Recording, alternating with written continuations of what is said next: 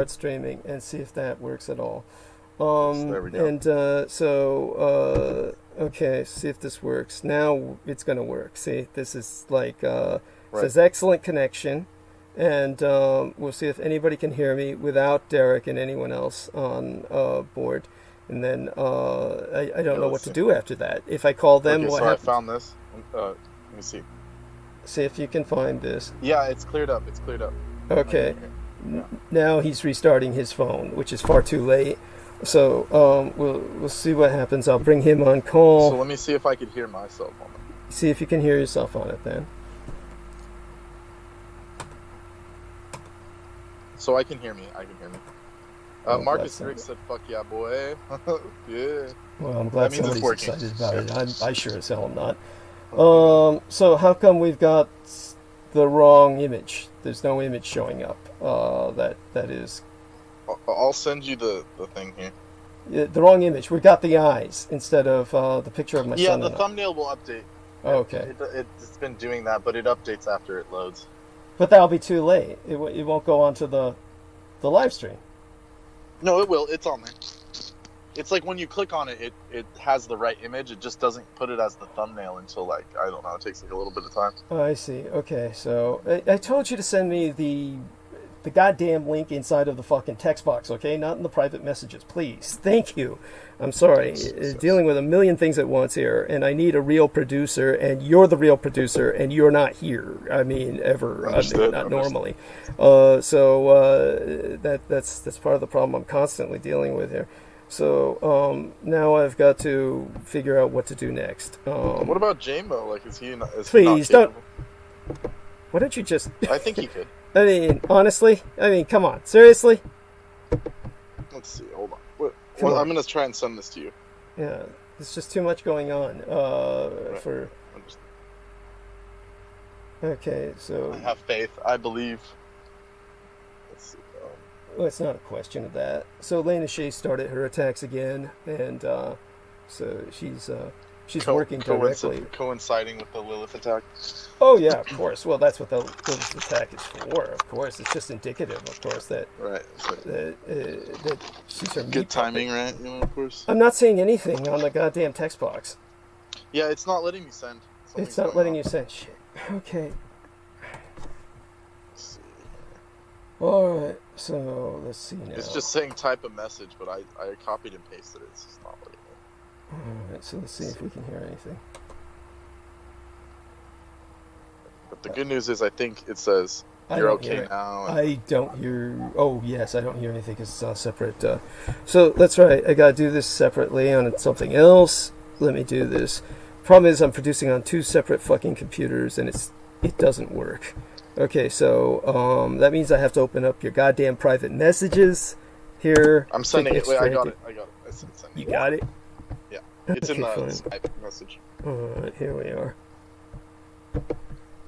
Alright, I have to go back into my I work. understand. Otherwise, I would definitely stay and help more. I appreciate it. We love you. Mwah. Yes, much love, Douglas. Hugs. Okay, good luck. Love you dearly. Bye-bye. Alright, now... You can, text me if there's anything else going on, but it might take me a minute to reply. Oh, understood. Thank you. Okay.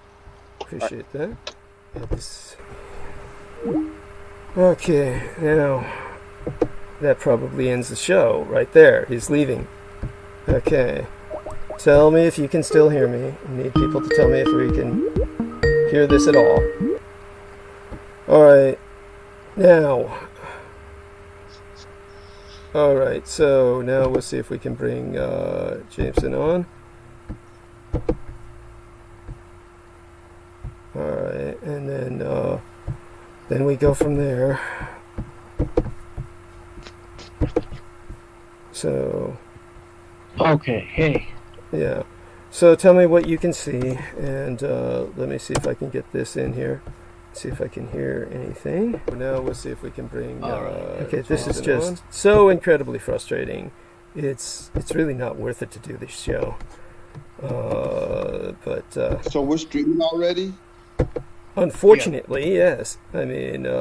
So what we want to do is let people know the show is officially started in the worst possible way, with every frustration imaginable taking place tonight. So let's see if we can just get the links up for everyone. And what I'm going to count on both of you to do is to hold the show. So we're streaming already? Yeah, there we go. Good to hear that question again twice. All right, so let me make certain that the links are up. And what I'll do is I'll mess around with that while you two burn bandwidth. So both of you get started and do your jobs. All right. So there has been some interesting news I came across personally, which I found quite plan to reality. In Germany, supposedly, there were many artifacts in a museum that seemed to have been vandalized. Now, these particular artifacts were from. Alright, they were in the museum that was at the Atlas Museum. 60 other works of art seems to have been vandalized and smeared with some oily liquid as well. Particularly one of the, if you go online, one of the sarcophagus of Prophet Amhos was among one of the artifacts that seems to have been smeared in this oily liquid. Now, I did some researching on who Prophet Amhos was, because that's unfortunately, with the way they give the news, they make it as vague as possible. They don't give you any details as to, you know, particularly, well, they don't do justice to any of the how do I say, people, some of the artifacts, you know. Amos was all right. So we have well, I'll go into this some other time. We were talking about. I don't understand. What is so difficult about it? Is it like? All right. I'm sorry. What was it, Derek? Or what do you say? I found a link to what Jameson was talking about. I just posted it to my Facebook page. In Berlin, vandalism of museum artifacts linked to conspiracy theorists. Okay. Yeah, basically the conspiracy theorists are claiming that the museum is being used for satanic rituals by the woman by Chancellor Merkel. So I'm betting that it's these fucking conservative assholes who vandalized the thing. It's the Russian insurgency. It's the Russian insurgency is what it is. Yeah. Worldwide. And the significance of Amos is that all right, Amos Nefertari was the first queen of the 18th dynasty, daughter of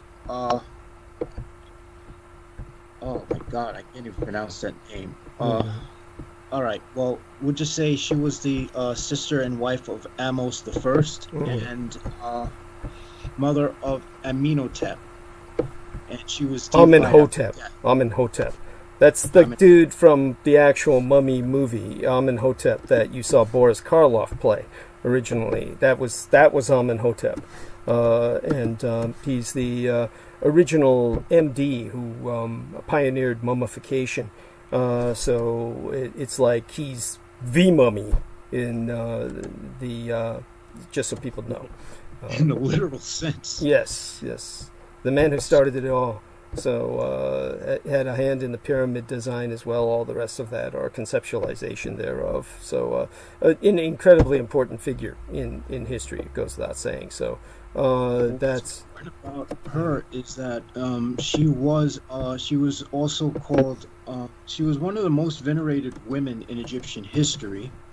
She was one of her most revered title is the goddess of resurrection, and she's also called the Black Queen of Black Queen. Yeah, which is very pertinent. So the fact that particular set was vandalized is a message of racism. It's a message of racism. Yeah, that's what I'm getting at. That's what I'm driving at. Yes, that was the point behind what they did. You know, when they vandalized And I find it completely fucking disgusting. Of course, it's beyond disgusting. It's there's no punishment which is severe enough for them. So it's irreplaceable, priceless, literally priceless, unpriceable objects, a heritage for all mankind that they're denying us, ruining for future generations, depriving them thereof. It's all part of the conspiracy, the real conspiracy, which is their conspiracy to cultural genocide. And they'll call everything. What they'll do is they'll use their right propaganda to call everything that is colored or everything that's sacred satanic. It's being used for satanic sacrifice. Meanwhile, the very sons of bitches who are fucking following this shit are Satanists.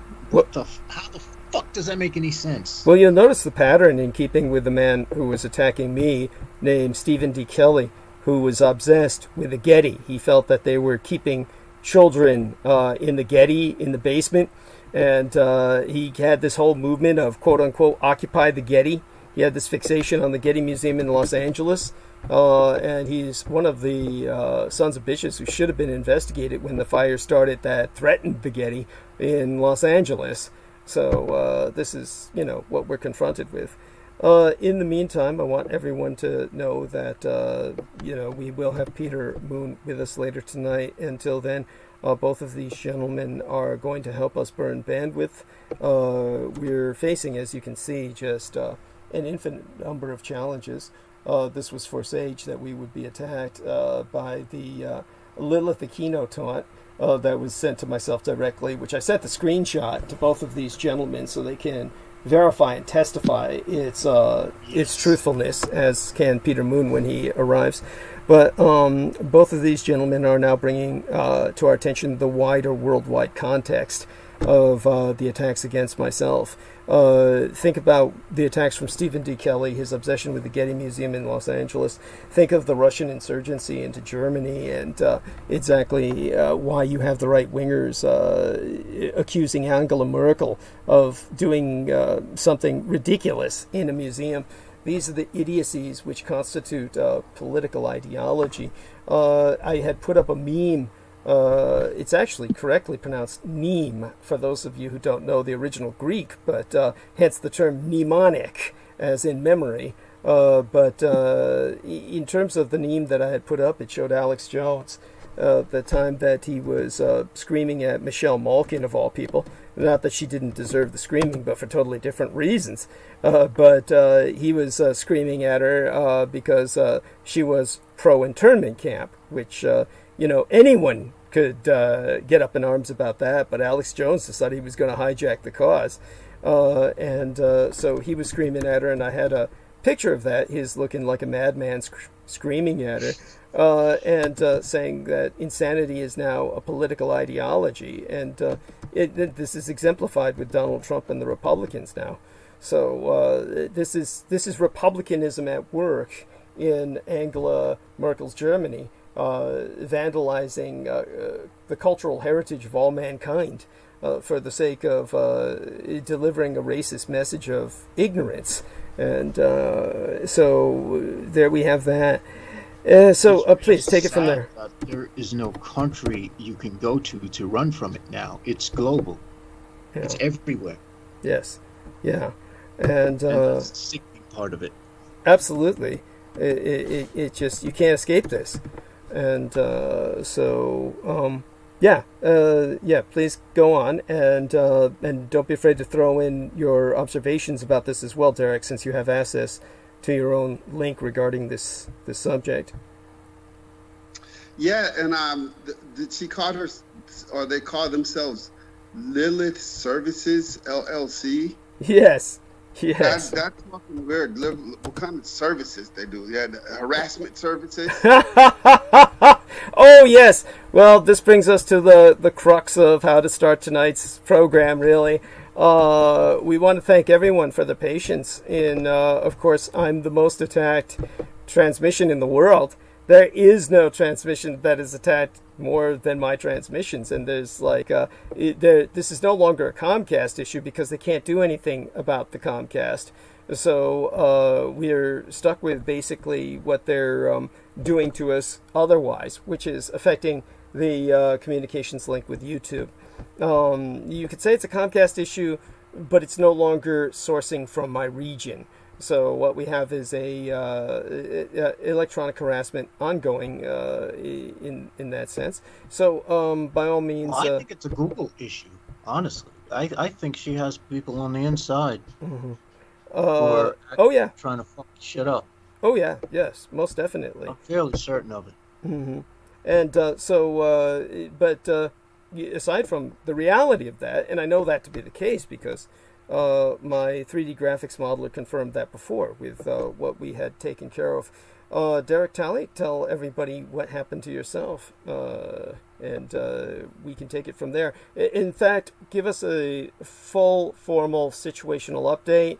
Why you're out of work right now, how this threw you into a fit of morbid depression, almost clinical in nature, and then tell us about how that was compounded by the terrorism that you're suffering during this period of time, which is when they try to hit you, is when you're at your most vulnerable. That's how they operate. So, right. So I've had so much compounded on me. So the Monday of last week, I was on my way to work, and my job had already told me that that week they were going to have me finish out working in Tennessee, and that they were going to send me to Alabama this week. My job was so glad to have me back, but right when I was getting ready for work, my boss called me and told me that my license was suspended because they do a check, and they're the ones who send in my DOT background or my medical card, and then after they send in my medical card, they just check just to make sure that my license was valid. And they said my license had been suspended since June. And I said, this makes no sense because I just got a recent letter from Tennessee saying you better get your medical card updated or else, we could suspend your license, which means they were telling me how they could suspend my license, but my license was already suspended. So I had to call Tennessee and ask them, okay, what is it that I have to do? Why is my license suspended? And they said, your hazmat expired, your hazmat background check.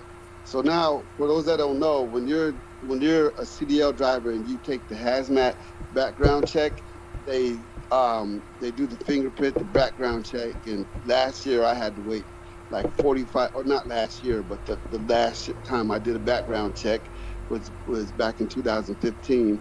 I had to wait 45 days for my background check to come in for them to give me my license. So I just kept my Indiana license until they gave me my background check so that I could then take it to Tennessee. The glitch is Tennessee gives you your CDL for 5 years. Indiana gives you your CDL for 5 years. Tennessee gives you your CDL for 7 years. So when they gave me my background check, they only made it good for 5 years, even though I told them that I was getting a Tennessee license. So I went to go get my Tennessee license. Tennessee gave me my license for 7 years, and it didn't expire, which means I didn't have to take my background check and everything until 2021 of next year, May of next year. But since somebody made a mistake again, and I told you guys about the first mistake they made with my license back in 2006, which made my license get suspended while I was driving the truck again. This time the mistake they made was they did the background check and applied it to Indiana instead of Tennessee, which caused my background check to expire before my license expired. And once my background check expired, my license became suspended. And of course, that was in the middle of the worst part of my cancer treatment. So I was recovering, and they claimed they sent me a letter. I didn't see it. I didn't have it. So they told me this. They said, this is what you got to do. You got to, right now your license is suspended. You have to, in order to unsuspend your license, you have to bring us in your CDL, which has your hazmat and your tankers on it, turn in your CDL, and we will give you your CDL back with just the tankers and no hazmat on it, and you'll be free and clear to drive your car. Because right now, if you get pulled over by the police in your car, you're going to go to jail for driving with no license. So I got my car and drove down to the DMV and turned in my license like they told me to, so I could have my license valid. Then the next day, I went to the place called Identigo, so that I can get my fingerprint, my background check, get the ball rolling, so that I can get this background check done and get back to work. Well, as soon as I gave them my license, and one thing Tennessee does is when you go get your license, they don't give you a hard copy. They give you this little paper cardboard copy, and they'll tell you, well, we'll send your hard copy in the mail. So when I pulled out this little paper copy, they said, oh, we don't take that. I said, well, this is what they gave me. It's a valid license. Yeah, but it's paper, and you have to wait till you get your hard copy in the mail before we can do your background check. And I said, wait a minute, if I had known that, I wouldn't have turned in my license yesterday. I was told to turn in that license and get this one and then come here today. So I spent all last week depressed because I said, what am I going to do? Well, they said, well, do you have a passport? Yeah, my passport has been expired for 3 years, so, you know, they weren't going to take that. So I said I got everything to prove who I am. Well, I went back on Friday, and when I went back on Friday, I said, look, there's got to be some kind of way I can get this ball rolling. I shouldn't have to wait 20 business days, which is a month, before I can even do the background check, which is going to take another month, and I'll be out of work for 2 months with no income. So there was a real nice lady there this time, and she said, show me everything you got. We're going to get this done some kind of way. And then I pulled out my VA card, which is what she said, you know what, this counts as a valid military ID. And I said, cool, because does it work? She goes, yes. So I was able to get my background check and everything done on Friday. And she told me it is only going to be 2 weeks to a month this time, even though with me it usually takes 45 days or more since I was born in Germany. But I have all my paperwork and my birth certificate. So in the meantime, I'm trying to find some type of temporary work so that I can bring in some money until I get my hazmat back on my license and I can get back to work. I want to get back to work, and my job is waiting for me to get back to work, you know. And see, at least when I was on disability, they were paying my health insurance. They were paying everything and then giving me something, and I was able to sustain myself. I didn't have much left over after everything was paid, but at least I was comfortable enough to know everything was paid, you know, the rent, all the bills, you know, and enough gas for the car and all. So now it's just a waiting game. Now I went on the unemployment site and I put in some applications, and there was this outfit out here in Murfreesboro that wanted to hire me on the spot. They're talking about, we're going to fly you to orientation to New Jersey on Monday. There's a tanker outfit, but they don't pay anywhere near what my job pays. When it comes to, you know, in the cryogenics industry, I'm at the top of the food chain. So this place only pays 50 cents a mile. And, oh my God. That's it. You know, I make 0.5635 cents a mile. Yeah. So that's 56 point. Yeah, that 6. Trust me, that 6 cents makes a big difference. It's probably a difference of probably $20,000 a year. I mean, it doesn't seem like much, but you start adding up miles. A person who makes 50 cents a mile, you're going to make probably 60,000 or so, but you make and we just got a raise. So my first, 2 weeks back at work, I was working with a raise. So, I even got to work less hours to make as much money as I was making before. So I'm playing this waiting game so that I can get this done. Erica's ex-husband has a company he works with where he puts in doors, and she's going to try to get me to work with him just so I can bring in some money in the meantime. So, was Verica the young lady we had as a guest, Mermaid Boot Camp? That's what I was talking about. Yeah, that's what I was talking about. Our friend Erica, who came and hung out with us twice on the Douglas Dietrich show, and she says to tell everyone hi the next time I get a chance to talk to you. Or I've seen her this weekend at the pool. So she works every other Saturday with me. So we have a good time. But I went to church this morning. I came back, and I parked the car in the exact same spot as I parked it, that it was parked at before. But I noticed, I said, wait a minute, what's this on my car?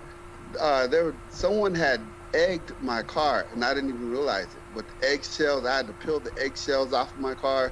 So on the side of my car and the back of my car, someone had egged my car, which is strange because I live in a like real quiet, peaceful neighborhood.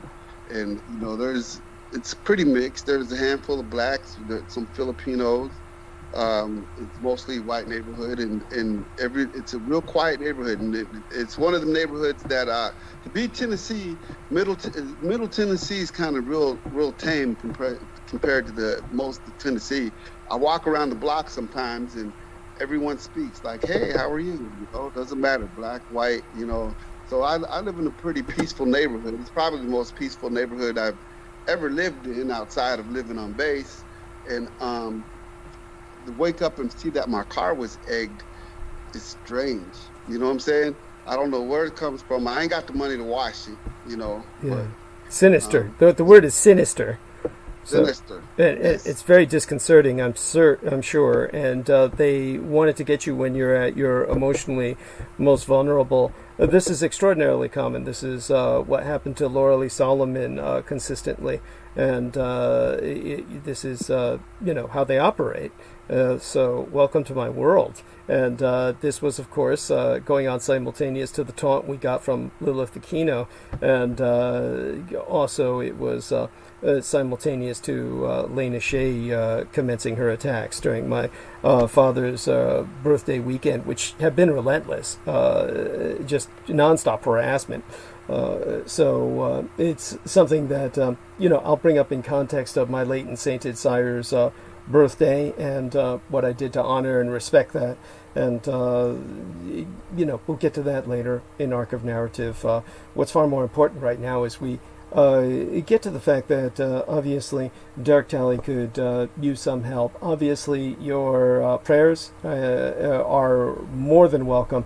Let him know how much you morally support him, and you might tell people how much that helped, all the while that you were going through your cancer. But at the same time, because I remember telling you, I remember sending my first text to you saying, "Hey, I got cancer, bro." And that's what, I think that's like the first time you said, "Can I call you?" We talked. We may have talked once before then, but the way you guys, Douglas, I just want to tell you that you and your platform and your audience, you guys were like my rock the whole time that I was going through the cancer treatment and the everything that I went through. You know what I'm saying? You guys were there for me. So I talk to you guys like family. Most of the times I keep to myself, and when I have problems, I don't really share them with anybody. But I like opening up to the audience, because it's like a family, And I just want to tell you, Douglas, and everyone out there, how much I appreciate you. God bless you. Thank you. We love you, Derek, and obviously some financial assistance would be helpful as well.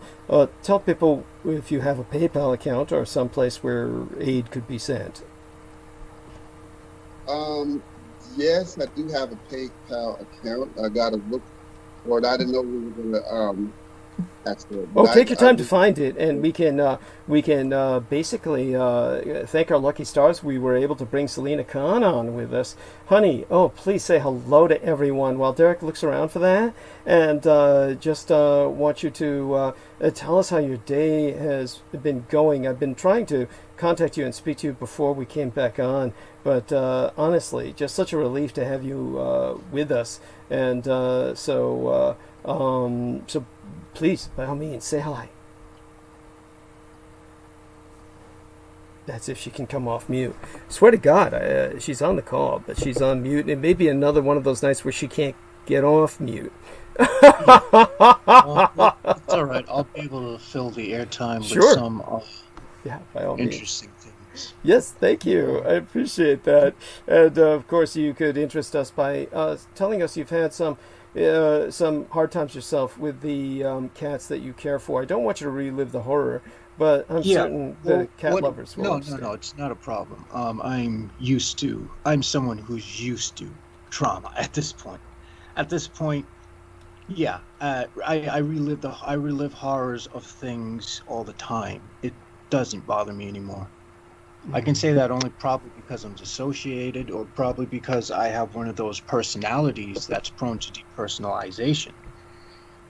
Well, I've had to develop that myself over the years, so you're not alone. Yeah.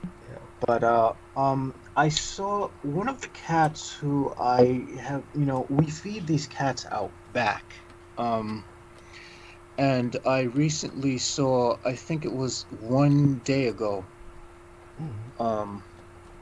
It was yesterday or the day before yesterday, around that period of time. But this cat had half of its face missing. I do know that cats can get into territorial fights and stuff, but this didn't seem right.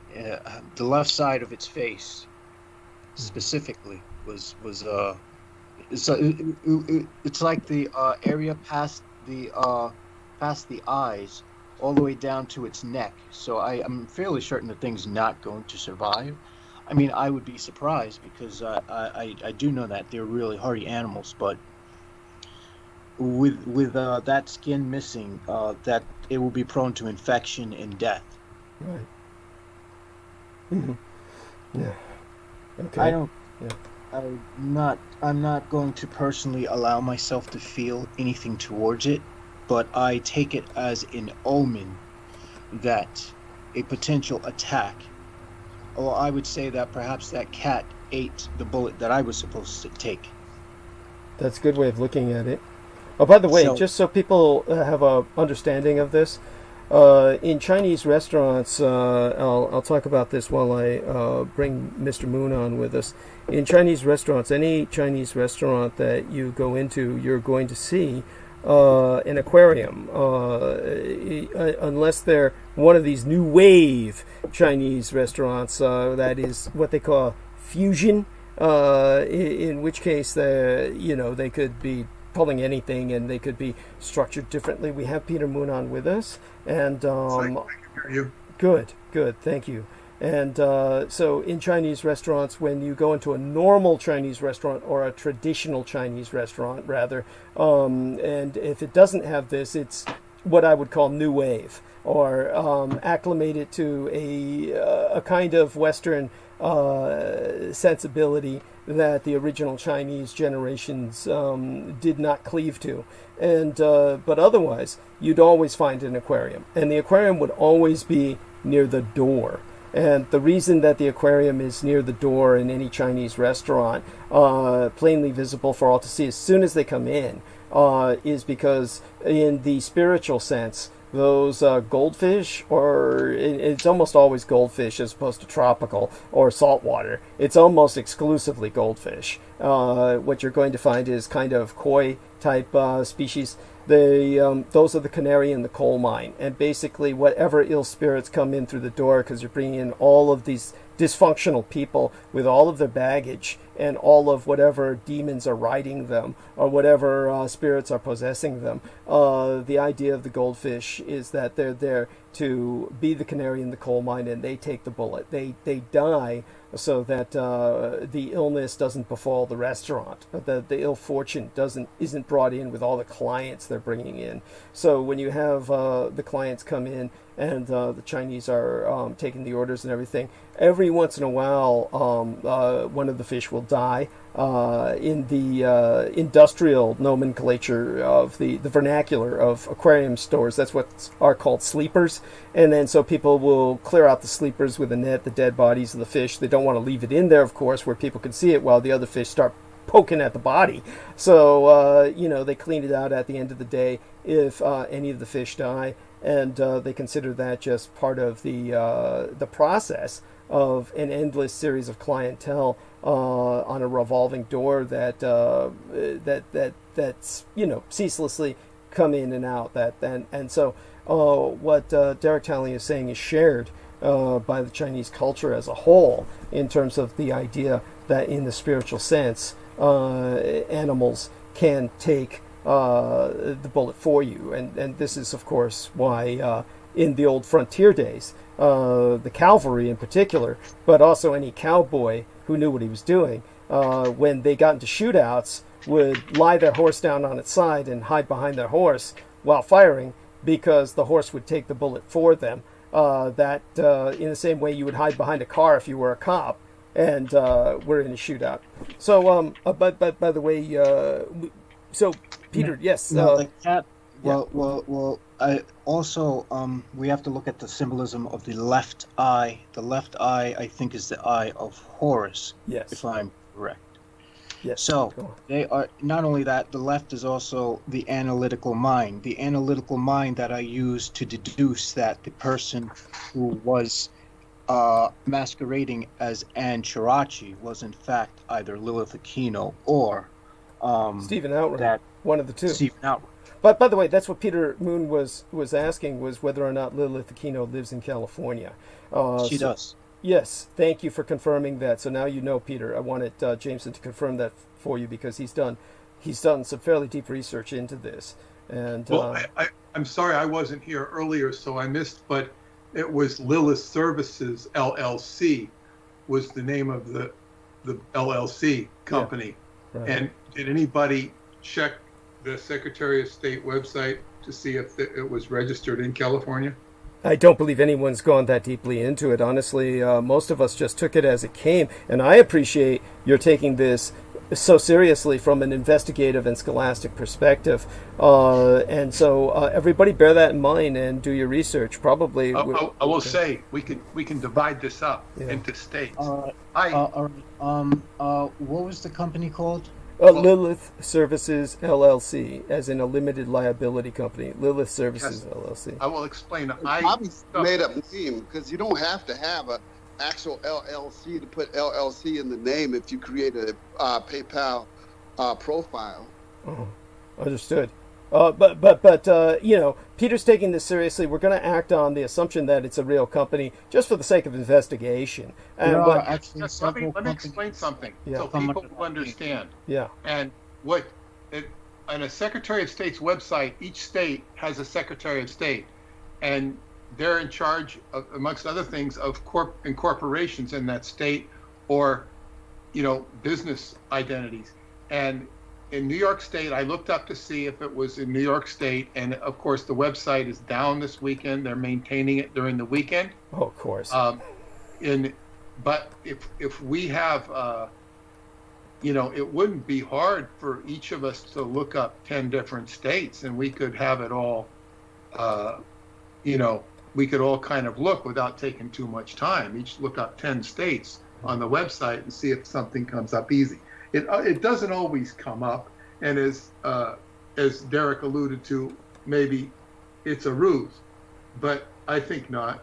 Yeah. I think not, because one of the things with Satanists, they do real stupid things. Yes. They will leave behind a trail of blood, usually not impervious to the idea that they could get caught. Who would dare follow them, sort of thing. They do this all the time. Yes, this does come from, exactly as Peter Moon says, a real hubris, a real intoxication with overconfidence because of their sense of impunity.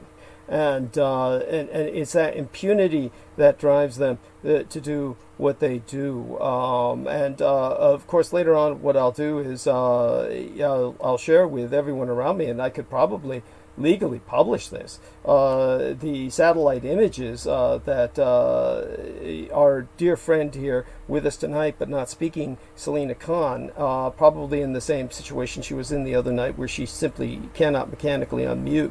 But she's riding with us. She's certainly riding shotgun. She's with us in spirit. And she provided myself some satellite images available to real estate agents of houses that they can access these services. And she got me the real estate images of the shack that Mr. Richard K. Cole Jr. lives in. And I use the term Mr. Just almost, it's an abuse of the term, really. We're talking about a criminal and a pedopredator, literally a child predatory criminal who's been allowed to run free all of his life. His alias is Stuart Allison, under which a different man was arrested in the United Kingdom, because Richard K. Cole travels back and forth to the United Kingdom regularly, or he did so while Aquino was alive. And so oftentimes what will happen is they will pay homeless people to take 3 hots and a cot and free medical care, or a life in prison, or many years, equivalent to life, 20, 30 years out of a man's life when he's, 40 or 50 years old. You may as well say he's in the rest of his life, effectively. Many people prefer that over a life on the streets, gladly, and they take the arrest. And so this sort of thing goes on all the time. But the photographs are available of Stuart Allison being apprehended for his child molestation and his pornography, which he maintained on multiple computers because he was dealing in it so voluminously. And that is the photograph of Richard K. Cole Jr., the only one that you will find extant. Everything else is a fake. Everything he uses is a fake. In terms of what we are confronting is, of course, he lives in a shack out in the middle of nowhere, which he literally goes back to, where no one can disturb him while he breeds his chickens, literally, and lives with his dog, whom he has physical liaison with, literally has sexual relations with, or fucks. And so this pervert, who also fucks his chickens, this is what he's boasted of before he cooks them, claiming he adds that seminal sauce to the poultry. This is the kind of individual that we're dealing with. We know this because he's put up photographs of the chickens he's copulated with before he cooks them. And so this is also a form of pornography called bestiality. This is the individual that we're dealing with, and unfortunately we'll have to integrate into the arc of narrative for, again, a bit of time later tonight. The attacks throughout my late and sainted father's birthday weekend have been relentless. And Peter Moon, of course, with every reason, asked if this was not Lena Shea that had conducted the Lilith Aquino taunt. I can say almost certainly not, because she wouldn't bother to spend $5, and she's been conducting her own attacks relentlessly throughout the weekend by other means, just by constantly harassing me. Just by the phone service, of course, which she was claiming she was paying for, which, of course, I found out from Selena Khan. She never paid for my phone service. I've got this cellular unit that she had sent to me, and it turns out I've been paying for this over $150 forever since she established the service. It was just coming out of my PayPal account. So all the donors were paying for my cellular service, which she was claiming the credit for. So this is like just another aspect of her disingenuousness throughout my relationship with her, and obviously one that she was committed to under orders. So this is what we're dealing with. More will come out about this in the future as it needs to. But the only reason I'm bringing it up now is because she's part of this relentless attack. Mr. Moon did not hear it, but well, that asset is set to self-destruct. I'm sure you're right. That. Yeah, she does everything to self-sabotage herself. It's mostly by aggravating myself. She insists on attempting to antagonize me. There's no reason for her to do this, but she's continually done so. And so, that being aside. Well, what it does do, it's an attempt to intimidate you, but what it does do effectively is it distracts you. Yes. Yes. And that's part of the intent. And so what I had to do was certainly there is some unfinished business with her that I've been insisting that we tend to. She's doing everything to, of course, play the obstructionist on this, and she doesn't seem to be capable of processing the realities of this. But that's for some other time. In terms of, in that sense, it distracts me simply because otherwise I would block her completely at this point, which I would normally have done. Unfortunately, you try and block these people and you simply can't. We have, of course, break-ins at various points in everything I do in terms of electronic security, and we will tell the rest of the team privately about what's going on and search for any potential solutions. But the reality is there are none, and what everyone who works with me needs to get used to is that any sense of privacy they have in their lives is gone. It's got to be gone. One of the things that, to give you an example of this, when I'm speaking with V, my medical cosmetologist, just the other day, and this was on my father's birthday, October 23rd, one of the things I did to celebrate his life was spend some time with her before I paid my respects to him at a Chinese temple, because he was very Asian acculturated throughout his life. He's what they would jokingly call an egg, meaning white on the outside but yellow on the inside. And so when I was with V, and she brought up the Judith Ager, and she was telling me about how she had been told something about Judith Ager, a fairly lengthy sentence or statement over the telephone, and it was printed verbatim in Belgap, which is, of course, the forum for Richard K. Cole Jr. and the Stephen Cosmos author. And so what you have is a situation in which all three of these ladies at that time were actively involved with myself, Judith Ager and Lena Shea and Vanessa Ann Clark, V. Clark, the medical cosmetologist. And every single one of them, of course, was accusing the other of giving information to Belgap, because everything they said was published on Belgap verbatim, not even paraphrased, but transcripted. And so I had to explain to all of them, it is none of you, though, that has to be qualified and contextualized in context of Lena Shea always being an agent of Lilith Aquino from the first. But she is totally unconscious of almost anything she does. She's honestly manipulated without her participating in thought to a degree, but her malevolence and is not to be questioned. That's right. Yeah. And but in terms of her malevolent intent, of course, she tried to attack myself through everybody, and including Jameson Reese. But he saw through that immediately. Much to his credit, and which will never be forgotten.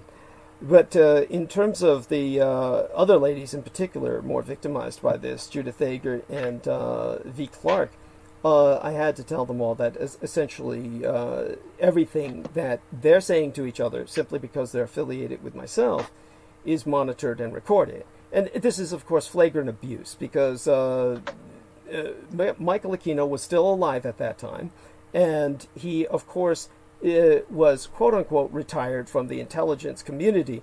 But as anyone knows, they've written novels about this and made movies based on the novels, the most famous being titled The Spy Who Came In From the Cold.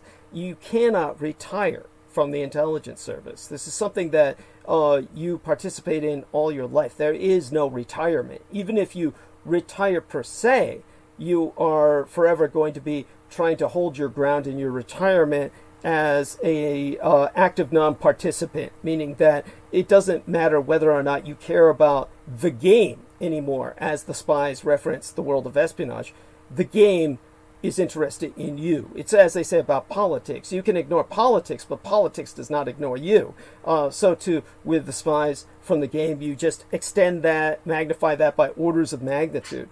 And what I am is essentially a spy who has removed himself from the game only in the sense that I am not an active field agent. Rather, I'm something far more threatening. I'm a public informant.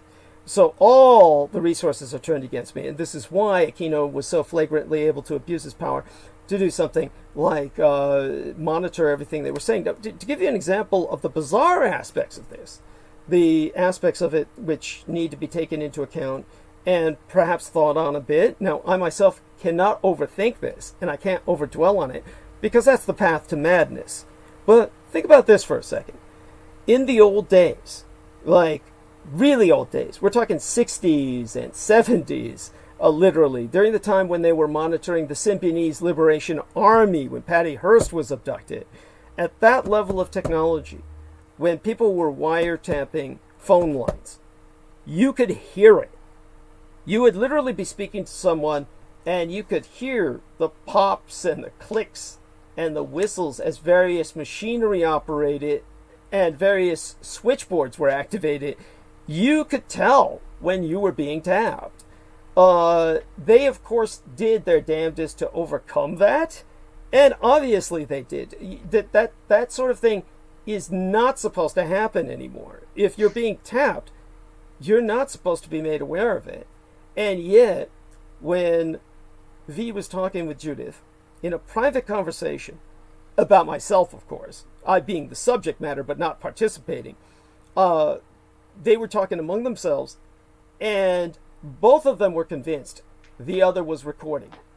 And V kept asking Judith, I have to remind you, it's illegal to record conversations in the state of California where I'm at, because Judith was in Hawaii. And Judith saying, I don't know what you're talking about. But they both heard these pops and clicks and whistles, just like the recording machinery going on in the background. Now, how do you make any sense of this? The technology that is being used to obviously harass them was primitive to the extent where you have to assume it was intended that they could hear it.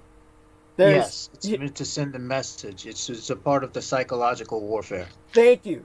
It's a psychological operation to let you know everything we know everything you're doing. We know everything you're saying. We know everything you're thinking. And everything you put out will be made public. Very good. Yeah. Thank you. Thank you. Well said. Thank you. Yes. And so Derek has suffered some terrorism recently simply as being my affiliate. It's potential that Jameson did that they monitored. I've had some more bizarre things happening that I haven't spoken about yet. And these kind of involve entities that I've been seeing as I awakened from sleep. Mm-hmm. There was one that seemed to be really, it seemed to desire to throw me into sleep paralysis, but I found a way to get rid of it.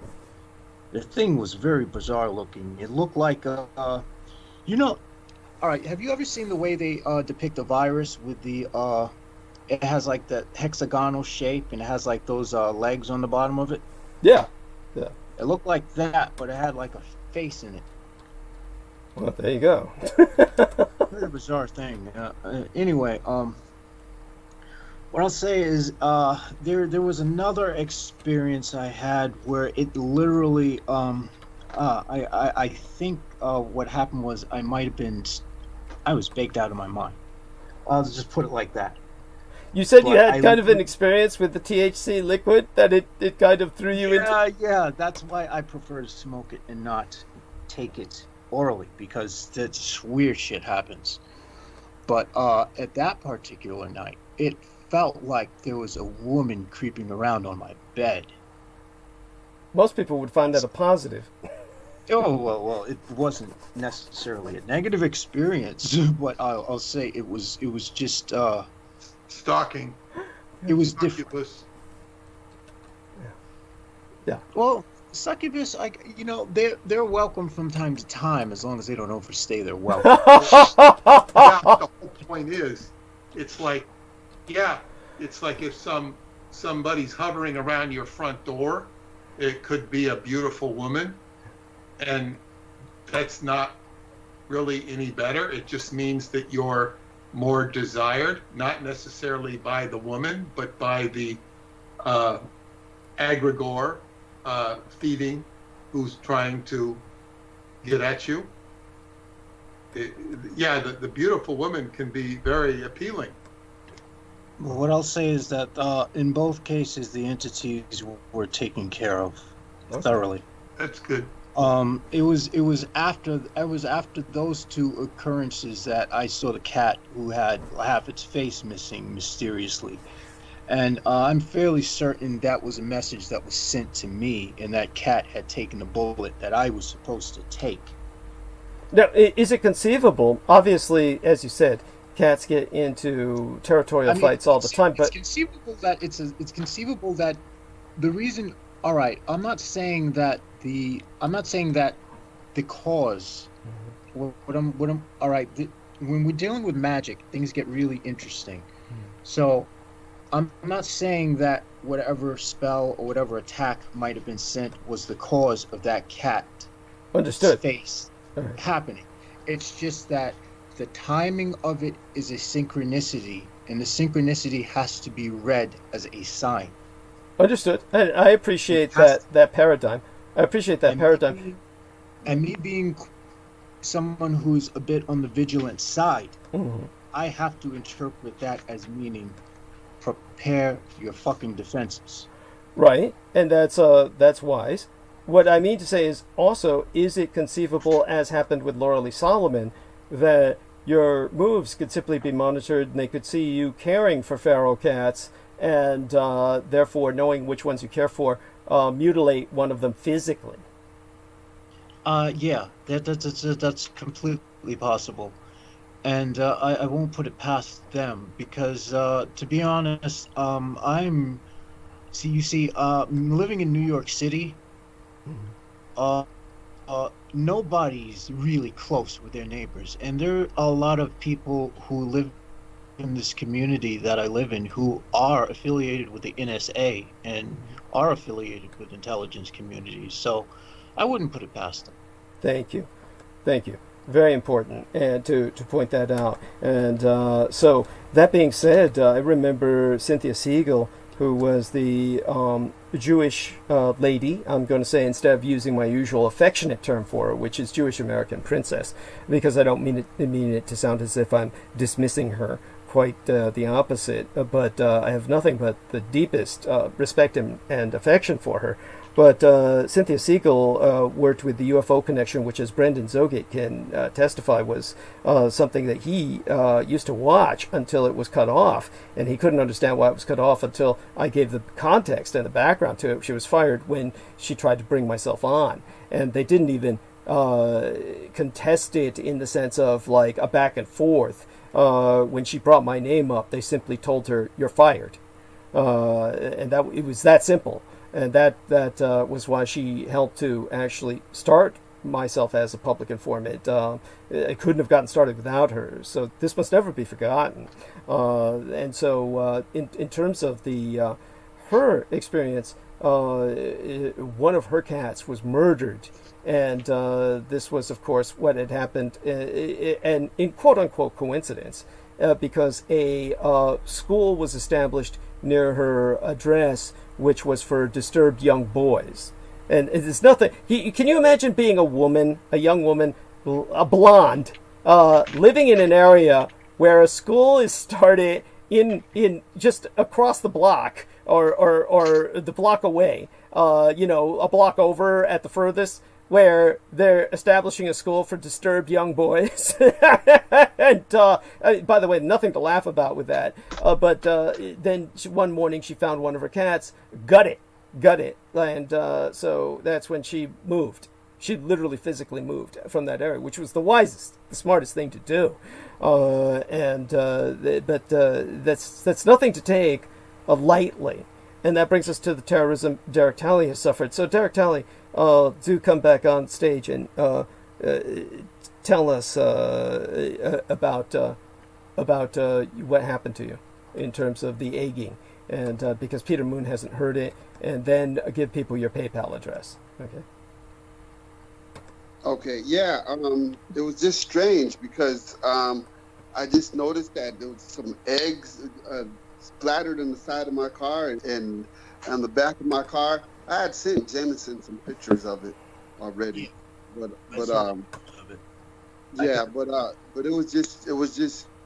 was just out of the blue, nowhere, you know, and it just happens to be the same week that I'm going through this, where I'm out of work, you know, and all this compounded stress just compounding on me. But, you know, I'm just the type of person, I'm not going to let it get me down. I'm just going to take it one, you know, we'll see what escalates from here, because I remember one time, Douglas, during a transmission, someone rung my doorbell at midnight, and I'm like, what? And I got up and looked, and there was nobody there. Okay. Yes, that's typical too. Oh, it's so fucking typical. And yeah, this is the kind of terrorism that people experience when they're affiliated with myself. So all of you be prepared, and I'm certain Mr. Moon has his own security measures he's taken. By the way, I've just blocked a channel from a quote-unquote Jordan Kennedy, who wrote a question that's obviously trolling, where he says, what are these? Like, what are these? He's referring to the embedded image in thumbnail of Livestream. This is on the first video that we produced, so to speak, that uploaded tonight, which was just 2.5 minutes or so of garbled streaming in which they scrambled us. So in terms of, there you have that, the dehumanization. I'm sorry, what's that? I'll keep an eye on him. Oh, yeah, well, keep an eye on if he tries to break into the chat room. I blocked his channel, so hopefully he won't be able to get into the chat room, but he might. Jordan Kennedy, obviously, probably some pseudonym. It sounds totally fake. Could be real, but, you know, it's one of these things that, let's just put it this way. He asked a question where he's dehumanizing myself and my son. What are these? As if he's confusing us with biofec simulacra, which, by the way, bizarrely enough, people sincerely do. But that's uncanny to me. I don't understand how people can do that. People actually write comments like that under our photographs. They look like dolls, or something of that nature, or they refuse to believe we're real. It's like, how do you do these illustrations when it's clearly, to myself, a photograph? And Brendan Zoget has commented on this. So it's one of these things where you don't know what to do after a while. But I do want to tell our man Derek Talley, I didn't get you in terms of the PayPal. Your PayPal address is a bit different from mine. It's paypal.me/Derek Talley, right? Am I correct? Yeah, paypal.me/DEREKTALLEY.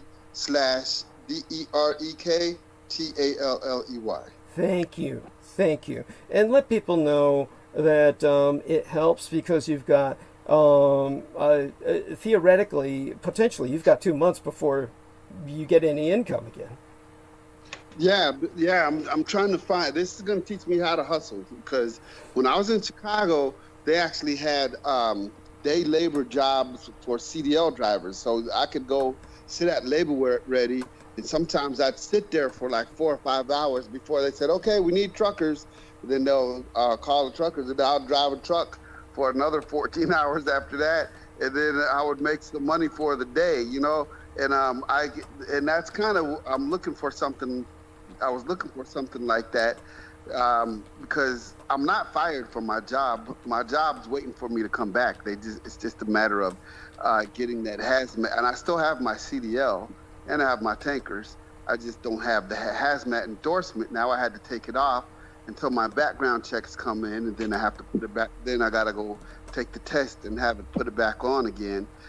So in the meantime, you know, I have a place that I'm attached to with employment, but I'm not working, so I'm not getting paid. So it's just a matter of now waiting for the background check to come in. I have no income until that comes back in, and I just started working. I just started. The whole time I was off with the cancer treatment, I was glad to be back. They were glad to have me back, and then they had to call and tell me that I couldn't come in. So. Oh God! Yes. Oh, that's so awful. So this has been ongoing with all of us, and thankful to our young lady Shauna Bando for tagging myself in a. I like her. This tag hopefully doesn't get us into any trouble, but it's a better tag than Wan Ho, which is the beefcake that she usually tags me with, and hopefully she doesn't tag me with him again. She's done it twice now, and I keep deleting the posts. And Wan Ho is some Korean entertainer who's all buffed up and ripped, as they say, muscle bound. And so it just, to me, that is distasteful in the sense that literally it reminds me of cattle that are just bulked up on steroids. So it leaves a bad taste in my mouth. You think of how that blood would taste, and it just like, it's ugh. So, moving right along, with all of you gentlemen here, really, I want to thank all of you, and I want to thank everybody in the chat room. I'm going to briefly turn to them, and then I'm going to have Peter Moon catch us up on what's going on with him, because I'm sure there's been quite a bit since the last time we spoke, and he's actually had a chance to review my last few transmissions. So he's pretty much caught up on what I've exposed about vampires that was just elements from the book The Red Undead. Now, bear in mind that as voluminous as what I've exposed so far, the tricky part is actually filling a book, because the publishers prefer thicker books. So this is one reason why books that contain information that is not necessarily voluminous, but instead very intensive, are not necessarily well received, and people don't appreciate that sometimes a lot of information can be packed in moderately few pages, comparatively few pages. It would still be like over 100 something, because this was originally intended as an extended magazine article that was either going to fill a specially published magazine in one volume, or go through several volumes of magazine in order to sell the magazine, like through 3 volumes, multiple parts. But the man who ran the magazine, which was, I can't even remember what it was, Mysteries or something like that magazine, but pretty much ran it to the ground. It was very sad. One of the things is you can't really maintain magazines anymore. Magazines are not, nobody goes to buy pulp anymore when they can get everything online. And so... It's a thing of the past. Yes. And I have an important thing to say, if I may say it now. Please. With regards to publishing. Yeah. And one thing that I've had that's a positive characteristic in my writing, yes, it can always be better, you can always improve it, but I've been able to maintain people's attention who are interested in the books that I write. Like, for example, one of my friends said that his kid was in high school, he was a complete dropout, he couldn't get interested in life until he read the Montauk Project. Wow. Then he, all of a sudden, he woke up and he started, being alive. Yeah. That's a neat thing. I remember one time I was giving a presentation at a UFO conference in New Jersey. Mm-hmm. I think Hans Holzer was there, not long before he died, the famous occult writer. But anyway, I had been in the back selling books most of the time, not really participating. I was the last speaker of the night. Mm-hmm. And I got up and I said, I've seen all you people, sleeping and doping off here. I said, I guarantee you, nobody's going to dope off during my lecture. And sure enough, they didn't, because I was, speaking very alive. I was alive. And some of these speakers, it's not that they didn't have anything worth hearing. It was all about UFOs and abductions, but it's that their presentation is so goddamn boring. And volume is not a positive in today's market. Now, when we move into the internet era and the YouTube era, it is even more imperative. Now, for example, somebody posted a video from Rudy Giuliani. In other words, it was Rudy Giuliani, of course, is the mayor of New York City, who's very pro-Trump and has supposedly got all the dirt on Hunter Biden. Yeah, that satanic ass hat. Pardon? Oh, if they... that satanic ass hat. I know about that, but anyway, I said, I want to hear what this guy has to say. And he just recently got caught with his hands in his pants. Yes, literally.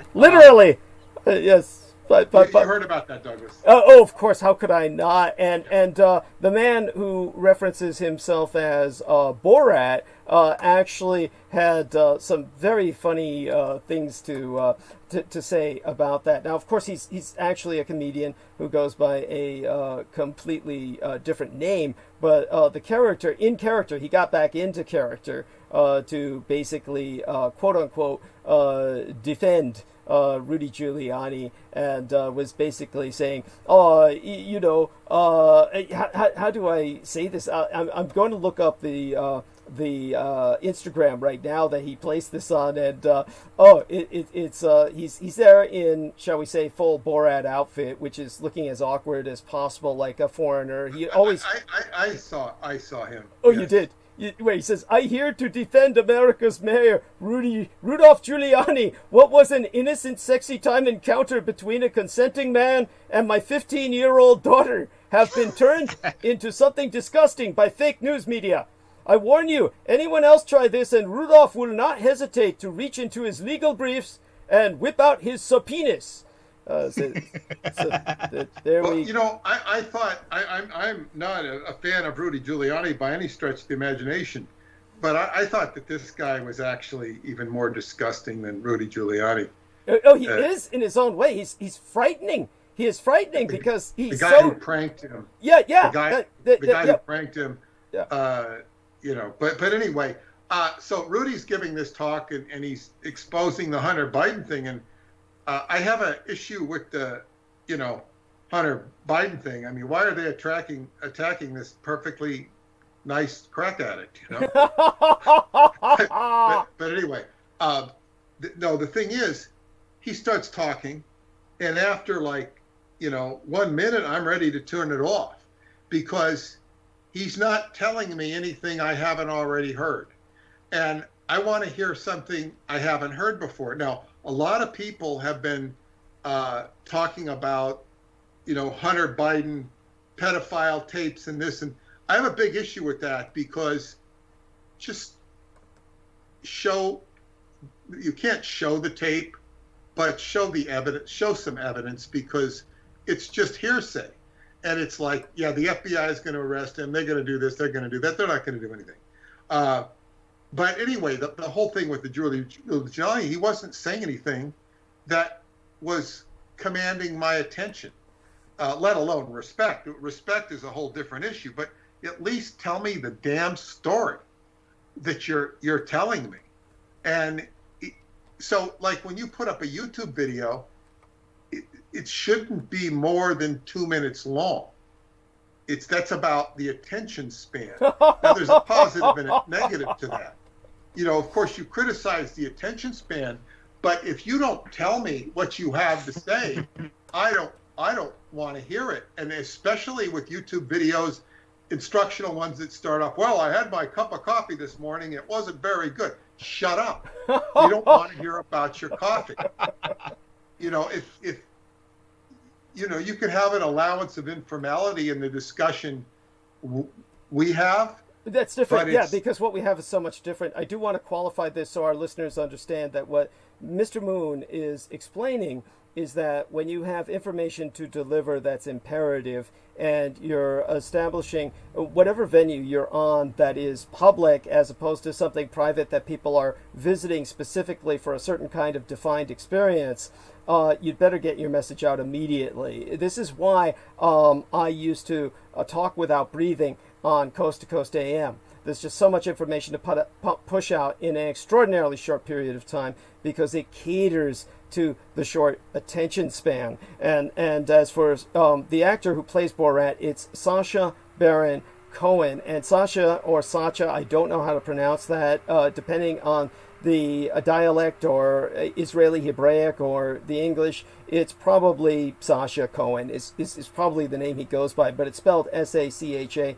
And what makes him rather sinister or frightening, I would say, he's certainly frightening to me, is his acting ability is such that he can prank people, and the way he's able to prank people is because he is so believable. He really is incredibly believable when he shows up. And to give Peter Moon, if you thought he was disgusting, here's just a very short story of just how far he can go. He went into some art studio of this woman who specialized in this art that sold for, you know, the elite and the crowd of the culture vultures that consider themselves a cut above and insensitivity, and they buy just the most weirdish shit. And because of this, as a professional illustrator, people keep asking me, why do you not put your work in museums? Because, as I said, sometimes, you know, what's clearly a photograph to me, people ask, how did you illustrate that? And yet I've produced illustrations people have mistaken for photographs.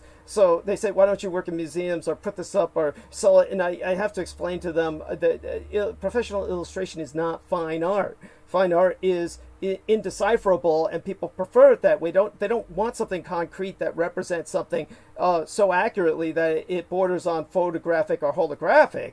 They want something abstract that they can define themselves. You could, if you found the right hookup, do that. Yeah, I appreciate what you're saying, but just to drive the point home with most art studios, it's gotten to the point where, and this happens all the time, the art pieces on display will be thrown away by janitors because it's literally just garbage. I mean, they'll literally like put things like hammers on the floor and stuff like this and just say, oh, this is art, and they'll just put up or a pile of dog shit, literally, and say, this is art. And so the janitor comes in and says, oh, fuck, what's this shit? Somebody left a hammer on the floor and some dog shit, and they clean it up. And, you know, then the next day they come in and the studio owner says, are you fucking crazy spick, you know, whatever, you lousy Latino, you know, somebody bought that for several $1 million and you just threw that away. You know, and that's, they have to insure this. It's just, this is how absurd it's gotten. So what happened with Sacha Cohen was he went inside one of these studios with a woman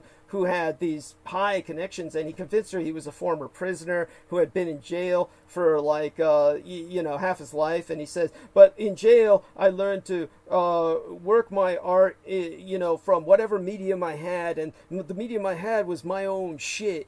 And so I build these statues in my own shit. And so he got her to buy from him on contract, you know, for millions of dollars, these little sculptures he made in shit, his own shit. And so they put that up in the studio. It was all part of a joke. And so he pranked her. And so this got to the point where people were literally buying his shit. And he got $1 million for that? More, millions, from what I understand the contract. It all went to shit when they found out it was a prank. But that was the point, was the prank, to see how much money he could make selling his own shit. After they found out it was... I feel that this guy is going to get the crap beat out of him sooner or later. Yeah, that may well happen. It may well happen. But you know, what he's done is so frightening. He fooled me. He fooled me because he came on pretending he was a former Mossad agent. He came on to YouTube. He was on YouTube. He says, I'm a former Mossad agent, and yeah, I lost my son in one of the, you know, Palestinian, you know, conflicts, or, you know, and he was like saying, and that's why I'm pro-gun, and this is why we've got to get firearms into nurseries. And so he was on your show? He was on your show? No. He was on YouTube. He was on YouTube. Okay. But when I saw him in this act, I thought it was real. I said, because he was pointing out this, oh, we got to get guns into nurseries, is what he was saying. We've got to get guns into nurseries. So he fooled the NRA. But I could see why they were fooled. He got the NRA to make videos with him where they're advocating, and they got Republican senators to try and put this through. It didn't go through, but they were trying to put through legislation to get firearms into nurseries. This is the crap he pulls, but he does it so convincingly that it's frightening. So I was just emphasizing that. So we'll move on from there. But He's a perfect agent of chaos. Yeah. Well, he has his own agenda. He obviously has a political itinerary, and that's why he hits these. But if you could use him, he would be a very valuable asset. Yeah, there you go. But he's one of these people that's he's like a weapon of mass destruction. How do you deploy something like that? And how he gets people to let down their guard. This is how he got Rudy Giuliani to. He literally had one guy who was literally a municipal representative, or even at the state level of government, who was this famous Islamophobe. And he got him to literally pull down his pants and attack him with his ass by saying, in the Islamic nations, they're very afraid of homosexuality. They're homophobic. So the way to scare the Muslims away is to really just charge them with your ass, because then they feel that this is. And so he got this guy to charge him with his ass, and that cost the guy his job. But this is like what we're dealing with. He can get people to literally let down their pants. This is what he got going with Rudy Giuliani. So but they're birds of a feather. There you have that in a sense. But back to the publishing thread. Yes, please. So it's like and one person who was very good at presentation, and he could give a long presentation, although he was very screwed up, was Richard Hoagland. Oh God, yeah, isn't that awful? His skill was in presentation. Yeah. And Wilcock is also somebody who presents information. I can't listen to him if you can listen to it, but he captivates people through presentation skills, even when he's talking horseshit. Yes. So which both of them do. That's all they talk. Yeah. But the point is when you're presenting information, it's like, what are you saying? What is the relevance and what is the substantiation of it? It's very simple. It's like speaking in sound bites, and you can the New York Post is now in censorship. But back in the day when the New York Post was a newspaper, and I would take the train into the city, I would read it, and I would get a summary of the news. It was not considered a very good newspaper. However, you could get a summary of the news by just reading it. You'd be done by the time you got home. The New York Times was something you had to study. Yeah. It was not, and you're learning in its day. I don't know what it is anymore, but it was, sort of an intellectual exercise. And the Post was preferable because you could find out what happened on Wall Street, sports, politics, headline news, and a few weather and all this sort of stuff. You could just bam, bam, bam, bam, bam. It was right there in front of you. And there's something to be said for that. The news could even be presented more cogently. And that's something we haven't seen with a news service. They just kind of sit there and tell you a bunch of crap.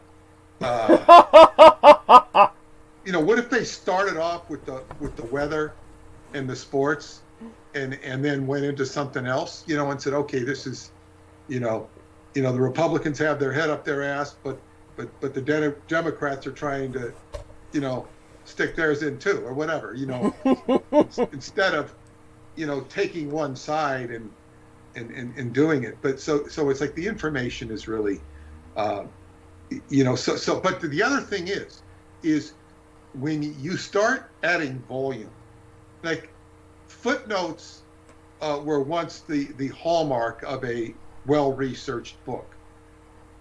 It doesn't really work anymore. Thank God. It was such bullshit anyway, and that's yeah.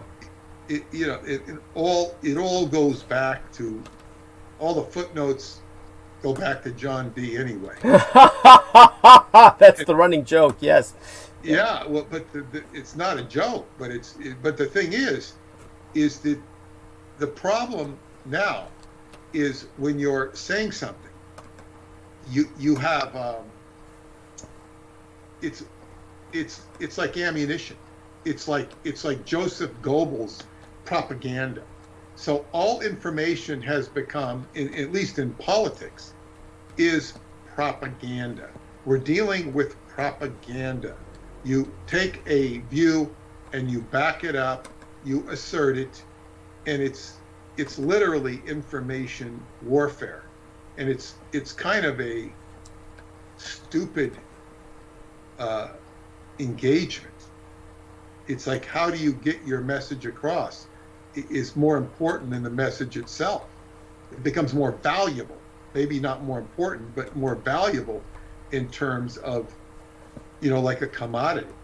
So, like, for example, I just had a New York Post reporter call me after your show that we did. Yeah. When I signed off. The phone rang late. Do you think they were listening?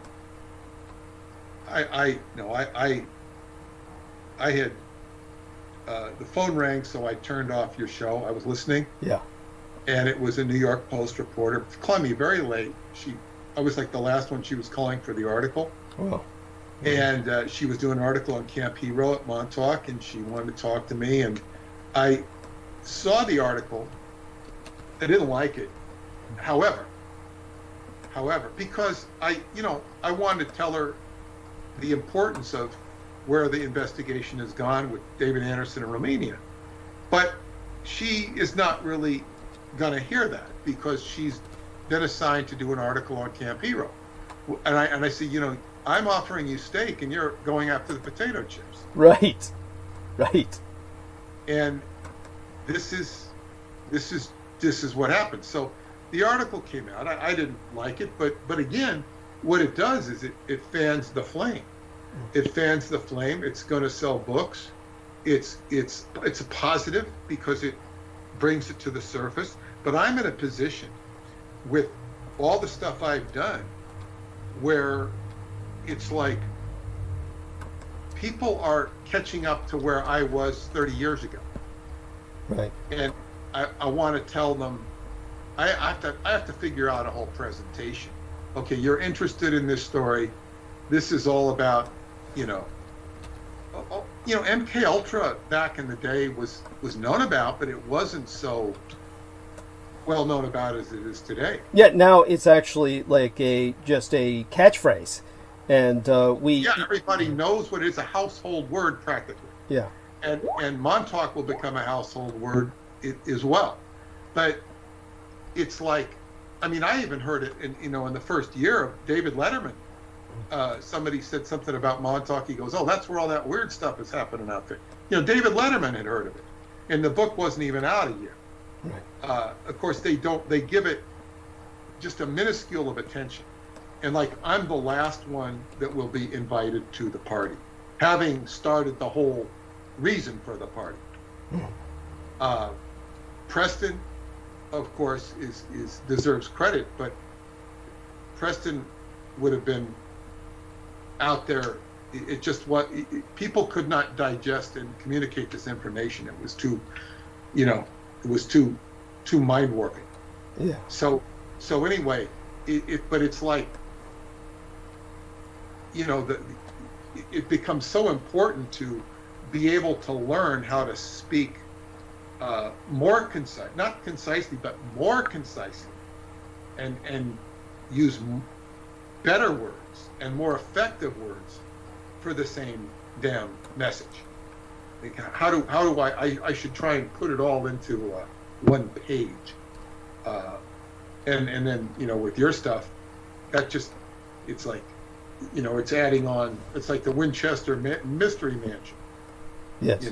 That's what I'm building with all of these, books and stories that I'm writing. And so forever. Yeah. It could certainly go on forever.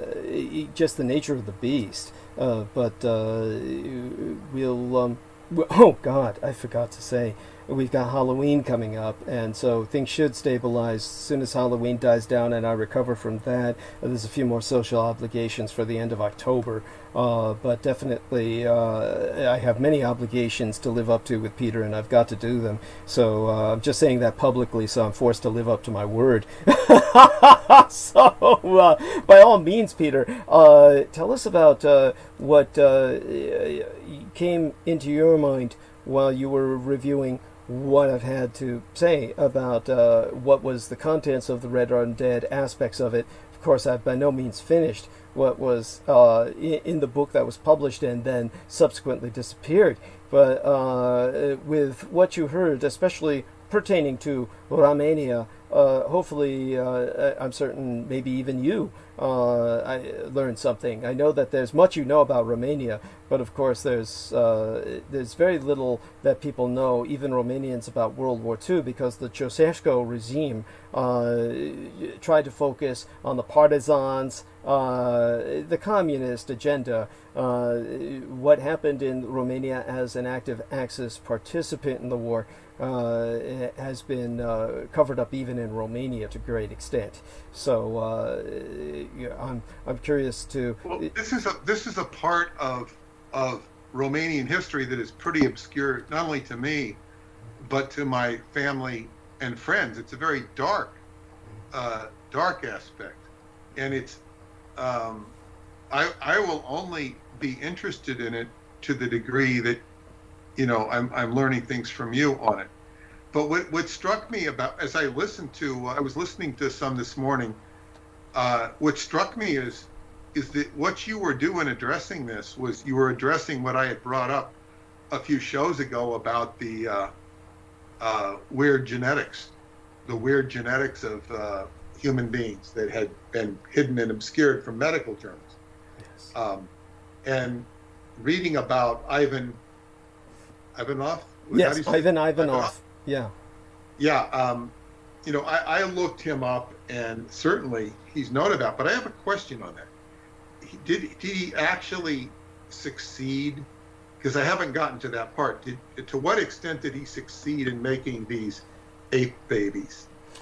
He succeeded to a degree that proved it was viable, that proved that this would work en masse at the industrial production level. By that, for people who don't understand what I'm saying, the Soviets thought of human beings and animals as just interchangeable parts in the true collective sense, that these were species that there was to be no concept of privacy or any concept of something belonging to yourself, including your body. And therefore, the idea was that as property of the state, which is what everyone represented in the Soviet Union, the idea was to ultimately produce Homo Sovieticus, or Soviet man. Only nobody gets the reality of this. When Americans think of Homo Sovieticus, or Soviet man, they basically have a cracked idea in their head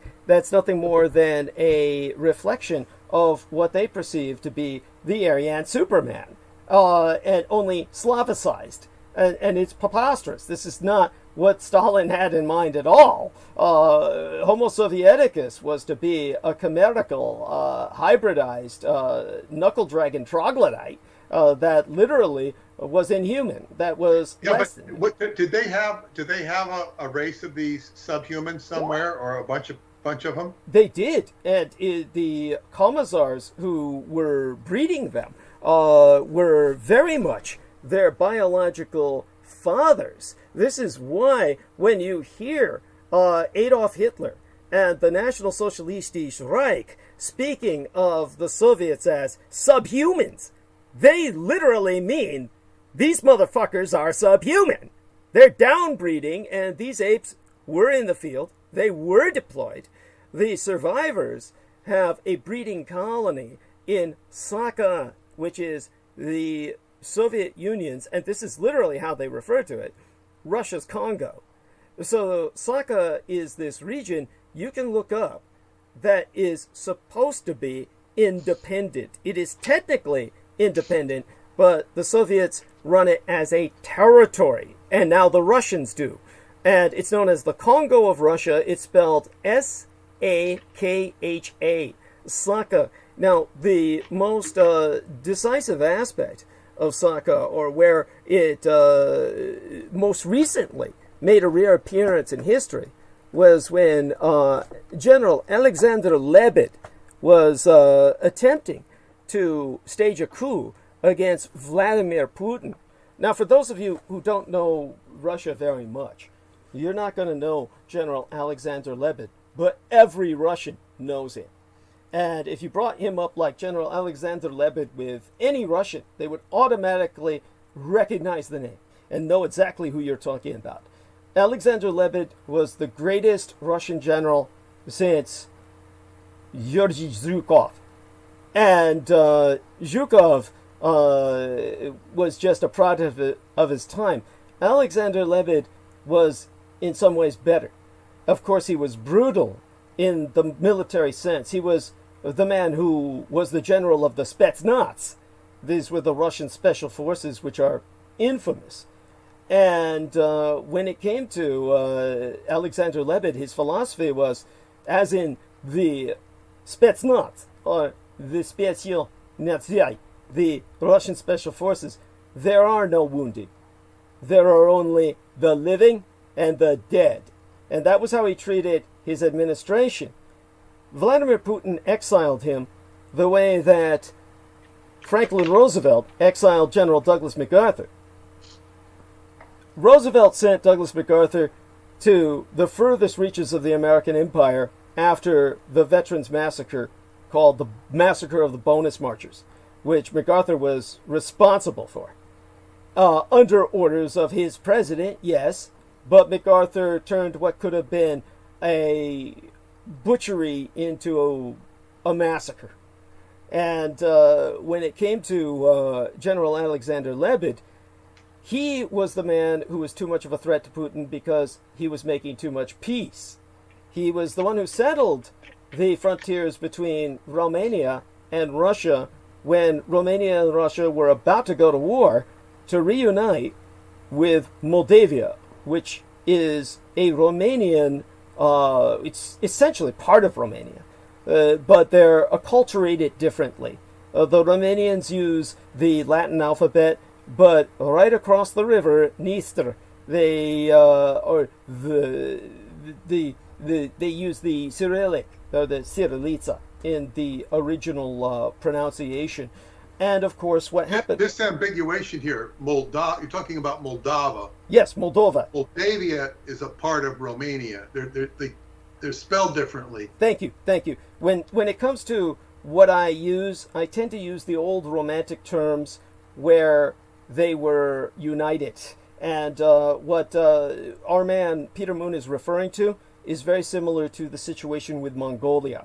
Mongolia is a divided nation that has Inner Mongolia and Outer Mongolia within China, Mongolia itself, and then there is the region that is within Russia along Lake Baikal, and that, of course, is Mongolic, entirely Mongolic population. So the Mongols in their national state are divided between Russia and China, and they have an independent buffer zone that they retain in independence from the twain. So they're tragically divided, as are the Moldavians. And what Peter Moon is referring to would be Moldavia, which is kind of like the Inner Mongolia of Moldavia, as a united nation if it were united, whereas Moldova would be like Outer Mongolia, or independent, quote-unquote, Mongolia. It would be the independent Moldova that is outside of Romania, but was a Soviet satrap for many generations. And yeah, there they use the Cyrillic alphabet. Yes. And which Romania used to. Yes. But they don't anymore. So that's a difference. And there's an accent. I think one of the authors over there told me the difference in the accent with a Moldovan accent and a Romanian accent is sort of like a Southern accent and a non-Southern accent in America. It's a inflection. Thank you. And so you have this cultural difference, but the Romanians were about to go to war with the Russians after the fall of the Soviet Union over reunifying with Moldova, and it was General Alexander Lebed that brokered the peace. So General Alexander Lebed became an international figure, a figure of international repute, and Vladimir Putin considered him the gravest threat to his power. And so Vladimir Putin put him in charge of Sakha. So if you look up the Sakha region, again, Sakha, that is where the Chumanzis, or the Chuman population, were essentially exiled. So this is what the Russians call it a kind of internal exile. And so this internal exile means that you're sent to a godforsaken no place that's in the middle of Russia, or someplace outside of Russia, technically, like the former Soviet Central Asiatic republics at the time of the Soviet Union's imperial extent. But basically, you have a situation where these Chumans have maintained a breeding population. During World War II, the experiments, of course, to produce these human-ape hybrids born and trained for war. How do you spell Chuman? CHUMAN. You'll probably find some reference, usually with a kind of bastardization, a vulgarization like Chumanzi, and you'll see documentaries on this one example that was not a product of the Russian breeding program. And but the parents of these Chumans, they're not often allowed to bond with their children, and many times they were just unwilling participants in the crossbreeding practices. But you had the rare few that were allowed to develop close ties with these creatures and would lead small teams of them into combat. So the presence of a Chuman parent would allow a greater cohesion of the detachment. And this is above any understanding that that you would have with a normal squad. It's basically that of a parent and their children and their brood. And so what would happen is that these commissars in particular, who were the fathers of such hybrids, they would be selected to lead such units into combat. These were far more common than anybody knows, but they've been entirely erased from conventional history. A good example of something where this might appear in the future, where you'll have leaks, and then you'll have a greater exposure of this, the suicide dogs of the Russians. The Russians used to tie explosive packs to dogs and also lances with explosive charges at the end, and they would send them underneath tanks or to charge into tanks to kill themselves and blow the tank's treads so the tank could be taken out more easily by humans because it was disabled. This sort of thing was never allowed to circulate in the West until generations later the West found out about it. But the original dog sappers, as they called them, nobody even knew the Soviets were deploying such weapons in World War II, because they didn't want the Allies to find out how inhuman and inhumane they were, and therefore the Allies might come to conflict with them over just such issues, more so than they would even over their treatment of humans. So the Soviets made this huge campaign to hide that. As it leaked out, then you see videos of it on YouTube, like how effective were these suicide dogs, etc. You know, this happens generations later. The same will probably happen for Chumans. Now, I must qualify that Chumans, that's a nickname that the Allied intelligence gave to that new type of soldier fielded by the Red Army.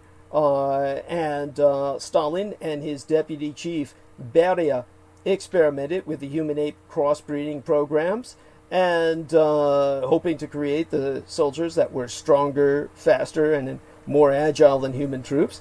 You would think that the program was terminated with the internal exile of Dr. Ivanov, but that wasn't the case. The program was resurrected by Stalin himself without Dr. Ivanov. It was attempted once more, and this time they really made it work by using subjects who displayed psionic abilities, and the results were astounding. That's what's so important about the commissars that led these units into battle, was because those commissars had a psychic bond with the children that they sired, something that didn't require all of the training that's required through human ape or human primate communication centers. In other words, you didn't need to teach them all this goddamn sign language with pushing buttons that had bananas on them and shit. The man just was able to maintain a psychic link. Now, this is what Stalin concluded that no one else in the West even knows about. The destruction of the meteor over Tunguska happened at the time Nikola Tesla was still alive. It was one of the reasons he was forced to part ways with the man that could have given him a future, which was, of course, the man who was supporting him. And one of those men was Westinghouse. And Tesla was considered this big sex symbol. That's hard for us to understand in this day and age. People don't appreciate the fact that Tesla got by a lot by gigoloing. He wasn't just a scientist. He was like a sex celebrity. And all the women of all these multimillionaires wanted to marry him, including the daughter of Westinghouse. But when Westinghouse sponsored the wireless transmitter for energy that Tesla used, he wanted to have total control of when it would be deployed. When the incoming meteorite was spotted by astronomical observatory that would have destroyed the world as we knew it, it would have created a kind of nuclear winter in the northern hemisphere, but mostly it would have impacted Russia, obviously. When it was incoming, the Russians appealed to Nikola Tesla through the Serbian Orthodox Church. And at that time, Tesla responded. And he said, yes, I'll take care of it. That was the one time the Westinghouse tower charged up. And when it charged up, was simultaneous to the destruction of that meteorite. It was then he was questioned by the Westinghouse dynasty, and they said that was an unauthorized deployment, and he said, I did it to save us all. You would have gone into a hemispherical winter throughout the north, but the Russians would have had their civilization destroyed. It would have taken out Moscow. I was able to vaporize. Using Westinghouse with Morgan because that tower was supplied by Morgan. Westinghouse had a part of it from the records that I saw, and it was very covert. But J.P. Morgan's daughter was also in love with Nikola Tesla, and J.P. Morgan was sponsoring much of everything he did. Everything Tesla was doing at a certain point in his life, at that time included, involved J.P. Morgan. But Westinghouse, at that time, was doing a cross-insemination in the sense of development of the project. Because, well, yeah, he was the technical person. Morgan was the banker. Thank you. And both of them, their daughters were vying for Tesla. They had both of them had daughters vying for Tesla's hand in marriage. And so when Westinghouse pulled out, Morgan could not carry on with the project no matter how much money he had, because no matter how much money you've got, you can't buy technological specifics. You have to have someone who knows what to do, an engineer. And without that engineering background, J.P. Morgan was unable to get anything up right away, at least, not for years. He would have had to have recruited engineers from elsewhere. And by that time, Tesla's life was spiraling out of control. This was one of the reasons why he felt he was underappreciated, and he, of course, had, in a very real sense, saved the world, certainly the world as we know it. But that meteorite was heading towards Moscow. He essentially obliterated it over Tunguska, and this is what Stalin invested in.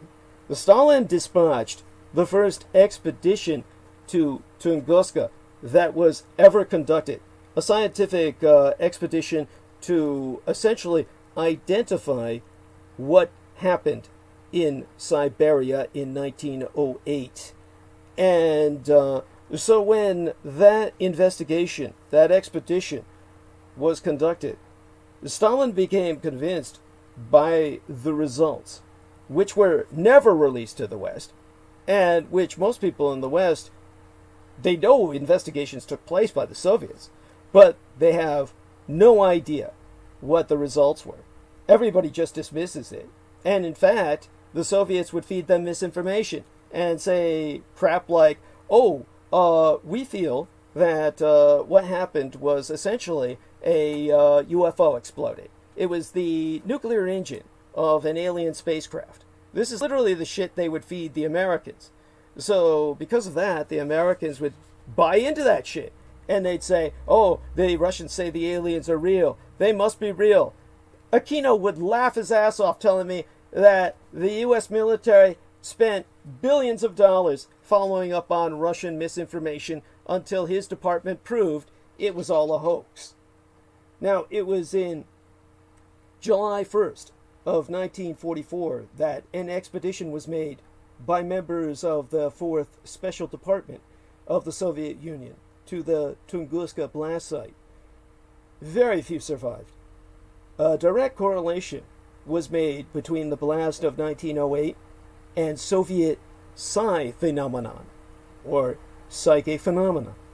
It was established by the scientists and reported to Stalin that the Russian people, in this case they used the term Soviet as in collective peoples, had developed an uncanny psychic factor in their genes that no other ethnos on Earth has ever manifested due to the Tunguska blast and explosion.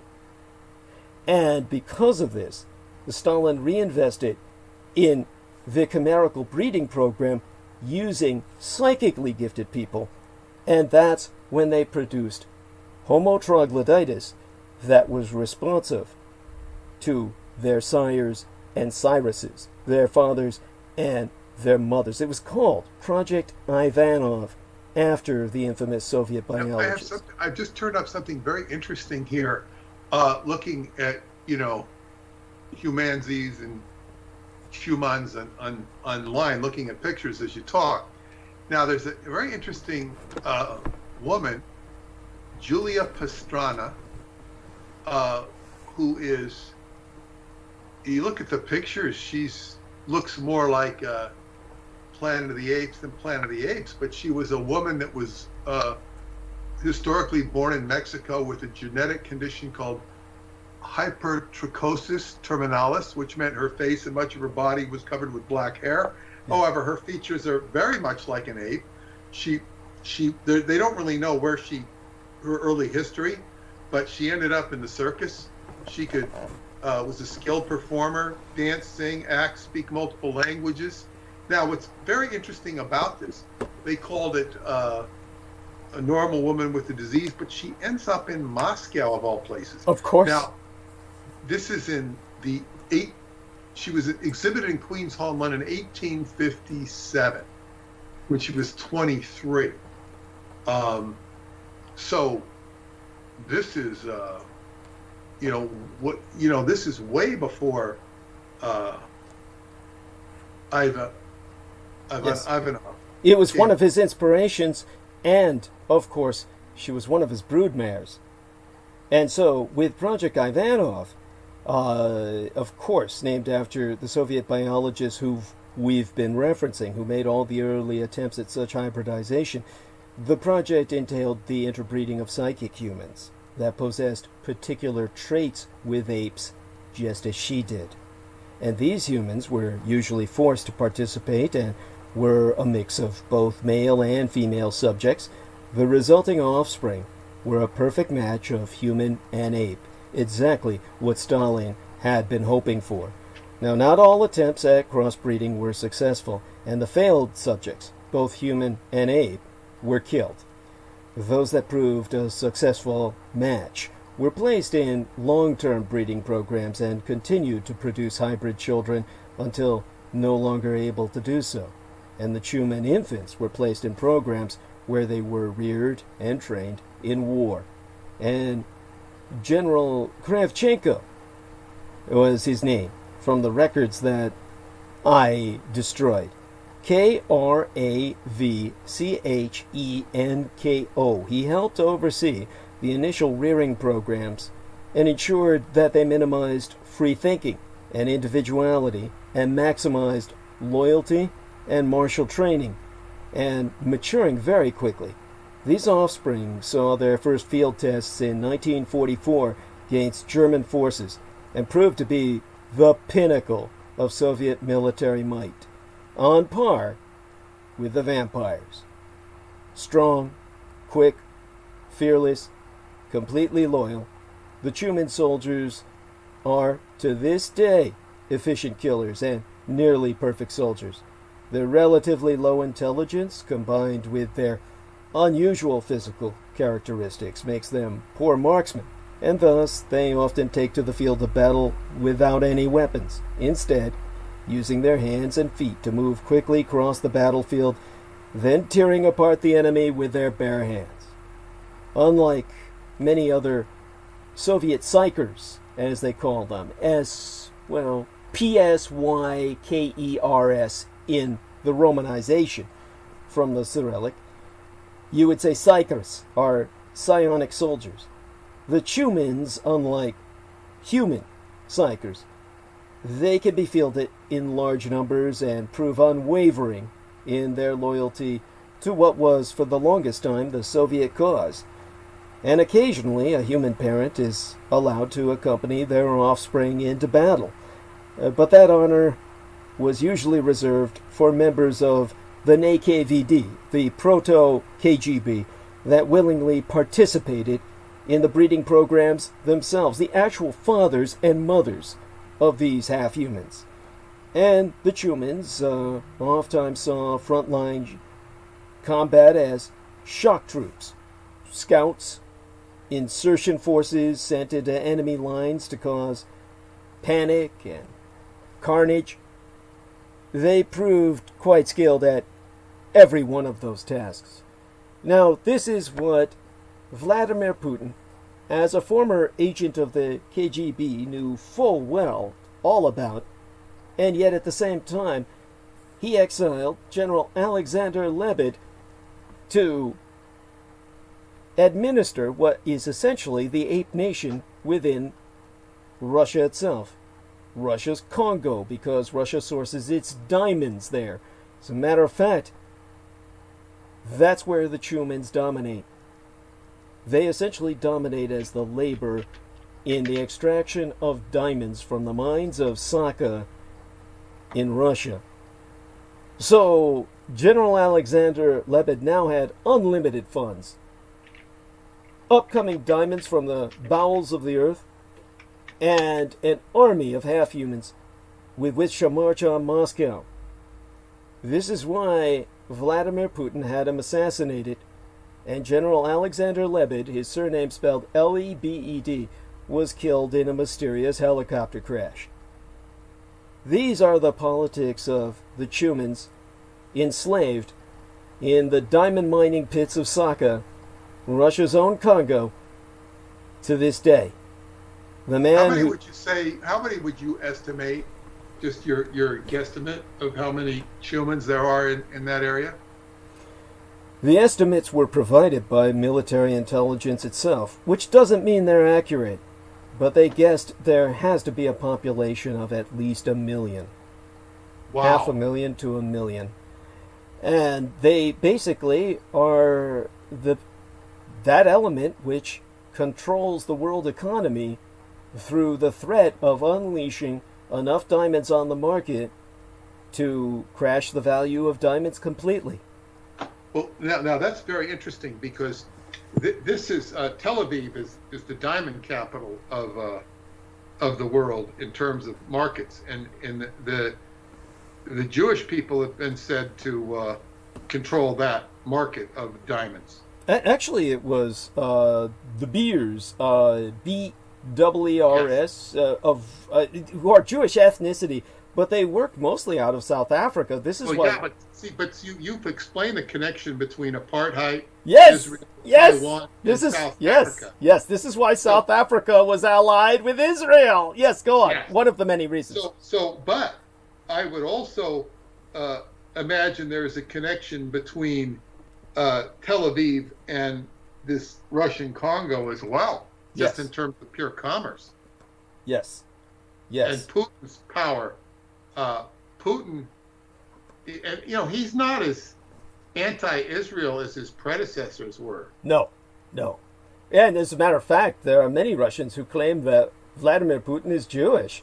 Whether or not that's the case is almost a moot point. I mean, honestly, does it even matter?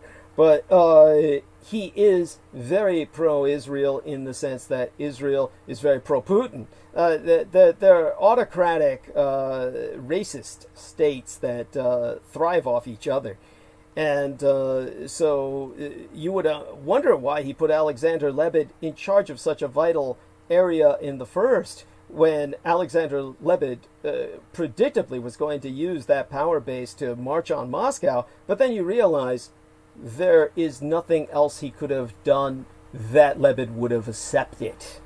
He gave Lebed what was the pinnacle of Russian power beside his own, so that Lebed would take it.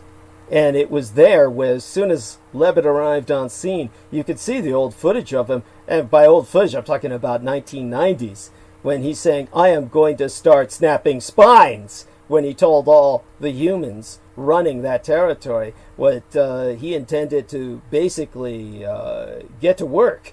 That's when, of course, shortly after he began to mobilize, that Putin struck. This is very similar to what the Russians always say. The Russians have a saying that Russian politics is a chronic battle between the doers, or the actors as they call them, and the schemers. And they would view someone like Nikita Khrushchev as a schemer. They would view someone like Vladimir Putin as a schemer. Alexander Lebed they would have viewed as an actor in the same way they viewed Joseph Stalin. And to put this into perspective so that everyone understands the enormity of Stalin's assassination, when the Russians themselves took him out and killed him, in a large part simply by not allowing the doctors to treat his diseases. And believe me, most of the doctors, there was none of them they needed to convince. They withheld treatment voluntarily. Stalin was allowed to die. His own daughter says this. And Stalin's own daughter said that Stalin, on his deathbed, was pointing at everyone around him. You, accusing them all of letting him die. Which was absolutely true. None of them dared to touch him, and none of them wanted to help him. But had Stalin not been assassinated, you might call that a passive assassination. It was not. He was toxically poisoned to get him to that state. But had he not been assassinated, and this is why they took him out, the Korean War had just wound down in stalemate, complete with a ceasefire that was formalized in 1953. But 1 year after war was legally ended between the Anglo-American allies and everyone else on Earth and the Empire of Japan, except for the Soviet Union, which maintained its war with Japan just as Japan maintained its war with the Soviet Union. And Russia and Japan are still legally at war today. Always bear that in mind, for whenever some idiot columnist echoes the Academia of America, which propagandizes the Russian might, all for the sake of Russophilia and worship of the Russians as the master race. They'll say, oh, it wasn't the atomic bomb that ended the war. Stalin did. The Russians did. You can look this up. And everywhere you look, you're going to find that now. That is the dominant narrative. And it's beyond insane if you simply know enough reality and check out the facts yourselves and realize Japan and Russia are still at war. That aside, had Stalin lived, the plans were already on the table, which anyone can verify and look up for themselves. Since the Korean War ended so distastefully for him, he was going all out with Operations Pincer, which was his attack on Europe, and Operation Sandown, that's spelled Sandown, not sundown, but Sandown in the Romanization. Sometimes I see it misprinted as sundown. At any rate, Operation Pincer and Sandown/Sundown were Stalin's plans to go to war in 1953 with the ceasefire in Korea all out to carry his victory of Russian communism over the rest of humanity. And he was going to use his Chumans as the stavka, the shock front, that would pave the way to victory. That and the vampires. What Douglas, what is so interesting about what you're saying with regards to Putin and the diamonds, yes. It's like the cunning of somebody to even, like, say, I could just imagine myself being in that circle of reference, not even knowing about the diamonds, not even knowing. It's one, to be able to be in a position of power or obtain one, you have to know, the board game. Yes. And it's like, most people aren't even aware of this stuff. I certainly was not. It's like knowing where all the resources are and who controls them is a big part of the game. Somebody like Putin is incredibly cunning, and this cunningness reminds me of what you say about a vampire. Yes. They are cunning. They're not intelligent as you would think of intelligence. They're only intelligence to survive. It's all driven on survival, yes. like the virus. Yes. And this is very interesting, so it means basically that people who are in positions of power, raw power, and certainly Putin comes to mind. And Putin is probably somebody who's been supplemented with a regular education, to where he knows how people, he has more sensitivity to certain issues than other politicians do. He's probably more sensitive to the issues in American people than even the politicians are. Yes. Yeah, to a degree. But we also have to remember what withholds him from any success over so much of what he would like to be more successful at. He has his own, as you know, limitations. I do want to emphasize about the vampires that everything that we learned about them through Dr. Fyodor Andreev is filtered through a highly biased political filter, and the reality of what he says cannot be denied to an extent. But we also have to remember just how skewed his own perception of that reality is. So the vampires are very much like what he said, but he's also very racist against them.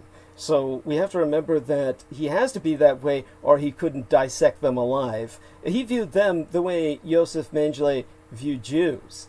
And so Dr. Fyodor Andreev is simply a Mengele-esque figure of the Soviet Union, only his work against a subspecies of humanity that most people, even the most Jews, would agree on is, well, I don't identify them as human, that somehow makes him more acceptable. I try to advocate against that paradigm, against that chose us to be racist. That chose us to be racist against a subspecies of ourselves. The vampires merely reflect ourselves. They are what they eat. Their inhumanity is very reflective of their prey. So most humans think of nothing but themselves. It's simply the vampires are at a lower level of maturity, and therefore it's simply more visible. It's less hidden by cunning. And therefore their cunning is more animalistic and more feral, whereas someone's like Putin's is more bland and simply more rationalized. There's simply more rationalization and less honesty with someone like Vladimir Putin. And he's not all that. I do emphasize that, and Peter knows this. He's not all that. He's simply hyped up by a lot of propaganda to look like he's all that. But, you know, he is a fool in so many ways and has done very stupid things that has gotten Russia punished. The Russians are paying the price, but the problem is he doesn't fucking care. So the reality is he's his own worst enemy and has basically outsmarted himself. That's the fucking problem. He's really outsmarted himself. And as a result, his people pay the price, and it's just a tragedy all the way around. Well, Putin is somebody he's been called the richest man in the world. He is. And the biggest problem for somebody like that is to maintain and hold their power. Yeah. That would be their first priority, is to survive and to maintain their power. And then in the interaction with international relations, these things are complex under the best of circumstances. Yes, yes. So Dr. David Anderson, who has met Putin and who has met with all the world leaders of, not all of them, but virtually all of them, right.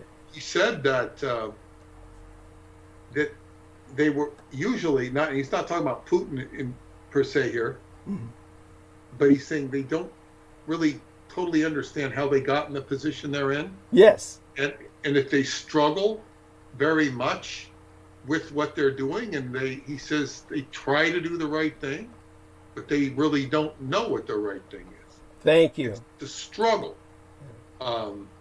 Which is was a very interesting perspective, aside from the fact is how does he glad hand his way into all of these places. He basically, and I don't know to what degree this is accurate, but he said it had to do with his expertise in nuclear weapons. That was like, a calling card that would make him respected.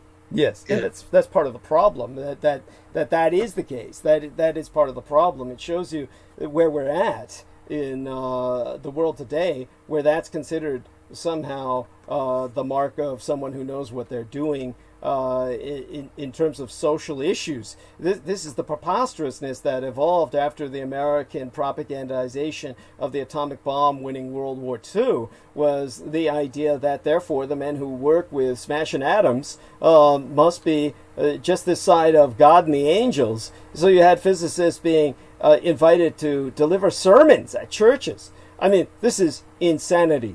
And I know that Dr. David Lewis Anderson it's like someone born with a big dick, and they just walk into a locker room and everybody gives them instant respect, even though the guy with the large penis isn't asking for it and may not even appreciate it and probably finds it ridiculous. That is how David Lewis Anderson probably feels about his being knowledgeable in nuclear physics, that just because he's got the phallic missile envy of all of these people, I'm surprised it doesn't develop in him tremendous contempt.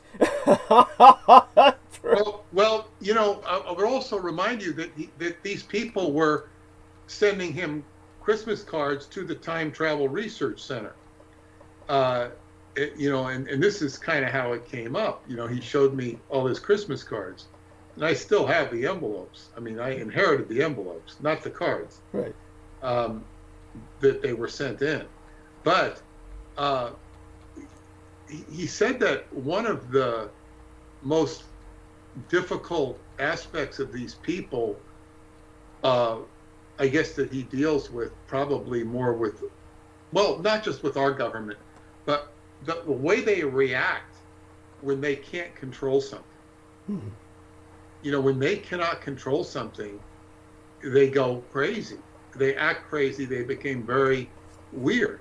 Now, and this is the same thing that Douglas Dietrich does to people. Oh, we can't control this information. Oh, we got to shut it down, just because it is so outside of the box. So if it's so, you know, he's completely outside of the box with these people, and yeah, he's got a way about him. I know that in the gym he used to come to in Long Island here, he was the like alpha male that everybody wanted to know. The girls all wanted to take his class that he used to teach. It was a training class. Dr. David Lewis Anderson? Yeah, I mean, yeah, he was doing what do you call it? Not calisthenics. I don't know what the hell he was doing. I knew this from one of his friends who met him there. Oh. You know, he'd take classes. He'd work out in the gym. Jesus. In SIRE'S, and I guess he had, a couple of friends. The guy that owned or was manager of the gym, he was, I think, the head of the New York Boxing Council or something too. And she said that they would kind of vie for his attention, you know, almost like, you know, jealous of each other who could get his attention the most. He had a very alpha male presence without trying to, because he doesn't come off that way. He tries to come off very indiscreet, very I mean, not indiscreet. What is it? Off the radar. Right. You know, doesn't like to make waves. I guess it would amount to a charismatic personality without trying to have one. Okay. Well, definitely, it's how would I say this? When it comes to what you have learned from the videos that I've produced over the past few weeks, did you? I take it you said you haven't gotten to that part yet. Then you haven't gotten to the conclusion yet, where I was talking about the final battles in Romania in World War II. No. Oh, okay. Okay. No, not the final battle. I don't. Is that I'm listening to Stalin and Ivanov, and you're going off on. I forget where it left off when I stopped listening to it this morning. I just don't. You're going into a lot of the politics of Russia. Yeah, and inescapably. Russia is so weird. Yes. We don't know anything about Russia other than, you know, the 10 days it shook the world, and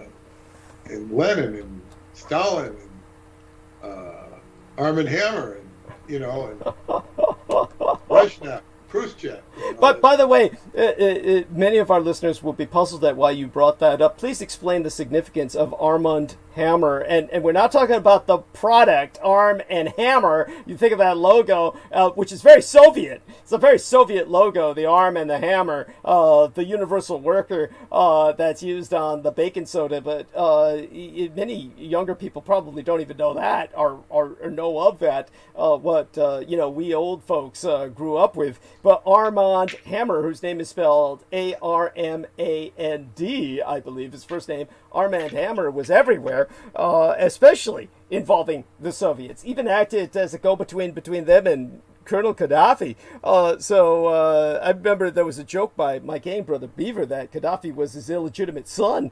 Yeah, so tell us a little bit about Armand Hammer in context. Armand Hammer was the he was a doctor, actually, and his father was a doctor. One of them, I don't remember which was, and this is around the turn of the century, one of them got involved with an illegal abortion. I think it might have been Armand Hammer himself. He was a medical doctor, and he ended up, because he was Russian, and they came over with you know, the Bolshevik Revolution and all this. When he became a trading partner to Russia, you know, to Soviet Russia. So he was like the go-to guy between the Soviets and the United States industry. And it resulted in a company called Amtorg. And Amtorg according to Hubbard, had a connection to him. They tried to recruit him. But Armand Hammer was a billionaire. He was the chairman of Occidental Petroleum, and he was the go-to guy. Now, he had a falling out with Stalin, so things did not work out between him and Stalin. So he was gone for a while. But then when Stalin was dead, he was the guy you could go to if you wanted to get tickets to the Bolshoi in Moscow. He could probably get them for you. And this was a time when there was a Cold War on. They got a picture of him with Brezhnev smiling. He brought capitalism. He was, and anyway, Armand Hammer, when he died, that is when the Soviet Union began to crumble. Excellent, important point. And in other words, it's just like Lenin said, the capitalists will sell us the rope with which we will hang them.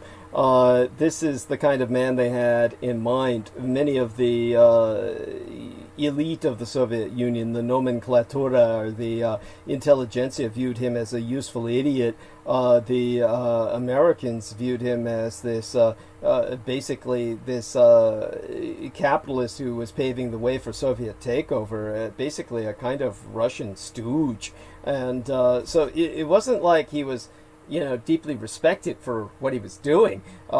He basically was looked up to maybe by liberals or progressives in a sense, but he was also basically seen as this individual who was a multi-billionaire, and therefore, the liberals and progressives couldn't overtly adore him, and he was just on his own trip. He was, therefore, not many people even hear about him or know about him.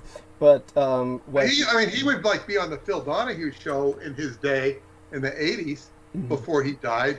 He was also represented. His company Occidental was represented by Al Gore. Al Gore Sr. Right. So there was a big connection between Hammer and the Gore family. Hmm. So. He was very influential. Thank you. I mean, there's that. And so, as Peter has pointed out, and obviously there was enough popularity in his name where he's showing up on these popular shows. So, he was out there, but still most young people have not heard of him. Of course. Not anymore. Yeah. You wouldn't hear. And he did buy the Arm & Hammer baking soda company. He did buy that just as a lark, because it had the same name. Right. And it became forever identified with him. Indeed, I had always been under the impression that he, because of his background as an MD, I thought that he was involved with some chemist who had developed the product. That's what I thought had happened. I might be wrong. No, he was. He did sell drugs, but that was not. That's just a coincidence in name that he eventually purchased. Okay, I didn't know that. I literally thought it was his company. I know he was investing in China before, he died. And that was back when everybody thought China was going to go all-out capitalist and the communists would just fade away. He was an internationalist when there were before there were internationalists. There's always internationalists. And that's the interesting thing about internationalists. It's a whole community that most of the world is oblivious to. Yes. I know one of my best friends, Romanian friends, she's a very international girl. She speaks all these languages. She was living in China till COVID. Now she teaches in China from her home in Romania. But it's like she's been all around Europe. She's been to the US and, but even then, she's not on the inside. She was trained to be a diplomat, but she was not welcomed into the diplomatic corps. Interesting. She's not dirty enough, but that's not what they said. But it just didn't work out, and so she's a teacher in China, right. And she's got to get out of that job. But she's very, very skilled, very qualified, and but again, there's internationalists who know all the cunning, and sometimes they just know. It's very interesting when you go on airplanes and meet people. I once met a guy, especially if you're in the VIP lounge. It's like you met some guy who was buying furniture in Vietnam, Yeah. and bringing it back to America. It's just like, oh, it's just like all sorts of people that exploit international connections because they know about them, Right. and can facilitate those connections. Right. Right. Very important. And by the way, Salman Sheikh, you're friends with him on Facebook, I believe. So Salman Sheikh is a Muslim from Pakistan who's also a Freemason who just got published. He just published a book. I can't remember the title. I apologize for that. And I should look it up, but I suppose we can look up the title just by looking up the author book, Salman Sheikh, and see what he wrote. I just bring that up because he's a friend of mine, and just want to congratulate him. And he wrote something on Sufism, and I'm not getting that. I'm getting other bizarre books that I know he didn't write. This is actually quite funny, what's coming up. The genesis of Baloch nationalism. But that's, of course, politics and ethnicity in Pakistan, which would make sense because the name must be quite common. That's the problem. It's probably Smith. This is like Smith in America, his name. Another one, From Behind Bars. Sheikh Salman al-Alda is a... Okay, we'll dismiss that subject for now. We'll bring that back up later. Eric Laystick wrote a quote that I'm going to bring up, and I'm going to use that to introduce a topic that I want to cover while our friend Peter Moon is with us. And when Peter Moon has completed listening to the remainder of the transmission where I talk about Russia, and I know it's hard because it's hard to even maintain interest, because really, Laura Lee Solomon said it best when she was trying to read the written manuscript, where she said the worst part of it is the Russian names in context of all the evil they were doing. She said it was like reading a book where all these complicated Russian names, she said they were like exotic bacteria, and you were reading about how many lives the bacteria were taking. It's not as hard as reading these Hindu names. Okay. They go pranayama dama dama, this sort of stuff. That's very hard to read. Mm-hmm. These long Hindu names. Yeah. Go on and on and on and on. Yes. Oh, it's not as negative a sense, though. Yeah. And Brendan Zoga, if he were here, could tell us more about the Hindu names. By the way, it's I want to thank everyone in the chat room, and I'll check into them later. I'm amazed at the delay in transmission. By the way, I want to shout out in particular to Daniel Arola and Maria Michaela Grigorich. And just want to kind of get that out of the way for now, but I'll be doing, again, some shout-outs, and we'll start with Eric Laystick and kind of go into something that's important to bring up to people that is a subject I've gone over before. It's just best to go over it here while we have an adult in the room, in the case of Peter Moon, because Peter Moon stands out to the enemy.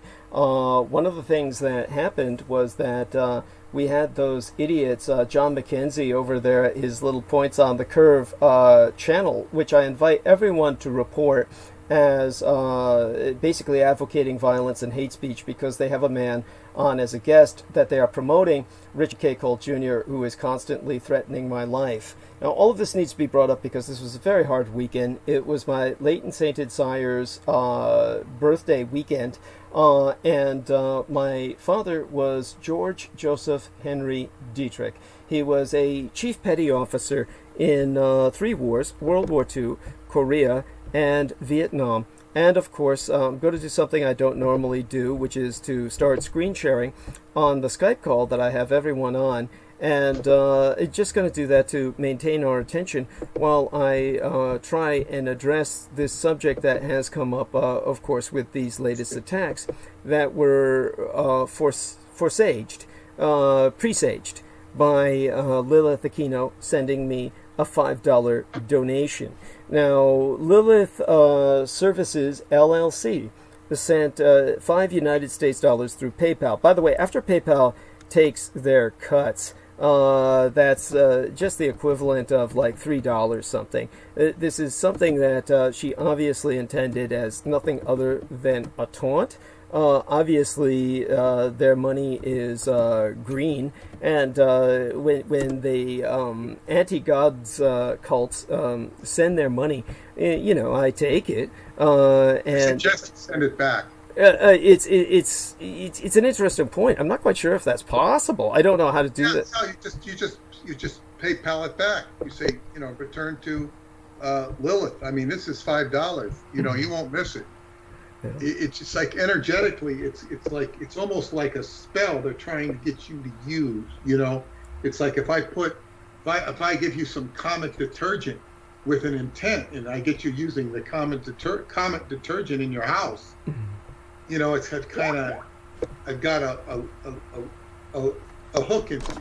Yes, Jameson Reese says, I second what Peter is suggesting. Believe me, I'll take what you gentlemen are saying quite seriously. I'll talk to Selena Khan about it, and your point's well taken. This is how magic works, by the way. This is something that when Jeff Young, the interviewer, he interviewed myself, and I interviewed him, and Jeff Young was a rocker who was part of the Megadeth band for around a year.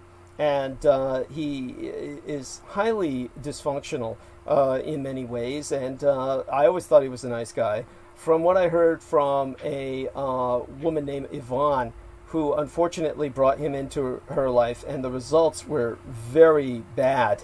The end result was that she insists he was physically and psychologically abusive, and whatever the case may be, I don't find that hard to believe. He was also someone who kept insisting that I was a government shill because I wouldn't allow his friend Don, who I suspect was a gay lover, who he truly loved, whereas Yvonne was just someone he was leeching off of. He kept saying this guy was into gematria and this guy was the end, and in other words, the end-all be-all, that this guy was the living end, he was the shit. As opposed to what Laura Lee Solomon, who studied gematria for a good deal of her life, said, which was he was just shit. And so this guy was like, he was pushing on everybody. And when I gave him a chance to promote himself on Rex Bear's Leak Project, all he did was bring this gematria guy on. And this is when Jeff Young was insisting he was homeless and busking, literally playing on the streets for music. Instead of talking about a situation and asking for money, he's bringing this gematria guy on. At that point, you're talking about gay lover level intimacy or something like that. Nothing else makes any sense. But Jeff Young kept sending Yvonne, after she had the police physically expel him from her housing project, or she would have been expelled, because you can't live with someone in a housing project. You're only allowed to live with the amount of people who are allowed within a unit that moved in. If you're a single person, you have to stay single. You can't have someone live with you. And she would have been disqualified from living there had he been caught living with her. She had to have the police come and physically remove him. He kept sending her gifts. And it was Ramona Halitha Henry who was warning her, these gifts he keeps sending you, these little trinkets, things he sews or knits himself or whatever, they're basically occult hooks, as you say. And so she had to get rid of all of them before she was able. I don't know if that ever worked. They have this on-off relationship from what I understand. But in terms of my late and sainted sire, he was, of course, someone whose entire life was dedicated to military service and whose entire life was scarred by war. Not just war like a singular experience. War as in multiple wars. He had served in the Chinese gunboat navy before, quote-unquote, the Second World War, at which time the Japanese were considered America's greatest ally, and their enemies in theater of China Command were the river pirates, the Hakka, a particular ethnicity of Chinese or non-Chinese, who became Sinified through years of piracy and rape and plunder. They dominated the rivers and estuaries of warlord China, and the Brits and the Americans, keeping them at bay, had only one ally they could count on, the Japanese. That went to full-scale war at a time that was 1937, December 31st, essentially, and it was on, or was it December 7th into the 11th? Either way, December of 1937, and it was that was when Japan and America and England went to war, or rather the Anglo-Americans against the Japanese. And everybody knew about it just the way you would know about war in Vietnam, or war in Korea, or war in Iraq, or war in Afghanistan. You would just get reports. And when my dad would come home on leave, people would ask him, how's the war against the Japs going? And then suddenly Pearl Harbor happened, and suddenly Americans were all surprised. You know, this is the kind of bullshit that we're dealing with. My father, who was there in the war, could not believe the American state of insanity at any stage of the war. And so he was someone who was very Asianized, grew to love Asia, loved the Japanese and the Chinese, and married my mother, which ultimately was the culmination of his life. So we're talking about someone whose memory I was trying to honor throughout the weekend, and was continually harassed by Lena Shane throughout. This is what we're dealing with. And I'm going to put that into perspective for all of you in a moment. So Eric Lastic wrote this, and I will read it. It's a short paragraph. And I wrote a poem about my father. And in order to write that poem about my father, which I published on the Facebook timeline, this is what I do for my parents on their birthdays every year. Write a poem, produce an illustration, publish it on my Facebook timeline, which more than anything else serves as kind of like a memory hall for my late and sainted parents. And I don't know if Peter reviewed the poem, but Eric Lastic certainly did, and he wrote, as well as Maria Michaela Gregorich, who said very good things about it, and many other people did as well, so thank you all. But what Eric Lastic, who is a poet himself, wrote in a private message was the following.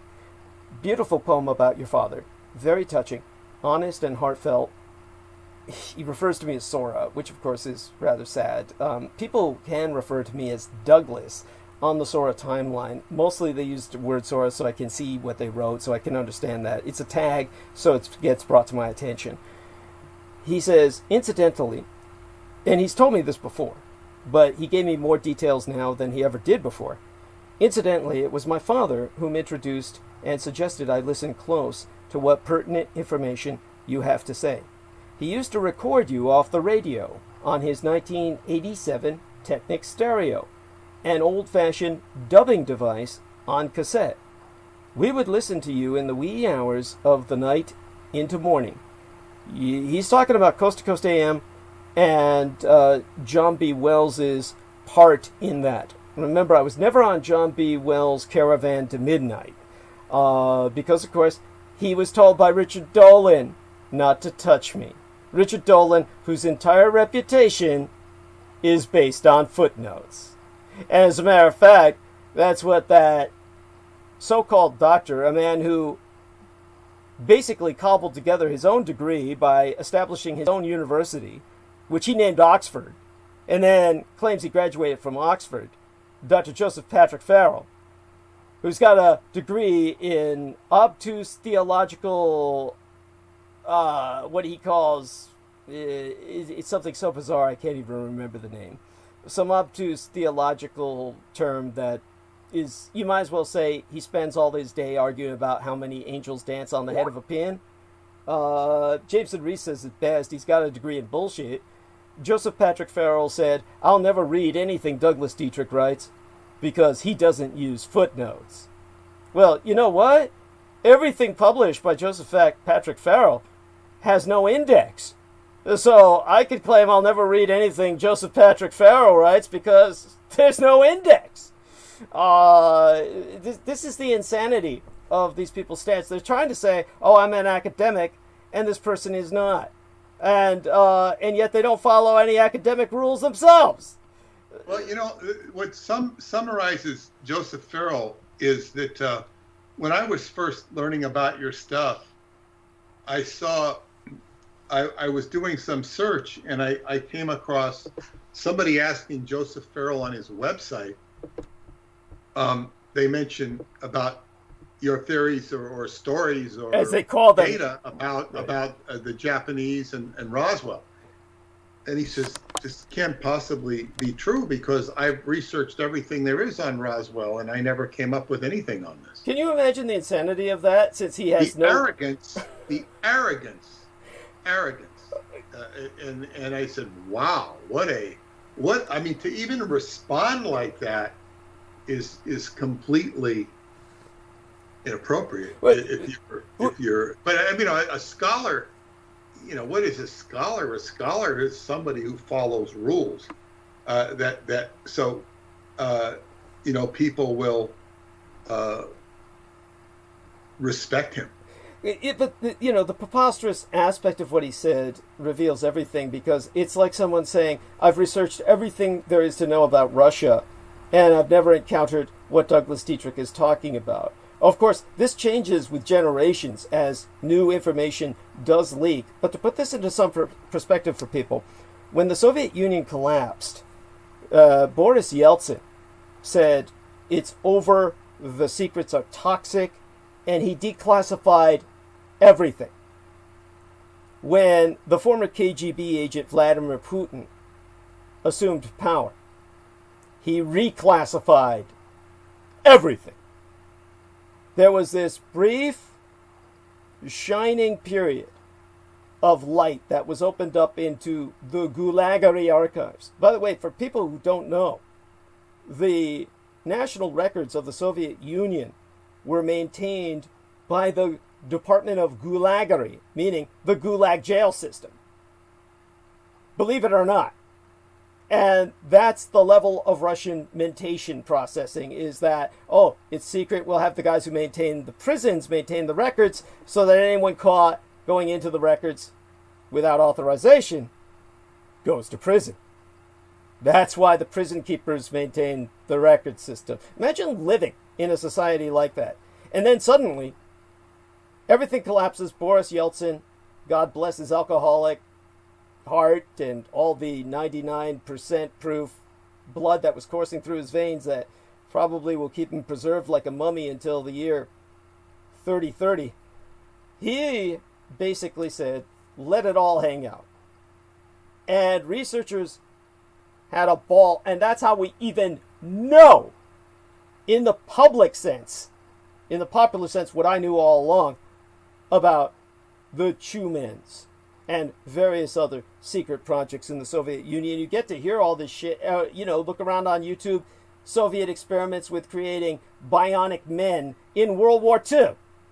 Of course, they were just ripping people open and replacing bones with steel. And then these men would die within, you know, if they survived the war, they'd die of pain and agony later on. It was disgusting. Just the human experiments they performed on their own. And yet people think these people are great.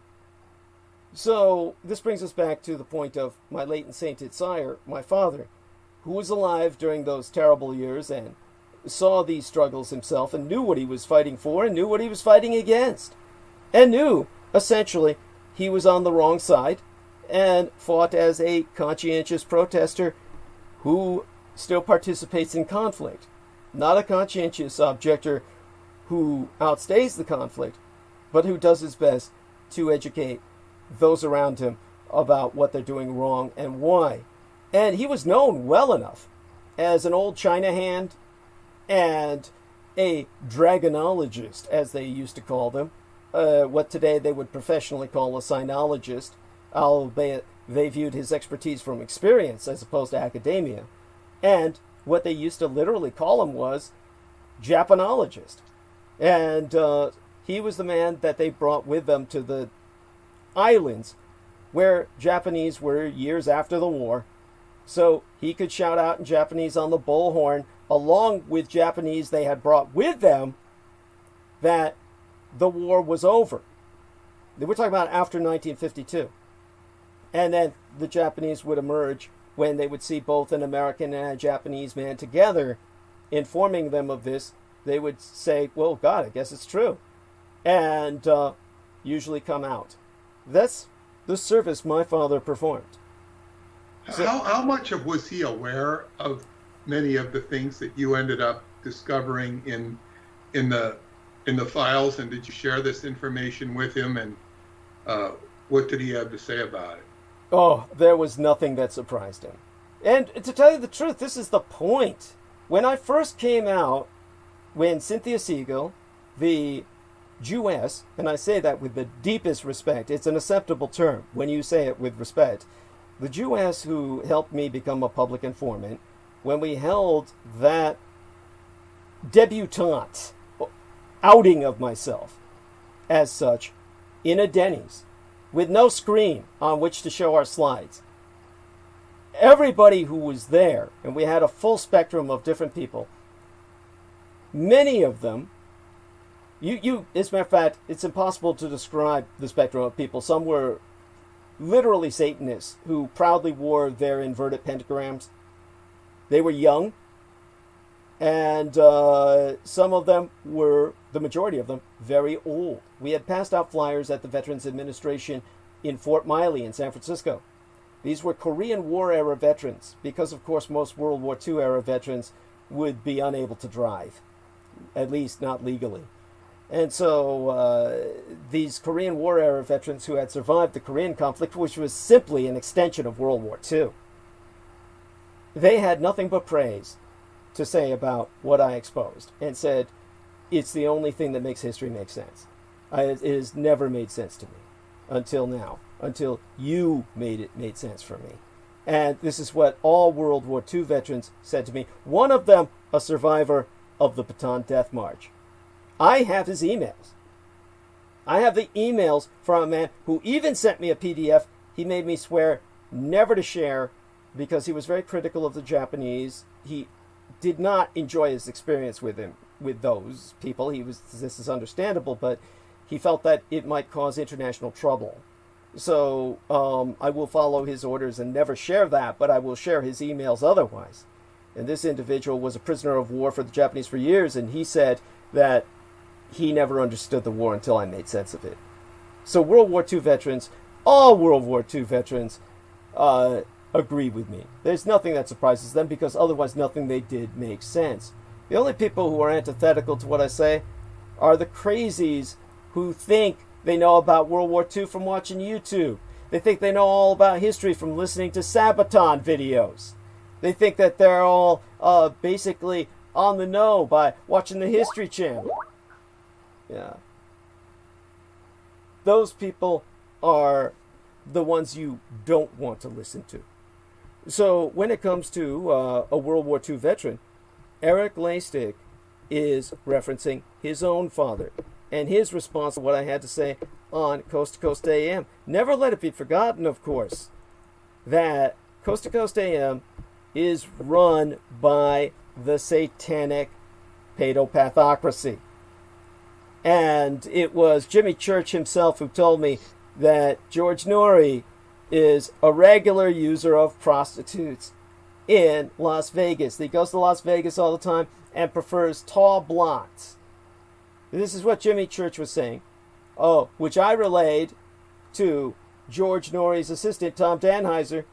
And that's when Tom Danheiser said, we'll never have you on again. And I said, I'm just telling you what Jimmy Church said. And he said, yeah, it's all true. You're not supposed to know that. And besides, we found out through Jimmy Church, you're not one of us. You're not a Satanist. And that's what Tom Danheiser told me himself. You have Satanists controlling the information flow to the elderly. Nobody listens to Coast AM except people in hospice and on palliative care. The only people who listen to Coast AM are the elderly. And they're trapped by their information matrix. When I broke through that information matrix, it was because they thought I was a fellow Satanist. So bear that in mind when you listen to what Eric Laystick says. He says, talking about his father and himself, we would listen to you in the wee hours of the night into morning. Your material, then as now, is so compelling and interesting. We were glued to your narrative.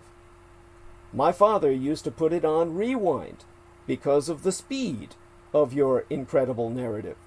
I had him live with me and my immediate family the last couple years of his life. Had a hospital bed downstairs. I could not respond directly regarding your poem. He sent me this in the private messages. Because I am temporarily suspended from Facebook for a couple of questionable derogatory comments on my Facebook page. In addition, my congrats to Salman, by that he's referring to Salman Sheikh's published book. Great news, best wishes, and love to all of our wonderful group. By the way, Salman Sheikh speaks about very esoteric spiritual subjects. These are usually kind of interfaith issues, like a dialogue between the Orthodox Church and Islam that he's placed up on YouTube. So just for people's understanding, Eric Lastic provided us this wonderful knowledge about his father, a World War II veteran himself, and this is what we're dealing with in terms of World War II veterans. Now bear in mind, the people who are attacking us have nothing to do with World War II. These are people who have never been in World War II, as far removed from it as you yourselves are.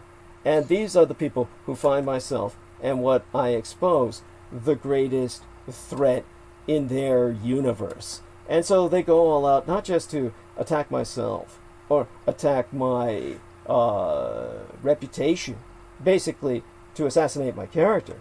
They try to do the same of my late and sainted father. Now bear this in mind when you think of the time I had to take to write the poetry that I did for my dad by blocking out of my mind all the incoming ceaseless harassment from Lena Sheikh. And just had to purge that from my mind, concentrate on my father, put that out there for him, and think only in terms of love and positivity. And this is what I've got to do on a daily basis with a madman like Richard K. Cole Jr., who's now supported by his new gay lover. And I don't say this as a slur. This is what they are. His new gay lover, John McKenzie of Points on the Curve, came onto my channel to try and promote himself and harass me through entering comments which I screenshot and then blocked. These people need to be reported. Think about what they're doing. I'll put it into some perspective for you. This guy is bragging about digging up my father's records. All of this would be illegal if that were the case. What makes it worse is that he's blatantly displaying forgeries. One of the things he publishes, like quote unquote post-World War II duty assignments, which you can find on the Richard K. Cole Jr. blogspot. And if you've been in the fucking military, you can go there and find this by scrolling down on his blogspot named Exposing Douglas Dietrich. Imagine if you were to try to live day by day with an entire website dedicated to exposing Peter Moon, exposing Joseph Smith, exposing John Doe. All of you out there, anyone in the chat room, Travis Moss, all of you, just to name a few, Karen O'Connor. Imagine living with an entire blogspot dedicated exposing, put your name there. And then when you take a look at it and they have every parking ticket, every single receipt for every purchase you ever made. I'm not exaggerating. And he's dug up what he claims are facts about my father. We brought on a Veterans Administration federale whom he slurs and slanders. Claims went to jail, when in reality, his original gay partner, Master Sergeant John Victor Lillier of the U.S. Army Green Berets, killed himself because that federale, Gary States, got a promotion for exposing his gay lover as a fraud who was defrauding fellow veterans and you, the American public, of your tax dollars. he lost his pension and his disability, which he was not supposed to receive simultaneously.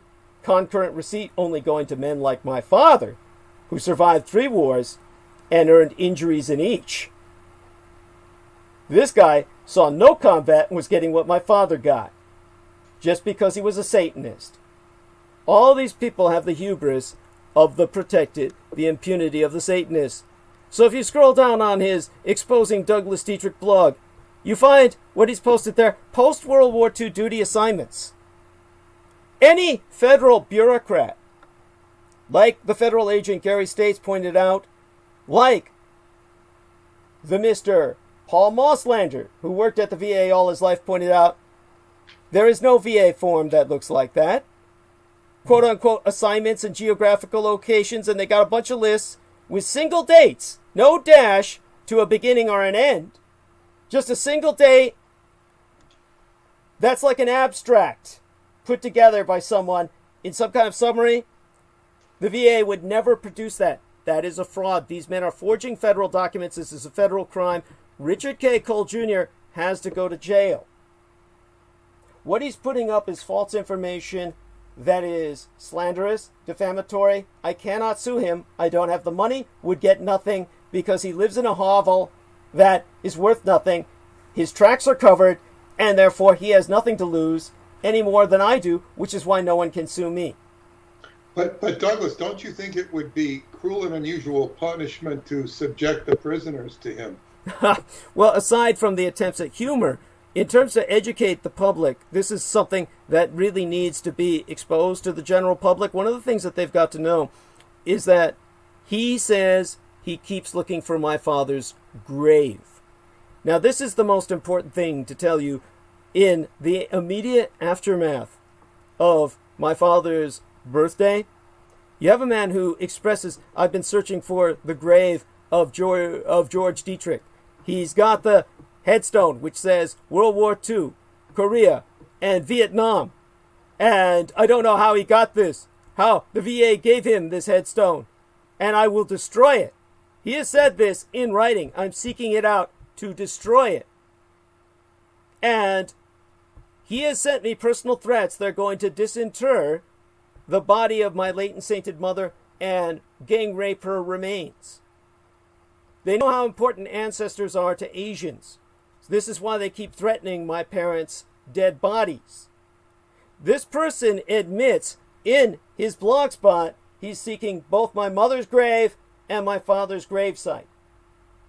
Now, those graves are unmarked in terms of my mother.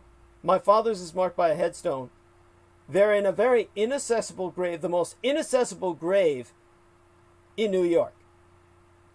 Walcott, New York is so inaccessible, Lena Shea said it best, it would be easier for her to get on a plane and visit me in San Francisco from Albany, New York, in upstate New York, than it would be for her to go to Walcott, New York to find my parents' graves. That's how inaccessible these graves are. We made it that way because the Satanists are after my parents' bodies and their remains. These are the people who are claiming they know about myself in this blog spot. These are the people we're dealing with, the people who would rape my mother's body. This is what we're dealing with, and this is why it has to stop.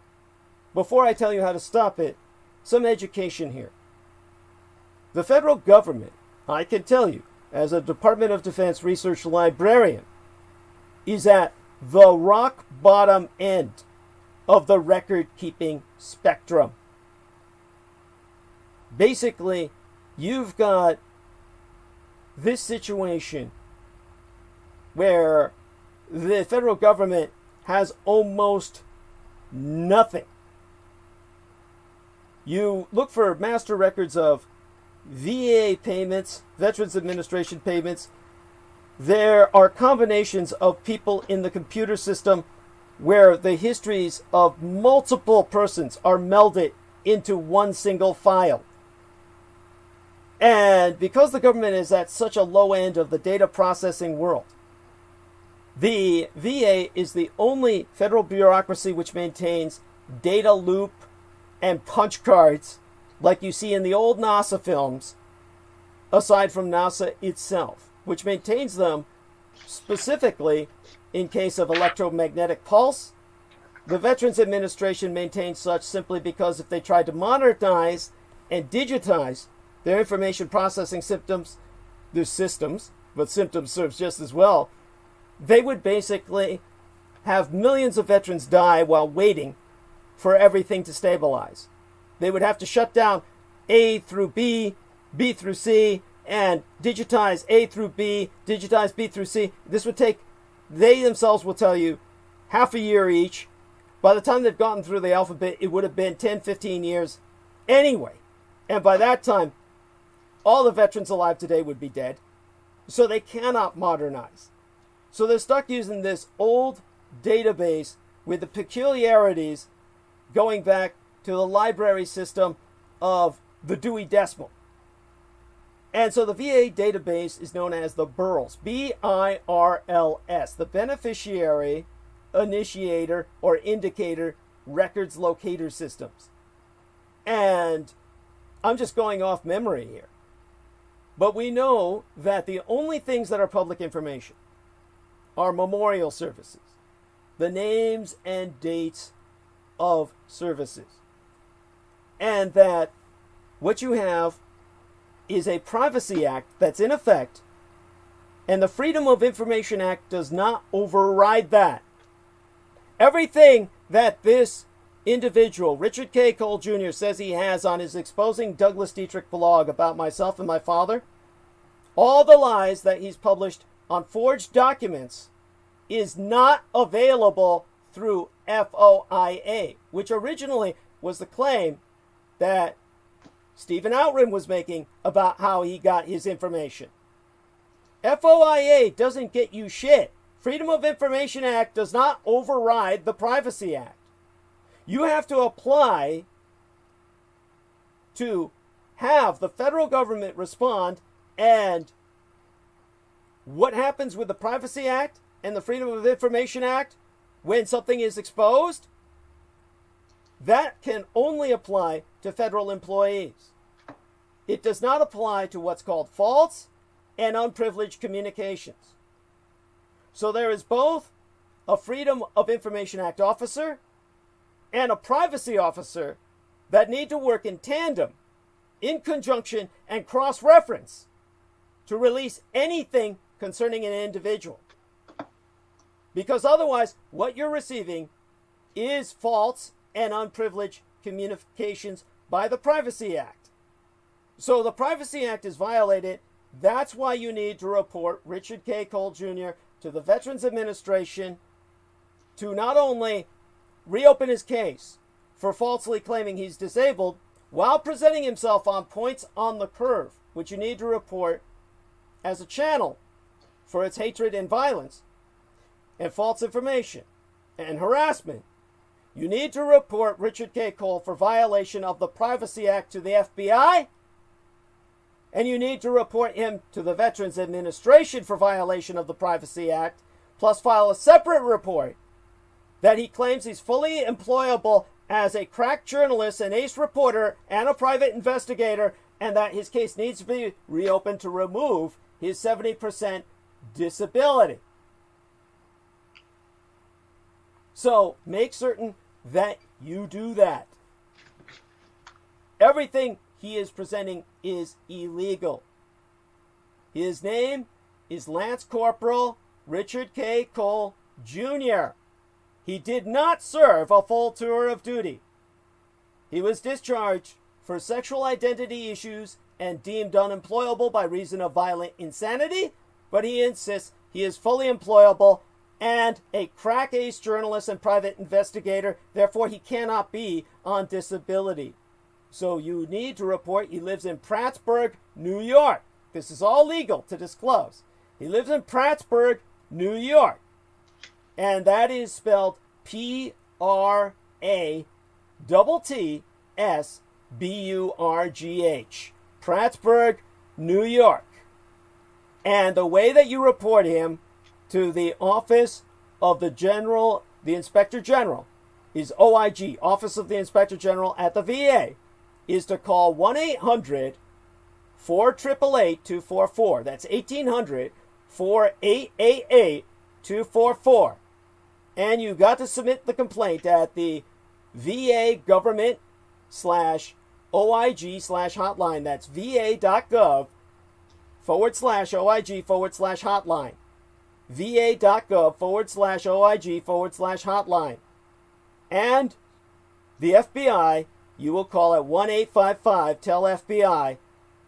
That's 1855-835-5324. That's 1855-835-5324. Submit your complaint at fbi.gov/contact-us. fbi.gov/contact-us. This can only stop when you act. There's nothing I can do.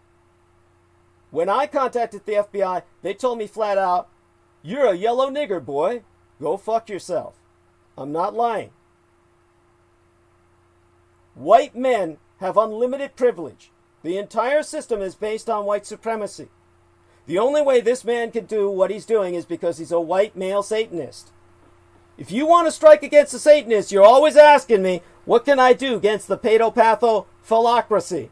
The pedophiles who run our government? Do this. This is your strike against them. This is a major blow.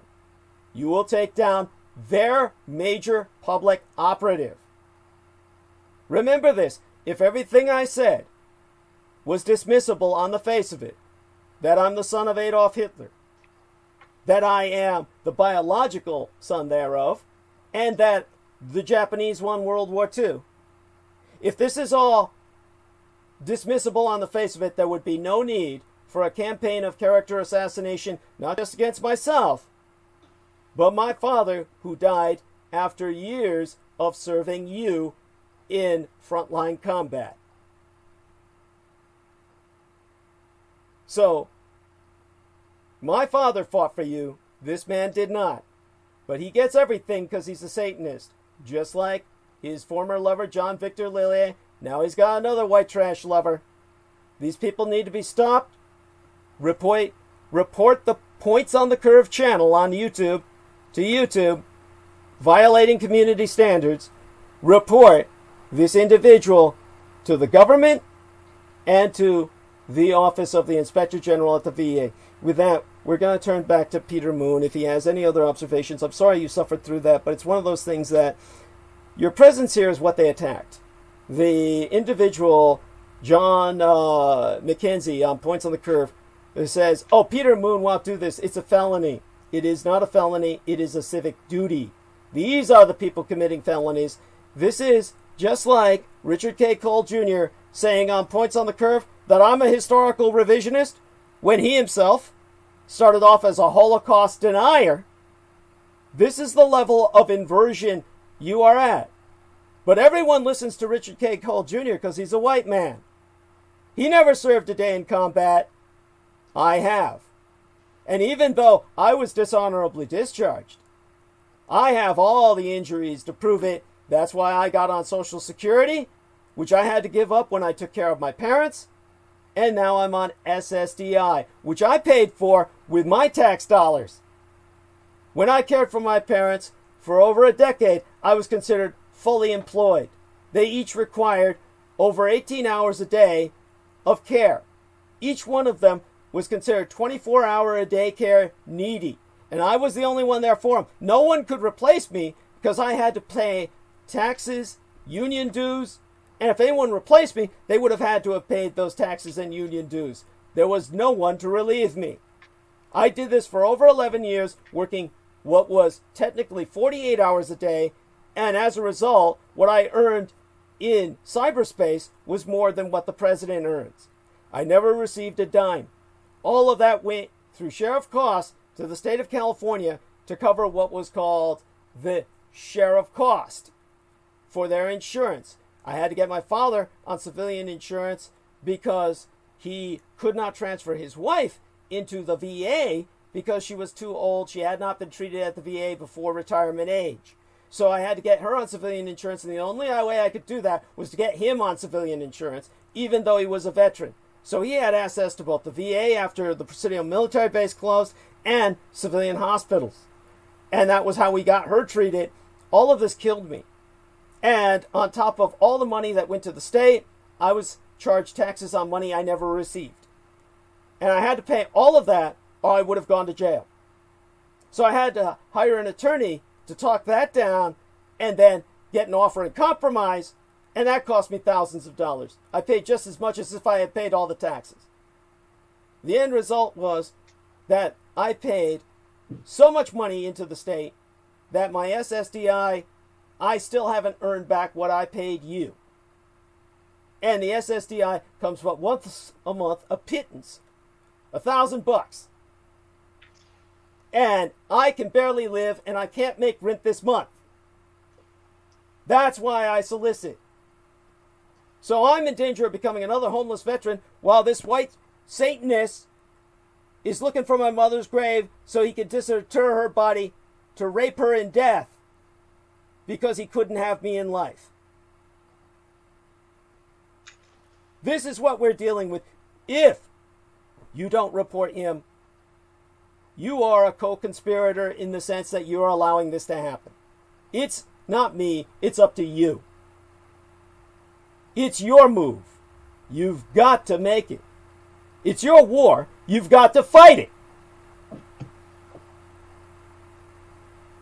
So, with that, I want Peter Moon to remind everyone that he keeps everything published at Sky Books, everything in print, and let everybody know to, of course, go there. I will be getting back to work with him shortly after Halloween. I will be spending some more time with my son, which is one of the few pleasant things that I do in life. And, of course, my son's been threatened by these people relentlessly. If it were not to the fact that he was married to a very wealthy man, he would probably not be alive today. This is one of the reasons I allowed him to be married off. And I could never provide that level of security and comfort. Peter Moon, of course, understands this, and we're working to try and improve my life by getting this book out there and published, so I have to participate and certainly live up to my responsibilities.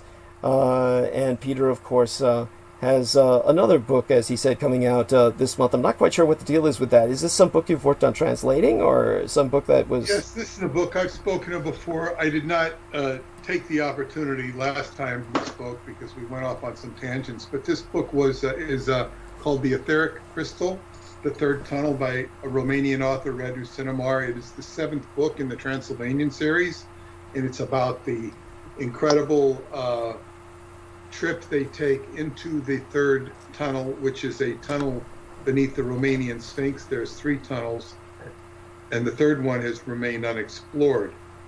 The first one went to Egypt, the second one went into the inner earth, and this one goes to Baghdad and Tibet. And they only go as far as Baghdad, where they find a similar installation with a chair, and they find a crystal that does not exist in this dimension. They bring the crystal back, and the book is about creating a chair. They're using a alchemist's house in Bucharest to do the initial stages of creating this prototype, which is designed to enhance Radu's perceptions. Sort of a psychic amplification, for lack of a better word, perception amplification. And this is, there's many other aspects to the book. The alchemist Eleanor comes back into the fold in this book. And it's a concerted effort to transmute humanity into a higher state. Of course, the only transmutation offered so far is the book. You know, it's just telling you ideas, but it's suggesting that there might be some wholesale changes coming our way. Wow. And that book is, it shipped out of Michigan last week. I'm told on the tracking it's arrived on Long Island, and I hope to receive a shipment of the books the Tuesday. I would imagine Wednesday at the latest. There's some rain to wrestle with, so that's an obstacle. But I would imagine I'd be sending the book out by the end of the week. Wow. And we have a special offer, skybooks.usa.com. The book is on sale, pre-order through the end of this month. You can get the pre-publication price. After that, it will go up a few dollars. So that's the advertisement for the book, skybooks.usa.com. Well, it's not so much an advertisement as really a release of information that is sorely needed in our world. It's yeah, okay. I mean, I don't mind. I understand what you're saying. But tell us a bit about Bucharest. Most people are unaware that's the capital of Romania and Department Zero. And I suppose that they're headquartered in Bucharest, but maybe you could give us some more information on the nation of Romania's capital and the part that Department Zero plays in this saga. Bucharest is, well, my first impression of the city was not very beautiful, because I would, on my way from the airport to or fro, I'd go by these old communist apartment buildings. It was horrible. But it actually is a very old city. It was actually founded by the character you know as Vlad Tepes, or Vlad the Impaler, or Dracula. He founded the city of Bucharest. It is the capital. It is about 3 million people. It's a modern city with all the conveniences of a modern city, including Home Depot and Staples. Wow. If you have IKEA, one of my favorite families, the mother works for IKEA. She's an engineer at IKEA. And her daughter went with me to Chocolatine Cave last summer, one of her daughters. But so Bucharest is I got to like the city because, and in fact, I spent time with my friend there in his apartment, and it was very nice to go and walk out of the apartment, walk a few blocks, and you've got a whole stand full of, where we buy watermelon, fruit, whatever. It's just, and it's real fruit. It's real watermelon. It's not hybridized, seedless watermelon. And well, I was about to say, I don't think there's much impact of the GMO industry on Romania. I mean, most of it's good. Well, yes and no. I don't know. But when I would walk into, not in Bucharest, because I haven't been into a grocery store in Bucharest, but in a grocery store in the town of Cernavodă, which is in the southeast, on the Danube. With my friend, I'm in the grocery store. I go, wow, this is incredible. You can feel the energy coming off the shelves of the food. Even in the packaged goods, you feel the energy of the food. I said, this isn't like what you get in America, not even in Whole Foods. I said, is it like this in all the like grocery stores in Bucharest? He says some, but not all of them. But yeah, the GMO, like say if and this is from my wife, not me. If you go to Kentucky Fried Chicken in Romania, you'll get real chicken. It'll taste good. It'll taste like chicken. If you go to McDonald's, you'll get real burger. Not whatever they put into it in America. You're getting a higher quality of food. One of the healers I met in Romania told me, he spent time in America. He said that, he'd get sick in America, he'd go back home to Transylvania, and he would recover from just eating the food. He said this is very common because the food is natural. It's like, say, I would drink cow's milk, something I normally wouldn't drink in America. But I was there and they gave me cow's milk. I would dream of the cow. You're closer to nature, and had quite a few dreams with cows in them on my sacred journeys there. You have natural, now when you get out into the country, there's a lot of honey. There's no shortage of bees. In Transylvania in particular, you get honey on the road stands. It's real honey. You get berries. People are selling blueberries. Sometimes they're overpriced, sometimes they're not. Gypsies selling blueberries, they're very good. So it's food is much much higher quality. The only problem I can have with the food is the digestion and the food combination. It can give one gas. And I'm not talking about flatulence. I'm talking about just digesting it. You know, like it doesn't necessarily agree with me. And I also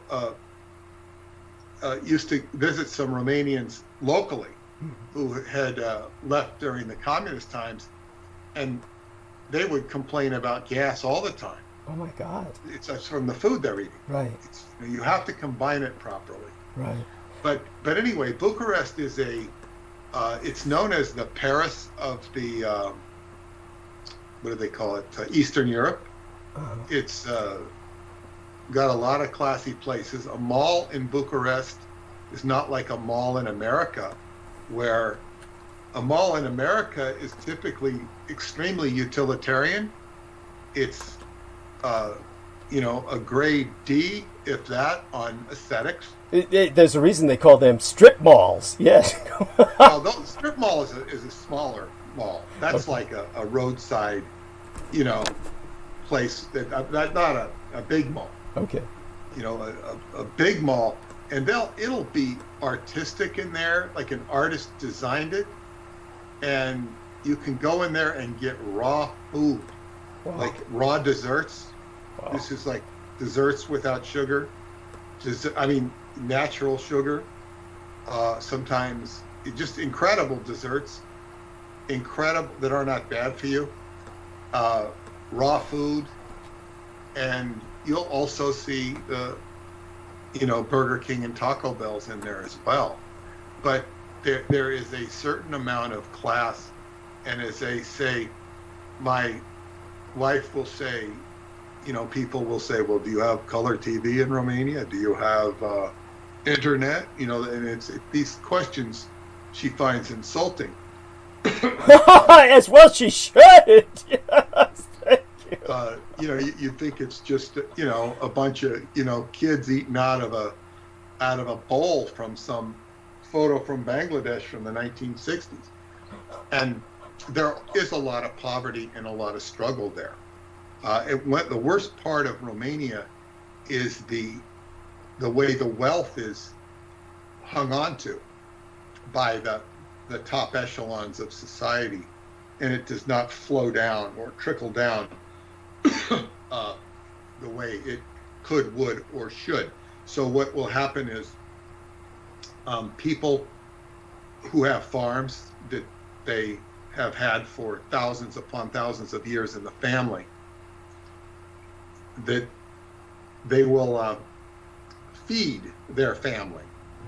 And I'm not talking about just their kids, but their cousins and nephews and nieces. They will supplement the family with food where they're struggling, where other people are struggling and can't make it. This is just the way Romanians seek to survive. We know one couple who's thinking of moving to Germany because it's just become so hard to live and pay the rent in the city of Timișoara, which is on the extreme western end, on the border of Hungary. But it's not a place you want to go. There have been some of Americans going over there that are students of Paula's mother, and they want to move over there. And their enthusiasm, in my opinion, needs to be tempered. You're not going to go over there and become anything other than maybe a odd third wheel, because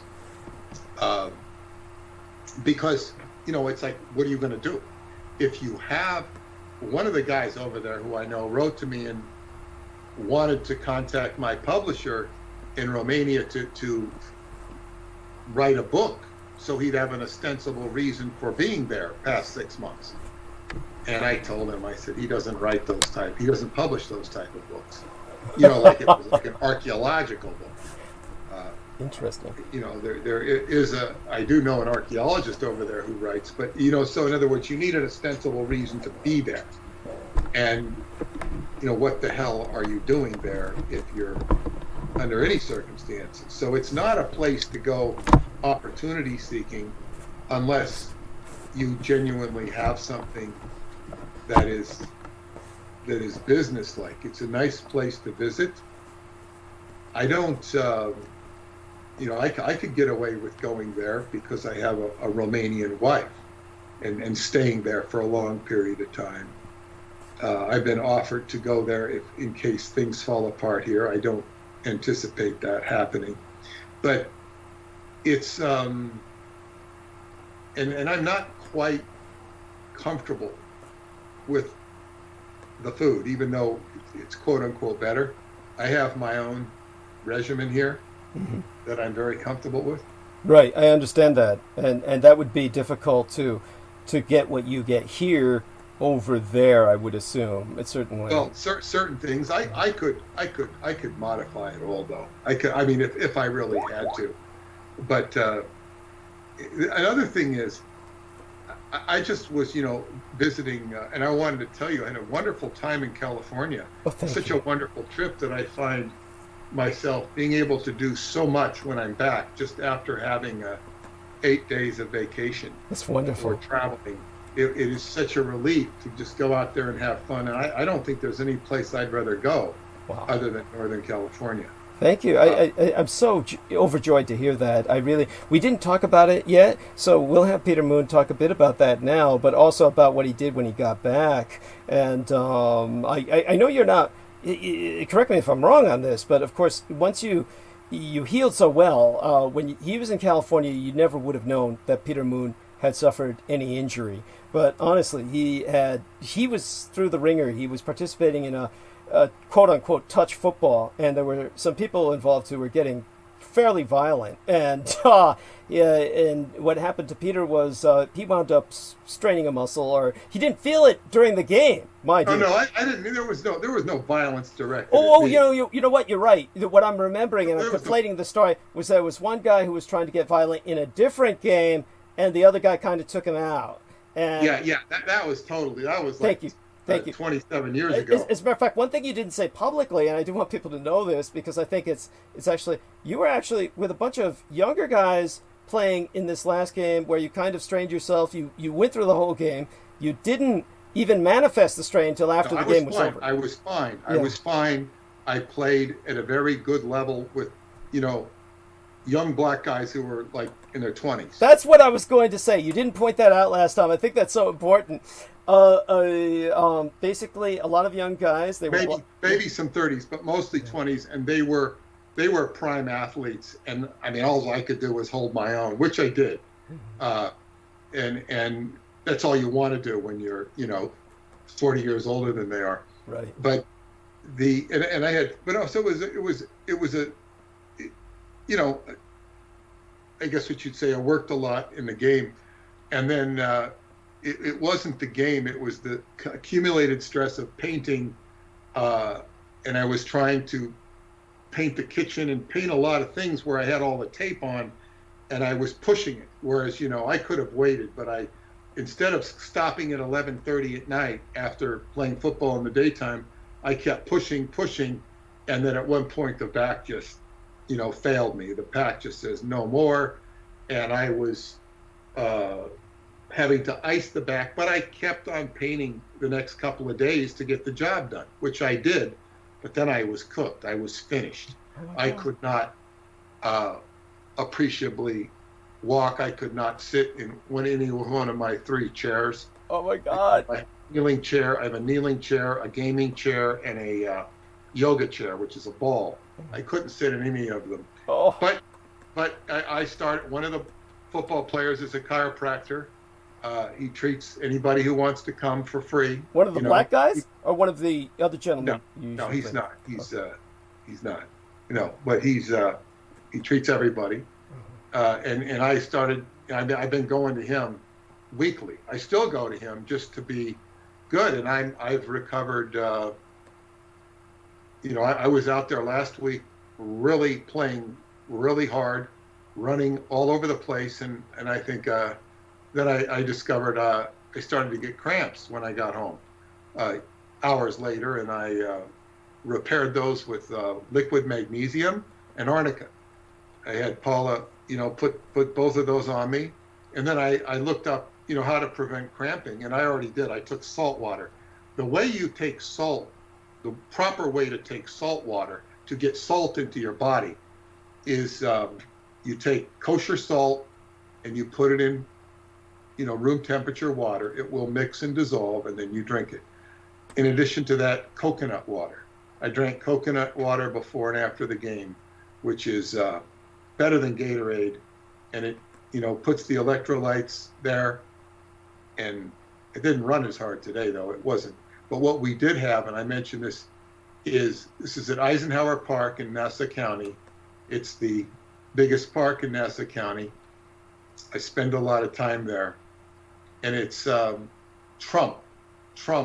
We're sitting there playing, and you see these guys going around with the Trump,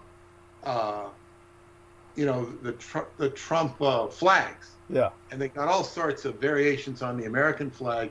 They said, what are these guys doing? What are they? And then you learn that there's a rally there. And it was, if that rally, like after seeing that rally, I can't believe that this county isn't going to vote Trump. Right. New York State is notoriously Democratic. New York City is more Democratic. I guess when you get upstate, it's not as populated. It's more Republican. But Long Island Republicans can win. And we had a Republican governor in the 90s, but it's very Democratic. And after seeing that rally, I'd be surprised if you didn't have a good Trump support in Nassau County. It'll be interesting to see how it all plays out. I was lucky to escape and get out of the traffic and get home. I thought what you were referring to when you brought this up was the actual the big football. What do they call it? The I'm so sorry. The top 10 or something. The Big Ten football at Ohio rally. I thought you were no. This is Nassau County where I live, and it's just like the park. It's like if you imagine. And this is a park you can drive through, and there's all sorts of parking lots and different fields, and huge. I mean, they had part of the not the Olympic Games, but the Ted Turner's, whatever he called, the Goodwill Games. Sorry. Yes. The swimming pool. They used the swimming pool in this park for the Goodwill Games. They created the pool for it. It's a huge indoor pool. No, forgive me. Was the Goodwill Games, did that have something to do with kind of a Special Olympics theme, or was that just some general? That was a Olympic Games, his own version of the Olympics that he basically helped open up Russia. Ted Turner opened up Russia by having a gaming going on between Russia and the United States. I think this was after Russia had dropped out of the Olympics, but he did a lot to open up Russia, Ted Turner. Right. Because I had a friend who used to monitor him closely. She was a Ted Turner fan. Interesting. Yeah. By the way, I just put something in your message box about Russia. It just came in a few hours ago. So it's in your private messages in Facebook. I'll talk while you're reviewing that, but basically see if you can, I'm sure you can do this, you can multitask, you can hear me in one ear while you're absorbing that information through your eyes. But basically what I thought that Peter Moon had been referencing was the fact that Trump has taken credit for the return of the Big Ten football at Ohio Rally. And so he's gotten what he wanted in the Big Ten football flip.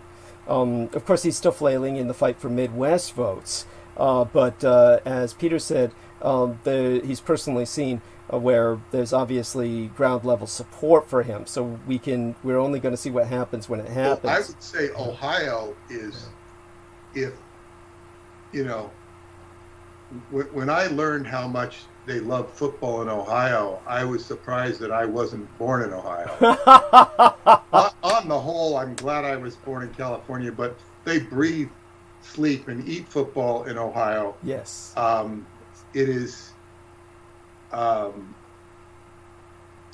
it is so that is a very big feather in Trump's cap to campaign in Ohio. Yes. And then in Pennsylvania, the comments Biden made about fracking and the oil business are not going to suit him. That could cost him Pennsylvania, Biden, Pennsylvania, Ohio, the football Big Ten, whether it's true or not. I mean, Trump he loves sports, and so he could get credit in Ohio as long as he can work on Florida and Michigan. I don't know. I don't really follow it too closely, but the Trump supporters are voluminous. These people look like mostly working class people. Mm-hmm. And when I say working class, it doesn't mean they're poor. Working class on Long Island is very affluent. Right. And it's but they have the trucks out and that sort of thing, some bikes and whatnot, and then just some people waving flags, I'm a Trumper, you're a Trumper, sort of thing. And it's, I don't know. I mean, I joked, I said next week there'll be the Biden rally. Right, maybe. It will be Biden rally. But you do live in an area where it's not surprising to me there's a lot of Trump support, because it's a fairly affluent area, so you're going to see that, and a lot of people are going to. But by and large, this place is just Democratic. Oh yes, I understand what you're saying. It's notoriously Democratic would be the word for it throughout the Northeast. So yeah, and my chiropractor said that some woman came in and she's Jewish and she's very Democratic. And she says, "Don't worry, I'm going to vote for Trump."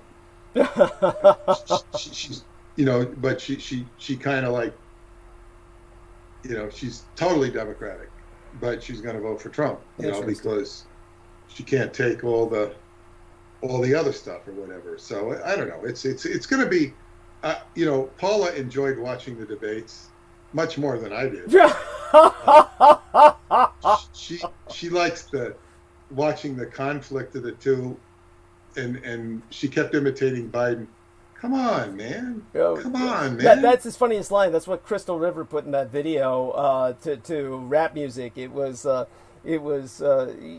what was really precious was what Crystal River had in the video about Biden talking about that absolutely bizarre story about Popcorn. Popcorn was a bad guy. He ran with a bad crowd. So she kept showing the images of all these other cereal motifs. The big corn puff.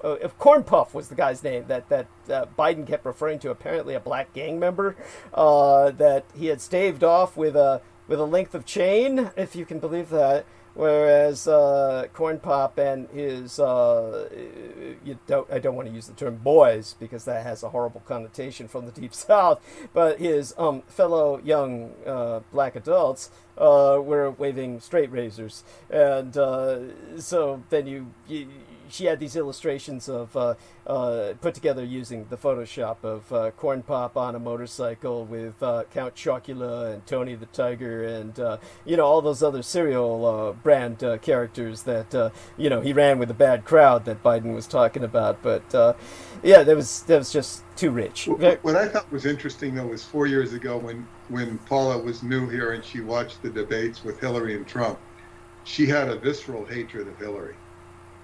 Just visceral. Well, many people did. Many people did, and many people I know, but she's new. She's new to this country. She doesn't know the history. I've watched Hillary for umpteen years, and no, I don't like Hillary either. But my dislike for her might be more measured. Good point. Yes. She, Paula's was just like just like intuitive. Just yes. Like. Interesting. Not good. Mm-hmm. Much less suspicious of Trump. Right. But that was interesting to me. But in what is it? It's today is November 25th. No, October 25th.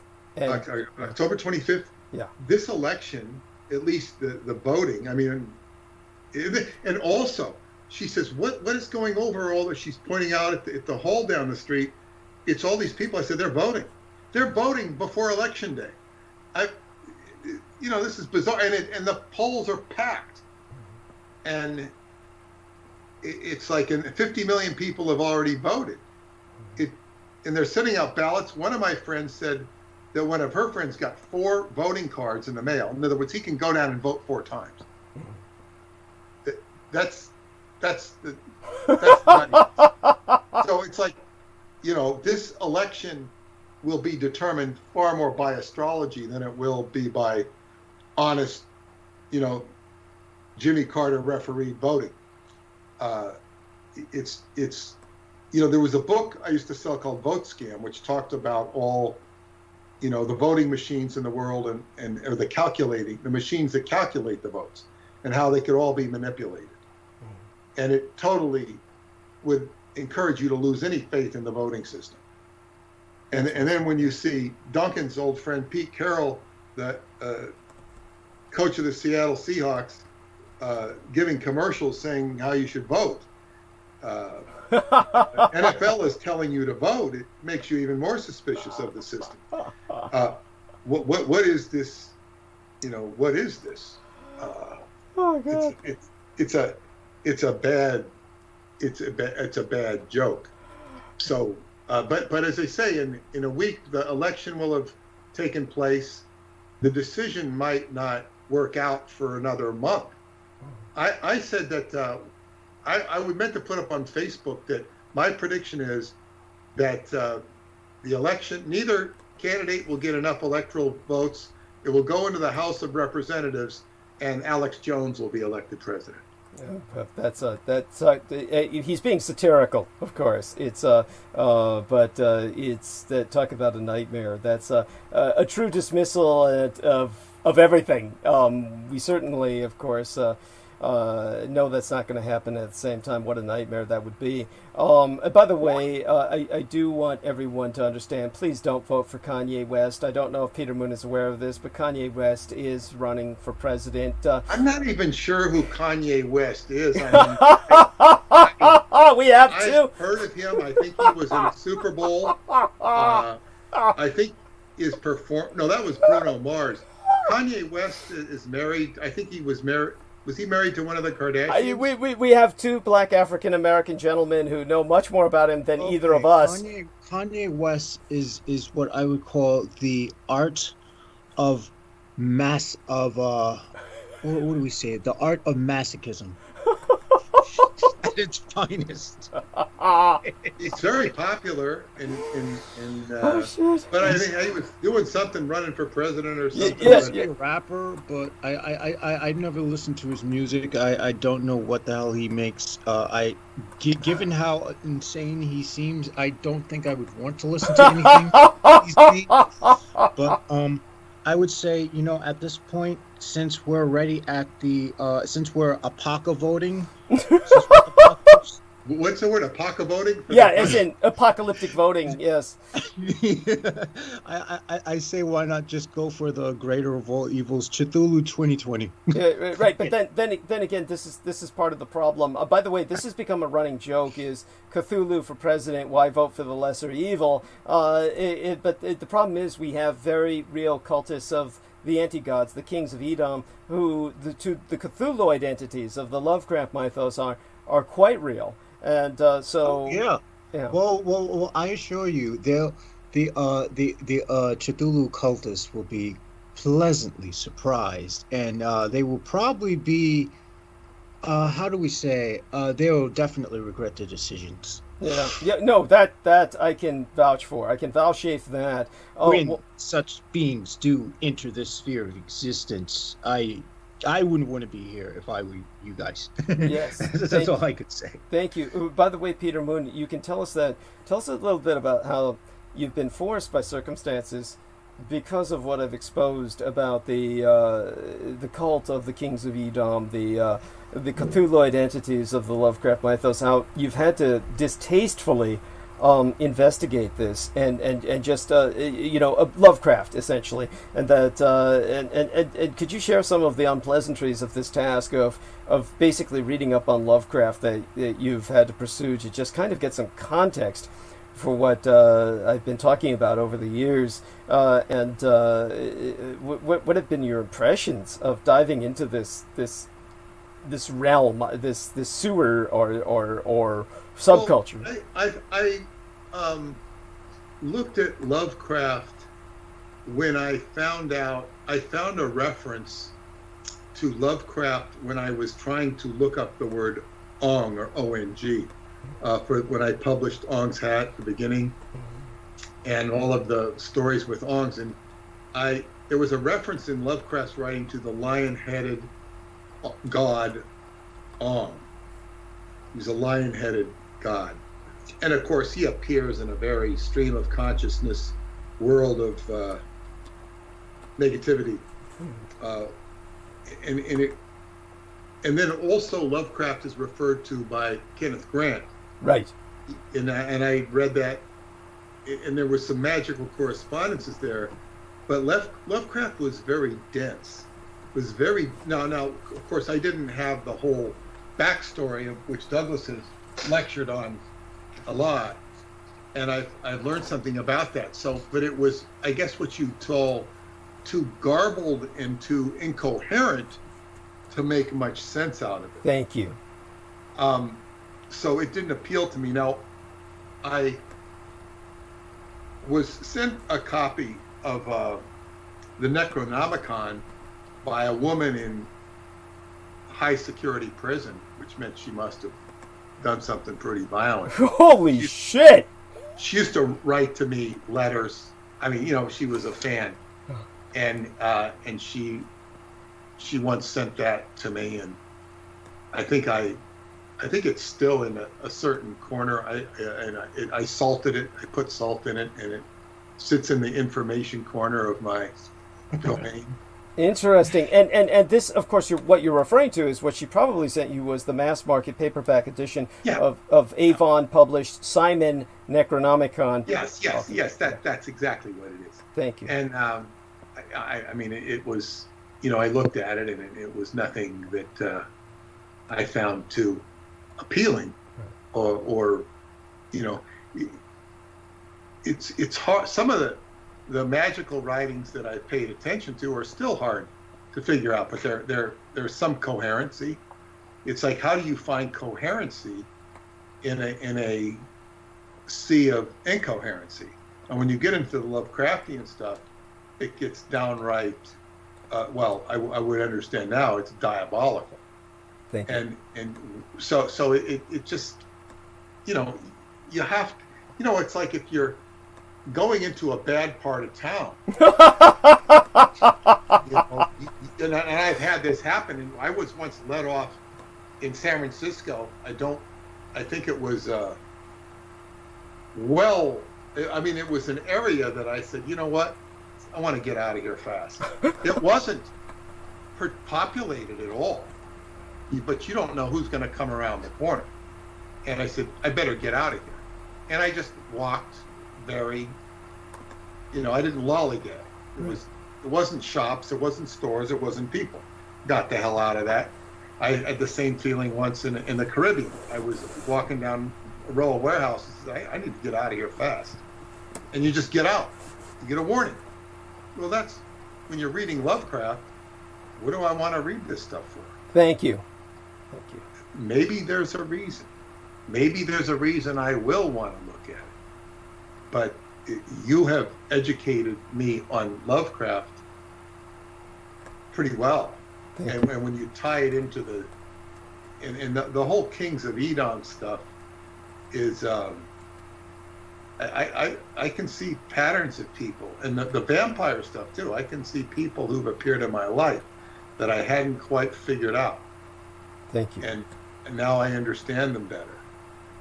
I understand them better because they are of this cloth. Does that mean they are a full out-and-out vampire or full out-and-out apprentice of the Kings of Edom? I don't know. But they're at least wearing the mantle, and they are echoing it. Thank you. Which, you can, that stands to reason. It's just like, you see people in LA wearing Dodger paraphernalia, and then San Francisco wearing San Francisco Giant paraphernalia. Yeah. It's the same thing. You wear the cloth. But when you're doing this, it gets into the aura and all that stuff. When you're talking about the esoteric factors of the kings of Edom or vampires. Thank you. So this is, and it also, you would fall into a similar category as myself, where I have been shunned on various degrees of social recognition because of what I've written about, whether it be Montauk or Aleister Crowley. Whereas, the people who are Satanists have not been what you would say gratuitous to me, nor yourself. Yet you and I might be associated with that, although we're not. Right. That's right. Which is kind of interesting, where those people might be feeding that. They might be Rudy Giuliani fans. And swearing by Satanists that they don't understand are Satanists or are wearing the cloth or doing the deeds of that. Thank you. And again, what I constantly need to qualify is that this is not to promote Satanists, but rather to, again, put this in the context of the fact that when it comes to the cosmic ecology, the cosmology, as I learned of our reality, the wrong way. I learned it the wrong way, that I learned as a care provider for my parents. I got a medical education the wrong way. So too, through Michael Aquino, I got a theological education the wrong way. And perhaps more accurately, instead of theological, because that can fall into a trap, a paradigm lock, where we begin to brain lock into an image of preachiness and moralizing. Rather, I should say, a cosmological education the wrong way, or metaphysical education the wrong way. But basically, our cosmic ecology is such that, as I've said before, when addressing the nature of evil and the necessity of evil and why bad things happen to good people, not that you want bad things to happen to good people, or at least not all the time, but this is as much of God as anything else, and that when people think of the divine and they think of the Creator, just remember the evil is here for a reason, and it is an integral part of our cosmology, and nothing that you treasure or value as good would be here without it. It's simply the composting at the level beneath the roots of the tree of life, within the clepothic shells and seed that we get what comest above the ground. So the demons and the devils, they have their purpose, and the people who cavort with them do. It's not recommended, obviously, if you go out and you play in mud piles a lot and play in playgrounds where a lot of thoughtless people have parked their dogs to take a shit.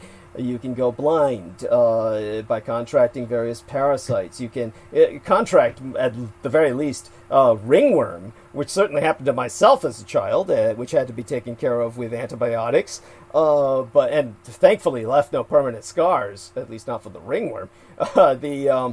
What you have is that potential to happen to you at the level of the psyche, which is the Greek word for soul, should you just cavort with the demons or investigate that darkness, the left-hand path. Nevertheless, the people who are there are not to simply be thought of as the enemy automatically. They have their purpose, and they do what they do, and they're actually as necessary as any priest or preacher in their own way. But there's a difference between that and the anti-gods, which are of a completely different, extra-universal anti-nature.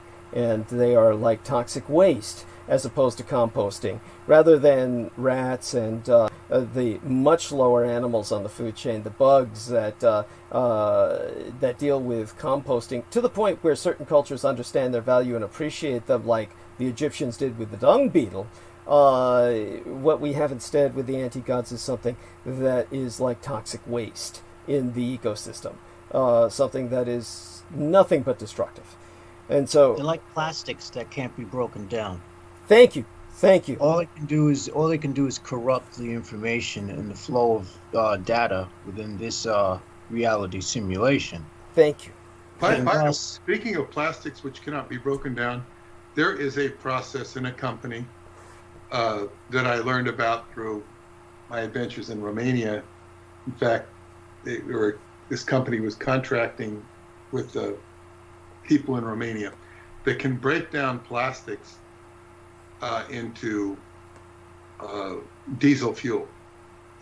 And it breaks about something like, I think 70% of the plastic into diesel fuel, and the remainder can be converted into bricks for building purposes. Does it use a type of fungus that's found in topsoil, I think? I don't know what the They were process doing is. research on that in China, I think. And they found a certain type of fungus that could break down plastic.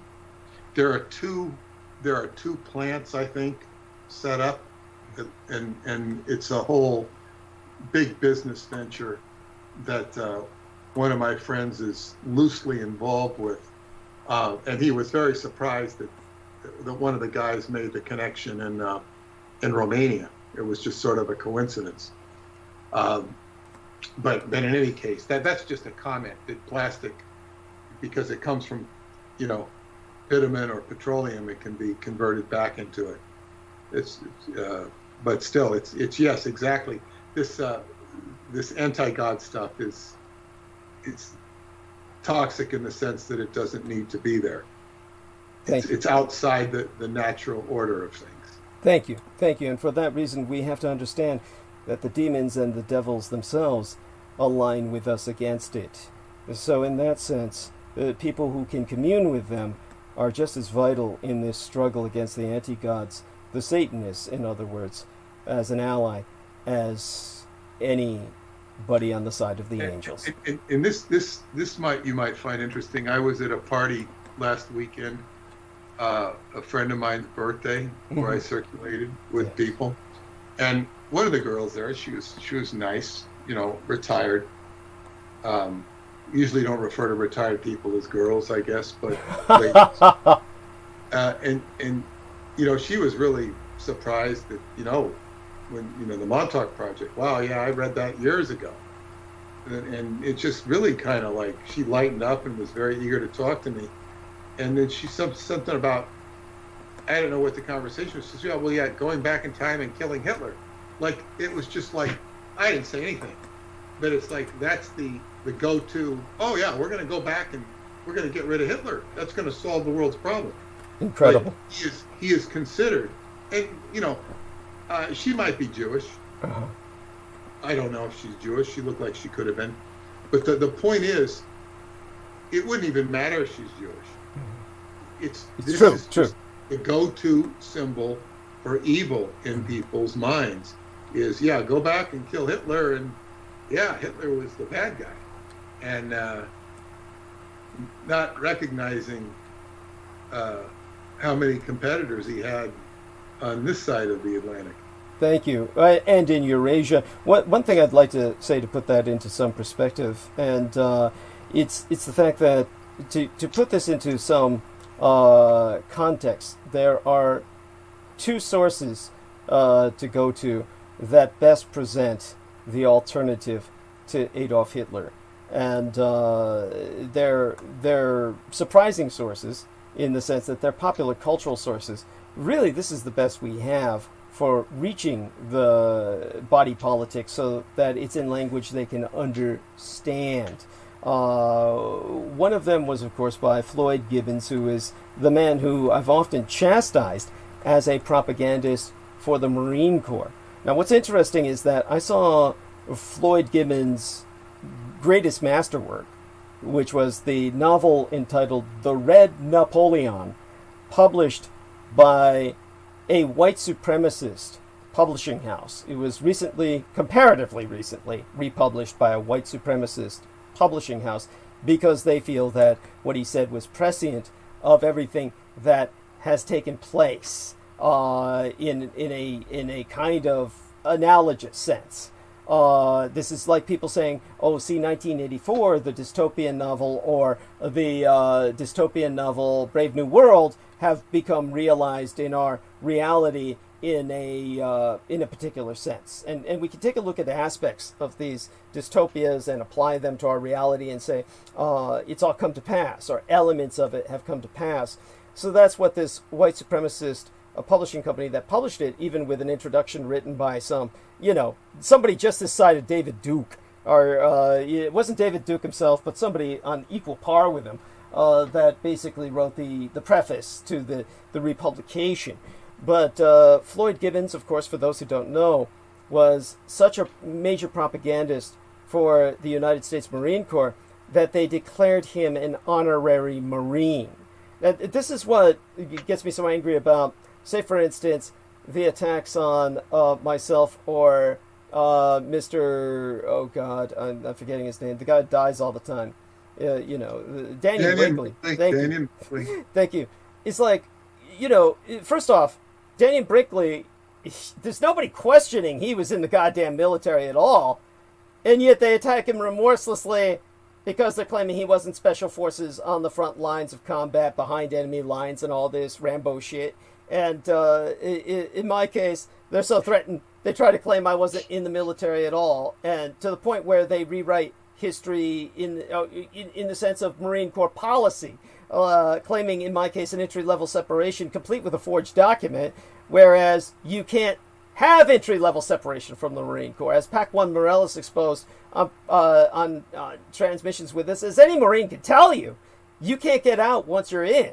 Once you're in, the only way out is to kill yourself, which is what they showed through Full Metal Jacket. You can, continually try to escape, but you can't leave. So they're just saying things that count on your ignorance of reality for them to make their sales pitch. But in terms of what was said about Floyd Gibbons, and he was being made an honorary Marine, with everything that Daniel Brinkley has done, say, for instance, for veterans, where he's held the hands of dying veterans by the thousands and invested thousands and thousands of his own personal man-hours in this. Why couldn't they just say he's an honorary member of the Special Forces? I mean, they took John Costermullen, the fucking truck driver who built the working models of the Fat Man and Little Boy Hiroshima and Nagasaki bombs, and they made him an honorary member of the 509th Bombardment Group, because he propagandizes for them and conducted a character assassination campaign against the scientist who was the science advisor to, who's the guy who did the Titanic again? James Cameron. And so, Pellegrino, the man who wrote The Last Train to Hiroshima, which I have one of the few physical copies of in the world, and of course he had to rewrite that under a different name, the different title, because he was so character assassinated by John Costermullen, who actually wrote a column about him entitled The Perils of Pellegrino, which was a play on the word Pellegrino, which is a brand name for an Italian soda water. So Charles Pellegrino is the guy who had to republish The Last Train from Hiroshima to Hell and Back, and then did some other book on Hiroshima by an even different title. All of this had to be done in this manner of revisiting the subject under different titles, because he was so character assassinated by John Costermullen through this hit piece called The Perils of Pellegrino that he lost his job with James Cameron. He's the man who, by the way, was the science advisor for both the Titanic, the movie Avatar, and every other thing that James Cameron ever did until he published The Last Train from Hiroshima in 2010, was character assassinated by John Costermullen, and then lost his contracts with James Cameron forever. And so here you have this guy whose life was destroyed by a gang stalker, as this man Richard K. Cole Jr. is attempting to do to myself. That's what John Costermullen was to this man. And I spoke with John Costermullen personally, and he was bragging about, yeah, because I effectively killed Pellegrino. without having to even physically bump him off. I killed him. He's as good as dead. They made me an honorary member of the 509th as if I were flying over Hiroshima and dropped the bomb myself.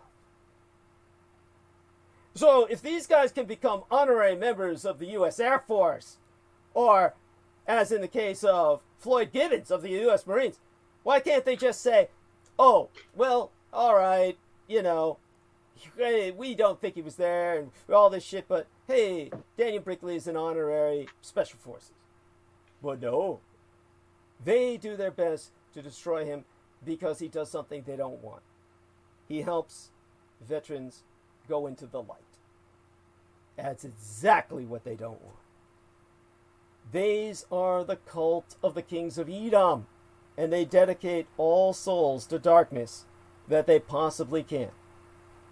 Darkness that's not even part of the cosmology of the higher sphere or the lower sphere of the sublevels of consciousness. The sewers of Seth, as Kenneth Grant described, the Qliphoth of the Tree of Death. These people instead want everyone lost to the cosmology of God and the Creator, the cosmology of our universe. They want them erased from the record. This is what these people are. This is a war for your very psyche, your very soul. This is why you must do what I ask of you when I ask it. Because this is your way of proving yourself to the cosmos that you are waging war on the side of light and on the side of life. So when it comes to myself, it's in that spirit that they attacked Daniel Brinkley, the man who took his time to call me after my late and sainted father's death, the man who has never been anything other than the kindest to myself, but has been trapped in basically what Gunner 65 says is the in crowd, which is, of course, the UFO and conspiracy crowd, which he says Douglas Dietrich is exiled from because of his quote-unquote outrageous claims. To be exiled, as Peter Moon says, because of outrageous claims from the conspiracy and UFO crowd is a badge of honor. But beyond that, think of the analogy I made about the forest apes and early man. And Peter Moon's probably got to the point in the narrative already with the vampires where I spoke of the Miocene and the great drought that caused the separation of man from primate in the battle for the planet of the apes.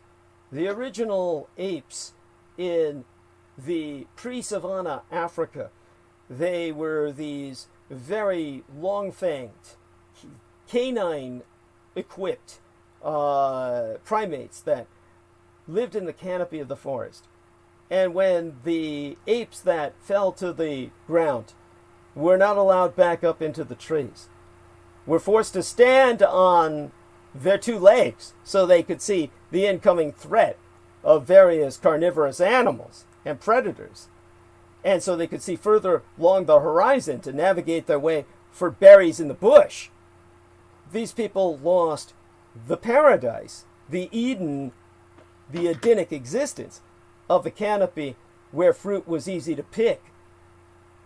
That is your UFO and conspiracy crowd, the lunatic fringe. They're the apes in the canopy. They've got all the low-hanging, easy-to-pick, ripening fruit. But just as the primates forced on the ground to deal with the incoming predators, and therefore had to do, of necessity, necessity being the mother of invention, develop weapons,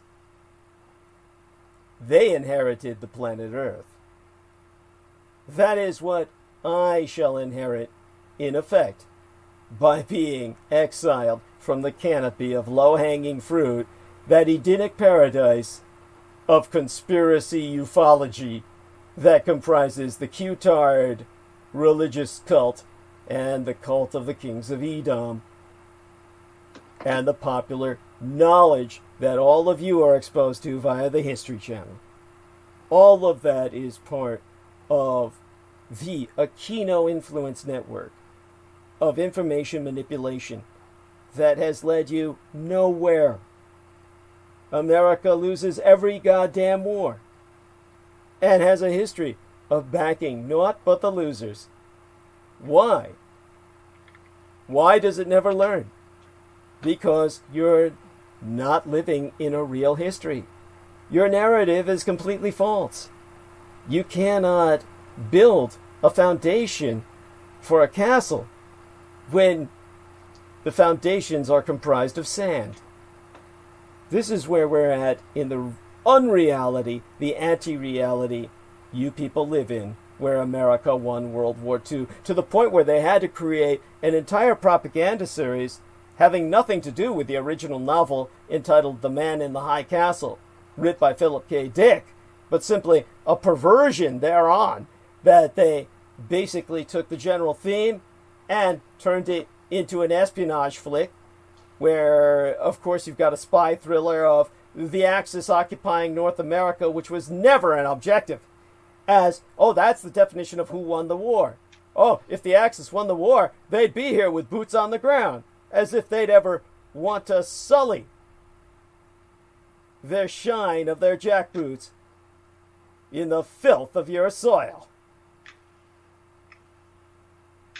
No, instead, we are left here now with a situation where you literally had the Soviets who wanted to downbreed the entire population. If Stalin had had his way and lived and launched his Operation Pincer and Operation Sundown to invade the Middle East and Europe and expended the majority of the Slavic population base, he would have replaced them with a population of apes as the majority, chimerical hybrids thereof.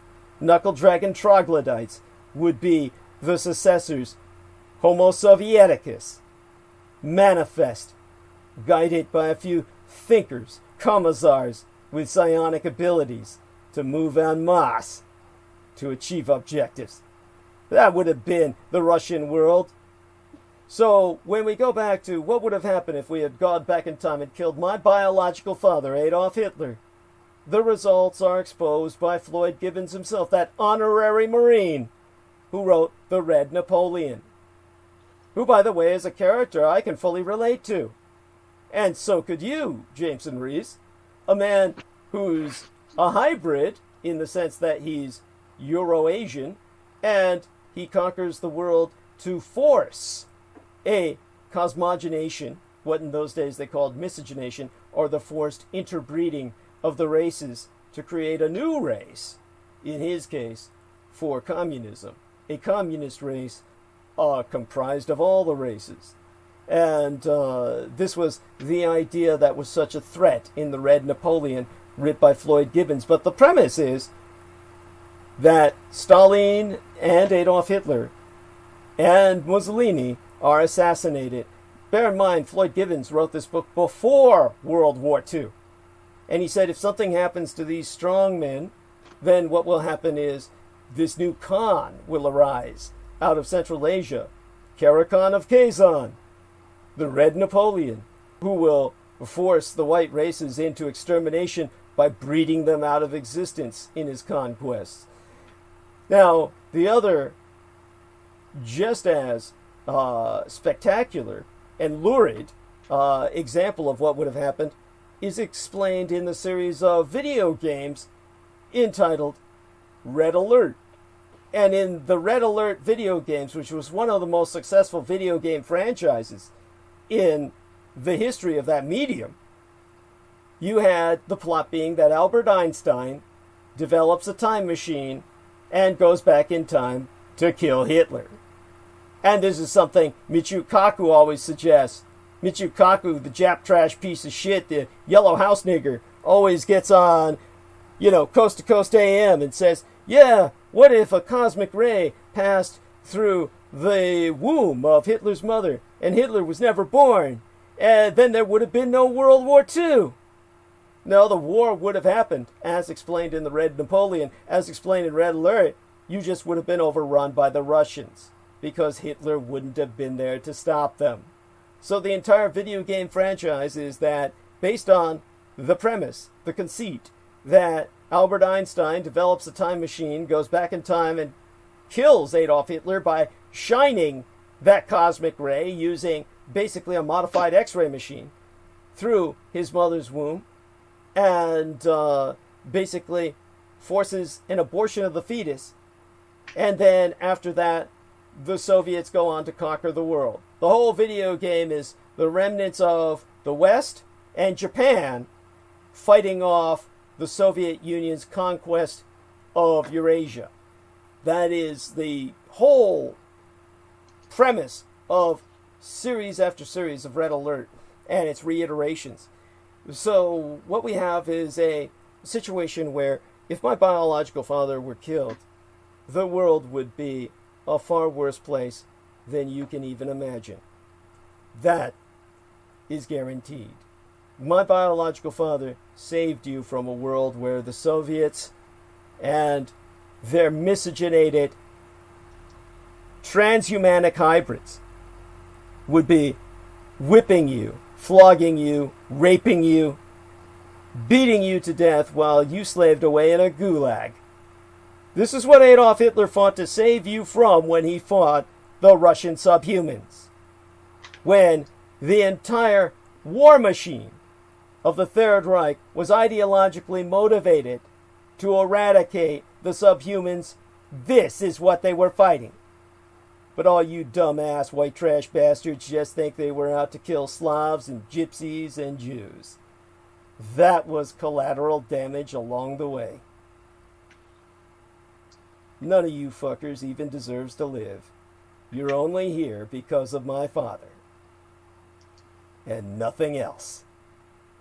Adolf Hitler is the father of us all. So, with that, of course, I turn it back to Peter. Had to vent that and get that out there. Do you want to say goodnight now, Peter? It must be quite late. I'm sorry. Yeah, it's been very breezed through. I stayed much longer. I didn't even realize how late it had become. The only question I want to ask you before I go is, sure, when you go into your arc of narrative and you're diatribing all this stuff about Russians or whatever you're talking about, are you reading this, or are you? It's like, it's almost like you have a teleprompter, but you don't have a teleprompter. What's going on inside your communication process? Michael Aquino said that what happens is I go into a trance. Michael Aquino himself felt that I was possessed by the peacock angel, and that was what was essentially manifesting itself.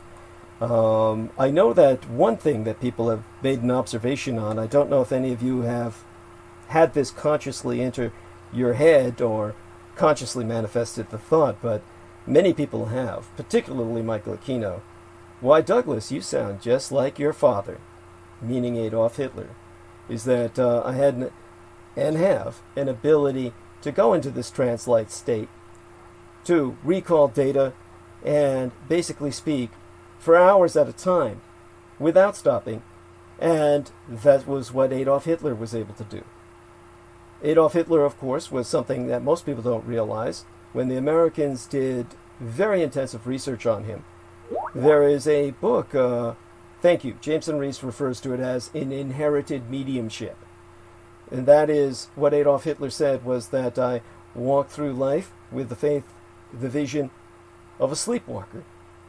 And what the OSS, the Office of Secret Services, the precursor to the CIA, did was they conducted a very intensive psychological analysis of Adolf Hitler that was ultimately declassified in part, and only in part. And then when it was declassified, it was published as The Mind of Adolf Hitler. Now, this is a book anyone can find. They can have access to this book, an OSS publication in which they were trying to predict Hitler's next moves. And one of the moves that they did out of many possible scenarios was Adolf Hitler might commit suicide. And that's what stands out in the book, and they bring that up in the introduction. it was just one of many possibilities that they were outlining based on this in-depth analysis of what they understood with the technology and techniques of psychology and psychiatry at the time, which Peter Moon can point out all the flaws of through his Scientology training. So nothing they were saying was to be taken as this voice of God, the way it's presented in the book, The Mind of Adolf Hitler, with its own prefaces and forewords and introductions that are made to build up the content, which is now public content, public domain, that which has been declassified. The undeclassified parts, the parts still under classification of The Mind of Adolf Hitler, were those where they consulted the man who was at Duke University for many years, who formed their department of psychology. I can't remember, it's parapsychology. Rhine, J.B. Rhine, surname spelled R-H-I-N-E. Dr. Rhine was considered so influential in his day that science fiction books were published in which they would make allusion to, oh, this man's a psychic and he's a graduate of Rhine. And then people would say things like, oh God, if he's a graduate of Rhine, then we have to take what he says as something to act upon. In other words, they were like saying, if you graduate from Rhine, you were verified in psychic accuracy to such a degree that you were considered essentially calibrated, vetted. And so Rhine, of course, as a university does not exist. But that was the reputation of J.B. Rhine during his early days, working on contract with the Department of Defense in the study of parapsychology.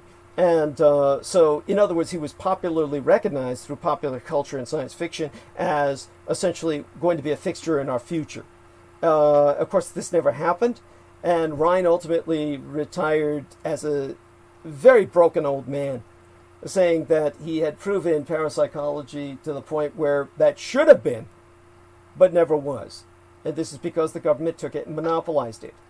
And so Adolf Hitler was the natural precog, as they called him, precognitive.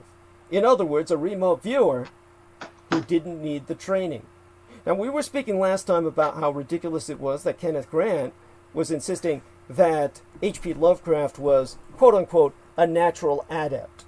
One of the things that Kenneth Grant pointed out was the incredible parallels between the work of Howard Phillips Lovecraft and Aleister Crowley. And so he was basically saying that Lovecraft was essentially, quote-unquote, channeling much of this knowledge, and that he was this natural adept in the magical sciences. But I pointed out, and Jameson Rees, of course, reinforced this, that you can't have a natural adept any more than you can have a natural neurosurgeon, or a natural medical doctor. This is something that requires a great degree of discipline and training, which Howard Phillips Lovecraft never had. But Adolf Hitler... There's also a little play with words that Kenneth Grant is doing there. And it's one of the things, it's one of those insidious things that magicians do all the time when they write books. Basically when he states that he sees Lovecraft as an adept, he's not saying that he's an adept in the sense that he has been trained and he's going through a kind of discipline. What he's trying to do is he's trying to suggest that adepts should acquire the ability that Lovecraft has. And this is how I've come to reread occult books that I've read before, because they word things deliberately askew. Thank you. And so you have to have a sharp eye to be able to pick up on things. Basically what he's saying is he's basically saying he suggests that anyone who is an adept should have at least the level of ability to be able to channel entities in a sense that might be comparable or better than H.P. Lovecraft. And a regular reader would take that out of context and think that he's actually calling Lovecraft an adept, which is absurd. Because the guy is completely anti-magic. He's Thank you. anti-anything mystical. Thank you. So what the way to help put this into some perspective then is to remember that the statistical analysis of the phenomenon of prediction, natural prediction, it got underway in 1933, the exact same year that my biological father Adolf Hitler ascended into power, and the same year that Franklin Delano Roosevelt essentially took over the United States. And that's when Dr. J.B. Rhine, who was then head of the actual parapsychology department at Duke University in North Carolina, began a series of experiments with a subject named Hubert Pierce. And J.B. Rhine, of course, was someone who, at that time, was able to head a department called parapsychology. Try and absorb that. That's something that most people had no idea was formally recognized. And nowadays, if you can imagine trying to set up something in parapsychology in a university or academia, you'd be laughed off campus. And by June of 1939, months before World War II was recognized as starting in Europe, but after 6 years of experimentation, that was when the cautious Dr. Rhine had reached the conclusion that the evidence has reached a stage at which some new alternative hypotheses are needed if precognitive ESP, and those were the initials he used, extrasensory perception, is not to become an established phenomenon. And in 1941, that was, of course, the year that World War II started involving America more directly than the public had already recognized. Rhine's ideas received independent confirmation from London, where Dr. Gilbert Soal, surname was spelled S-O-A-L, conducted a very tightly controlled experiment, in fact, dozens of them, with a subject named Basil Shackleton. And his methods were very similar to those of Rhine, except that instead of Zener cards, he used a pack featuring pictures of animals. And despite the controls, Shackleton scored far above chance expectation. So these laboratory experiments were going on as part of the precursor to global war, and they were what enabled the West to understand that the Soviet psychers, or psychic soldiers, who were guiding the Chumans, or half-human chimerical hybrids of Joseph Stalin, were using a technology of the mind. All of this was what brought the World War to a level people don't even comprehend. But when it comes to Adolf Hitler himself, my biological father, the natural precog, that's when you develop a real sense of his capability to predict. He was a man who was able to foresee things before they happen. Basically, there's, well, let's see, November 8th of 1939, the Feldherrnhalltag, the day of the Feldherrnhall, when the members of the Alte Kampfer, the old fighters, the men who had actively supported National Socialism in the early days, they filed into the Munich Bürgerbrandler, and despite the tensions of the newly started war, they were quite cheerful. They were meeting to celebrate the 16th anniversary of the Munich Beer Hall Putsch. And the celebrations were a fixed date in the Nazi calendar, a time for speeches and beer and reminiscing. And the top party men attended as a matter of protocol, whether they had been involved in the 1923 Putsch or not. And that, of course, the year that changed the world in a way people never understood. 1923, when Hitler launched an attempt to violently take over Germany and was put down by violence, and then went to jail and was put on trial, the genuine historical trial of Adolf Hitler. That was the year my mother was born. Now, of course, there was some speculation in 1939 as to whether Hitler would even appear that year. He'd always done so in the past, but there'd been no announcement of his intentions on the radio or in the press by the 8th of November in 1939. So the National Socialistisch in the party itself, they put it down to wartime security, and they were right, because Hitler did, in fact, turn up to make his usual speech. But there were, however, some departures that year from the norm. Only a month before, after the German armies had overrun Poland, the German press headlined the country's will for peace, and many Germans believed it. And even though the Allied response to the Führer's peace proposals was, to say the least, quite chill, there remained a widespread feeling that the war would be over by Christmas. And after all, the reason for hostilities, which was Poland, it had ceased to exist. It was divided between the Soviet Union and the Reich. And this feeling was generally fostered by the official party line on contemporary events. But now, that day, that night, for reasons of his own, my father put an end to all optimism. He warned his audience that their fatherland faced a long war. And he revealed, already told Goering to prepare for no less than 5 years of fighting. Now, it was a very odd speech to make in that prevailing climate, and it was also a short one, much shorter than usual for the occasion.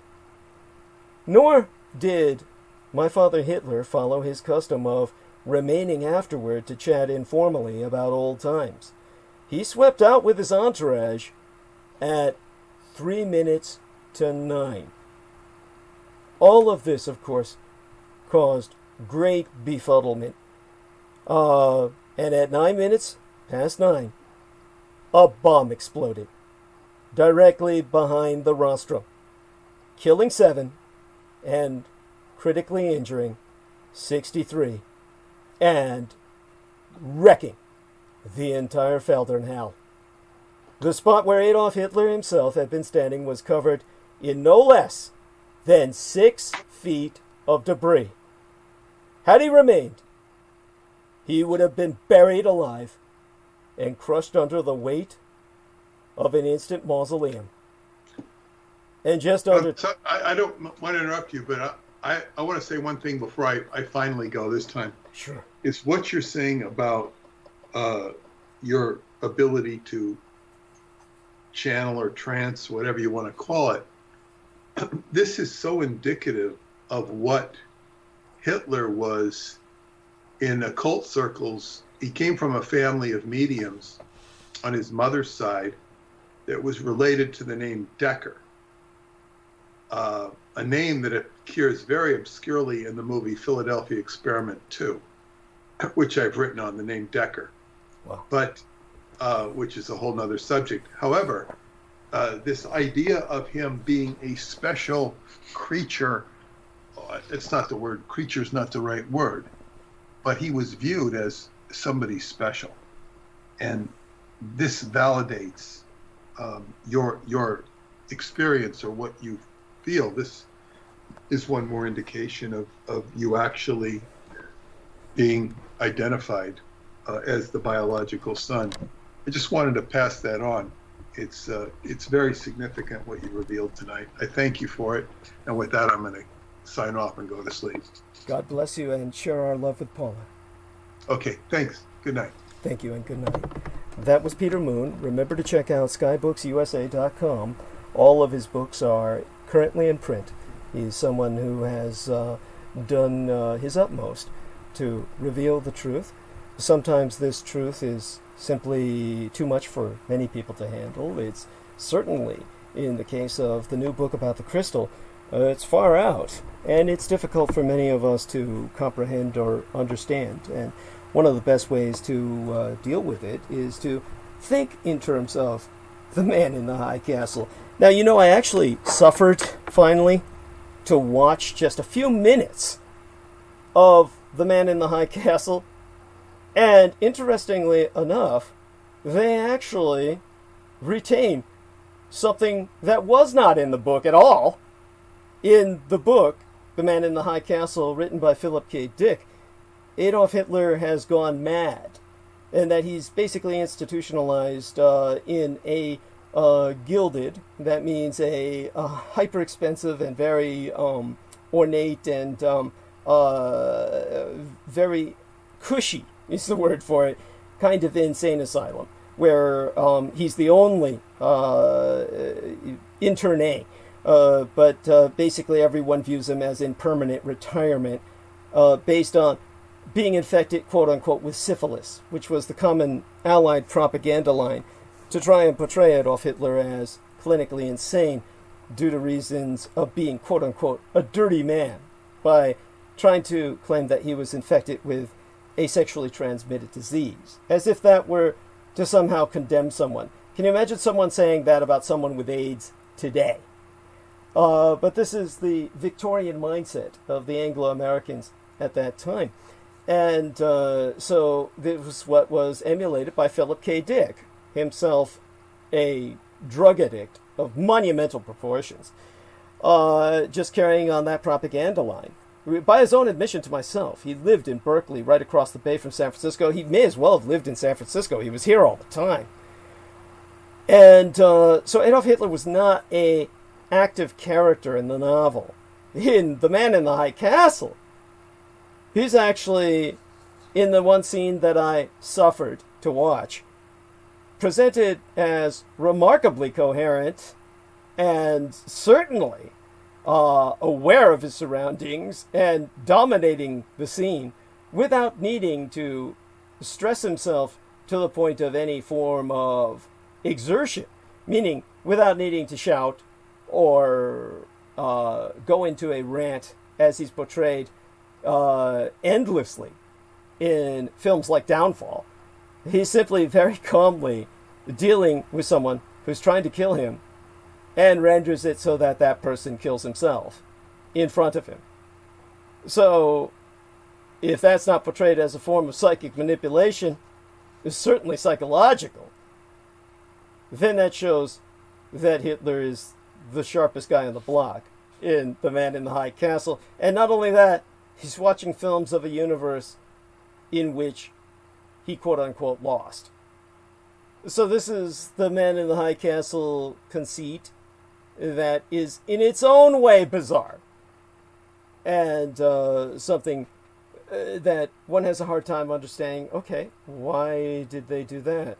As opposed to, say for instance, in the wretched video game starring the Polish resistance fighter in reiteration after reiteration, Castle Wolfenstein, where you see Adolf Hitler portrayed as someone who is riddled with Alzheimer's and senile and walking around like he's Hugh Hefner in his bathrobe. You see instead the fully functional Adolf Hitler that is on top of his game in his 70s and 80s. This is something that is puzzling in and of itself. If anyone has any opinions on that, you can go ahead and share them. I mean, either, wherever you want, wherever you find convenient. By the way, I see that Jameson... I think that when it comes to the gaming industry, they go out of their way to exaggerate shit in the most ridiculous light you could possibly imagine.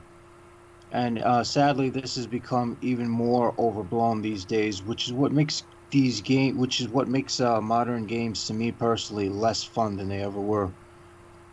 Thank you. Yeah, things were a lot more fun with like the side scrolling, I don't know. Yes. Task oriented games, or the games where you were in like battleships and shooting things in space or whatnot. But now everything around some kind of political militaristic story. Yes. That is so bullshit. Thank you. And this is to push a oriented. It's like I don't want to play a movie. I want to play. By the way, we're having incredible breakup. It's like Jameson, if you can hear me, it's like you're being scrambled. You'll have to repeat everything that you've said, and I'll get you back into the groove of it when we're able to get you back on. So say something and let's see if we can hear you. Tell them the truth. Have that. Okay, great. Now, you were terribly scrambled. They scrambled everything you said. So we're going to repeat it by getting you back into the groove of it. Basically, what I'm going to say is that what Jameson Reese is saying is that he's tired of being told who to hate and who to kill, which is politically correct, kill the Nazis. It's basically he's tired of this shit. And so he knows who the real villains are, and they're not the ones who are the targets in the video games. So he's tired of playing the role of an actor in a film where the script is written for you and you basically are told what to think. We'll let him take it back from there. Let's see if the quality of sound holds this time. All right. Yeah, what I was saying after that was it makes perfect sense that they would threaten, that they're so threatened by Adolf Hitler because of the mediumship capacity. And I again, without evidence, I think that, because I don't have any personal evidence to base this on, but I suspect that there's a lot, that our government takes a very deep interest in people who have this capacity of mediumship abilities. Either they go out of their way to hinder these people or to try to control them. You've had personal experience with this. You were assigned a handler. Yes. Yes, I was. Are you willing to share any of that? Or for another transmission? I will say that my friendship with the individual at the time, I was so unsuspecting it wasn't funny. While the person might have come across as if they were sincere as far as caring about me, it seemed that they were trying to control, they wanted to control how I saw Lucifer. They wanted to control, they didn't like the fact that I practiced magic at all. And for a good amount of time, you know, they even convinced me that it was a good idea for me to go away from practice for a while, which I did. And naturally, I wound up coming right back to it because it's what I'm supposed to be doing. And it was around, I guess, around that time things got more and more strained. So it's obvious that this person was sent here to take up a huge chunk of my time.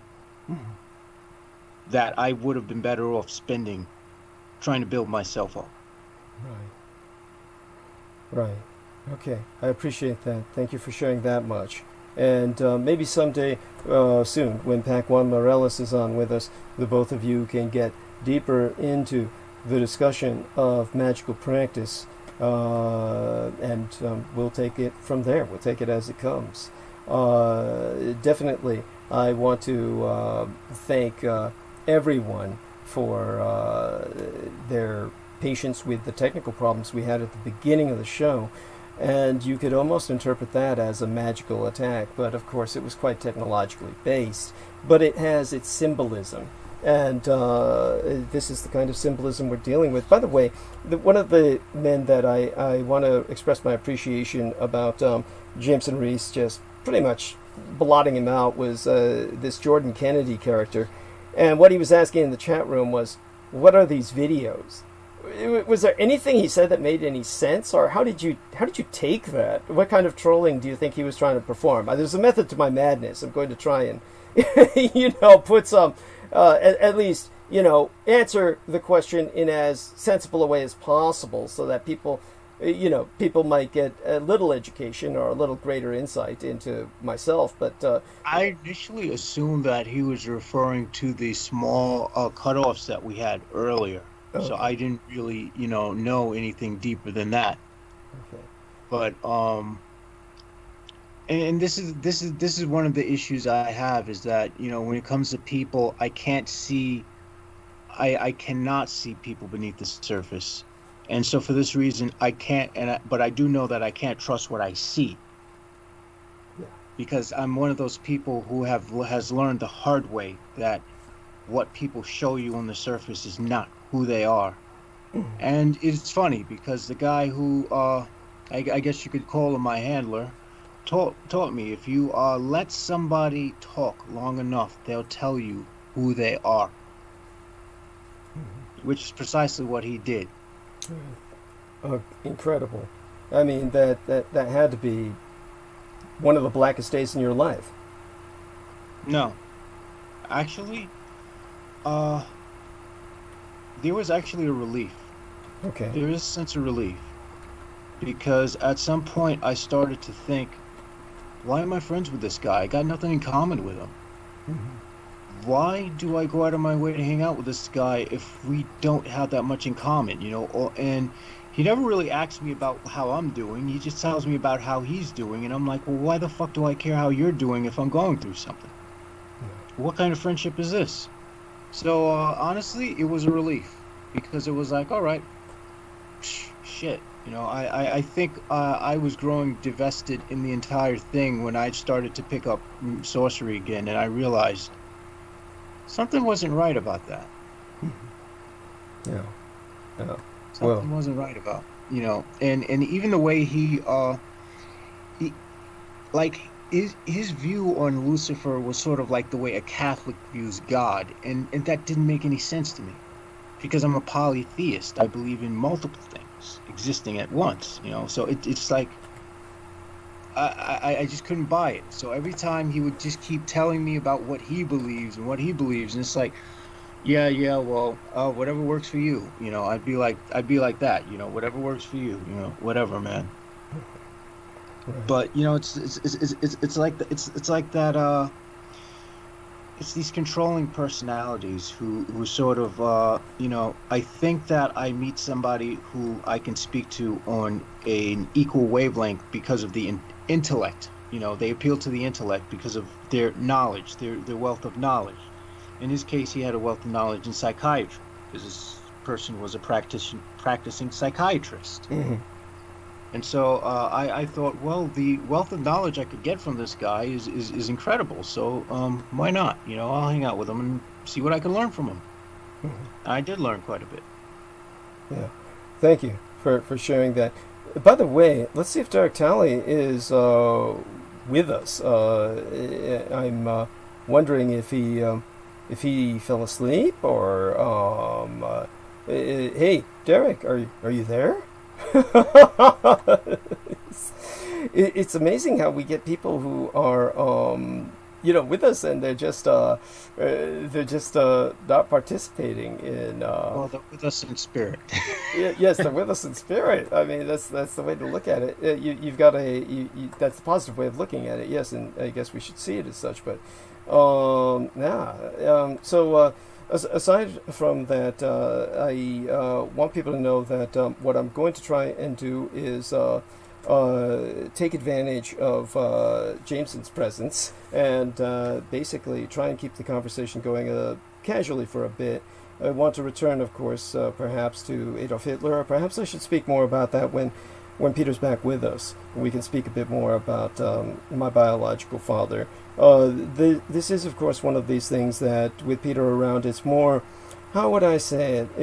It's more acceptable to speak of it, because otherwise it sounds almost as if I'm bragging, which I've never done about my father, Adolf Hitler, in the sense of, people, I hope, appreciate the fact that I've never brought this up as, you have to listen to me, I'm the son of Adolf Hitler, or anything. You might notice I've been extraordinarily very mild about it, and never gone on about it in that sense of that somehow privileging me, or somehow giving me the right to say something. I'm very much a self-made man, and it is something that I had to do, or I would never have been taken seriously. If I had exposed my biological father as Adolf Hitler when I first became a public informant, that would have been all anyone wanted to hear about, and it would have been the primary reason for attack. You notice they don't attack that. Yeah, not very much. Yeah. In fact, that's actually telling. The only person who has ever brought that up was who's ever asked about you in the context of you being the son of Adolf Hitler was E.A. Koetting, which I found interesting. And that was the first time you said you heard about me. Was that the first time you heard about me? Was when he brought that? No. That wasn't the first time you heard about me. That was the first time I heard you being mentioned by a person who's out there as a practicing magician, other than Michael Aquino. Right. Okay. And that's what made me and that was the last interview Michael Aquino ever had. But that was what was so baffling about it, was that they didn't go any further. He didn't go any further with attacking, the fact that you were the son of Adolf Hitler. But he just brought that up by way of introduction, essentially. Yeah, he said, "What about the guy who claims he's the son of Adolf Hitler?" Interesting. Yeah. So what's interesting is the way they could have attacked it and the way they didn't attack it, which is telling in and of itself. Thank you. So it makes me. So what it does to me is, while it's not an object of fixation for me personally, right? Because there's a lot of shit on my plate. Obviously, we all have a lot of shit on our plates. Yes, yes. But I would say that there was something almost like baffling about it that made me wonder what. It's kind of like, well, what was the point of this interview, really? Well, from what you said, basically when he brought that up, it was just to obviously be the segue to Michael Aquino's response, and Michael Aquino took it, and instead of running with it like, well, this obviously shows this man is terminally insane, he basically used that as an opportunity to just say, I never knew this guy. yeah, and he basically says I never met this guy. Not only does he say he said, oh, he's just some crazy guy. Nobody wants to talk about. He just kind of shrugged it off. He didn't even I did see another video of Michael Aquino's where he was more adamant in the past, where he was like, I never met the guy. But I saw him like that with Sean Stone. He was like that with the son of Oliver Stone, Sean Stone, when he basically was on camera. And it appeared, if you watch this interview with Sean Stone, where Michael Aquino's in this bizarre checkered flannel shirt so he could look like a ventriloquist or something. He looks more like a ventriloquist dummy. It might have been intended as some kind of Scottish pattern to show that he's wearing like a clan tartan on his torso. But it was just more to show that he's like country and folksy. I think it's like, this is why he appeared on Hillbilly Patriots Radio. The Hillbilly Patriots. Yeah, it's just bizarre. It's like always saying, you see, us Satanists, we're a friendly type.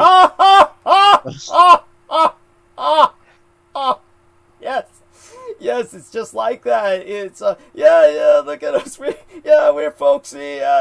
You've got it. We're down to earth, just like the rest of you. Why don't you just join the club? Yes, thank you.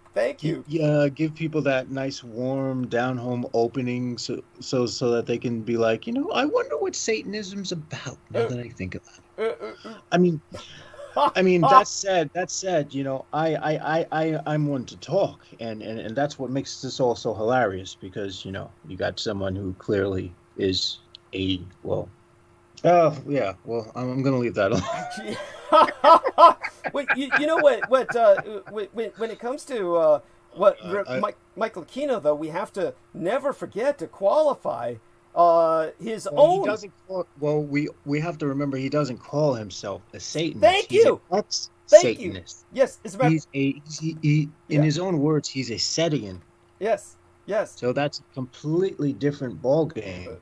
Beyond that, when he says, I'm a former Satanist, he's actually used that line as well. Yeah. His stance is basically, what he's really trying to tell you is that he has been rejected. In his old days, he could call on demons and devils for contract. What people don't understand this is we're talking about a occult contract. We're talking about the magical contract. We're not talking about business in any normal sense. But it's a blood oath. Thank you.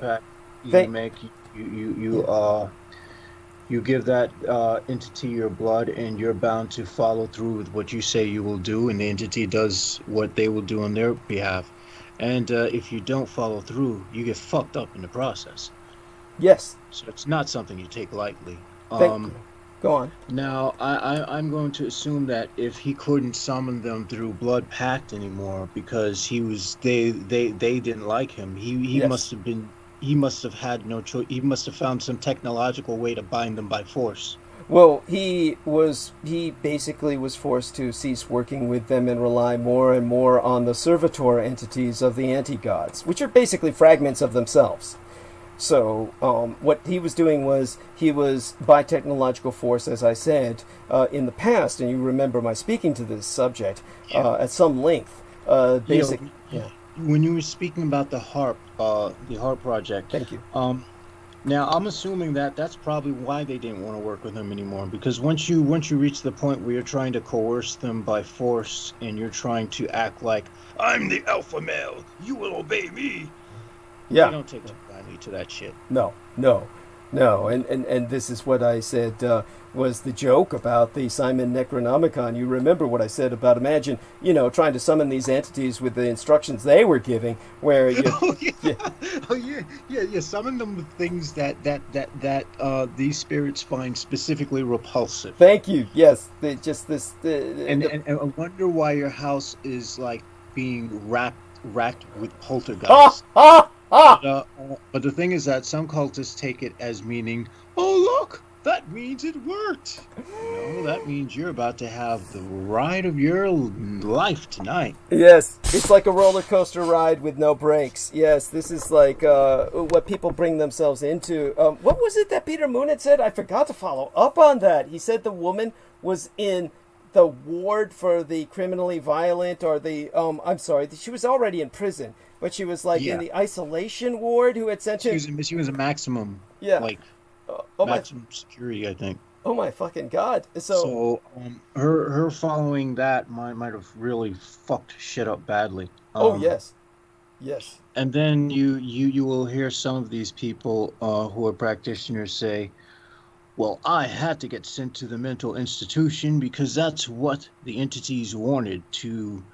Basically, the idea is, all right, the left hand, a lot of these lodges have this sort of idea where the whole point is to break your personality into as many pieces as you can, to the point where you're just remolded, to the point where you're not even recognizable to what you were when you started, which I find absurd. I'm not practicing to destroy myself and turn myself into a super schizophrenic. I'm practicing because humans are assholes and I need another way to defend myself against you motherfuckers. Understood. Which are the Homo sapiens. Yeah. No offense, guys, but you Homo sapiens, at least you who are not borderline Homo sapiens, but those who he's giving me an out. He's perfectly human as myself are very, very terrifying to me. I can see why. That was more or less why I got into this, to be able to defend myself with extra means and to have a means of trying to escape situations that would be shit situations. All right. Now, tell me about what you've learned from what I've exposed about the vampire subspecies over the past several transmissions. Obviously, Peter hasn't finished listening to all of the transmissions yet, and but I would suspect you relate very much to the vampire subspecies, and you're essentially taking on the stance that you're, in essence, an energy vampire at this point. Am I wrong in this? No, I wouldn't call myself a vampire because I give off so much energy that, in fact, I would be like the flame. If human beings had like what you would call a super bloody human, I'd be like the human being who has too much blood that vampires just can't resist. So they don't go flocking to that one person. Dude, I only want to feed off that dude because he's got so much blood. Yeah. No, what I'm trying to do is I'm trying to take the energy around me and just pretty much use that so I don't have to use my own energy. I'll just transform whatever energy is around me to use for my own purposes, which is basically a form of apotheosis of sort of trying to recreate the entire hellscape around me. Basically, the goal is to make it so that somehow I am at least one of the last survivors of the human species who isn't enslaved by some sort of subhuman species or non-human speciation and used as cattle for meat and food. What about, let's try just to explore this conceptually.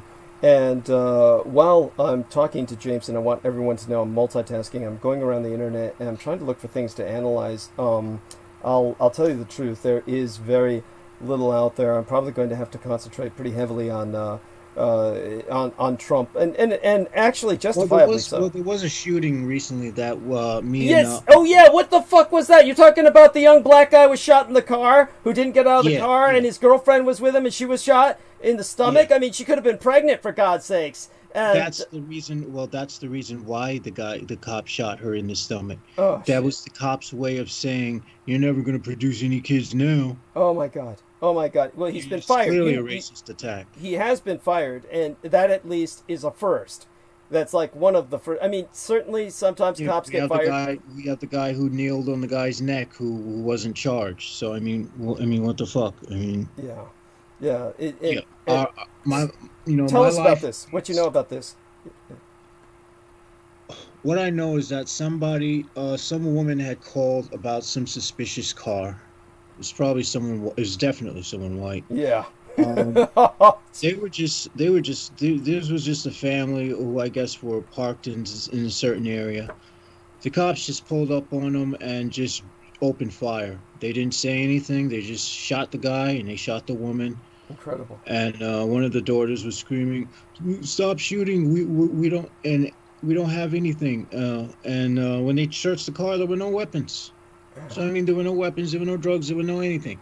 So basically, for people at this point, listen: if you're black, don't ask why. Stop asking why. Thank you. They want you dead. That's reason enough. Forgive me if I sound really, it's just at this point, it's fucking annoying. Believe me, I don't think that you sound like you're overreacting at all. Honestly, you sound quite sedate, comparatively speaking. And is this a reason why you take drugs? Is this one of the reasons? Tell us about this. I think it's important that people understand. Yes, it is. Actually, this... all right. As I am in this state of mind, I'm what you would call normal. Mm-hmm. My folks think that I'm more pleasant when I'm actually on the stuff. I believe that. I believe that. Yes. And they were like, and they told me, listen, whatever program you go to, tell them that they better give you something that's pretty much like whatever you're using. Because if I were sober, I'd be saying some shit like, "I don't give a fuck. The entire human race must die. I will wipe all of you out." I just get fucking stuck in that shit loop, which is absurd. Yes. Go on. I appreciate you recognizing that very much. So go on. Yes. It's an obsession. It's an obsessive compulsion that is more or less born of a combination of frustration, anxiety, and a desire not to dwell on what will otherwise become a severe depression. That's more or less what the desire to quote-unquote destroy humankind comes from. It's more or less, it's a form of venting. I'm fairly certain if you could destroy the human race with magic, you guys, we wouldn't be talking right now. Nothing would exist. In fact, I probably would have succeeded at this 2005 when I first decided I'm going to fucking wipe the human race out. Well, Donald Tyson, who wrote the Necronomicon books that are actually viable, we're not talking about as spell books necessarily, but certainly as context for the concept of understanding Abdul-Hazred, the author of the real Necronomicon, the so-called Mad Arab. Donald Tyson feels that he is the agent of the apocalypse. So this is not an uncommon, probably... Listen, I have no delusion. I'm not the agent of the apocalypse. That's not why I'm here. I'm here to witness the... listen, I don't know why the fuck I'm here. In fact, I'm here to get out of here. That's why I'm here. I'm here to get the fuck out of here. I'm here to have that, to unlock that one magical thing that says, poof, I'm off to another reality. Fuck you guys. I have nothing to do with it. The private detective I used to work for, Gino Neely, the man who was half black from the African nation of Liberia and half Italian. Of course, the real bigots and racists would say, well, that makes them all black, right? And there you go. But Gino Neely was someone who had the same attitude, the exact same attitude. This is interesting, the parallels you actually have with him, really. And but aside from that, one of the things... To a degree, there's I can resonate with the vampires in the self-preservation aspect and the use of being extremely cunning, because it's a quality I like to have at my disposal as well. Well, more so than sports. It's interesting that Peter Moon didn't respond to this while he was with us, so I'll try and get him to pursue this to see if he has anything to say about it next time. But let me put this here for you in the private messages. So let me get this over to where the hell are you in the private messages? There we are. Okay, I keep forgetting because you have that name, Cook-Eyed Monster. Yes, that's right. So here I put a message for you. This just came in hours ago. I'd like you to review that and tell me what on earth you think Vladimir Putin's agenda is. I think you've alluded to it before, what you think, but it's still confusing. So it's honestly one where he is now essentially seems to be defending Joseph Biden. Whether that's simply he might be thinking. I'll tell you what he's doing. He's playing. He's being a mouse. He's being a cat who's pitting the two mice against each other to see who gores who out first. Yeah. Yes. Because and if he's doing that, that means it's a diversionary tactic from something else going on in his own backyard, meaning that I would assume that either things are not all peachy within his estate, or he's trying to buy time for some shit. Thank you. And that's in other words, he has something planned, but in order for his plan to go off, he needs to kind of keep this bullshit between these two and the backtracking going to buy more time. He's buying time. Mm-hmm. What is he buying time for? I don't think is going to be a positive answer behind that. Yes. Thank you. Very, very important. This is. But I will say that it's extremely telling that their munitions depot is like completely wiped out by their own incompetence, corruption, incompetence, public drunkenness. I love it. And so, that definitely can't look good that definitely does not make Russia look good in the international stage. Yes. And that's the reason why they didn't report on how many casualties they had. Excellent point. Thank you for bringing that up. They never reported on the casualties. But by the way, they probably had a shitload of casualties. Oh, I'm sure you're right. And by the way, tell people what it was I sent you. Tell them what it was I sent you. Let them understand what's going on here, what Putin is doing. Okay. All right. I don't see. Oh man, I can't impersonate his voice. Despite the Trump claims, Russian President Vladimir Putin said he saw nothing criminal in Biden's son's Hunter's past business ties with Ukraine or Russia in an interview with Russian state media on Sunday. Yes, in Ukraine he indeed had business. There's at least one known company he's basically running, and it looks like he made good money, but I don't see anything criminal in this. At least we don't know anything about this being criminal. He told the broadcaster. Being criminal. You see, I think either it sounds like right here he's trying to now side with Trump and try to cast doubt on whatever business Biden has going, and earlier it seemed like he was saying, oh, Trump is no good, Trump did nothing for us. Actually, what he's doing is he's taking the side opposite Trump, and it's almost like, I think what I speculating here, I'm not going to overthink this, so we won't dwell on it, but it's basically Putin is saying, I see nothing criminal in what Biden's son did. Then basically it's almost, here's what I imagine, and this of course is just... Because Trump is claiming that it was some criminal enterprise that he was up to. That's right. So it's almost like Putin is trying to side with Biden, and this is like basically... I think Putin has gotten to the point where he may, and I may be giving him far too much credit, but maybe Putin recognizes how much people hate him now, and that people just recognize he's a fucking corrupt-ass criminal, the richest guy in the fucking world, and he's doing nothing with it to help anybody other than himself. He's just a total piece of shit. So he probably recognizes that whoever he backs is going to be... it's not gonna be good for him.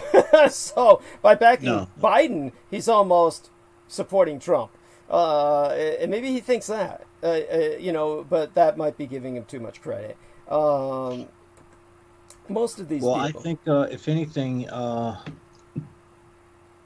he realizes that Trump is no longer a valuable asset. I hope that's the case. That's what I think he might be saying indirectly. I don't know. I mean, that could be overly optimistic on my part, but again, what I do know is that he's playing at something, and whatever it is, it's not good. Thank you. Yeah, this is definitely where we're at. We're at this horrible situation where every choice is the lesser of two evils. And now, I mean, and the most optimistic the most optimistic possibility would be that he honestly knows that they can dig up something on him. Mm-hmm. If Biden gets in, and he probably knows that there's a possibility of Biden winning and beating Trump. This is also what I'm getting from it, and that he wants to get on Biden's good side, as to not okay, too much shit out of the bag, yes, thank you. Because his son is, because his son might have gathered some form of intelligence. Mm-hmm. Yeah, there we are. Now we're getting there. Now we're making sense. So we finally have some context for his behavior. So thank you for that. I think that's deeply appreciated. And so aside from that, in terms of what, oh gosh, let's take a look at what was it that Derek Talley said? He said I was trying to make sense of, not that he was incoherent, mind you, but I had only one ear to what he was saying because of everything I was dealing with. So I definitely want you to kind of put into perspective for us again exactly as you understand what's going on with Derek Talley in terms of what happened to him. He basically, it sounded pretty complicated. His one license expired. It seems like the job is giving. It seems like they're giving him a runaround. They're trying to. It's like they blocked his license because of something. Because it's something that deals with the difference in the expiration date between states. Mm-hmm. But he said on the plus side that he was able to use his military ID to be able to get his license renewed. So he didn't. So I don't know. But what does concern me is his car being egged. Yes.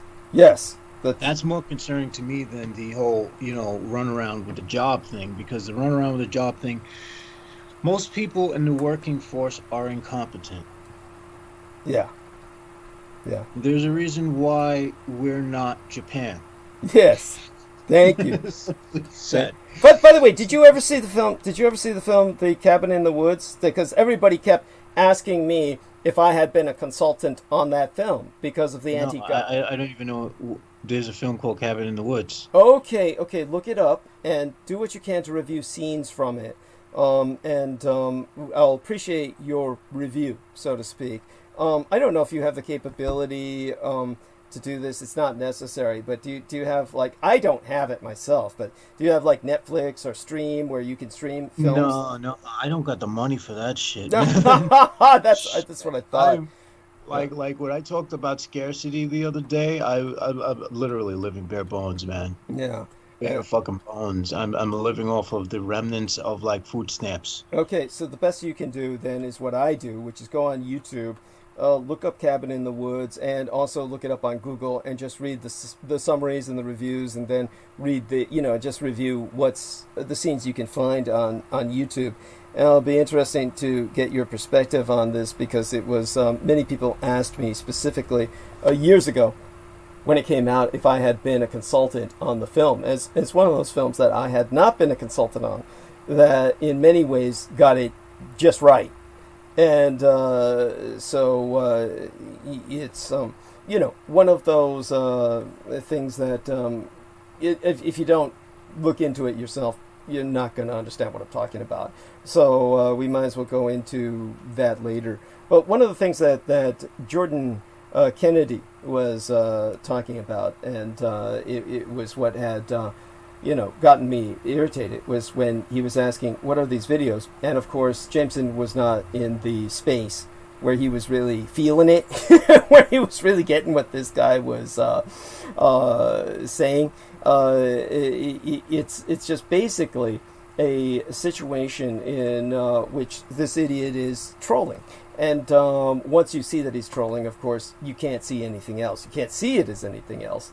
But when the way he's trolling is when he's asking, what are these videos? It's kind of like saying something. It's like it's like he wants someone to go into a whole diatribe as to what the context of the show is about. It's like, just shut up and watch it. Yes, thank you. Find out.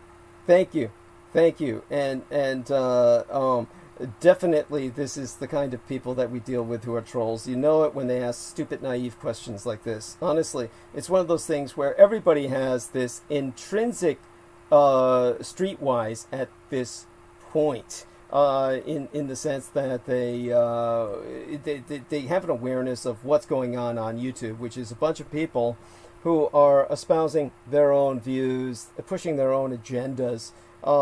So if you don't assume that just running across my videos, then you're obviously not living in the same reality. So we're in this situation where when people start asking about, explain this to me or something, then they're basically trolls. They're not there to learn. They're there to just try and distract people and prevent them from absorbing any information by taking up time in the chat room, by taking up everybody's attention in the chat room from the transmission itself. So when you're confronted with this, the thing that really struck me, though, was how when he repeated the question differently in the thread of the video itself externally, meaning outside of the chat room, in public where everyone can see it, then he was saying, what are these? It wasn't even like, what are these videos? And that is pretty much to be taken that he's referring to the embedded thumbnail image, which is, of course, my surrogate son and myself. Now, for those of you who don't know, because we have new listeners every time, and those of you who do know, it may never have sunk in, but this young lad, the young man who's in the photograph, was born female, only she had gender dysphoria ever since she was born, and always felt that she should have been born a boy. Her family was not supportive of this, was violently abusive regards to her desires, her identity, and she ran away from home at a very young age and wound up prostituting herself on the streets. Now, I don't know how old she was because there is no birth certificate. And her family, she is obviously not fully white. There are some other strains of blood in there, obviously Asian. And she wound up in the under the thumb of a pimp who I purchased her from off the street specifically to help her start a new life. And when I purchased her off the street, this was back when, of course, I had a lot more money in my hands doing high-level security contracts, the mercenary contracts. And when I purchased her, basically, as human chattel, the problem was when I took her to the clinic on Chicken Hawk Lane, which no longer exists, sadly, for runaways. They were unable to do anything because of no ID. I mean, no ID. There was nothing. So the danger was she was going to be deported. And so we took her into our underworld network. Of course, I've been involved with the underworld all my life, the Asian underworld, and allowed her to retain the overwhelming majority of her earnings while paying for rent at one of our places while she continued her career in prostitution, and ultimately became a boy through her savings, the money she was allowed to save. And at that time, very shortly thereafter, married a man who is a multi-billionaire whose identity we are never going to reveal, probably in this lifetime, unless there's vast changes to society. Of course, those vast changes are coming faster than we can even prepare for. So you had Peter Moon just saying, oh, I've been offered like safe haven in Romania if things fall apart here. And he said, I don't foresee that. He doesn't want to foresee that. He's invested in a life. He's got a home. He's, building, and I don't blame him for, let's just say, being in a kind of denial. It's obviously not serious denial, but it's in a kind of denial of just how bad it is. Oh, things can and will fall apart here. But the only question is, will the rest of the world be able to rebound? If it does, I could possibly see Taiwan being okay. Oh, yes. Yes. Japan maybe, but yes. I really don't see. I think the rest of the world. Well, I think if anything, there seems to be a weird interconnectedness with what's happening with the rise of all this. What do you call it? All these conservative douchebags. So it's possible that whatever happens here is going to have a similar. We're going to see something similar in other countries as well. Well, only those countries stupid enough to have put into power a reactionary douchebag, not the ones that have a female leader. So the ones that will pull out best will be Germany and New Zealand and Norway and Finland, who all have female leaders, Taiwan. Japan, by sheer inertia, of course, of the fact that it's established itself so well that it will really prevail just under any situation, simply because this is why it's lasted for over close to 3,000 years with the same dynasty for just that reason. Obviously, it's the very model of stability. But when it comes to back to what this idiot was alluding.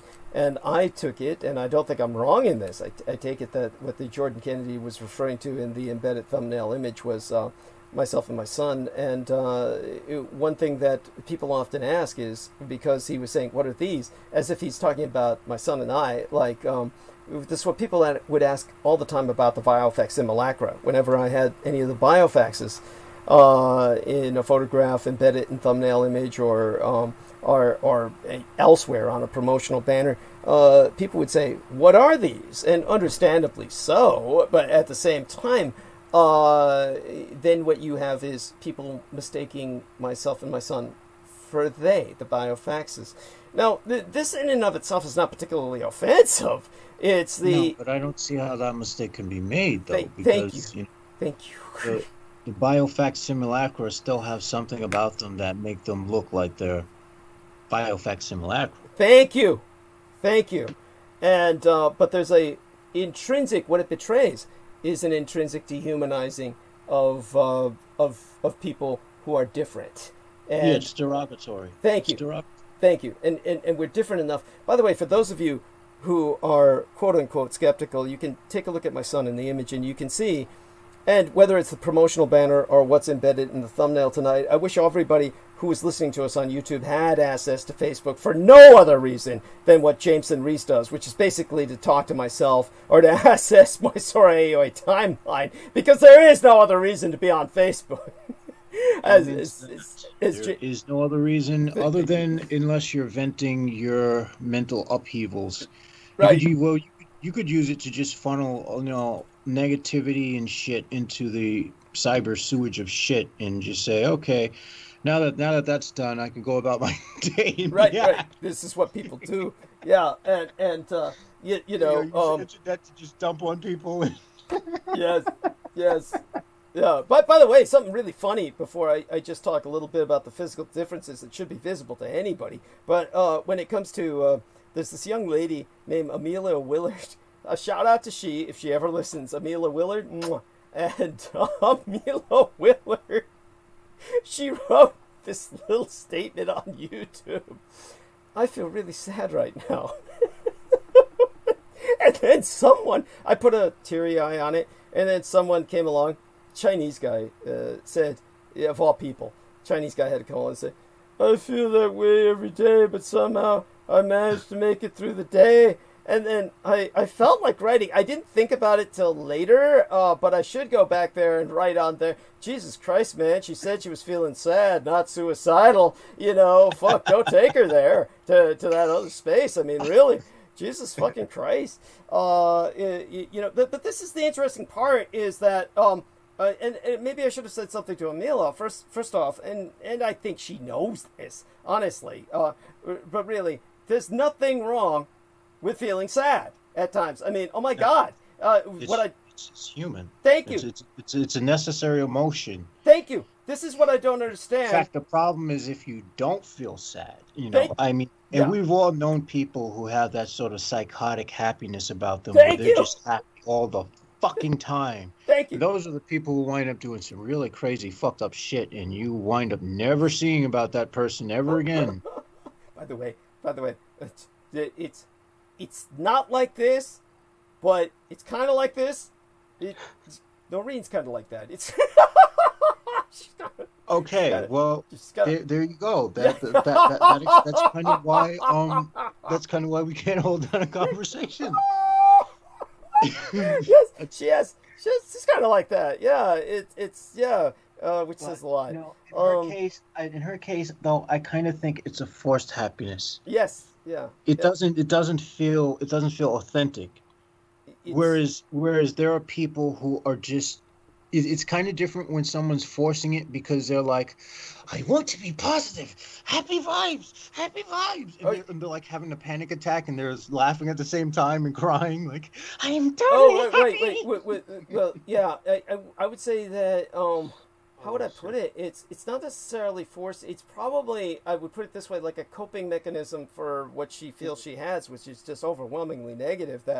People can listen to the episode in which I'm in the Nazi uniform, where she's wearing the, where she herself is talking about Morgellons syndrome, and it's like, oh my God, you hear her describe this, and yet she maintains this cheerfulness, which obviously then you see that as a necessity for what she's contending with. But there's a positivity though that comes from venting the negative feelings, and this is something that people need to understand. Yeah. If you let that shit build up and you don't express it, it's toxic. Because and you constantly try to fight it, it comes back to kick you, to eat your ass tenfold. I let everything out. So, yes. I don't. In fact, my problem is I can't restrain it. My problem is I don't show happiness. Yeah. No, I hear you. All you ever see of me is going to be gloom, doom. Well, I think you show us a kind of sardonic humor when we get onto certain subjects. But So, for those of you who, for some reason, have some difficulty accepting this, and I don't see why anyone does, but they're out there. And honestly, you can take a look at my son's photographic image, and you can see he has no Adam's apple. He was obviously a female at one point in his life. There's no Adam's apple. You can take a look at the build of the skull, which is smaller. By the way, for those of you who don't know, the female skull is smaller than the male skull, so his skull is obviously smaller than mine. It's a Terra. There's just several things that should be obvious. So I think it's funny, but at the same time, it's benignly irritating. Was Loris Lee Solomon and Judith Agard, of course, could just never get into it. And so what happened was that when there were photographs of my son and myself out and about on Halloween, and this was like 2 years ago or 3 years ago, maybe 4 or 5. I mean, God, the years just passed by. Back when Judith Agard and Laura Lee Solomon were actually friends for a bit of time, and then, well, by that time they were enemies, but at least they could relate on some things, and they got together to cooperate on projects when I insisted.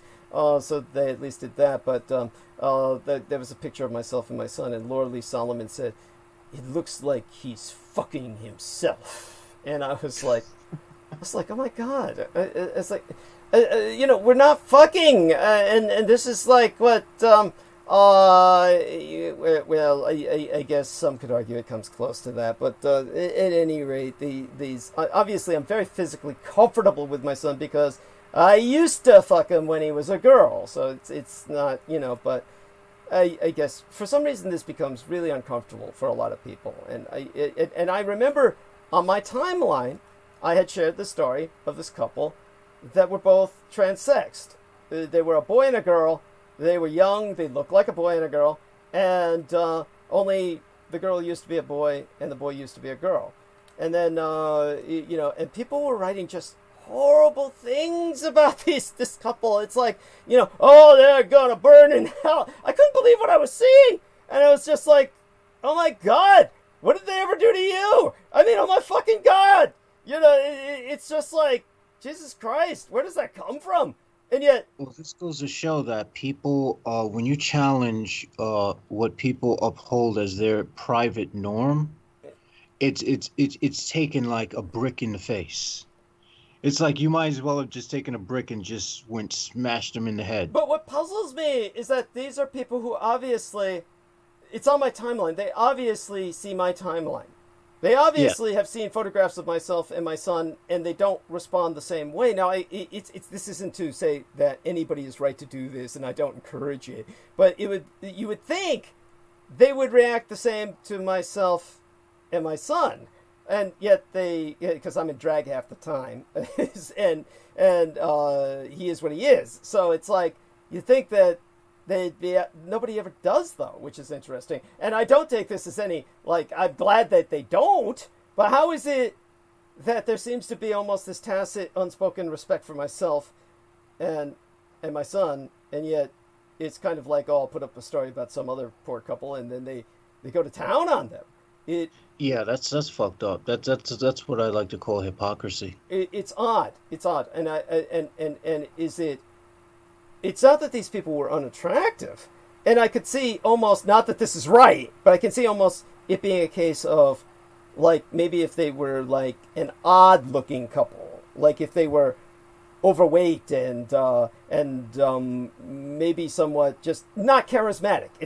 But they were normal enough looking, attractive enough looking, like most young people are, that this shouldn't have been that. It was it was odd, and so I'm not quite sure where people are coming from regarding that. I do appreciate the fact that they never cut loose on myself and my son, and that's all. All I can say is, when it comes to understanding people, I understand maybe an infinitesimal amount less than you.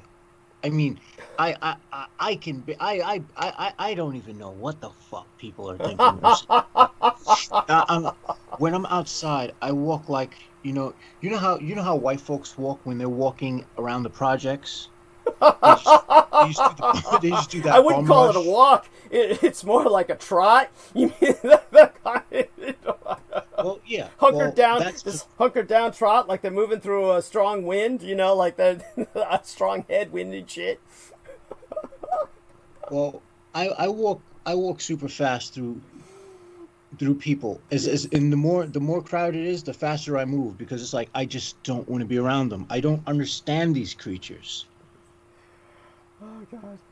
Yes. I've grown up in this human body for, oh shit, it seems like a few hours now. Oh my God. Maybe am I that stoned? Oh my God. Oh well, you know, we're working on it. I'll certainly try and get there soon myself. Now let me look at how we've been here for 5.5 hours. Let's see how much further I'm willing to go. So Travis Moss and Jameson Reese have an ongoing conversation. I thank both of you gentlemen for maintaining that. I'm hoping other people join in. I'm going to check to see if Maria Grigorich was actually saying good night, or did she say good night like she usually does, or did she just kind of check out? She's okay. I gotta replace the batteries in my mouse. Oh, okay. Okay. Do you know how to operate your computer without a mouse, or is that impossible? Is that physically impossible? By the way, Atlantean Wizard brings up the fact that Deckard was the name of Harrison Ford's character in Philip K. Dick's Blade Runner. You know, it's funny. He says PKD's Blade Runner. It was not PKD's Blade Runner in the sense that there was nothing in Blade Runner that has anything to do with the Philip K. Dick novel. If you suffer through the Philip K. Dick novel, you will wonder why they even bothered to try to affiliate Blade Runner with the novel. Blade Runner is a masterpiece. Philip K. Dick's and ridiculous pile of shit titled Do Androids Dream of Electric Sheep is just not worthy of the pulp it's printed on. That's, wow. It's yeah. So, oh my God. So Travis Moss has asked if anyone has re-uploaded Aquino's last interview, and he says, interesting. Max Spears said Aquino was a hermaphrodite. He probably means spiritually. He was definitely a male according to all the kids who were raped by him. Yeah. I don't think there's any doubt that he was a male. Oh, so thank you. I just realized I was still screen sharing on the call. Nobody can see that, of course, except the people on the call. But I can, take that down for now. Let me close that. And so what I'll do is I'll start the solicitation and then start, talking on what there was to analyze. There's no shortage of disasters to cover. Since disasters are the most interesting thing to me, I'm more fascinated by I'm more fascinated by the natural stuff going on, more or less. But I have to say the human disasters are amusing because usually they're all cause of negligence and stupidity. Mm-hmm. So I get to sit back and laugh. Ha ha! Well, there's one for the trees and animals. No, I can relate. Yeah, I can relate. By the way, let me put up the private messages again. I'm just going to send to our man Jameson Reese here. Oh! I have to say, I got my flu vaccine today. Oh, congratulations! And well, that's probably why I've been eating so much. Okay. Yeah. I will say I wanted to talk about the fucking that debate, which wasn't a debate. Uh-huh. It was like, I know you are, but what am I? I'm like, why are they both accusing each other of the same shit? Maybe both of them are lying, or both of them are telling the truth.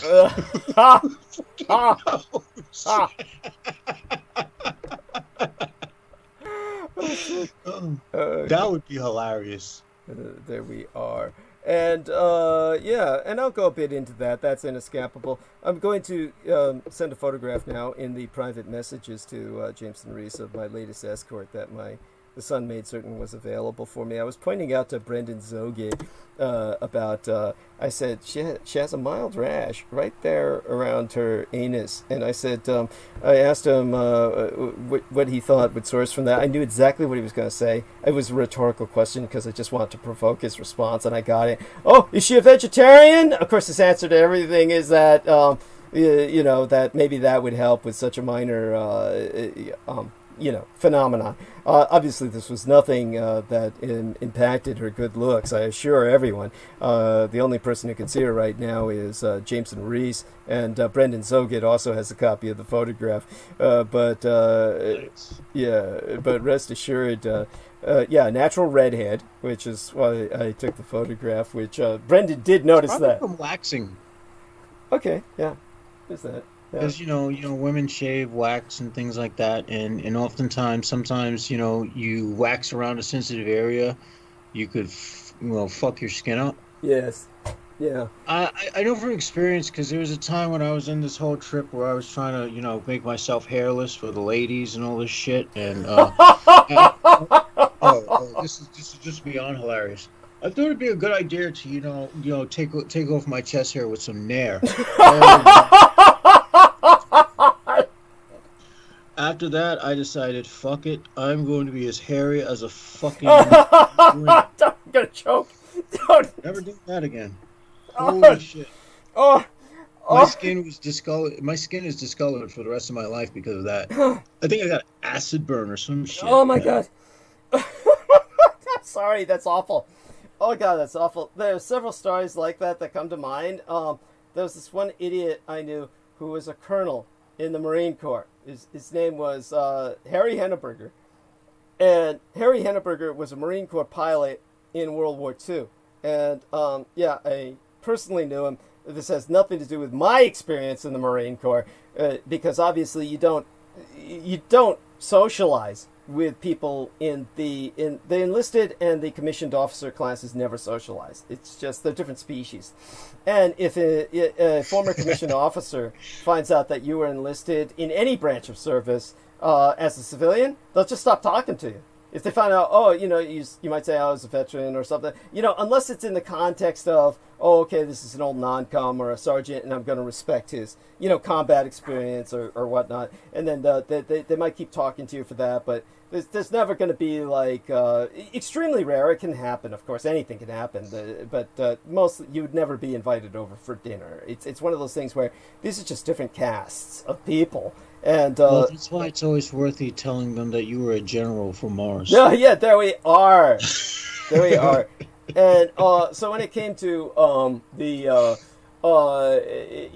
Harry Henneberger, you just realize how stupid officers are. I mean, this guy was a Marine Corps officer commissioned and a pilot, for God's sakes. I mean, a pilot, which is supposed to be the creme de la creme in brains, mind you. And this guy was talking to me about, I missed the Battle of Bougainville and, some of these major actions in World War II because of something stupid he did in boot camp, which was that basically, and the officers are really different. And this is why that the world of World War II was nothing like the horror and hell of what you go through today in the Marine Corps through the Crucible or any kind of boot camp these days.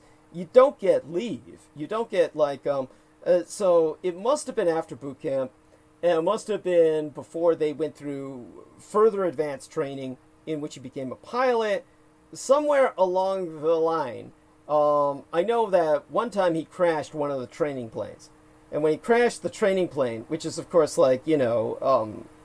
thousands of dollars in, because these are prop planes, and it was World War II. But it'd be the equivalent of tens of thousands of dollars today, or hundreds of thousands. And, at least 100,000 or something, or 50,000, something like that, to crash a prop-driven training plane. But they made him wear the gasket, one of the gears from the plane's engine, and they made him wear it like it was, the way they phrased it, this is what they told him, you made a serious contribution to the Japanese war effort. And you will wear this gasket from the plane you crashed as if it were the Congressional Medal of Honor. So he had to wear this for a week, going around everywhere, so people could laugh at his ass and shit. And but the really stupid thing he did was, like, before they graduated from that advanced flight academy, he went down to the town, and like everybody else, you know, was using the hookers, and came back crawling with crabs. And like a fucking idiot, he said, "Oh, I'll get rid of them. I don't want this to be known," or, you know. And so he poured Lysol on his crotch, and of course you can imagine all the pubic hair fell out. And of course his crotch just swelled up to the size of a grapefruit. You know, and you can imagine the effect on his testicles and and he had to walk around on crutches with these baseball-sized testicles hanging down, swollen and inflamed, for weeks after that. And that's how he missed some major actions of World War II. He saw his share of action, but he missed some major action in World War II. Maybe it saved his life by this stupid action of pouring Lysol on his crotch. And it reminded me of this other guy in the dorms at Sonoma State University, a football player, big white guy, nice fellow. And then he said, "Oh, I want my crotch to smell good for my date tonight." And he put cologne on his testicles so his balls would smell good. I mean, oh my fucking God. Of course, for people who don't understand why this is not the thing to do, cologne has alcohol in it, so he was putting alcohol on his testicles. And of course, we heard the screams for hours after that while he was running around just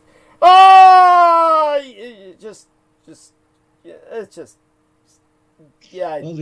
Well, the idiocy of it all is that, you know, when two people have sex, I would assume that the pheromones are supposed to act as a stimulant. Yes. So if one is not smelling natural, then that just sort of kills half the process. Well, to a degree, everything in moderation. You don't necessarily want to smell like you haven't bathed in. Yeah, that's the Steve Outrim strategy. But I mean, damn. Yeah, yes, the Steve Outrim strategy is to never bathe. Yes, and he thinks he thinks somehow that adds to his attraction. He's repulsive in every way. So at any rate. So my struggle is to explain to people what I'm dealing with. We will get back more to my biological father, Adolf Hitler, and his precognitive abilities as a natural prescient in the near future. Probably have Peter Moon on with us, well, not next transmission, because that's going to be Crystal River. So I will ask Crystal River if she wants others on. If we're going to be riding the call on something, we may have to get her used to the idea that Jameson will be called and the transmission will ride on his technology while he kind of, sinks into the background, because Crystal River, I'll ask her if she wants anyone else on besides herself actively, and we'll let her decide. And then whatever she decides, I'll let you know this Wednesday, okay? And Jameson, so I'm sure you'll be cool with whatever she decides. You were very understanding. Yeah, it's not a problem. You know, whatever's comfortable, you know, for your guests. You know, it's cool with me, man. Thank you.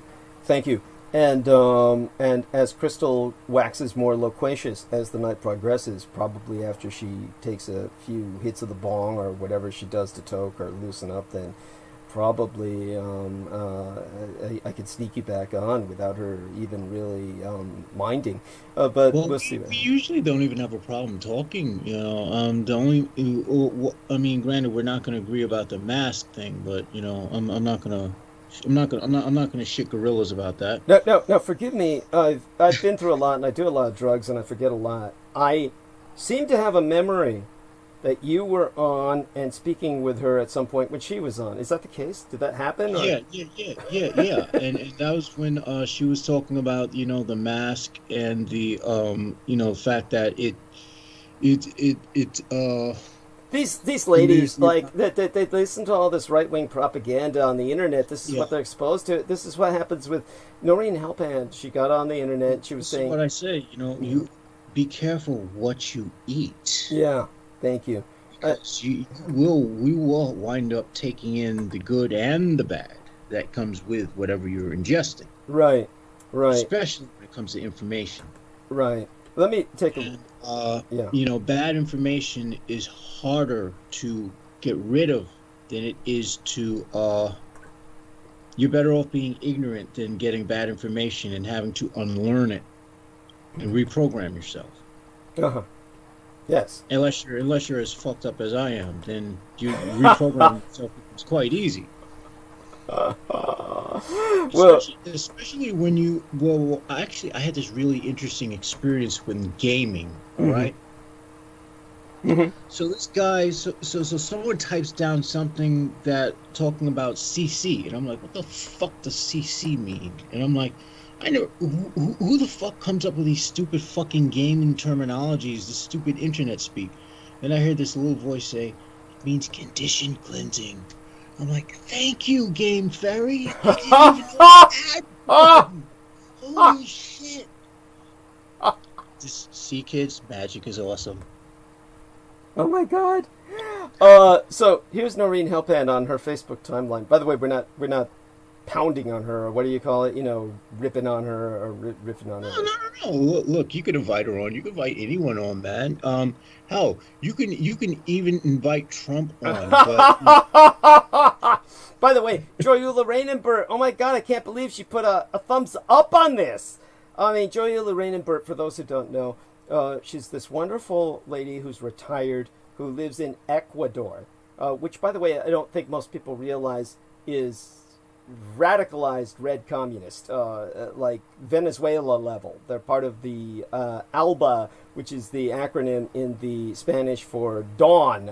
It spells out the word dawn, but it's like if you look it up, all you're going to find is the actress. So you have to look up ALBA Trade or ALBA Community. But ALBA is this communist trade bloc in the Western Hemisphere, comprising Venezuela and Cuba and Ecuador and formerly Bolivia. Of course, Ecuador and Bolivia have checked out, but they're still radically red. And and just getting over it, really. Ecuador may have changed its leaders, but the its exiled communist leader is still wages this undue influence. Bolivia just voted for Maoism or something. But Joyula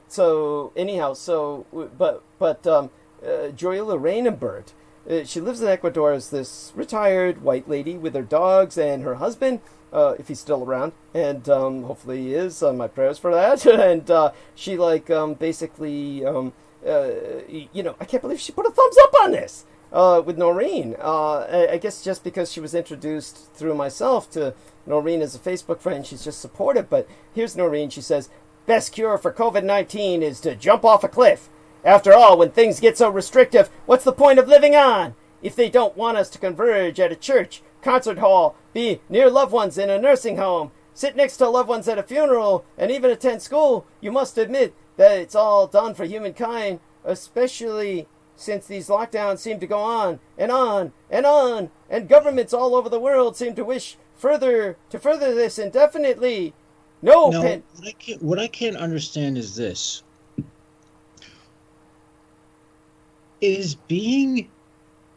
Does one have to be so close to people that all of a sudden your life is ripped apart by being 6 feet away from someone? Thank you. I don't understand. Thank you. How devastating. Yeah, I can't sit right up under you. I can't feel your breath. I can't smell the fucking shit coming out your ass of what you ate this morning. Oh my God. I can't smell that pungent morning odor. Well, let's not get too graphic, but yeah, I get what you're saying. People are not necessarily attractive to be next to or pleasant to be next to. But anyhow, she goes on about really this. Don't get it. Yeah, it's only a few more sentences, so I'll just run with it. No pandemic is worth people not living a real life. It's evil beyond belief. And this is because people have not fought for their basic civil rights. Now it's been a battle between those who think this COVID is real. Obviously. Okay, this is what gets me. She's asking us. Again, this is not a rip, okay? But she's asking us to believe she's got insects flying out of her body because of nanites that infect her with Morgellons syndrome, but she doesn't believe COVID is real. Okay, there's a disconnect here that I'm not getting. And it's not me, okay? I know it's not me. And she says, and those who know it's something being used to control the masses. Admit it, unless people stand up, life will become something like a horror novel. The media is the worst enemy of humanity. They are the tool of the devil himself. Okay, I mean, what the media is what she's part of. She's part of this media. She's part of the Revolution Radio, which is like... What I can't grasp is this. If I have things coming out of my body, I would think life is already a horror movie. Thank you. I think, yeah. So this guy named Colin Mole, Mole, maybe his surname spelled M-O-L-E.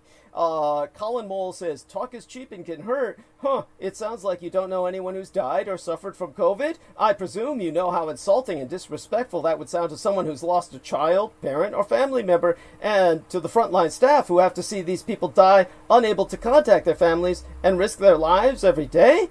And P.S., what are you suggesting as an alternative, knowing if your policy fails, you're responsible for others' deaths? And, of course, she put a ha-ha. She responded to him with a ha-ha. I mean, oh, my God. It's like, okay, there we are. I've done enough for that. So Yeah, it's going to sound like him. It reaches a point where it seems like, and this is where things are insidious. But I suspect that that the type of information one takes in rewires one's brain physically. Yeah. Yes. Thank you. And it rewires the brain physically to the point where, like, a person just can't go back. You know, it becomes that much harder to reprogram it. And this is what is so frightening about this phenomenon. This is what's frightening about the internet itself. This is why I barely like to use it. I don't even like scrolling down Facebook and seeing what other people are saying unless it's something sarcastic or witty, where I can just drop some kind of, where I can be the, what do you call it? Where I could be the fucking Pirates of the Caribbean guy, or Jack Sparrow, and you drop some fucking wisecrack. Yeah. Because I like short wisecracks. I don't know. It's just whatever. It comes with being one of those overly intellectual people. But yes. But I mean, it's frightening. It's alarming the rate in which people are transforming. It's like a pre-engineered schism where there are literally two races of people in this world, and you have one race of humanity that is full of shit and believes things like a flat Earth and jumping off of balconies can cure COVID. And you have people who are, well, I would say, well, there's always going to be people in between, but you have people who are like, okay, maybe that's bullshit, and something else is true. So you get people who are listening to things that are probably closer to the truth, but not completely true, and people who are just fucking gone. Yeah, and unfortunately, and instead of using LSD to do this, you only needed to use the internet. Yes, thank you. The internet. Brilliant. Yeah, honestly, for most of people, I hate to say this. I mean, this is what we're on, but honestly, we're on the internet. And at the same time, we've got to get people to exercise caution. Really exercise caution. The internet is simply not a good place to be for many people. They just don't know how to handle it. And it's MK Ultra. It really is for most of the people who don't know how to search for information or don't know how to discern information properly. People who lack the capacity for critical thinking, they'll be swallowed up by the internet, and then they'll become nothing more than what you would call like they'll be like speakers, you know. They'll be just like speakers that are just, projecting whatever noise they heard on the internet. Well, they essentially become extensions of the internet, and the speakers is a good word for it. They're extensions of the internet, and they're simply regurgitating what they encounter. So here, I'm going to go into solicitation, then go into analysis. We've been here for let me see now. Let me take a look at the time. Almost 6 hours. We can go close to another 6 hours. So I'll do that. Now I'll get started, and let's do it. And thank you for taking us this far, Jameson. Now Jameson's going to be with us. He's going to be in the background, and he's going to break me if I need a break. And he'll be up for that. He'll let me know if he needs to go to a break, and he'll let me know, be right back, etc., as he's been doing. And then with that, we'll carry on. I'm probably gonna. Well, while you do the solicitation, I'm going to say goodnight to everyone temporarily, and I'm going to grab a snack. Sounds good, and I'll get into the solicitation. Thank you very much, Jameson, and let me know when you're back in the text box. And right now, Mein Kampf, my struggle, be thine own. Contribute to the struggle at paypal.me/Douglas Dietrich, where we now be accepting contributions via PayPal Holdings Incorporated at DouglasDietrich.com. And in all due acknowledgement unto our own personal hero, we asketh of everyone moral and our fiscal support on behalf our dearest English brother in battle, John Henry McMills Warrington. Friend and follow he via his Facebook timeline at facebook.com/John.War, and subscribe to his YouTube channel at, that's the Maggot channel at youtube.com/C/Magator. It's a Maggot channel on YouTube. And Magator is spelled MAGGOTAUR. youtube.com/C/Magator. He being the property manager thereof, who also serves as Team Thrax, Dietrich's Our Dragon's ultimate post-episodic producer, and our final productions archivist at DouglasDietrich.com. For word no for he, nigh all videographic works of the internationally recognized renegade military historian would have been lost. As so, if financial aid no be prohibitive per budgetary constraints, electronically relay monetary assistance via PayPal, where you can donate to the Maggot Man, aka John Warrington, by clicking send on your PayPal account page and then entering his email address, john_war@hotmail.com. And you can PayPal him at paypal.me/Magator, which again be spelled MAGGOTAUR. He is, of course, the man who, of his own initiative, saved my ass on the internet by personally downloading into his own private hard drives most of what I had published on YouTube. And resultantly, we were able to reconstruct my legacy all 3 times that it's been scrubbed from the internet. Yes, I was wiped from the internet no less than thrice, 3 times, and each time rebuilt thanks to the efforts of the Maggot Man acting as the bridge between the Akashic records and the data matrix of the material world, enabling my persona to interact with yourselves virtually in context of a legacy that's accessible to you all. In that sense, John Warrington as my creator. And now you, too, can do your part to help in the fight against total annihilation, whether it be of my legacy or the life on Earth as intended to be wiped out by the cult of the kings of Edom in the name of the anti-gods.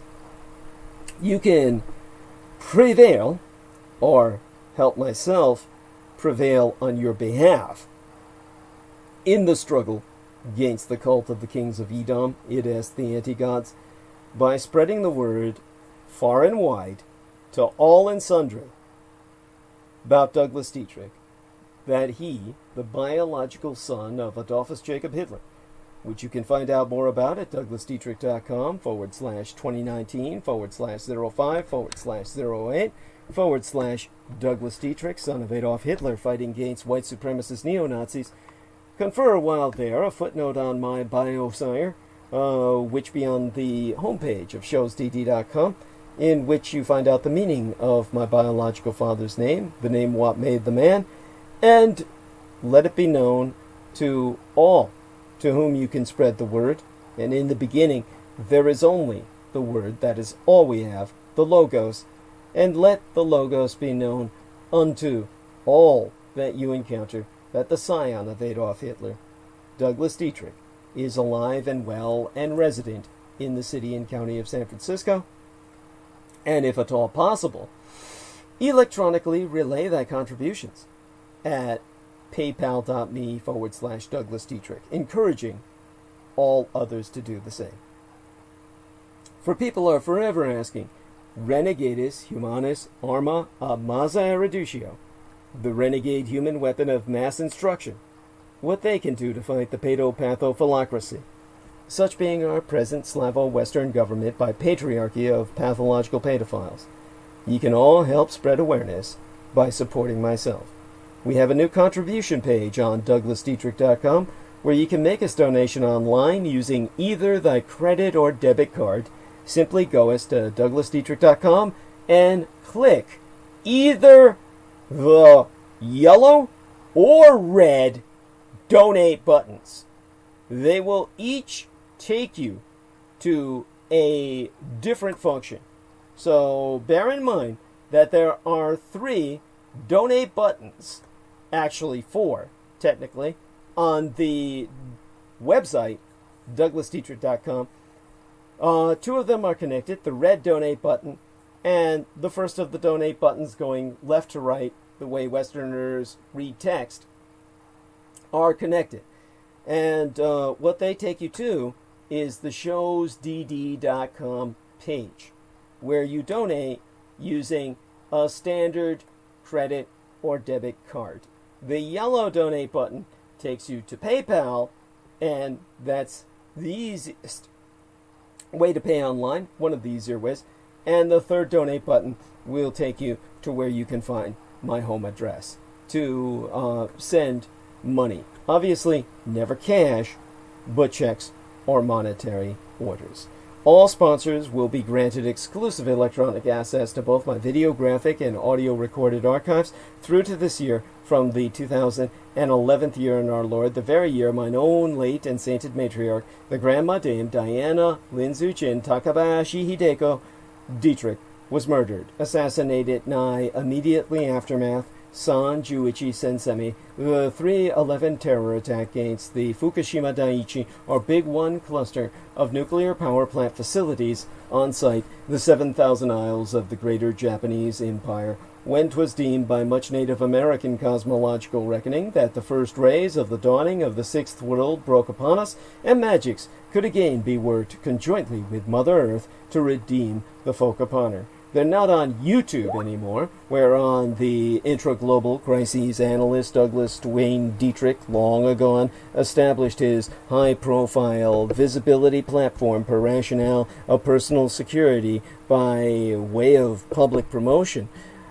Only on contribution will thy membership be processed within 48 through 72 hours, between 12 to 3 days, for full access to all mine archives, meaning all those videos that John Warrington saved, aside those on the Maggot Douglas Dietrich channel and the YouTube channel named Taboo Bros 2, which be spelled TABOO space BROS space Roman numeral 2, as managed by mixed martial arts maestro Daniel Arola, whom you can visit at facebook.com/Daniel.Arola.3 of Damage, or DAMAG, Daniel Arola Martial Arts Group, Incorporated, Cali Combatives.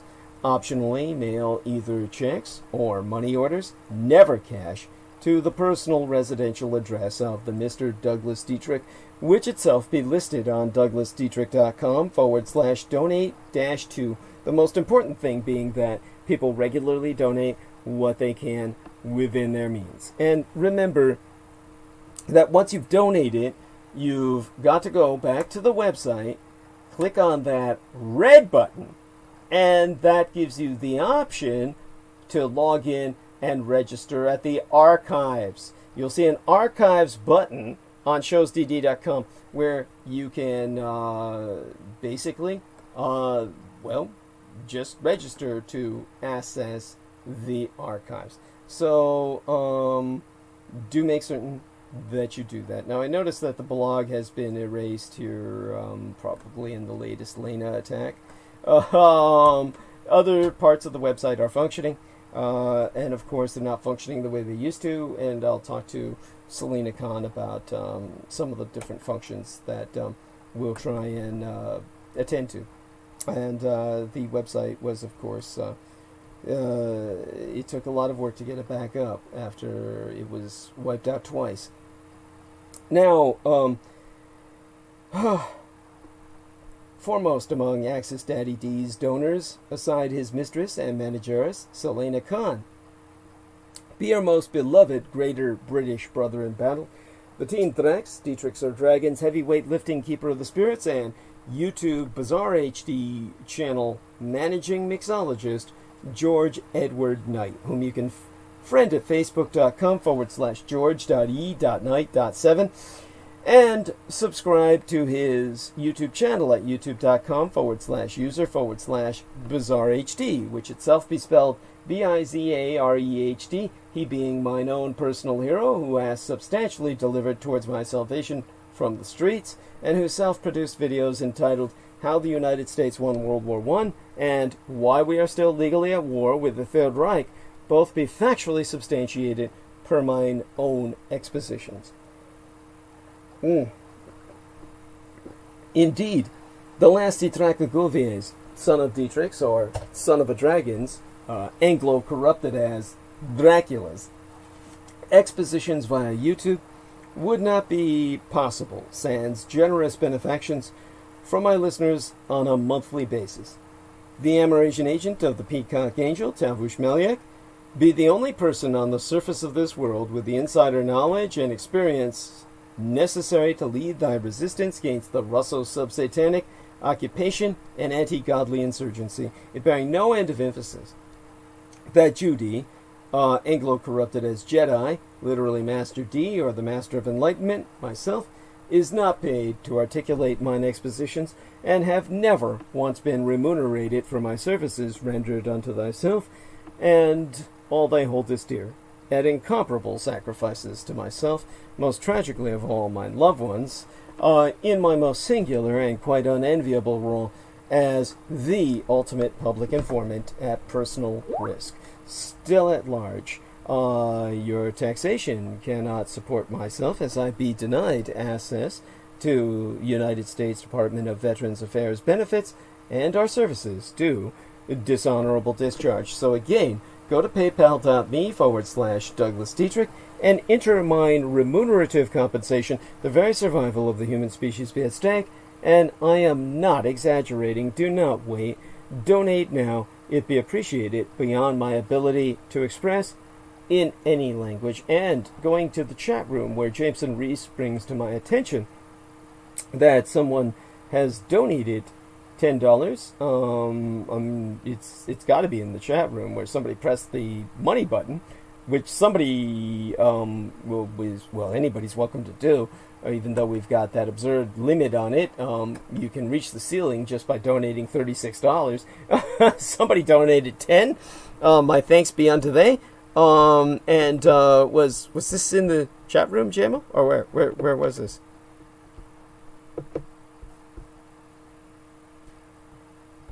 Hopefully we'll find out. And there's a delay because it was chat. Oh, wonderful. Wonderful. God bless you. Whoever you are. I don't see anything in chat that indicates that, but oh, there we are.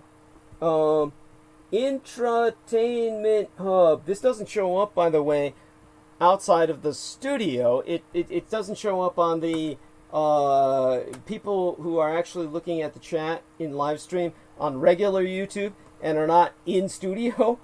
They can't see this. I didn't see it through that methodology, and neither can anyone else. So it only shows to me by going in studio, and then I can see Intratainment Hub is saying thank you and giving $10. God bless you. I love you. Hugs. Whoever you are, thank you so much. And everyone's encouraged to follow their example. And aside from all of that, once again, let's just say as well, forget not to subscribe to the Douglas Dietrich YouTube channel. That's at youtube.com/C/Douglas Dietrich. And click on that notification bell in order to receive notifications that live streams has started. Even if ye be subscribed, You will only receive instructions, or notifications rather, if you select all in the notifications. So, to re-emphasize, subscribe to the Douglas Dietrich YouTube channel at youtube.com/c/Douglas Dietrich and tune in at 8 p.m. Eastern Daylight Time. That's 5 p.m. Pacific Daylight Time every Sunday and Wednesday night. And click on that notification bell in order to receive notifications that Livestreams has started. Finally, most importantly, above and beyond all else, subscribe and donate at douglasdietrich.com and donate at paypal.me/Douglas Dietrich. And sponsors will be granted exclusive access to the online archives, including all video and MP3 recordings of Douglas Dietrich from 2011 through to the present. Now, remember, do not neglect to report to the United States Department of Veterans Affairs, Office of the Inspector General, Lance Corporal, United States Marine Corps, dropout, Richard K. Cole, Jr. You're going to report him for two things. First, for privacy invasion, violation of the Privacy Act, violation of the Federal Privacy Act, and then file a separate report reopening his case for investigation because he's on 70% disability as unemployable, and yet he presents himself openly as a hotshot private investigator and a crack ace journalistic reporter, fully employable and with every intent to quote-unquote take me down. This man needs to be put out of commission. The way to do that is to stop paying him. You're paying him to attack me so that you don't learn about your history. You're paying him. You tell the Veterans Administration you want to stop paying him. He can earn his own money.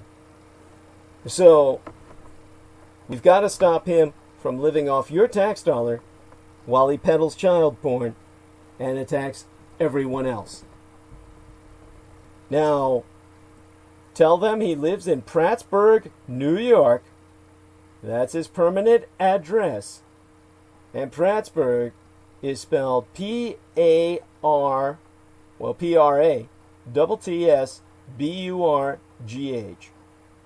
P-R-A-T-T-S-B-U-R-G-H. Prattsburgh, New York.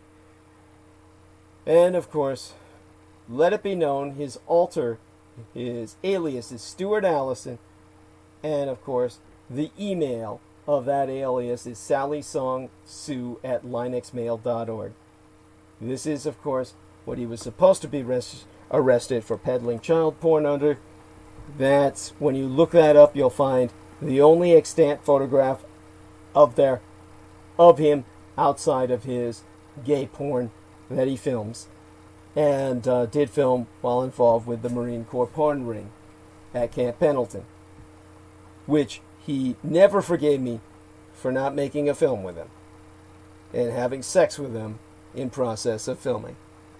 So this individual's got a new gay lover, and that's John McKenzie of the Points on the Curve YouTube channel. Report them for domestic terrorism and harassment, just as you will report this individual, Richard K. Cole Jr., to the FBI for domestic terrorism, stalking and harassment at 1-855-TEL-FBI. That's 1855-835-5324. You will submit your complaint to fbi.gov/contact-us. Remember, submit your complaints to the Veterans Affairs Office of the Inspector General at va.gov/OIG/hotline. Again, that's va.gov/OIG for Office of Inspector General /hotline. And, of course, call them. Submit your complaints by telephonic means at 1800-488-244. Okay, then. Shout outs to Lilith Services LLC for their $5, which, of course, I'm strongly encouraged to return.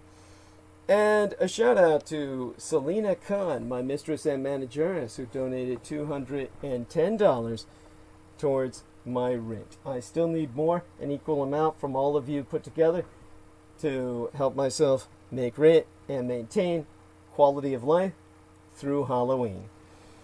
And, of course, mass prayer requests for Derek Talley that he lives through this until he lands his old job back.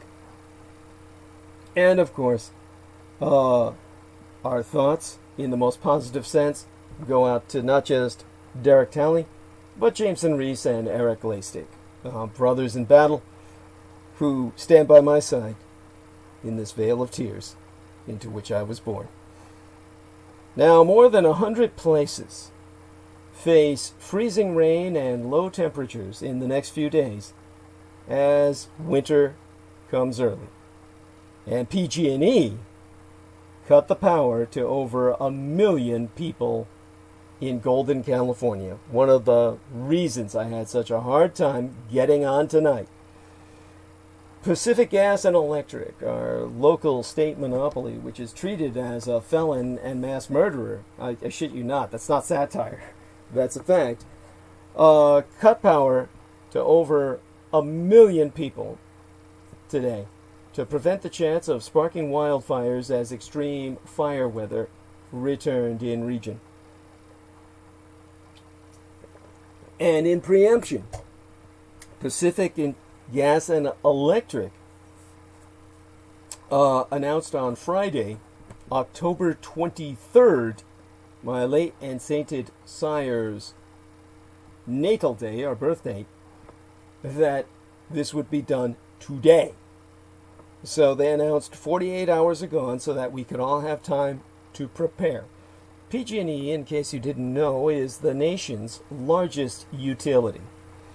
And they vowed to black out customers in 38 counties, including most of my San Francisco Bay Area, as the weather forecasts called for a return of bone-dry, gusty weather that carries the threat of downing or fouling power lines and other equipment that in recent years have been blamed for igniting massive and deadly blazes in central and northern California.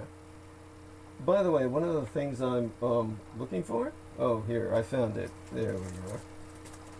Now, the safety shutoffs. They were expected to begin as early as this morning and last into, well, the day after tomorrow, affecting 466,000 homes and businesses and more than 1 million residents, assuming between 2 and 3 people per home or business customer. And the cuts were predicted to encompass parts of the Sacramento Valley, wherein, of course, lies our state capital, where Brendan Zogett lives, and was therefore in perspective of what happened to us at the beginning of our attempted transmission early on Eventide. And as well, these intentional rolling blackouts impacted the northern and central Sierra Nevada, or upper elevations, of the greater San Francisco Bay Area Metroplex region of the Golden Gate, the Santa Cruz Mountains, the Central Coast, and portions of southern Kern County. The shutoffs included 19,000 customers in parts of Butte County, where a 2018 blaze ignited by PG&E equipment destroyed much of the town of Paradise and killed 85 people. Forecasts have called for the driest humidity levels and the strongest winds of the wildfire season thus far. That I read off a PG&E statement officially distributed in forewarning. The National Weather Service issued red flag warnings for many areas into this weekend, my father's natal day or birthday weekend, predicting winds of 56 kilometers per hour, that's 35 miles per hour, or higher in my own Golden Gated San Francisco, and lower elevations, and up to 113 kilometers per hour, or 70 miles per hour, in some mountains. The concern is that any spark could be blown into flames sweeping through tinder dry brush and forest land. Craig Clements, the director of the San Jose State University's Fire Weather Lab, told the Bay Area News Group that on a scale of 1 to 10, this event is a 9. Historically, our biggest fires are in October. We are in a critical period. The National Weather Service confirmed the conditions equal those during devastating fires in California's wind country circa 2017 and last year's Kincade fire.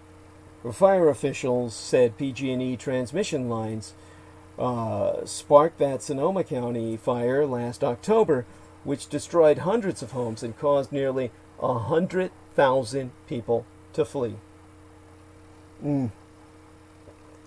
The Public Safety Power Shutoff, or PSPS by acronym, is the 5th this year, including one that began Wednesday, midweek last, and was scheduled to end late Friday into this, my late and sainted sire's natal day weekend.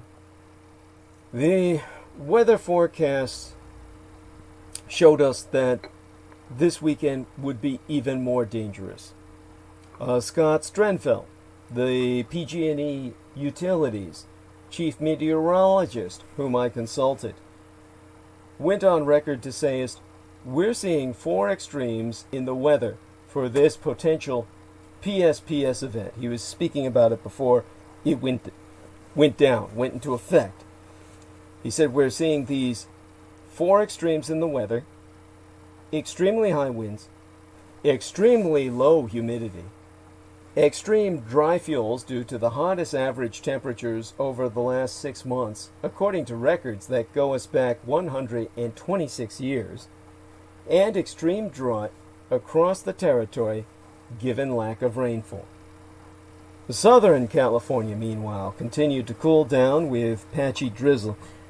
Forecasters said light rain was expected yesterday night through early tomorrow morning, with light mountain snow possible tonight, followed by Santa Ana winds.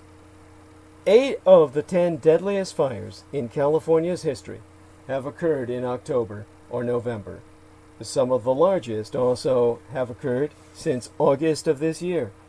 The California Department of Forestry and Fire Protection, known as CAL FIRE, said 5,500 firefighters were working Friday into this weekend to fully contain 19 wildfires. 24 new fires were contained the Thursday of this week last, despite red flag conditions. Numerous studies have linked bigger wildfires in America to climate change from the burning of coal, oil, and gas. Scientists say climate change has made California much drier, meaning trees and other plants are more flammable. More than 8,600 wildfires have scorched well over 6,400 square miles. That would be about 16,576 square kilometers for the rest of the world, and destroyed about 9,200 buildings in California this year so far alone. And there have been 31 deaths so far, as we officially acknowledge. All of these huge fires have been fully or significantly contained, but more than 6,000 firefighters remain committed to 19 blazes including a dozen major incidents, as I myself confirmed with CAL FIRE. Many of this year's devastating fires were started by thousands of dry lightning strikes. But some of the fires under investigation, well, they remain under investigation for potential electrical causes. Okay. Now, I'm going to ask Jameson to come on while I actually munch on something. Give myself some calories. Jameson, want to talk disaster? Okay. All right. Okay. I'm going to go on mute, my man. I'm going to go on mute, and I'm going to eat this candy bar and some of these tea eggs. Oh, by the way, so people understand the recipe, Selena Khan asked for it, and I'll repeat it to her. Remind me to do so when, when we got Crystal River on to repeat this for Crystal. But it was Selena who really wanted it. But I'm sure, there's others. I know many have asked. For you Americans, unlike me, I drink out of a crock. What you Americans would call a crock. A very large tea. It's a crock. So I put the eggs. These are Eggland's Best. These are hard-boiled eggs I buy out of Walgreens, being a bachelor. And yeah, they're about $2 for 2 eggs. Yeah, and they're hard boiled, and they're refrigerated, but they're in this easy peel package, so they're out of the shell. They're out of the shell, thank God. So you just take those, you buy them, keep them refrigerated. When you're ready to use them, and you've got a pot of tea boiling, you would, after the tea has finished boiling, and you're ready to pour it into cups, you would just drop those 2 eggs. From how many you've bought, how many pairs of eggs you've bought, like buying a pair of testicles each or something. You drop them both into the tea kettle, and then you would let them soak all of the tea that you've got in there. Now, me, it's more potent because to my crock of hot tea, which is just steeped in hot water, and it's not bag tea, this is like organic tea leaves, filtered. To the hot water, I add a few touches of the turmeric, and I also add some of that, gold that Peter Moon was making fun of. Because the Japanese were great fans, the imperial family, of eating liquid gold. Some of that liquid gold, whatever they call it, it's not homeopathic. It's what do you call it? Oh gosh. Oh, holy shit! Yeah. I used to take that stuff too. Thank you. God damn, I don't even remember. Mononucleic. What is it called? Wait a minute. Colloidal? Oh no, not colloidal. That's silver. Yeah. Monotonic gold. Gold. There we go. Yeah. So so the eggs in my case are soaking in both the turmeric and the monotonic gold along with the tea. So they soak all that up, and then you just, when you reach the bottom of the crock, like I do, you eat the eggs. When in your case, it would be when you get to the bottom of the tea kettle, and all of it has been emptied into various teacups, and you drank all that. The eggs would be at the bottom of the tea kettle, and you would eat them then. They would not be maintained over an open flame. You do not do this over any kettle that's over an open flame. You would just drop the eggs into one that is already boiled and now is sitting just on warmer or something, and that will take the eggs and warm them, and of course they'll absorb the tea and they become something different. There we are. And, well, in my case, instead of tea, it would be like some concoction of energy drinks and shit. Oh, that's awful. That sounds awful.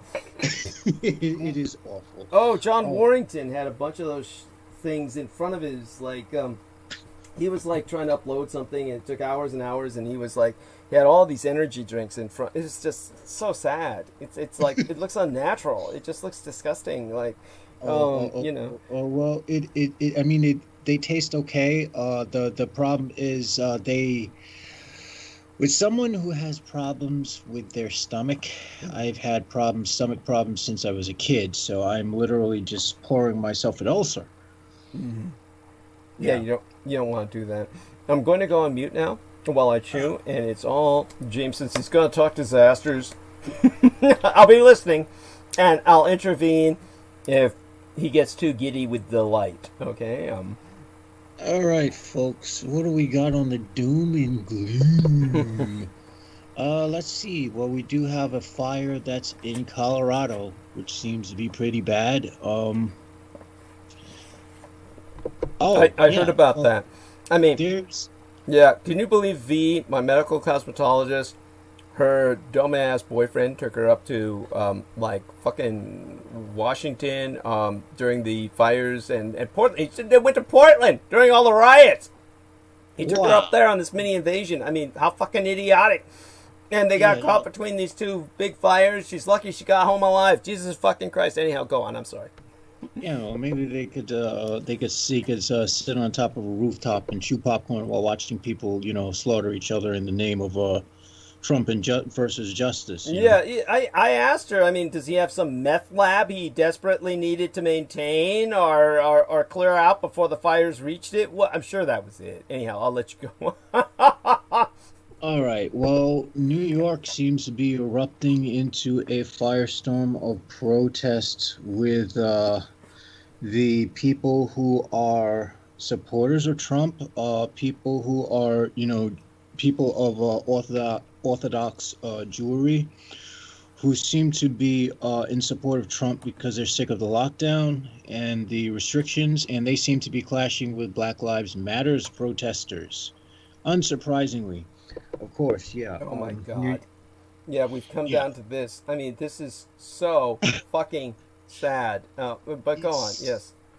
It's like, oh God, oh man, it's the thing about it is when one is so outside of the ordinary, as far as, I wouldn't call myself necessarily, oh God, I wouldn't go as far as call myself terminally unique, but when one's a minority of a minority of a minority to the point where one's completely left field compared to everything else, I have the joy of being somewhat detached when watching this.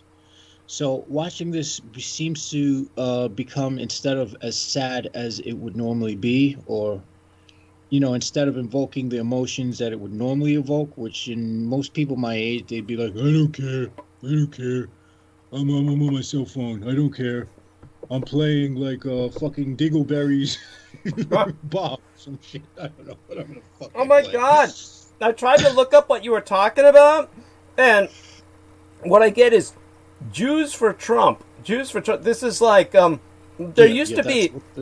That's what they're calling themselves. Oh my God! There used to be a Jews for Jesus organization. This shows how far they've fallen. And it's a car parade. The Jews for Trump car parade stirs protests and fights in New York. Skirmishes broke out between supporters and opponents as Jews for Trump convoy of cars draped with American flags and Trump 2020 banners rolled through Manhattan and Brooklyn. This is crazy. That's like, would they like it? I mean, would they like it if I went around in some convoy with a bunch of fucking swastikas through their neighborhood? I mean, this is what it's like, what they're doing to others. Do they not understand this? But you see, they don't give a fuck because, again, we're black and brown people. Our lives don't matter to them. Yeah, it's true. We're not shit. And you know what? I'd like to give the listeners a little insight on some emotions, since I don't show that very often. But it's immensely tiring having it beaten into your head, not only through media, not only through television, not only through commercials, not only through current events, not only through the fucking politicians themselves, that you aren't shit. Can you imagine what kind of chip someone would have to carry on their shoulder, hearing that all their fucking lives? And then add to it the fact that you get to see them shooting your own brethren and raping your own sisters, sisterin. I don't even think that's a word. But raping women of your own color and getting away with it like it's nothing, and killing them too like it's nothing. And you can understand why people of color are angry. Thank you. Thank you. So for those of you out there who decide to pull that stupid fucking bullshit, it's not a black and white issue. Oh my like God. Marine Hellpan, who I would rip her a new asshole any day of the week. You feel free to invite her on just for that. You know, but when someone says it's not a black or white issue and they're white, do you know what I'm hearing? I'm hearing, oh, don't worry about it. It's just a flesh wound. You don't matter. Well, what they're you saying, don't mean shit anyway. What they're saying is black lives don't matter. Yes, and yeah. What they're basically telling me is fuck you. Yeah, and so you can understand why the response will, you know, you can understand why you have, you know, and to their credit, a lot of the people who are in these protests, they're angry, but they're non-violent. You want to see the violent people? Those are the people who have that Jews for Trump caravan. You don't think one of them would have any? You don't think they won't have any? You think any of them would have any hesitation cracking a bottle over someone's head for bad mouthing Trump? All those fucking extremists are so fucking violent. It's not even funny. It's true. They're all terrorists. I'm It's not talking about the Jews. I'm talking about everyone who supports Trump. Yes. Fucking. So many of them. Terrorists. It's true, and I can't believe this. Trump's personal attorney, Rudy Giuliani, briefly greeted supporters from the passenger seat of a car driving near Trump Tower during the parade, as shown on videos. I guess he was able to get his hand out from his pants long enough to basically wave at everybody and you know, maybe drive his car with two hands. Normally he drives that steering wheel with one because he's got the other one, you know, in his crotch. This is like, where's Borat when you need him? I mean, but this is the. He needs one. Well, he needs two hands because he needs one hand for the tweezers. Oh shit! And get this! Oh my God! Here's a side story. 3-year-old boy dies at his birthday celebration after accidentally shooting himself. Oh my fucking God. Family members at the party were playing cards when they heard the gunshot. He shot himself with a family member's gun. Oh my God. I can't believe this. This is like, this is awful. Well, that would be the perfect that'd be the perfect headline for Welcome to America. Thank you. And then a 5-year-old boy caught on video tackling gunmen during a home invasion. 4 men in hoodies stormed the family's home before the boy jumped into action. Who the fuck needs a guard dog? I mean, shit. All you need is, you know, let's take a look at the photographs here. You can't tell what ethnicity anyone is, but oh my God, a 5-year-old boy jumped on an armed gunman after a group of, I mean. I'm pretty sure if the gunmen were black, we'd see mugshots of all their pictures because the news loves to do that shit. Reporters love to do that shit. I've got to stop doing this. The more I look, the more links I get to crazy shit like this. Boy, 2 years of age, dies from apparent self-inflicted gunshot wound while 2 adults and teen were home with him. And then the other one, Dunkin' Donuts employee arrested after cop finds large, thick piece of mucus in his coffee. Have a dollop of this with your sugar. Holy fucking shit. Man arrested for stuffing razor blades into consumer's pizza dough. I can't believe what I'm reading. I mean, this is ABC. This isn't like it. I mean, I've got to go mute. I'm sorry. It's yours for right now. I mean. All right. Well. All right, so, folks, I'm going to give you the spookiest Halloween story you've ever heard. This is going to be real good. And guess what? It's only going to be one. It's actually going to be the shortest Halloween story, but it's going to be the scariest shit you can possibly imagine. 2021. That's it. Oh my God. Yeah, well, thank you. Yeah, scary enough, I suppose. Now we have something to look forward to. We have something to look forward to. The degradation, and the funny thing about this is, it doesn't seem like people are cognitively aware that they are being absolutely fucking absurd. Or maybe they just don't care. Maybe it's just like one of those things where, like, oh shit, I could get away with being an asshole once in my life. Why not just run with it? Yes. Anyhow, you're doing well. I'm still chewing I'm almost done with the candy bar. I'll be finishing the tea eggs in a moment. Then I should have enough calories. Yeah. All right, so we got some good news. Poland's president seems to have caught COVID. And so what he says to those who have to be quarantined for being around him, sorry.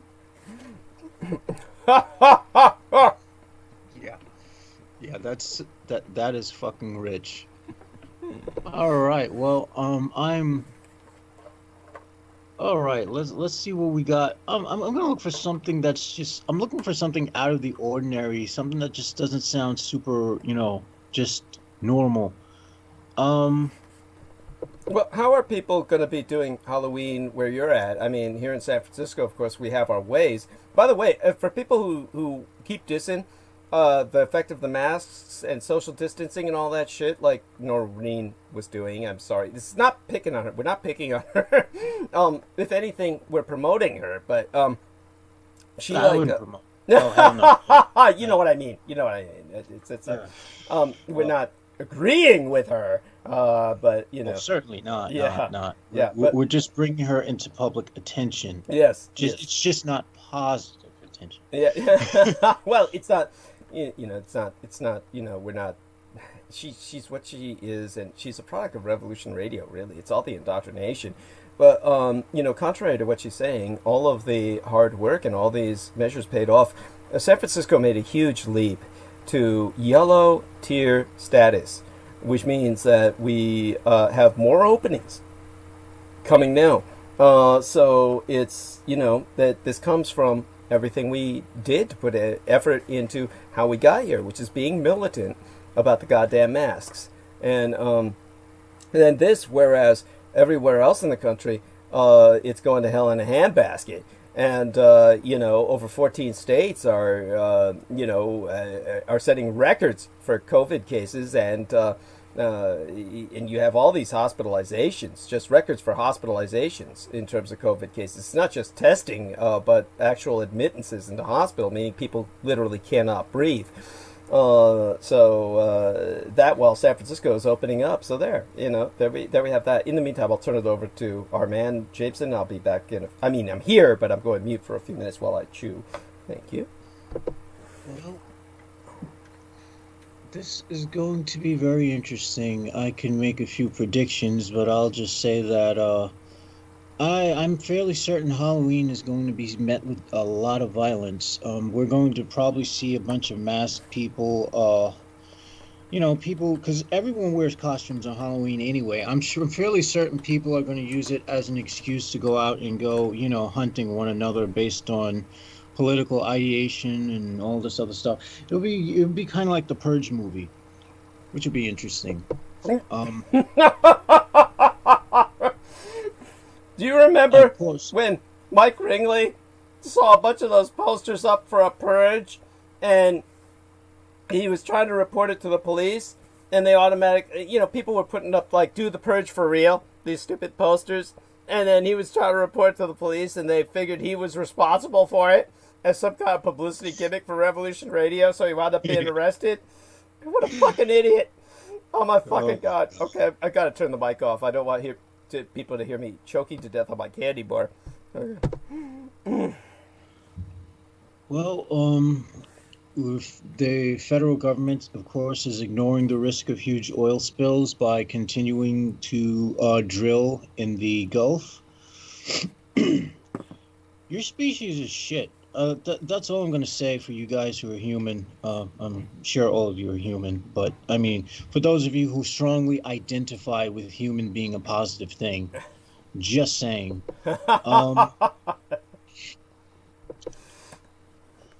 let's see. I mean, I could go into tangents as to things that personally interest me, but you know, I would be dipping too deep into magic, so I'll just leave that for another time. Environmental groups are suing Portland over the tear gas use. Holy fucking shit! They must have used a lot of tear gas. Oh, you can imagine, and for days and days at a time. I mean, thick clouds of it hanging all over the fucking place. You know, probably had the effect of insecticide and shit. Cyanide, heavy metals such as chromium and zinc were found by Portland's Bureau of Environmental Services at much higher levels in stormwater catch basins alongside a protest site than anywhere else in the city. Now, if you're a protester, you're breathing that shit in. Yeah, you think I'm gonna fucking go fuck that shit, man? You guys go have fun with that. Shit. If that shit worked, I guarantee you, if it worked, they would shoot you on spot for protesting.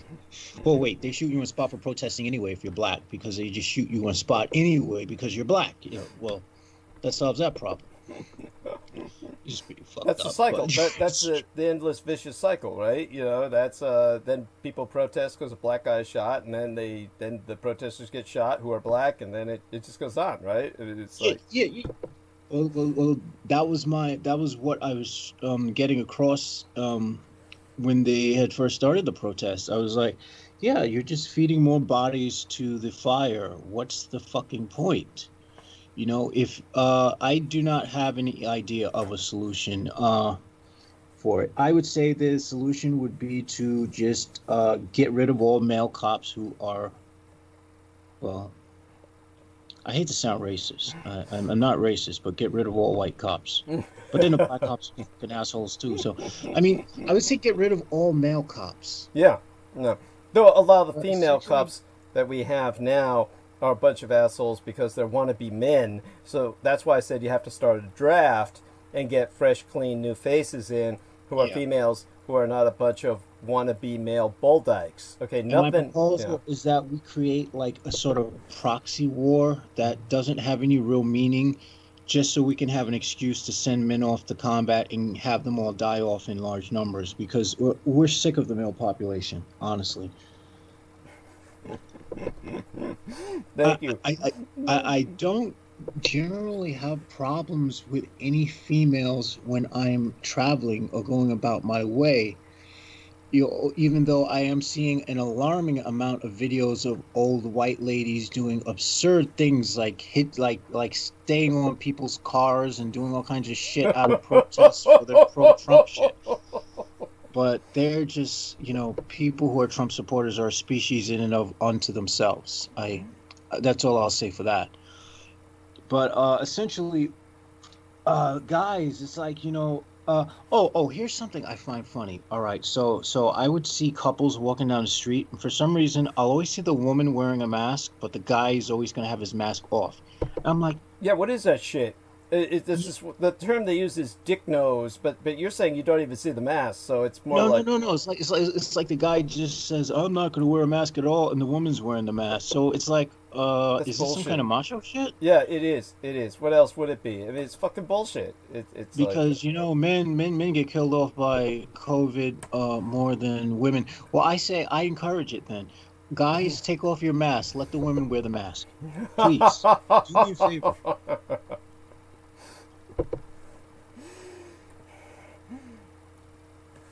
Oh, man. Well, it's going to be very, very interesting. Well, I wouldn't say interesting. What are you going to do for... Have you ever gotten trick-or-treaters where you're at? I'm just curious. I'm on my last egg, and then I'll have the calories to go on for the night, but... Yeah. We get trick-or-treaters all the time around here. You know, most of the little kids and shit. You know, we don't give out candy because we don't have the money for that shit. But honestly, Halloween, usually I used to go to Central Park and do these bizarre rituals when I was fucking drunk and wasted. But, you know, now that I don't drink anymore, I'd probably just spend it like a normal day. It would just be a day for me to In fact, the day that's more important than Halloween itself would be the day before. That way I would do all my rituals and get all my returns, the next season. And hopefully this world will have, I don't know, maybe a few billion less people in it. Honestly, it's not hard to see that happening. The catastrophes building up one upon the other. I find But this is the problem, is that it seems like it's like we're gonna have a world teeming with people with a shitload of catastrophes, but there's just gonna be a shitload of more catastrophes and people, but not enough people dying to make any sense of it. It's just gonna be like, oh God, it's like a horror movie. It's like a fungus colony. That's what it is. That's what humans are like. Humans are like that fungus that grows in the fridge. You open that can of leftover black beans or something, and you see that whole army of white, and you get hit by that awful odor that just permeates the outside of the entire kitchen for weeks and weeks. That's what the humans are like. Oh my God. Oh God. That's descriptive, yes. So, just a challenge, of course, in the last few minutes while I'm chewing this, something, I don't know, light. Try something light.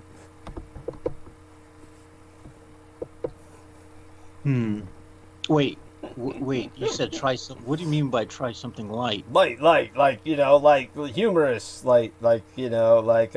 I don't know, say something to make people... But that was humorous. That was humorous. You know what I mean. By conventional standards. Oh, No need okay. to go Henny Youngman on us. You don't need to do a series of one-liners, but... Yeah. I think I would make a horrible comedian.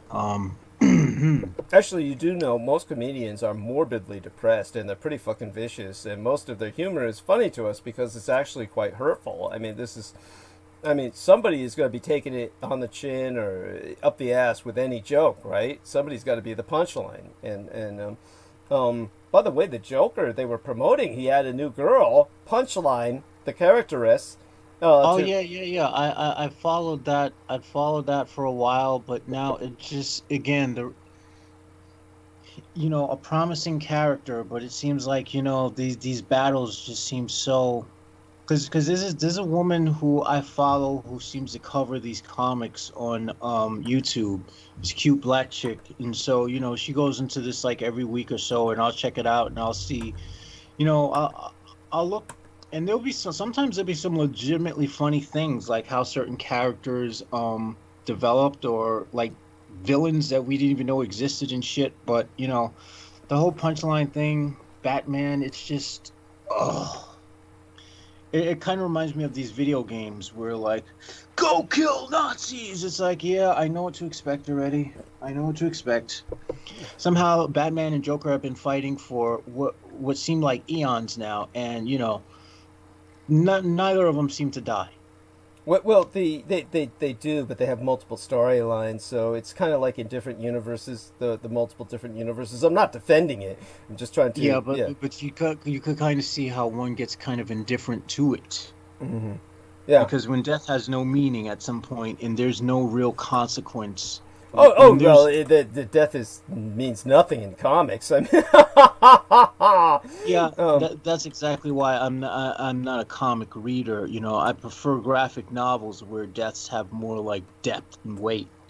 Oh yeah, where characters have to carry that shit for the rest of the fucking novel. But or at least in anime it has meaning. Mm-hmm. It's pretty sad that even like teenage or child anime is more mature than fucking adult. Well, not adult, but like superhero comics. Mm-hmm. Yeah. By the way, just so people know, this is not a joke.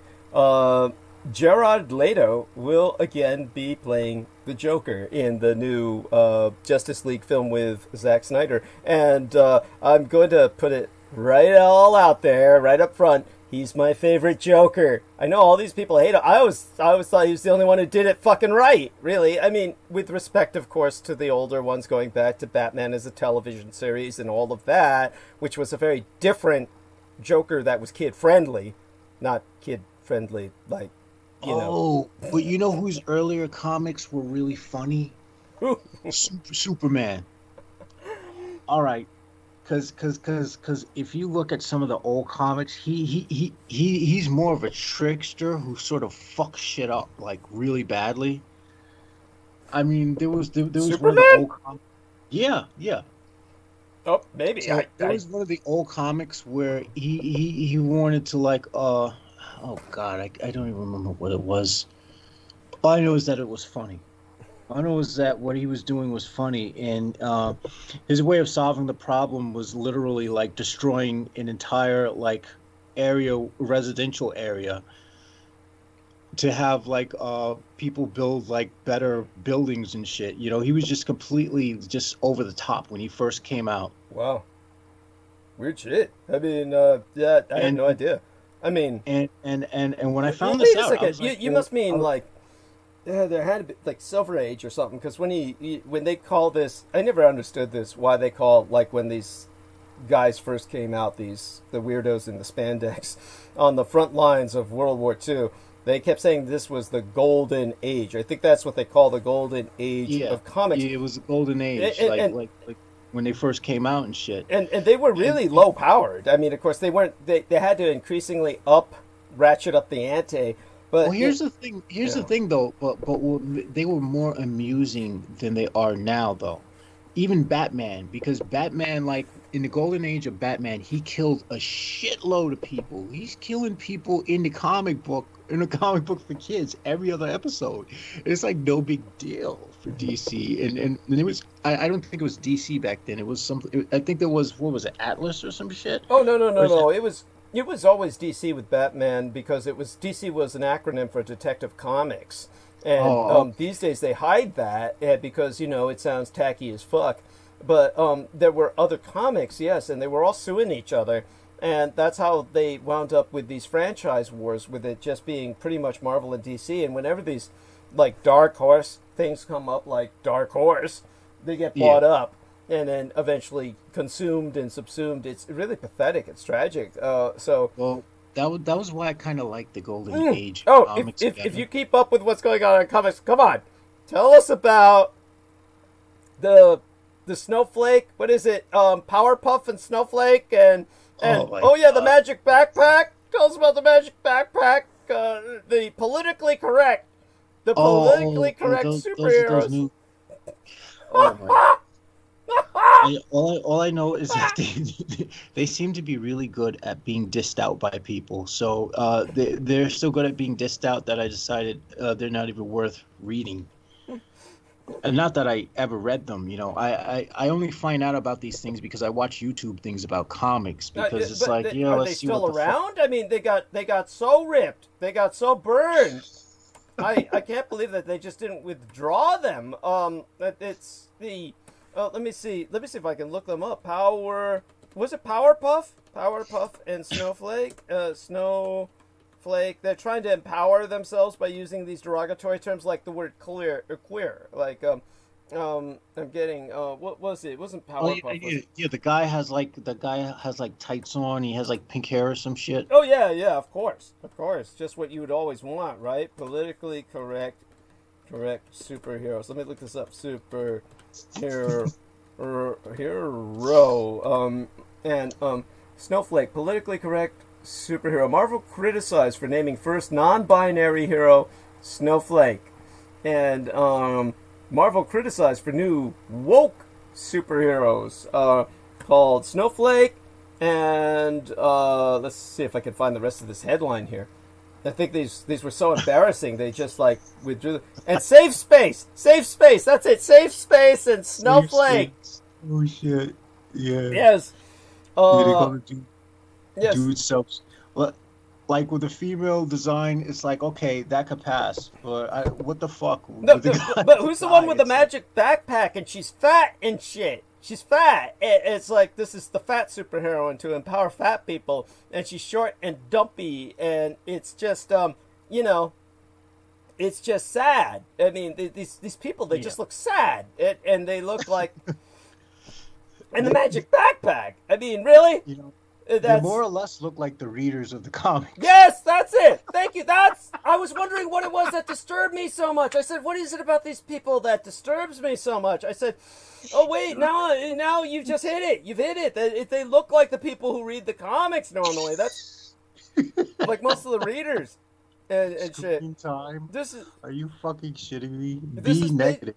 Basically, what they are these are like the comic book illustrators they're projecting themselves into the comic. And yet, I don't know. I'm sick of the super bone muscles and shit too, because the muscles are just repulsive. I mean, yeah, well, you're not gonna have that much time. If you're a superhero, how much time are you gonna? If you're running for your life or you're fighting like things that are evil, you're not gonna have that much time to go to the gym and do some heavy lifting. You're not gonna have you're not gonna be like 300 pounds of ripped muscle. No, yeah, and they're black too. They're black. They had to make them black. Snowflake and Safe Space. One of them, well, they're non-binary and they're really gender neutral, but one of them appears to be vaguely male. The other one appears to be vaguely female. But the man is pink. The female is blue. So they've changed the colors. They've changed the primary colors. And they made the chick with the black pack with the backpack black too. No, she's like supposed to be Hawaiian or something, isn't she? Some kind of fat Polynesian or something, which is almost racist. All I know is that. Let me see if I can look that up. Superheroine with magic backpack. It was fat superheroine with magic backpack. Yeah, I think the name was oh god, what the fuck was? Now some video shit popped up. I hate these things with these ads, man. What the fuck? Man. It's called Trailblazer. That's her name? Yeah, Trailblazer. Oh my god. Oh yes, of course she's blazing a trail of political correctness. It's you. Oh my god. Okay, here we are. Fat superhero with magic backpack. I'm getting Herbie Popnecker. What the fuck? Fat Fury, also known as the Fat Fury. It's Marvel's new overweight superhero Trailblazer. Has a magic backpack that Trailblazer can pull any object or weapon out of the backpack, though she has no control over what may come out. Fat Chance! That's her rallying cry. That's not really a superpower at all. No, that's like she pulls out a used condom and shit. I mean, this is like... It's like a super nightmare. Yes, thank you. That could go wrong in so many ways. Yeah, you can't tell what ethnicity she is. Indeed, she looks like... They draw her so she looks like she's half animal. To tell you the truth, she looks like some chimerical hybrid of... Yeah, they have these horrible psychedelic colors. What is that? I mean, they all like glow in the dark. Like, all right, this is just... It's just so bad.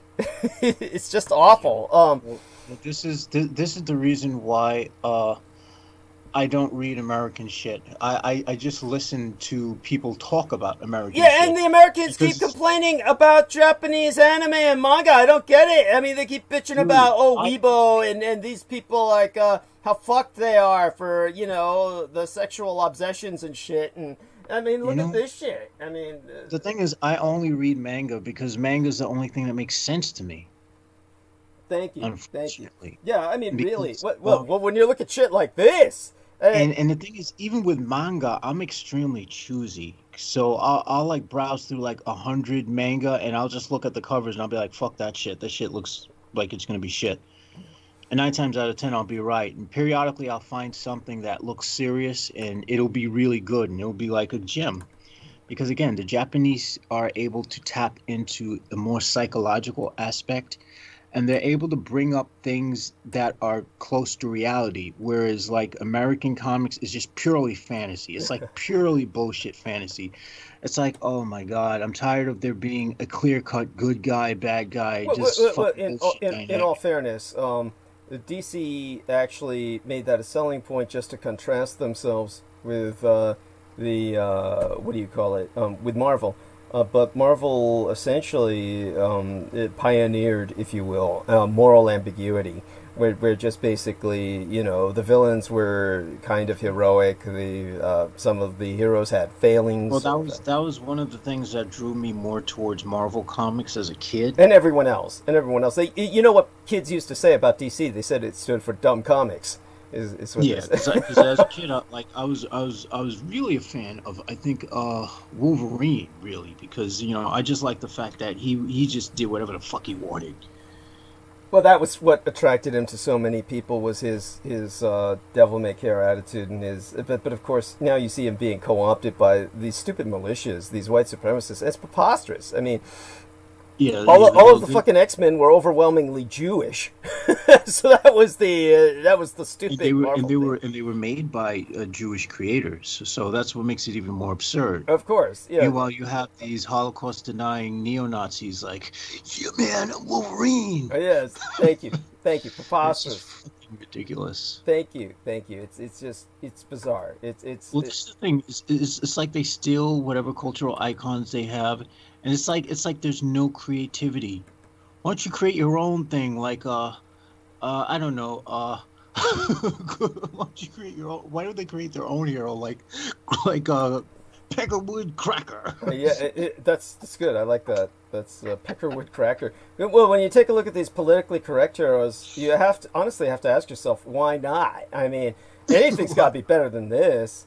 A Klansman superhero would be better than this. This is like, at least he would have a motivation that had some logic. What are these people fighting for? These snowflake and safe space. What are they fighting for? And the Trailblazer. Oh my fucking God. That's just, you know, hopefully the artists all got sacked and the creators, you know, and it just, you know, and everybody forgets this ever happened. It becomes like some oh no, they're totally gonna co-op it and rip on it or something. Well, it deserves to be ripped on. It's got to be presented. You know, even though these people are so stupid, they're presenting it seriously. It's going to turn into a joke, and that's all it'll be remembered as. It just doesn't. There's nothing sticking about it. Yeah, there's no sticking points. Yeah, and the fact that they're all ethnic. This is what it's as if the only people who can be transgendered and well, you see, that's the point. I think that's the entire reason why they made them all ethnic, because they knew that people would rip on them. Thank you. You're right. It had to be done with that in mind. It's sort of like the same, and again, and I keep going back to this, but it's like the same reason why, you know, when they decided to make the poster for that African lady's thing, Cuties, they decided to use this photoshopped, sexually suggestive image from the people at Netflix, because they knew people would hate it. Yeah, and nobody would watch it for what it is. People would put something else into it. Yes, that's the entire point. That's how you silence the idea of. That's how you silence an entire ethnicity of people. Right. This is part of that. It's sinister. In other words, there's a sinister agenda behind this. And the agenda is systematic racism. Yeah, and I agree. We agree on that. So there you go with political correctness. It's a sham. It's basically. So I will go back to the analysis now that I've got enough calories in me to burn for the remainder of transmission. I'll go on with that. Thank you very much, Jameson. And of course, Jameson will be with us until I finish the program. And I'm glad he got his flu shot. And how are you feeling after the flu shot? Did it wipe you out like it does some people? Or are you okay? How you doing? I'm on all types of stimulants. I wouldn't even know if I'm wiped out. Fair enough. I shit you not. I hear you. One of the main reasons why I abuse the substance I abuse is because it has a stimulant effect to me. Most other people I've known who've taken the same dose and the same amount would be wiped out. But for me, it has the opposite effect. And I'm thinking this is because my brain doesn't produce enough of a certain type of sugar called glutamate, which this seems to mimic. Okay. So, by the way, I'm checking into the number of people. I can't believe we've maintained number. I mean, with the shit we were talking about, I'm surprised everyone hasn't dropped off, but they've stayed. The numbers have held. I guess they're a masochist. Okay, I'll give you the monologue analysis now. Let me do another check into the live stream itself. The numbers concur with what I'm seeing, and with that, I'll get back into business. Love you dearly as a son, Jameson. We will be say goodnight to everyone and hang out in the background in case I need you again. And, all right, and I'll probably enjoy some of this THC. Did you say that you weren't going to do that? What was it like? Well, you were tripping balls on it. What was it like? All right. At first, while my eyes were open, I was seeing like fractals and shit. My heart felt like it was beating 1,000,000 miles an hour, and I felt like I was on fire. I felt like I had been smoked by someone. I felt like someone squeezed me into a glass bowl and took a torch lighter and went. How much of this shit did you take? One drop on my tongue. Holy shit! One drop. Well, you see, these are like the refill packs, and the refill packs are meant to be put inside of the cartridge. Oh, okay, I get it. So it's super concentrated. Oh, you idiot! Super concentrated. You fucking idiot! I know, like I'm laying in bed, and I feel someone like crawling next to me, and I'm like, "Whoa, dude, no, I'm just tripping. I'm just tripping." It's no big deal. But then I'm like seeing like the indentations on the sheets, and I'm like, holy fucking shit. Oh my god. I think Lady Marijuana wants to fuck me. There we are. Oh my god. Okay, so thank you for sharing that. And obviously I'm not gonna get too graphic. oh no, I fuck, we don't care.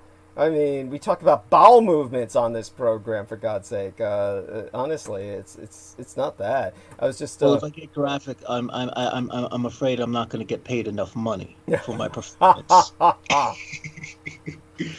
Well, okay, well, thank you. This isn't like a dismissive cough. It's just a cough of like I still got the particulate matter in my throat from what I was eating. The peanut, the payday bar, which has a lot of calories, and the eggs. So, not recommended that anyone live off a diet like that. That's not my diet. That's simply what I do on transmission nights. But other than that, Jameson has done well, and deeply appreciate his being with us. Everyone else just kind of dropped off, and but Peter did his job as well. So but of course he's good at that, and. All right, then. So let me get into it, and our man Jameson will retreat, say your gentle good night, and we'll take it from there. Good night, lovely folks. Yes, there we are. Very Boris Karloff. And so that reminds me of, we'll start with China, Red China on the mainland, and the dreams of the Red Emperor, because he's the kind of strongman that Donald Trump used to admire, and openly admired, until COVID-19. So, yeah, so since coming into power, circa 2012, the Chinese communist dictator Xi Jinping has oftentimes drawn comparisons to Mao Zedong, but Xi is not Mao 2.0. As a disciplinarian, not a revolutionary, he's driven by a need for total control. His ethno-nationalist vision of Chinese revival draws on allusions to past empires. And while he speaks in Marxian terms and deploys Maoist tactics, his brand of communism also promotes Confucius and e-commerce. So he's kind of like Alibaba Mao, or Mao Alibaba. And the way our man Jameson puts it, Trump got Xi's STD, or sexually transmitted disease, the Hong Kong flu. I'm sorry, how does Trump put it?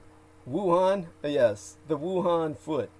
Anyhow, Xi sees himself as a savior, anointed to lead China into a new era of greatness, propelled by rising prosperity and political devotion.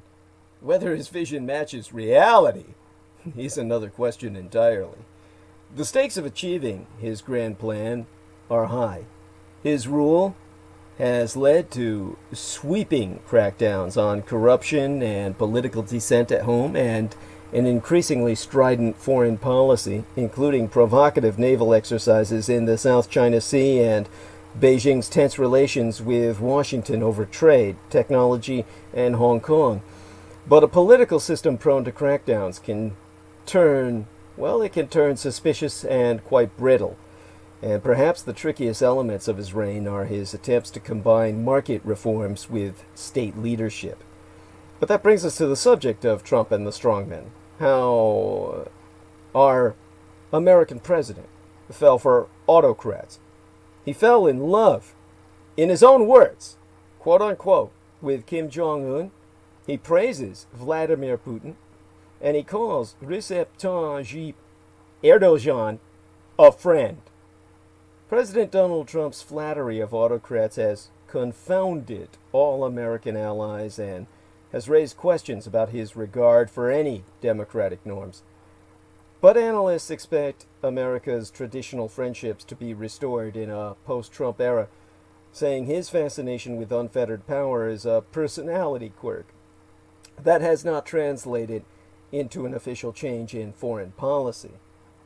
Peter Trumbore, a professor of political science that I consulted at Oakland University in Michigan, said he's psychologically terrified by weakness. Trump's attraction to power was on display long before he won the White House on a promise to make America great again. Indeed, in a 1990 interview, which seems like generations agone by now because it is, with Playboy magazine, then still influential to a degree, the billionaire property developer declared that Soviet leader Mikhail Gorbachev, who helped end the Cold War, had not a firm enough hand with pro-democracy demonstrators, if you can believe that. And 3 decades later, 30 years anon, he continues to lavish praise on leaders who wield power ruthlessly, while bashing longtime democratic allies, such as Canada and United Germany. In a recording, the American president admitted he was fond of authoritarian leaders, telling journalist Bob Woodward, "The tougher and meaner they are, the better I get along with them." And that's where we get to the term president for life. This is serious because I'm going to get into Trump's attempting a coup within 9 days. In 2017, Trump threatened the North Korean dictator Kim Jong-un with fire and fury if Little Rocket Man endangered these United States, only to shake his hand in a historic visit to North Korea 12 years later. While Trump's outreach to Kim won plaudits, his assessment that the mercurial North Korean, who is guilty of gross human rights violations, had a great and beautiful vision for his country, was met with widespread derision, as you might expect, or should expect. With Red China, too, his message has swung wildly, lurching between tough-talking on trade and the spread of COVID-19 to praise for Chinese Communist dictator Xi Jinping, after Red China's ruling party abolished all term limits circa 2018, but the year before yesteryear. That's when Trump declared, "He's now president for life! I think it's great!" While some surmised the remark was made in jest, it chimed with the warm words Trump has had for Turkey's dictator Recep Tayyip Erdogan, who has also steadily increased his own powers and whom Trump calls a friend. But it is the Republicans' relationship with Russia's Vlad Putin that has attracted the most attention, and rightfully so, in light of the facts that Moscow meddled in the 2016 election to boost Trump's chances, the facts which Russia almost irrationally denies. At a summit with Putin circa 2018, Trump appeared bowled over by the former Secret Service's chief, Vladimir Putin, saying he believed him over the FBI on the allegations of campaign interference, and describing his counterpart as very, very strong. Yeah, a real man rule. For the professor I consulted, Dr. Trumbore, it's plain to see. Trump is envious of the power these strong men wield. To quote as the professor, when he sees Erdogan or Hungary's Prime Minister Viktor Orbán, he sees democratically elected presidents who have essentially abused institutions of democracy to turn their states into authoritarian regimes. We know Trump wants that for himself. Charles Kupchan, the professor of international affairs at Georgetown University, also ascribed Trump's rapport with autocrats to envy, tinged with a certain macho inclination. Kupchan saying he probably likes that Putin rides a horse without a shirt and appears like a real man. The Trump administration argues he has made America safer by cultivating ties with longtime foes. But analysts know his approach has yet to show any single result. For Maud Kezard, a United States specialist at the Institute for Strategic Research in Paris, Trump's message is chiefly aimed at showing his own electorate that he is a strong president. The leader who campaigned as a deal-maker extraordinaire lacks the patience needed for diplomatic success. With Kupchan concluding, diplomatic breakthroughs do not come when two leaders sit down together with no preparation. They come through years of hard work and preparation. With North Korea, none of that happened, and so it went nowhere. Meanwhile, relations with old allies in continental Europe took a beating, with Trump cheering Britain's decision to quit the EU and claiming the Union was created merely to take advantage of the United States.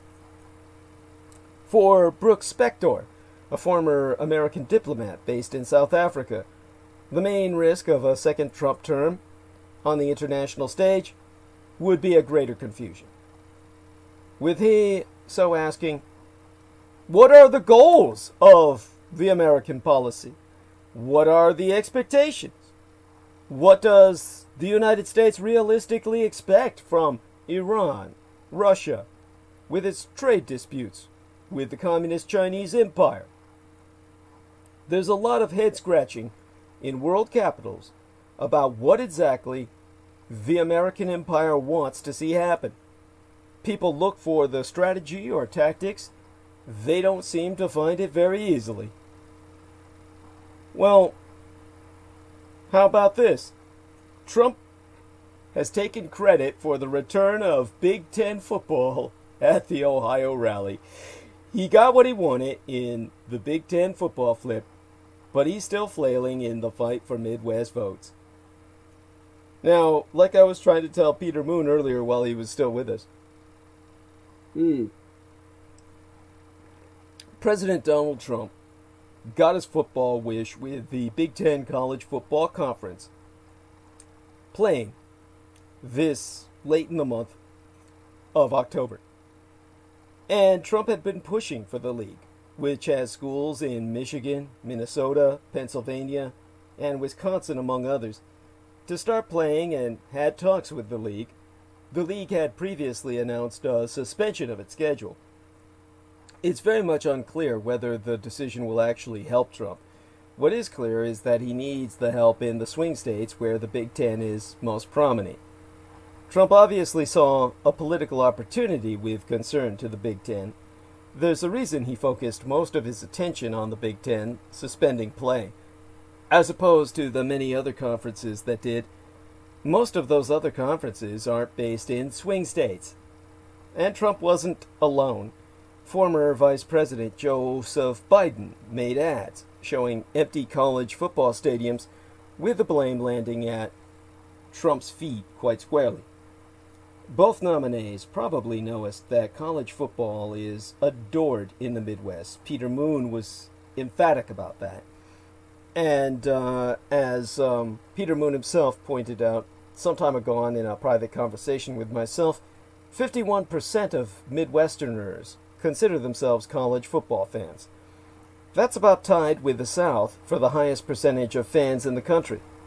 Trump also probably knows that Republicans really do like college football.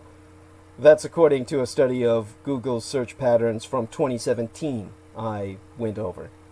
That is, it's a good base play.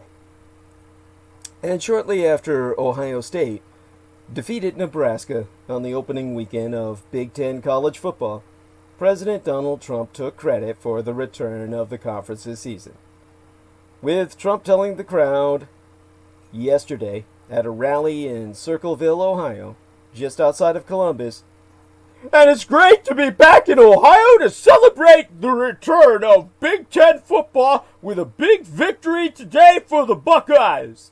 So then I had an idea. I said I'm going to get it open if it's shut down. That's what happened.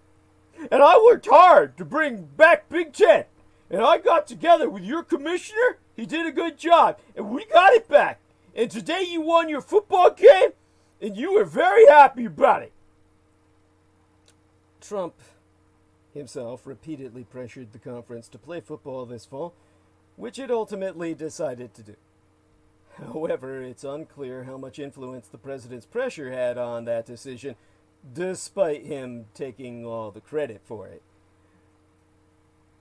Now, Trump obviously, as I said, saw political opportunity with concern to the Big Ten.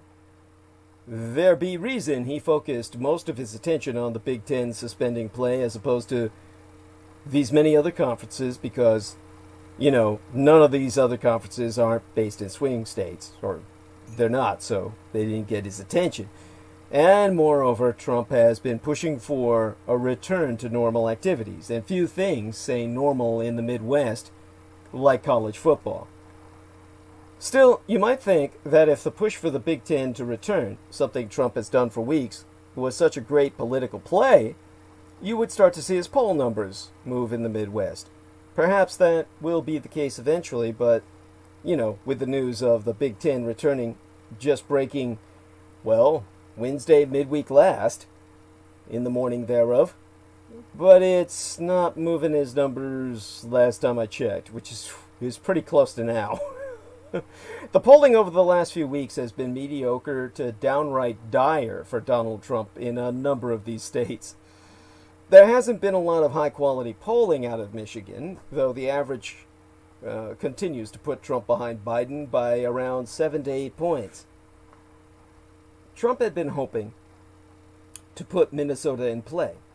Instead, polls released by ABC News, Washington Post, CBS News /YouGov, and the New York Times /Siena College have him trailing by anywhere from 9 to 16 points, which is, you may as well go home. Trump also is still facing a deficit in Pennsylvania. Among likely voters in recent polls from NBC News /Marist College, Monmouth University, and Quinnipiac University, Trump's down an average of 6 points at the least. And in Wisconsin, Trump seems to be trailing by the same margins that he always has. A CNN /SSRS poll released Tuesday of last week had him down 10 points. An ABC News /Washington Post poll had his deficit at 6 points. The New York Times Siena College poll put Trump behind by 5 points. So while Trump has made football a part of his political playbook, part of his problem might just be that although folks like college football, they may not like the idea of it right now. A recent Grinnell College/Seltzer and Company poll found that 53% of Midwestern residents said it would be mostly unsafe for students to attend college. Only 41% said it would be safe. That matches a Quinnipiac poll from July showing a majority of Midwestern voters, 51%, thought opening colleges would be unsafe. You can't reopen college football without reopening colleges, at least to some degree. A few weeks ago, most fans were in favor of a delay to the college football season. Perhaps the delay from having football start in late October instead of around Labor Day will have been enough for them, though it's been a few weeks since a lot of this polling came out. And that brings us to the debate itself. On Peter Moon's Facebook timeline, he asked the question, well, let's take a look at what he had to ask. Let me go to Facebook, and then go over to the Peter Moon timeline. And, interestingly enough, here we are. He was asking about who won. Who do you think won the debate? Here we are. Peter Moon asked, in last night's debate, this was on October 23rd, my father's birthday, Friday into this weekend, when he published this. He said, in last night's debate, who exhibited the phenomena of denial more? That's all in the uppercase, denial. And who won? So, of course, he had no less than over 250 reactions. And unbelievable, a thread of 106 fucking comments. Un-fucking believable. And, of course, Jameson Reese says, the fly won. Of course, that would take us back to the vice presidential debate, but I get his point. Well, on the debate itself, I can provide you my analysis. With just 9 days and a handful of hours to go before Election Day, President Trump and Joe Biden met on stage Thursday night for their second and final debate. And that was, at that time, 11 days out from Election Day. What's the major takeaway to be had? Come on, Jameson, you're the only one on stage with me. What's the major takeaway to be had? I'll pretend Jameson's a sock puppet. I've got my hand up Jameson Reese's ass, and I'm feeding him. Takeaway to be had with what now again? I'm literally like doing push-ups. He's doing push-ups. I interrupted him doing push-ups. He was on the floor. He had to get back up to the mic. I said basically, what's the major takeaway from the debate that you got out of it? Before I give you the answer, the right answer. Give me your answer. I know you are, but what am I? I'm drinking tea. Don't do that. I'll tell Jameson what. It's like a schoolyard game. Yeah. Okay. Here's the major takeaway. The threat of a mute button goes a long way. That was the major takeaway. The mute button worked. Trump toned it down, and Biden held his own. So, but thank you, Jameson. Appreciate that. Thank you for getting us there. It was basically contrast this time instead of chaos. Trump and Biden sparred mostly respectfully in the final debate. President Trump clashed with former Vice President Joe Biden in their second and final debate on Thursday night, swapping the constant interruptions Trump deployed in their first meeting for a barrage of criticisms about Biden's family and political tenure as he struggled to defend his own handling of the COVID-19 pandemic that has come to define the race. The more... And by the way, I don't know if you noticed this, but Trump basically tried to redefine the subject as oil, basically, because we got a situation, if you can believe it or not, where it's, this is what he's left with. He's left with basically an oil argument. That also was something I noticed that was, for lack of a better word, comparatively innovative. And I don't know if Jameson noticed that, so I'm going to bring Jameson back on. I'm going to ask him to come back on stage. He can cease doing. Actually, I did notice that, Yeah. and that was and when I heard that, I was like thinking to myself, that is so Republican. Yes. Have we heard that before? Thank you. I mean, come on. Yeah, no, that is bizarre. As a matter of fact, before I go too deep into this, I want you to do kind of an analysis. Give us a few minutes here. Give me a few minutes here. And I'm going to breathe. I'm going to suck up this tea, the remnants of this tea. And the reason I need the break is because I'm going to start choking on the particulate matter at the bottom of the tea crock, which is, the tea dust. So while I'm coughing on that, Jameson is going to give us kind of like what he got out of this, what he saw, what he got out of this, and then I'll come back with, quote unquote, the profession. What I got out of it, I fell asleep, and I woke up, and I was like, oh shit, it's over. Oh god damn you almost killed me. Come on, I'm drinking this shit, and you got me choking on it.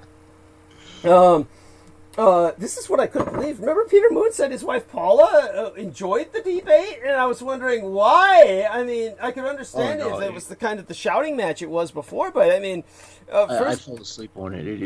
It at some point I just grew so. It wasn't a question of boredom. It's very rare that something puts me to sleep if I'm listening to something. Mm-hmm.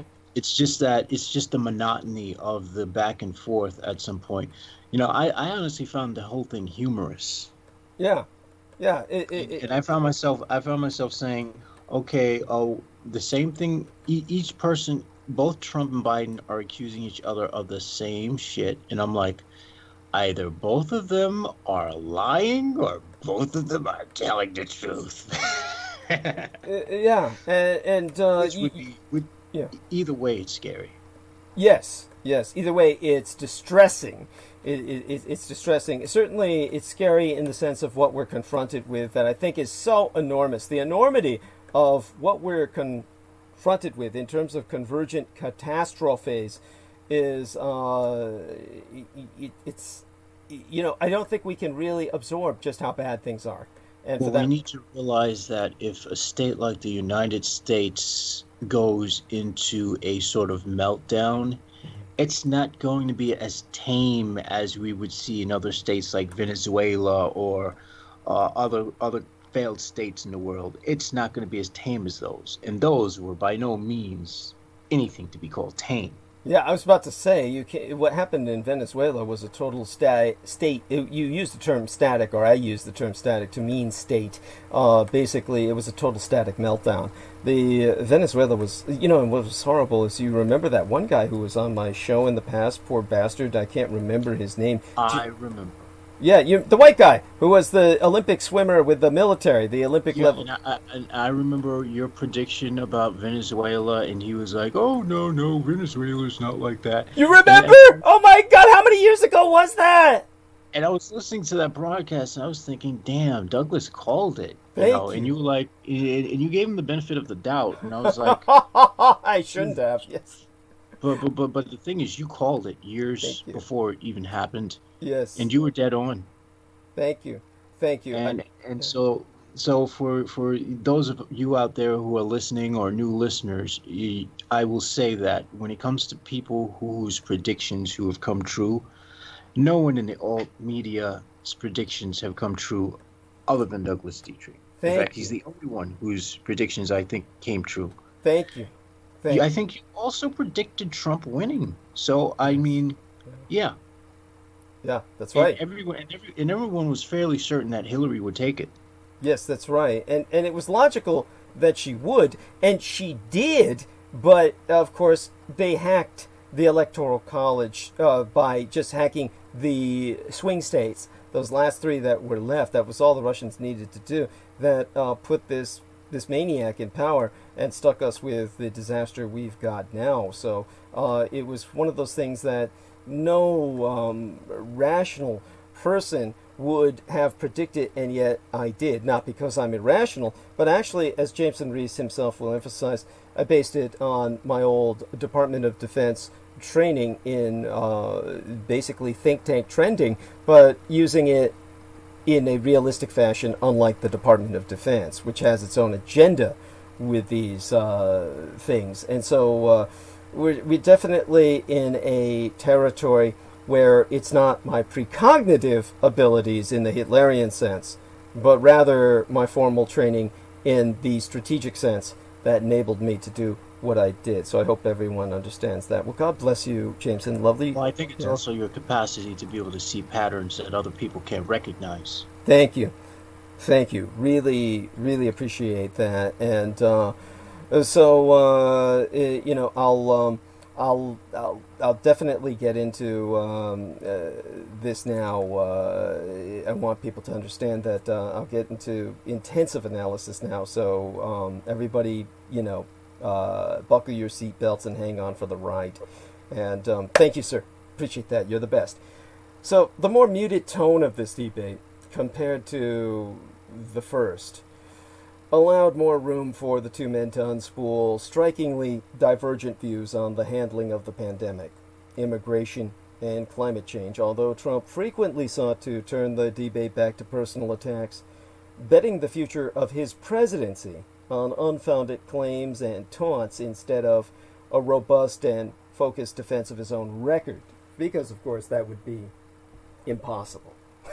So, after the chaos of the first debate, the introduction of a mute button ushered in a decidedly more civil tone during the final debate. That's not to say things didn't get heated, particularly as the president made a flurry of unsubstantiated claims about his rival's financial dealings. But in a marked shift from the September 29th face-off, the American people could actually hear the candidates speak as they answered policy questions. Now, moderator Kristen Welker of NBC News focused early on the COVID-19 pandemic, which put the president on the defensive, as he asserted that the leaders of other countries had been congratulating him on the United States' pandemic response. Now, the president himself has maintained a buoyantly optimistic attitude toward the coronavirus over the last 7 months, even as the pandemic worsened and more than 220,000 Americans have died. In keeping with that outlook, the president reaffirmed Thursday that the virus would soon be gone and said the nation was rounding the corner. And as a quick fact check, although my own golden state of California has largely avoided the new wave of coronavirus cases, a third COVID-19 surge has sparked alarm elsewhere throughout the country. Now, I've gone into this, and as a matter of fact, I'll go more into this tonight during Arc of Narrative, but not in the sense that you think. Not over the graphs and the charts, because that's just going to turn people off. But what I can tell you is that the United States has 300,000 deaths that it is admitted to, 300,000 more deaths than in a normal year. So that is attributable to COVID-19, all of it, in terms of collateral deaths. People dying because ambulances were unable to service them because they're so impacted by overload, etc. This is the kind of horror story that we're dealing with under the Trump misadministration.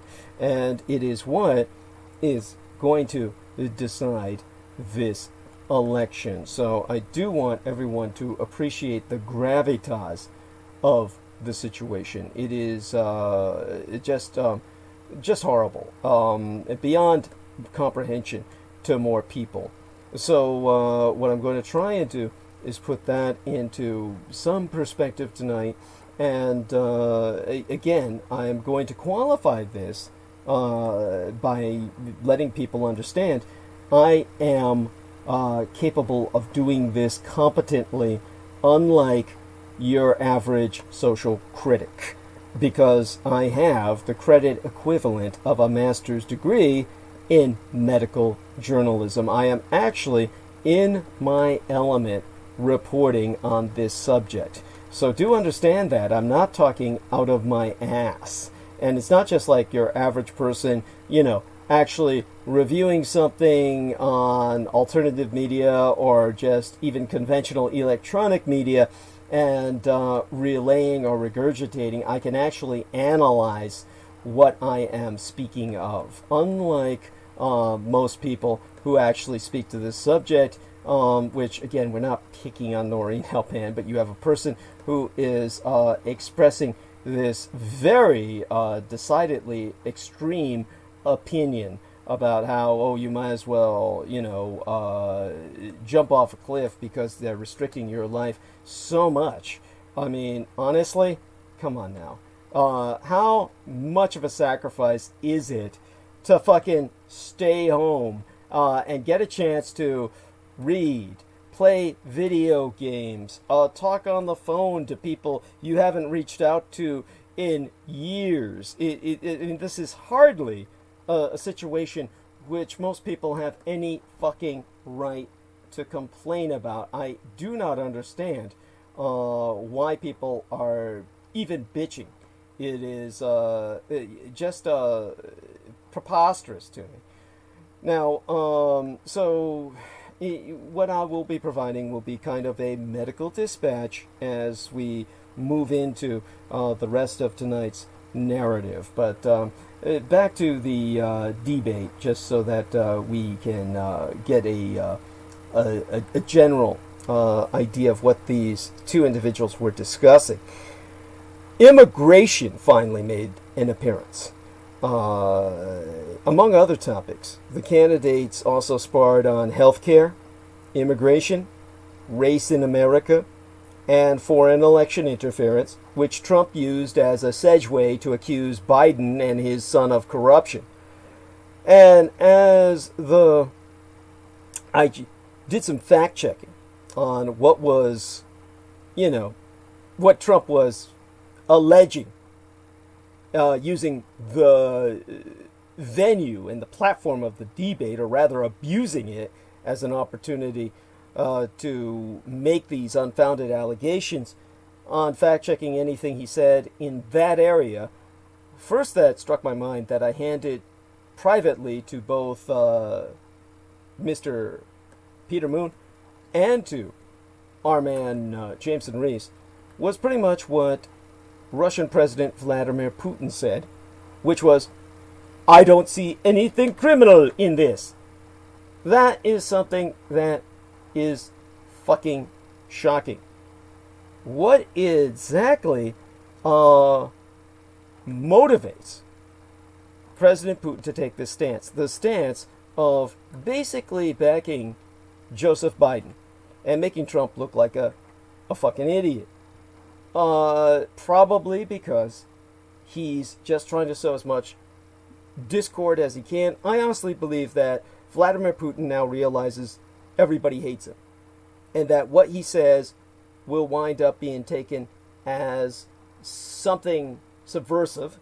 So when he says, basically, that despite the Trump campaign's claims, the Russian dictator Vladimir Putin himself asserts, in a very real sense testifies, he sees nothing criminal in Biden's son Hunter's past business ties with Ukraine or Russia, which he expressed this on record in an interview with Russian state media today.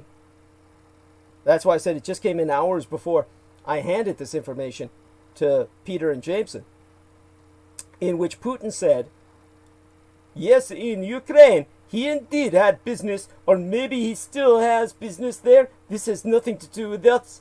This is a matter of Americans and Ukrainians. Yes, there is at least one known company that he was basically running, and it looks like he made good money, but I don't see anything criminal in this. Or at least we don't know anything about this being criminal. Now, this is what he told the broadcaster Rossiya 1, like Channel 1 in Russia, with their fucked up state television. Honestly, this is to make it look so sleazy that everyone's going to assume Biden must have done something. In other words, Putin realizes he's a sleaze bucket and that the world perceives him as what he is, that he can't hide the fact that he's a criminal sleaze bucket. So when he says what he says, he has every intention of that fucking up Joseph Biden by people saying, see, Vladimir Putin backs you, and therefore taking the heat off his boy Trump. I honestly believe that's the strategy.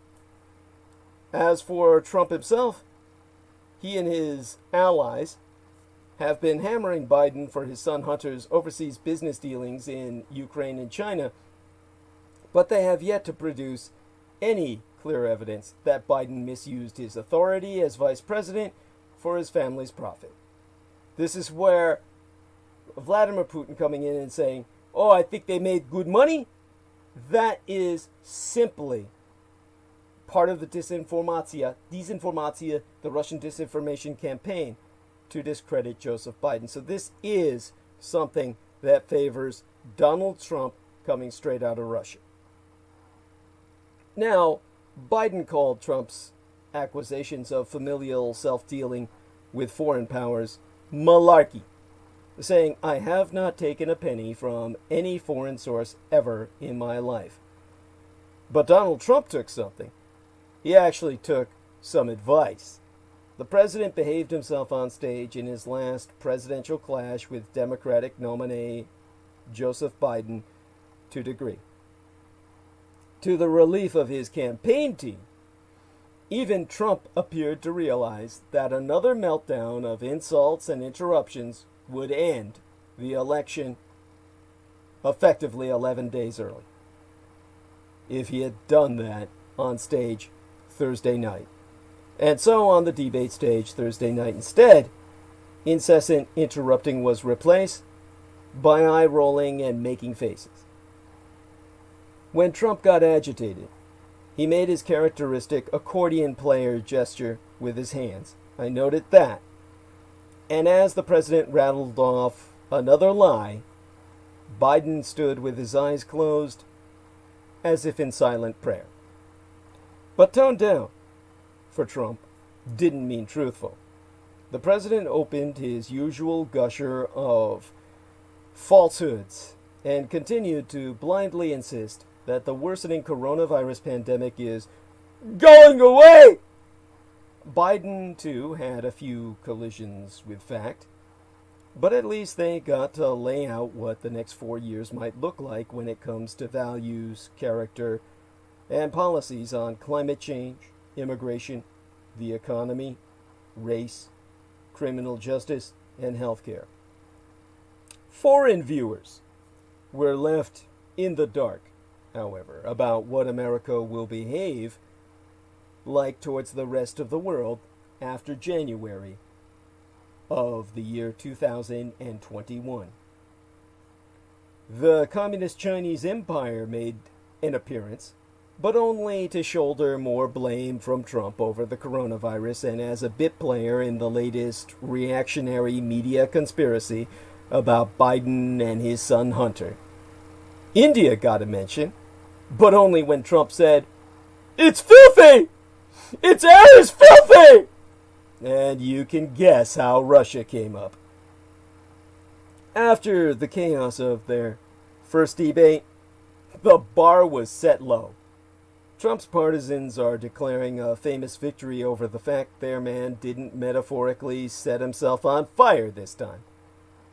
Biden's camp thinks it won because the former vice president walked away unscathed from two showdowns with the most feral debater in postmodern presidential history. The pundit class has already concluded that a draw helps Biden since he's winning in most swing states, and 47 million people have already voted, narrowing the chance of either candidate shaking up the race. Trump was strongest when he put on his anti-establishment cape and painted Biden as a lifelong politician who never got anything done, and who will never get anything done. He did seem to ding the former vice president on his role in a now discredited 1994 crime bill that could hurt him among African Americans. And Biden's vow to move away from fossil fuels might have been the right answer for history, but could be a liability in some Midwest industrial swing states where he currently leads. Most importantly, for Democrats, Biden did not look anything like the caricature that the Trump campaign has spent months building. He was sharp and could actually string two words together. Come on, man! But aside from that, I was mildly shocked that he could go beyond, come on, man! With longer sentences. I'm not being sarcastic. Honestly, I think that these white boys they put up as presidents are so fucking vapid and empty that I can't believe they talk. The former vice president has had a lucky campaign in that the pandemic shielded him from scrutiny and Trump's attacks for weeks on end. But he has outperformed previous expectations, mine own at least, in marquee events during the Democratic National Convention and in two face-offs with Donald Trump. The most striking moment of the night probably further alienated Donald Trump from critical suburban woman voters. Asked about the plight of more than 500,000 undocumented migrant children who remained separated from their parents by his government's border policy, he came across, well, exactly as he be, incredibly callous and devoid of all human sympathy. He said, "They are so well taken care of. They're in facilities that were so clean." Prompting Biden to roar, "Kids were ripped from their arms and separated, and now they cannot find over 500,000 sets of those parents, and those kids are alone. Nowhere to go. Nowhere to go. It's criminal. It's criminal." After an exhausting 2 years of rallies, debates, primaries, caucuses, busted political dreams, and sound and fury, the end is in sight. The only questions now are whether Trump's more even performance can become a base for a late surge in momentum similar to the one circa 2016 that swept him to a shocking come-from-behind victory. I choke on the very words, over Hillary Rodham Clinton.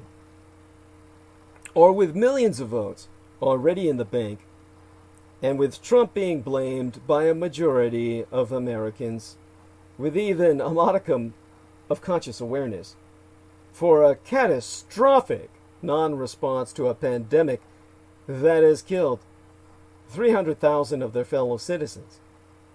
Is Biden already on the threshold of power? And the California of it all? Our golden state of solid blue has long been favored as a punching bag for the president, but it barely figured directly in this debate.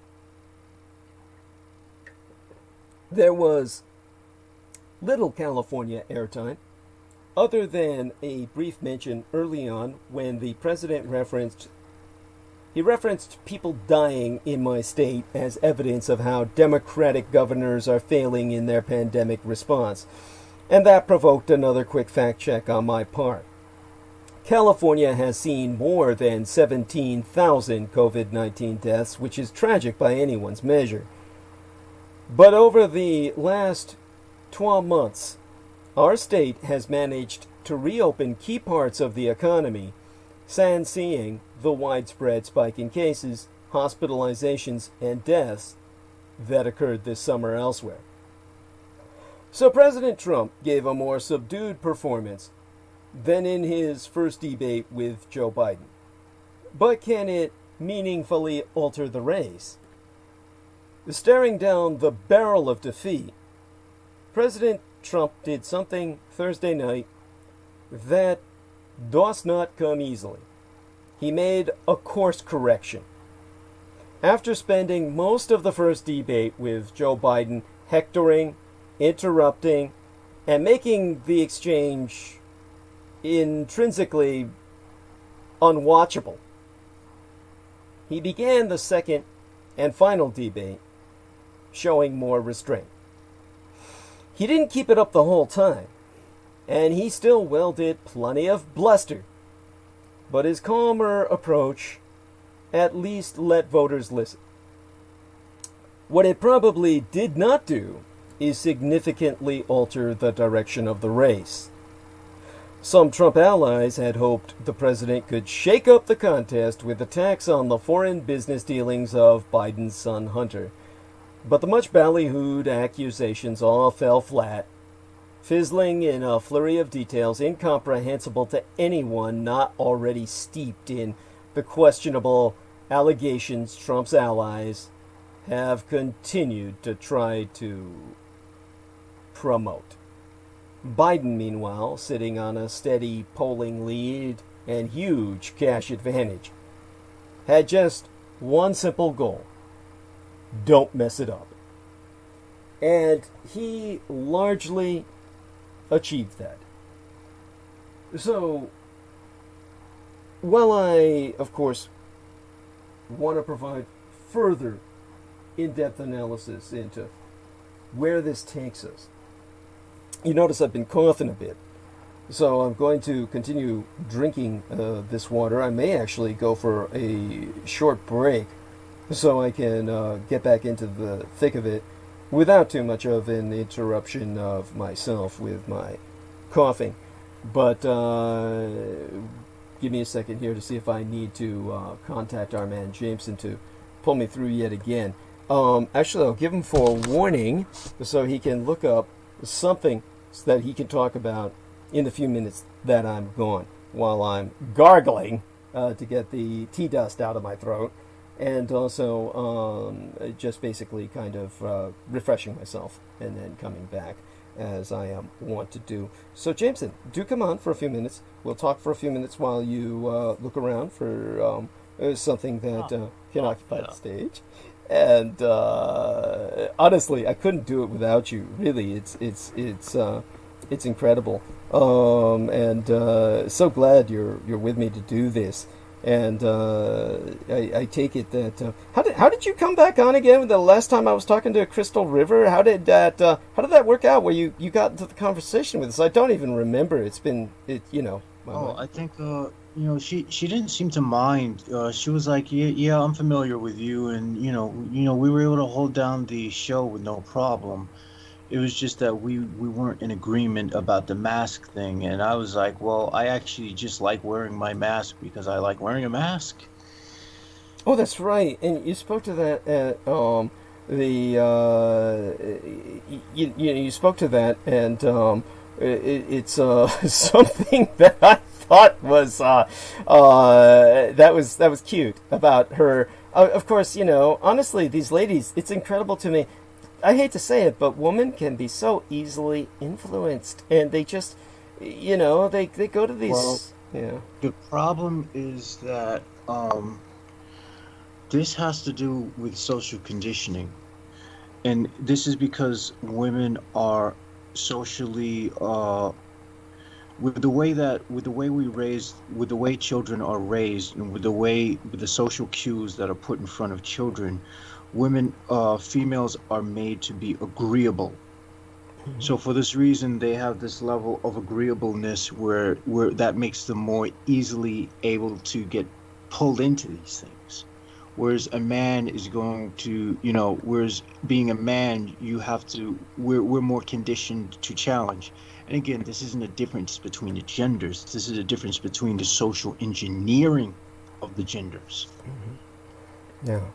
Thank you. So I want the audience to take that into context, that whatever differences there are as far as mentality is concerned, these are roughly, most of the times, engineered by the culture that you grow up in, or whatever region you grow up in. They're artificial constructs, in other words. Yeah, and so these women feel the need to actually, regurgitate a lot of this crap. Look at the waves of what they call Karens. Now, Karen seems to be this supposedly derogatory term for these, for these white women who have nothing better to do but to go shopping and to cause people who are working on the front lines in retail all manner of suffering. Yeah. I'm not wearing a mask. Let me speak to your manager. I'm pretty sure this is on sale. No, the sale says it expired last week. Well, I want to speak to your manager. Yes, we've all, any of us who've had to work retail have encountered them.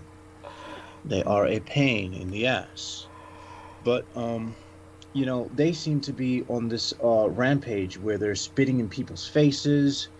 They're shouting at people in venues. I mean, there was a story I came across where one woman entered a Starbucks, and the woman asked her to, behind the counter, must have been a person of color, and she asked the woman to wear a mask, saying that that's the law for you to wear a mask when you're going in the store. And the woman said, "Fuck Black Lives Matter. I'm voting Trump." and it's like, dude, what the it's like a big bag of what the fuck. And then there's more of these women. There's an incident where a woman decided to step on, these guys had like pet turtles or whatever, and she decided to step on one of them, and she was like saying, you're illegal immigrants, you don't belong here, this is why Trump, this and that. Oh my God. Yeah. So apparently, there seems to be some level of mind control, and this is the reason why I've been continually saying MK Ultra. Mm-hmm. This entire thing is like a gigantic social experiment. I don't know who's overseeing it.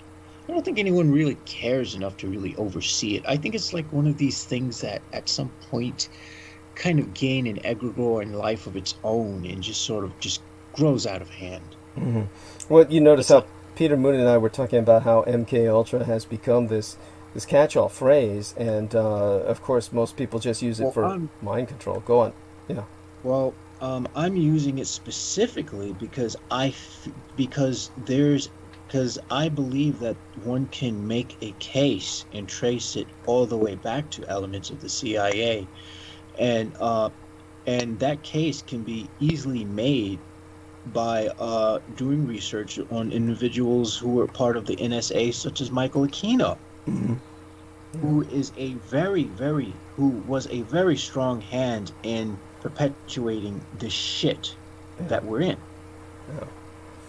And so if anyone would know anything, if anyone was Mr. Mind Control, that he took the cake. Yeah. Yes. And I would be surprised if he wasn't to some degree involved in the original MK Ultra programs. Yeah. And yeah, of course. And so I appreciate, of course, your referencing our familiar navigational point. Yeah, so when I say that term, I'm not using it loosely like many people are. I'm using it because I believe that there's a specific, I believe part of what we're seeing was something that was planned, pre-planned in advance. Yeah. And I'm not talking about by years, by decades. Right. And so I'm going to leave you on stage for about 7 minutes. And if you need some time to dig something up on the internet to address, by all means go ahead. But I'm sure you can always pull something out of the, shall we say, the hat, so to speak. And when I come back, I'll, of course, be covering, again, the election situation. In fact, it's inescapable. I'm actually obligated to do this because we are so close to Election Day. There really is nothing else I should be talking about other than this subject. So I hope everyone understands who if they don't like what I say, well, then the problem is theirs. You wonder why they're here. But and a lot of people don't like what Jameson says, but that's different because what Jameson says is pretty pretty lurid sometimes. So, okay, take the stage, talk disaster, whatever turns you on. But we have to understand that there's a necessary negativity, because the problem is, if everyone spends their time only dwelling on the positive, nothing gets done about the bad shit that's going on. Yo, believe me, whereas the minute someone says, "Holy fucking shit, the movie theater's on fire," and shit's really on fire, then people actually say, no, actually, nowadays, people would probably look at the burning movie theater. It's just the heater. Oh my god, yes. It's a light show. Shit, my hand's burning. Yes. Oh, it hurts. But I'm going to ignore the pain. Oh my god. Pain is just the weakness leaving the body. Oh my god, there goes my arm. Okay. Yeah. I'll go tend to my own bodily functions. I'll be back. Everyone, do be kind to Jameson, and Jameson will in turn be kind to you. And he won't play too rough, I promise. So, okay, let's see if they're all alive when I get back. I'm sure they will be. And hopefully they haven't fled the theater now since you brought up the fire issue. But yeah, I get where you're coming from. Okay, be right back. All right, well, I was caught in the middle of trying to channel things from my subconscious, which is a very interesting technique. So far, I'm getting some degree of effectiveness from it. The idea is that you would use your opposing hand, whatever hand you're not dominant in, and try to just channel something, such as a shape. If you think about a word like a car, right, you would try to channel this, and you would just, whatever squiggle you come up with, whenever you feel like it's time to stop, you stop. And that would be like a symbol generated by your subconscious. So you would write down next to it whatever it is you were channeling, and you would use that as a reference point to create sigils, I suppose. So yeah, this is something I've become sort of obsessed in. I'm become a little bit of a sigil geek, actually, I've always been obsessed in it. It actually seems there's something more artistic about it than trying to draw something like a represented illustration of something, if you ask me. But what I find amazing in what we're going through is that nobody's talking about our lack of a firewall. People are talking about the idea of other people hacking elections, but again, there seems to be no desire to stop it. Nobody's putting any real plans in motion. And the reason why these plans aren't put in motion is because I believe that all these things are predicted. The outcome's already predicted, and that there's already a script for it. I'm not going to say it's the Illuminati writing the script, because that's that right bullshit that Illuminati could be anything. I'm Illuminati. I'm illuminated. Yes, I'm illuminated because I'm calling your bullshit out for what it is. Bullshit, instead of painting it in gold. There you go. Jameson the Illuminated. All right. So that I don't, really drive you folks crazy, let's give you guys some data porn. Well, we've got fraud. We've got, oh geez. What's funny? I've always found funny the fact that we have a game called Monopoly. Because if I were to write a scary movie, it wouldn't have monsters and people with chainsaws. No. If I were to write a scary movie for Halloween, it would be called Monopoly.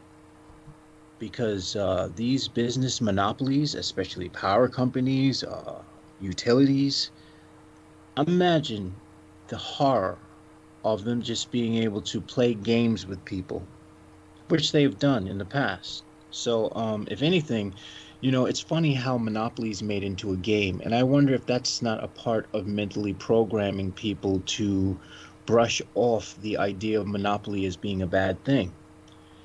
Instead, it makes it something that's more like, oh, it's just a game. People start to associate it with a game, and so instead, it's not taken seriously. But, yeah, this is the world we live in. Let's find something weird. Man with metal detector finds 222-year-old coin near church. Who gives a fuck? All right. Let's see. I mean, I could look for things, but you know, I rather. There are other things I would like to talk about. Actually, there's something I found intriguing in this book. The Voodoo Quantum Leap. There's something very interesting, actually. Let's see. Nah, I don't think I'm gonna go into that. Yeah, I'm just gonna you guys get to be entertained by my mess of a mind, because I am still sort of like it's sort of like in a sort of sleepwalking state where I'm sort of perfectly awake but sleep at the same time. It's almost impossible for me to relate to you what this feels like. Okay. I would go with AP, but the news they have just seems pretty fucking boring to me. Which is pretty sad, because the only thing that's ever on the news is the fucking COVID and this joke of the joke of politics that we have. All right. Black contractor braves threats in removing Richmond statues. Richmond, Virginia. Devin Henry paced in nervous anticipation because this was a project like nothing he'd ever done. He wore the usual hard hat and a bulletproof vest. An accomplished black businessman, Henry took on a job the city says others were unwilling to do. Lead contractor for the now completed removal of 14 pieces of Confederate statuary that dotted Virginia's capital city. There was an angry opposition and fear for the safety of all involved. But when a crane finally plucked the equestrian statue of General Stonewall Jackson off an enormous pedestal where it had towered over this former capital city of the Confederacy for more than a century, church bells chimed, thunder clapped, and crowd erupted in cheers. Henry's brother grabbed him, and they jumped up and down. He saw others crying in the pouring rain. "You did it, man," said Rodney Henry. Success came at some cost. Devin Henry faced death threats, questions about the prices he charged, allegations of cronyism over past political donations to the city's mayor, and an inquiry by a special prosecutor, but he has no regrets. "I feel a great deal of conviction in what we did and how it was done," Henry 43 told the Associated Press in the only interview he has given. As recently as a few years ago, the removal of Richmond's collection of Confederate monuments seemed nearly impossible, even as other tributes to rebel leaders around the U.S. started falling. It was a particularly charged issue in a historic city with a central role in the Civil War, and for statues, especially along historic Monument Avenue, that were breathtaking in size and valued for their artistic quality, drawing visitors like Winston Churchill and Dwight Eisenhower. Well, see, there is some good news going on. Of course, you know, that is good news. And I even entertained the idea of just, you know, if they're not going to take the statues down, graffiti them, spray paint them. You know, give them a social message. Your fucking racist bullshit is not okay. All right. A stressed freshman missing quintessential college experience. Oh my God, those poor college freshmen. Oh, no drugs, no sex, no crowding around like a bunch of, oh God, like a bunch of seagulls going after somebody feeding them bread or something. Oh, the agony. I honestly think COVID-19 is going to force us to technologically advance in ways that we were just really slowly, barely even trying to do. Now people are going to be forced to do things online. Now people are forced to do things at a distance.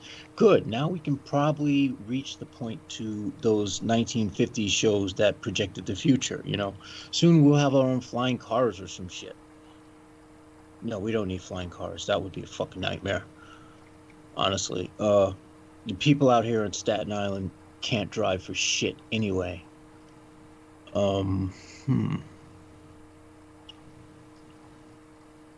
Let's see.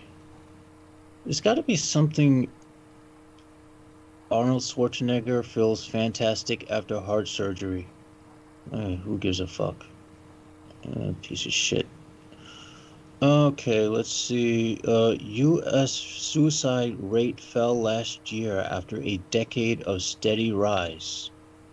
That seems to make sense, because I figure if COVID's killing everyone off, there's less people to commit suicide?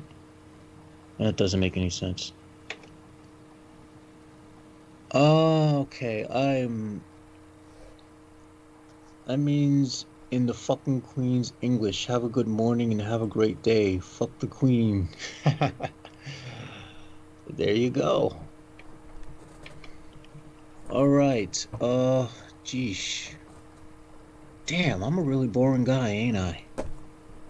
I'm sorry, folks. I'm not doing very good at keeping y'all entertained. I gotta find some weird shit. Where can I find weird stuff? Aside from Facebook or Reddit. No, if I go into my Reddit thing, I'll just start posting about weird diseases and shit.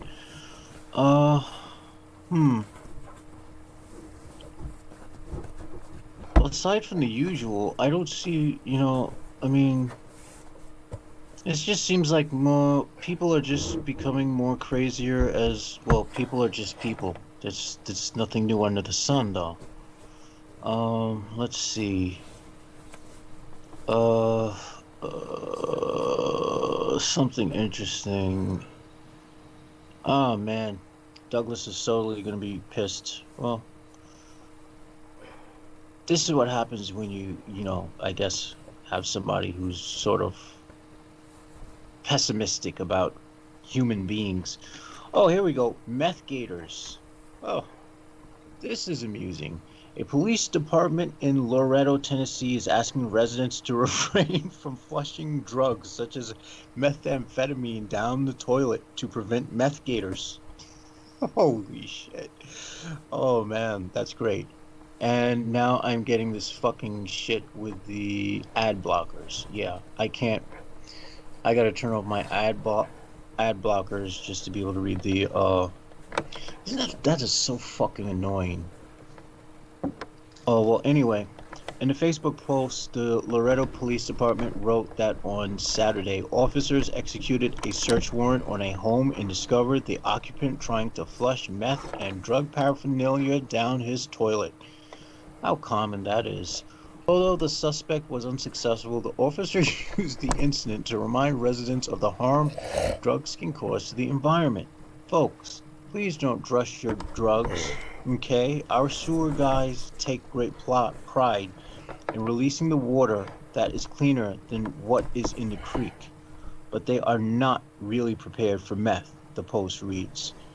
Well, it should be noted that some of these chemicals in medicines are some of these compounds are so small that they can slip through. They could probably slip through certain types of protective clothing. I don't know. Ducks, geese, and other fowl frequent our treatment ponds, and we shudder to think what one all hyped up on meth would do. This post warns that meth could make its way into Shoal Creek, down the Tennessee River in North Alabama, and into the bodies of alligators. Furthermore, if it made it far enough, we could create meth gators in Shoal Creek, in the Tennessee River down in North Alabama. All right! All right! Enough methed up animals the past few weeks without our help. So if you need to dispose of your drugs, just give us a call, and we will make sure they are disposed of the proper way. But by the way, you did know that yesterday was National Drug Take-Back Day. You knew this, right? That shit exists? Yes, there is a National Drug Take Back Day, and I want everyone to understand that one of the biggest dangers is drug disposal, because people flush this shit down the toilet, they throw it away down the sewer gratings, and it gets into all of the sea creatures, and they all get on these antidepressants, and all the male fish become female because of all the estrogens, and the amphibians all turn into multiple sexes, like double hermaphroditics with 2 dicks and 2 cunts each, and and so they've developed. We end up drinking that treated water anyway, so it goes back into us, so we get all serotonin uptake inhibited. So this is more or less why the American public is what it is. Yeah, so fucked up. So basically what they developed was on October 24th, which was yesterday, they have National Prescription Drug Take Back Day, and this is for the prescription drugs, and which are just as horrific in their implications as the street drugs. Oh, they're worse. They're worse. Because, as I was saying before, some of these molecules within the prescription drugs are so small that they could probably get through like the fine. Even if you were probably wearing rubber gloves, they're probably some of these nanoscopic particles are small enough. Mm-hmm. Some of these these chemical compounds, these chemical chains, whatever. Oh God, I am fucking. Whoa, dude.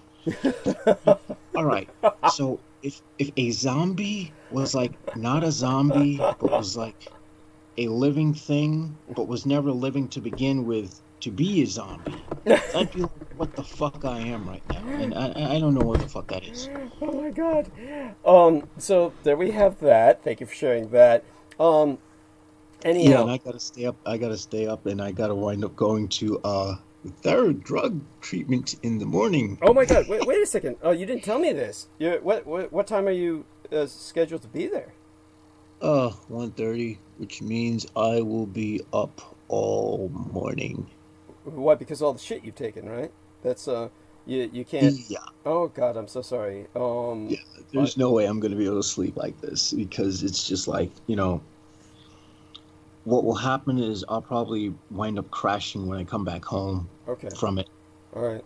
Well, just make certain that that you do that, and of course, thank God you're not driving, and so that's important. Ooh, man, no, I couldn't drive. I couldn't be behind a wheel. You know what oh man, the last time I drove too, I didn't have a choice, because my father, like his nerves gave out to the point where he just literally couldn't even lift up his own foot. So I had to drive home. Oh my God. And the funny thing is, like, I didn't tell them that I was fucking stoned that day. Yeah. And he said, wow, you did such a great job. Oh, and shit. I was like, oh shit. And I was like fucking sweating bullets. I was like, holy shit, man, this is fucked up. Oh my God. That's hideously funny. You probably drove better because of that. I hate to say it. This is not to encourage anyone to do that, but honestly, it's. Well, in my case, that probably is that. There is truth to that, because there is a very real chemical imbalance in my brain, where I suspect that certain parts of my prefrontal cortex aren't, active unless I'm on this. Right. I hear you. And, my PFC is like really fucked up from traumatic stuff and, depression and just jabbing fucking light hangers into light sockets, thinking that as a teenager I could gain some kind of superpower. Electrocuting myself, and I got tossed across the room, and the entire power in the house got shut down. Yeah. So that might have something to do with why I'm a little bit deranged. Understood. Well, in terms of the Drug Take Back Day, just so people understand this, there is 3 reasons why it's important, and the one of the first and foremost reasons that they give, they'll tell you that there's 4 reasons why this is important. The first reason that they give you is bullshit, which is health risks. They'll tell you that keeping drugs in the home beyond the time when they are needed poses health risks, and that expired drugs may not only be ineffective, they can be harmful to the user. Okay, that's all total fucking bullshit. Drugs do not lose potency with age. I mean, at all. For all intents and purposes, drugs are like forever. I mean, when you find the shit they've got inside of ancient mummies' tombs and shit, whatever medicinals they had, they will tell you are efficacious. The archaeologists will, put them under analysis and spectroscopy and say, shit, same chemical composition after 2,000 years. If you pop this shit... Could you imagine smoking some ayahuasca that was found buried with like a Mayan priest or some shit in the Mayan temple? There you go. Yeah. That would be fucking trippy as fuck. There you go. Yeah. And the only thing that kind of loses consistency are gels, and creams may kind of decompose after many years and kind of lose their consistency and therefore their potency and efficacy, but they wouldn't be useless, totally useless, and certainly wouldn't be harmful. Of course, then there's misadministration. That is accidental or intentional misuse. These are the real reasons to get rid of too many drugs in the home if you have them, and you have children or dogs or some shit like that. Accidental drug overdose is one of the most common sources of household injury. Young children are especially at risk. A key part of securing drugs is disposing of them when they are no longer needed. And, of course, the intentional misuse aspect was what I became painfully familiar with in the company of Max Spears. And we'll talk a bit more about this when Crystal River is with us, because prescription drugs, of course, can be used to get high, and the primary source for misused medicine is basically your family and friends' medicine cabinets. Research has proven that brain development continues into the early 20s, and drug use has an impact on this development. Honestly, I am someone who strongly discourages marijuana. I'm very anti-marijuana, and everybody who gets militant about it, look at their lives. I'm not really a big fan of it myself. I just use the stuff because it knocks me the fuck out. Yeah. If I'm tripping that hard, I'm gonna wind up having to lay down because sitting up is not gonna be an option when the room is spinning like 360 degrees. Yeah, there you go. Now, so. I'll lay down and melt into fractals until the point where it's... Oh, it's not you. It's the world around you melting into the fractals. You're just along for the... No, literally. Like, it's you see, I reach a state where I depersonalize to the point where I become the fractals. So I don't feel my body like I have two arms and legs now. Now I'm like a fucking... 9-dimensional centipede of fractals stretching down a fucking highway, and I'm feeling all that shit as if I am that thing. Oh my god. This is the reason why marijuana is something I don't want to do in excess, because it's the sensation of morphing, of losing your body as it is, and then this just a burning sensation that happens all over the place. It's very uncomfortable. Mm-hmm. Yeah, yeah. Plus having all these other limbs and stuff that aren't there. It's like phantom limb phenomena, except it's you haven't lost your limbs, you've gained them. It's like phantom dimensions, man. Fuck. Yes. Karen O'Connor says, "Morning, men from Dublin." That means the fucking Queen's English. Have a good morning and a great day. Fuck the Queen. And I don't know how to pronounce the Irish word she left. Spelled F-A-I-L-T-E. I would think it'd be something like Failte, but that would be anglicizing the Celtic, which is, it doesn't work that way. I noticed we've had 5 thumbs down. There are a lot of people offended by what we've been saying, so I guess we're doing good. Oh, we got 5 now? I only see 4. Oh, there's 5 thumbs down. But we got 20 thumbs up. Oh, wait. That's Richard K. Cole and Richard K. Cole and Richard K. Cole, and maybe one by his fucking faggot lover who Yeah. has to run out into the car to do videos. Oh shit! Yes. And so we got like 4 from Jabba the Hutt and yes. 1 from Boba Fett. Yes.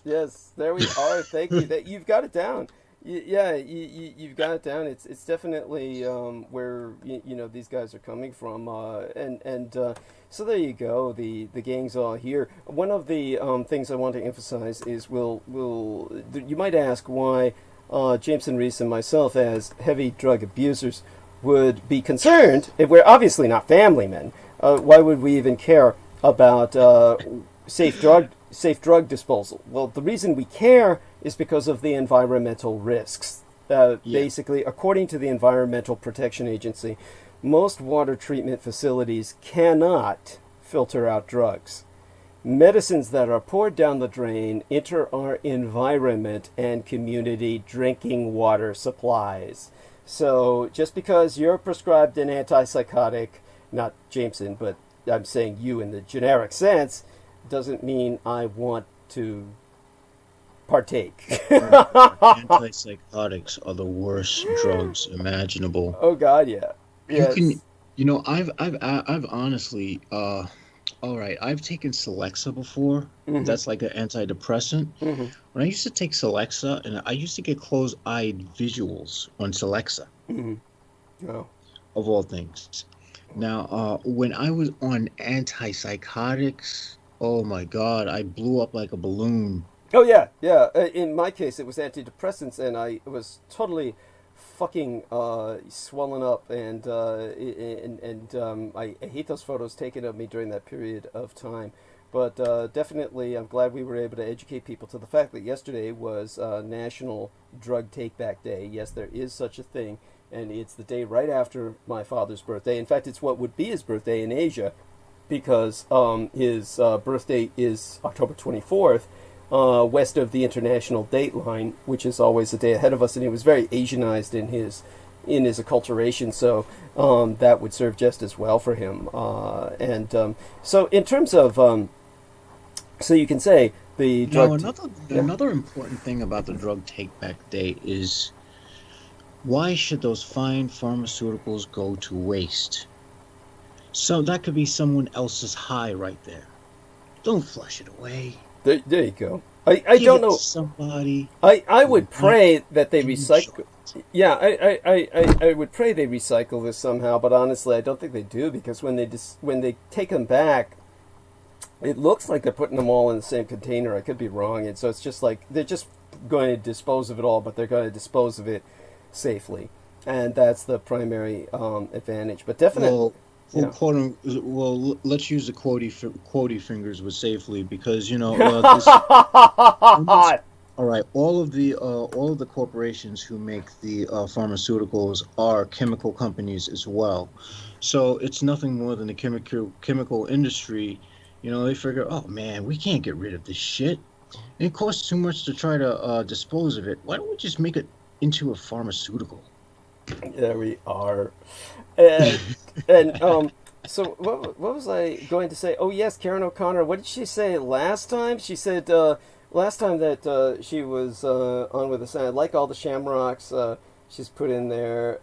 She's adding some more Celtic phrases, so I can't understand anything she's saying, and all that's fine. I think the funny thing she said last time that sticks with me was basically that they were free now from essentially kind of like imprisonment or whatever. No. They went to trial or something. Let me take a look at what was it she said last time. She said, hiya, Douglas, Karen and Barry back with you from Dublin, Big D. Sorry for being away for so long, our friend, but we were both found not guilty. Yeah! And a bunch of closed fists, like you see on the old Black Power flags.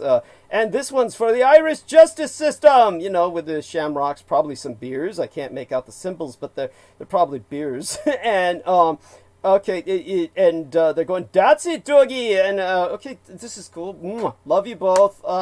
Erin Gobre. What were you accused of? Something tells me maybe we shouldn't ask. Yes. Oh my God. Oh yeah. What the fuck were you both accused of? When is it that a husband and are they Bonnie and Clyde? When is it that a husband and wife have to contend with the justice system simultaneously? I mean, this is I swear, those bodies were there when we bought the freezer. Yes, there's something of that nature. Oh my God! And so that is quite funny. And so glad everything's going better with him now. Love the green hearts and shamrocks. Love you dearly like a son, dear JMO. I'll go into the final phase of this now, and it should take us till your time would be like what, about close to midnight. My time would be 12 to 1, 1 to 2, 3 a.m. in the morning your time. Yeah. I'm at 5:16 a.m. Yeah, and you're at 5:16 a.m. where you're at? Yeah. That doesn't make any sense. Wait a second. Let me take a look at time in New York right now. Time in New York, and it's 5:16 a.m. How the fuck is that possible? I mean, 2:16 a.m. Oh shit! Fuck, how long do we have left? I mean, how long have we been on? 8, 4, 10, 11, 12. Oh, I guess we only got 2 hours left. I better burn through what arc of narrative I can cover tonight. And anyhow, so thank you, and we'll wrap this up sooner than I thought. Okay, dear Jameson, I'll take it from here for now. Go back deep into analysis, and we've pretty much covered the debate. So thank you, son. Appreciate that. Aye. All right.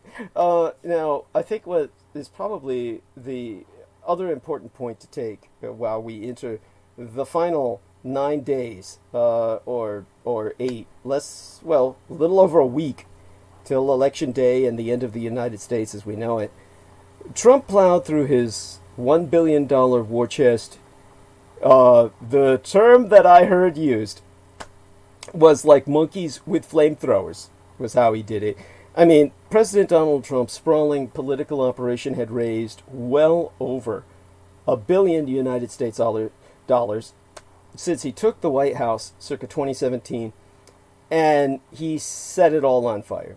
He bought a $10 million US Super Bowl ad when he did not yet even have a challenger. He tapped his political organization to cover exorbitant legal fees related to his impeachment. Aides made flashy displays of their newfound wealth, including a fleet of luxury vehicles purchased by Brad Parscale, his former campaign manager. And meanwhile, a web of limited liability companies, the LLCs, like Lilith Services LLC, that gave me $3 those kinds of companies, dummy front companies, hid more than 310 million United States dollars in spending from disclosure, as proven by what records have been accessed. And now, just 9 days out from the election, some campaign aides have privately acknowledged they are facing difficult spending decisions at a time when Democratic nominee Joseph Biden has flooded the airwaves with advertising. And that has put Trump in the position of needing to do more of his signature rallies as a substitute during the coronavirus pandemic, while relying on an unproven theory that he can turn out supporters who are infrequent voters at historic levels.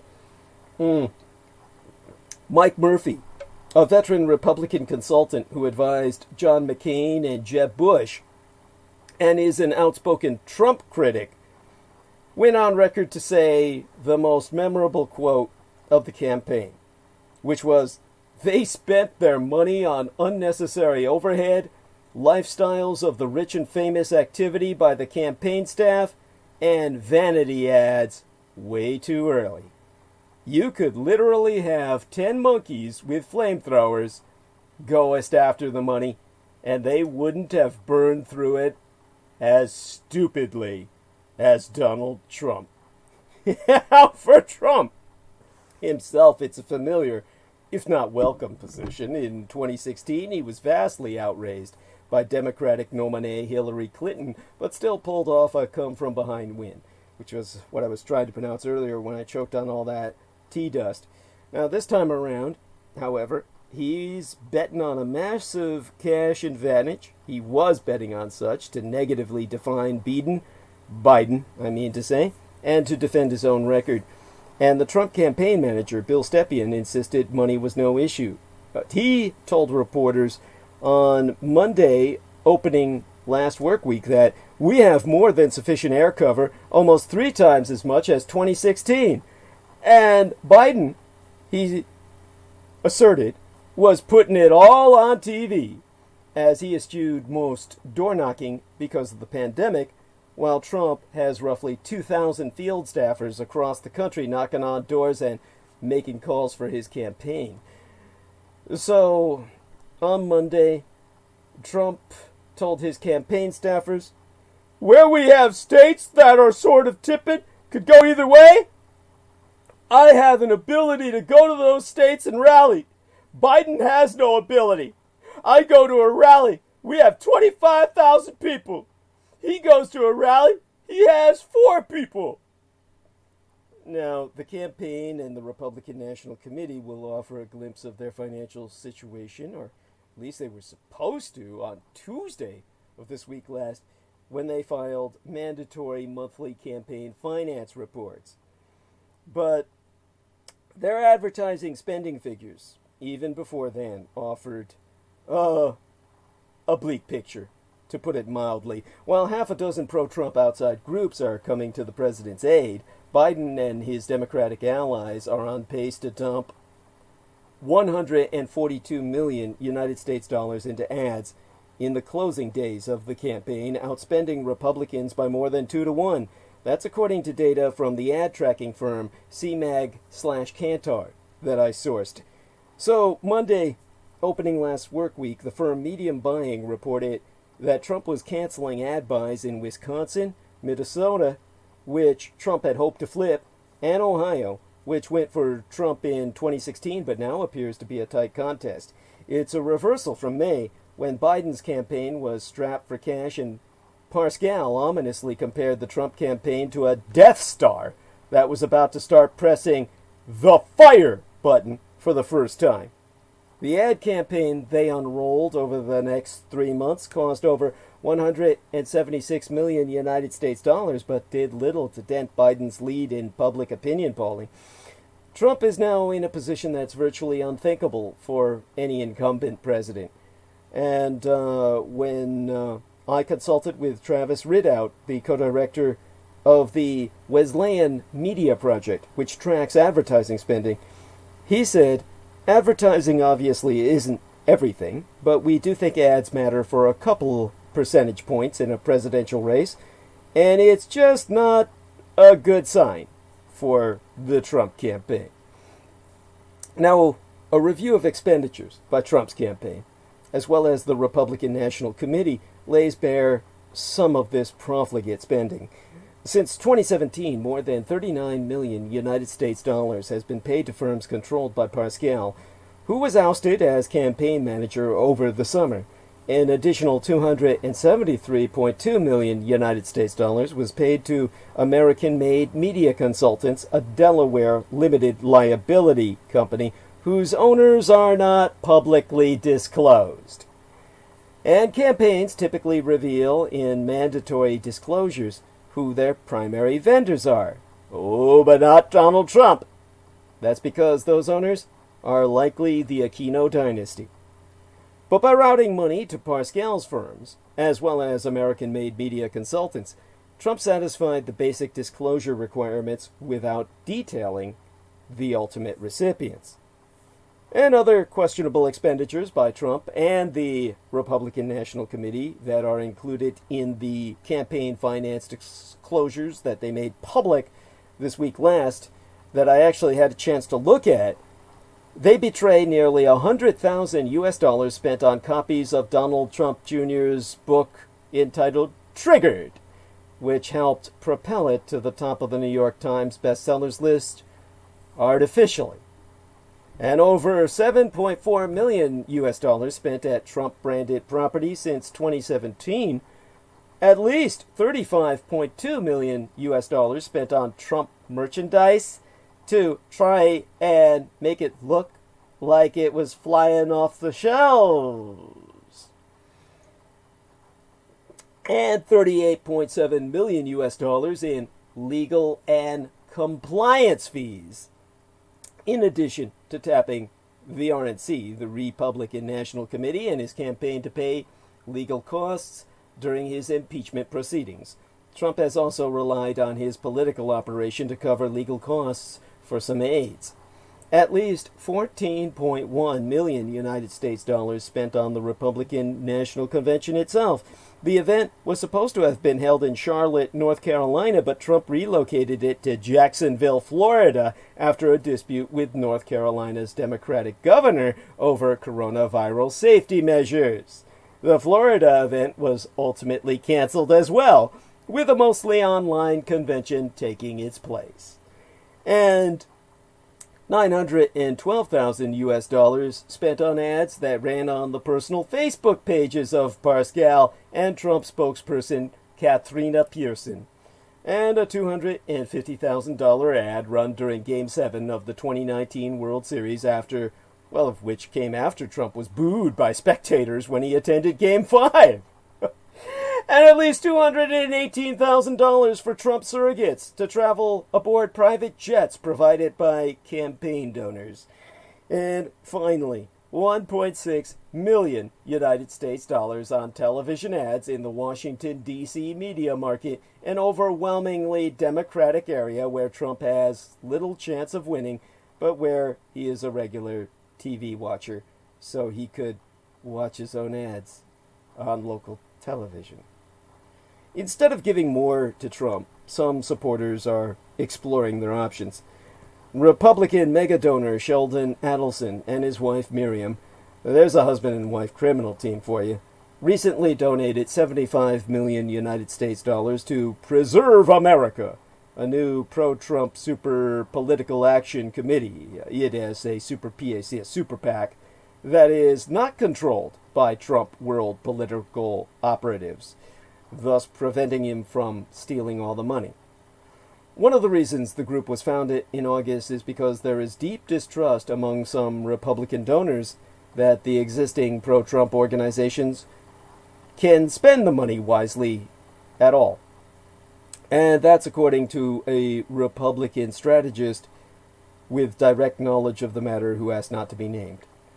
The strategist spoke on condition of anonymity to discuss sensitive discussions with donors.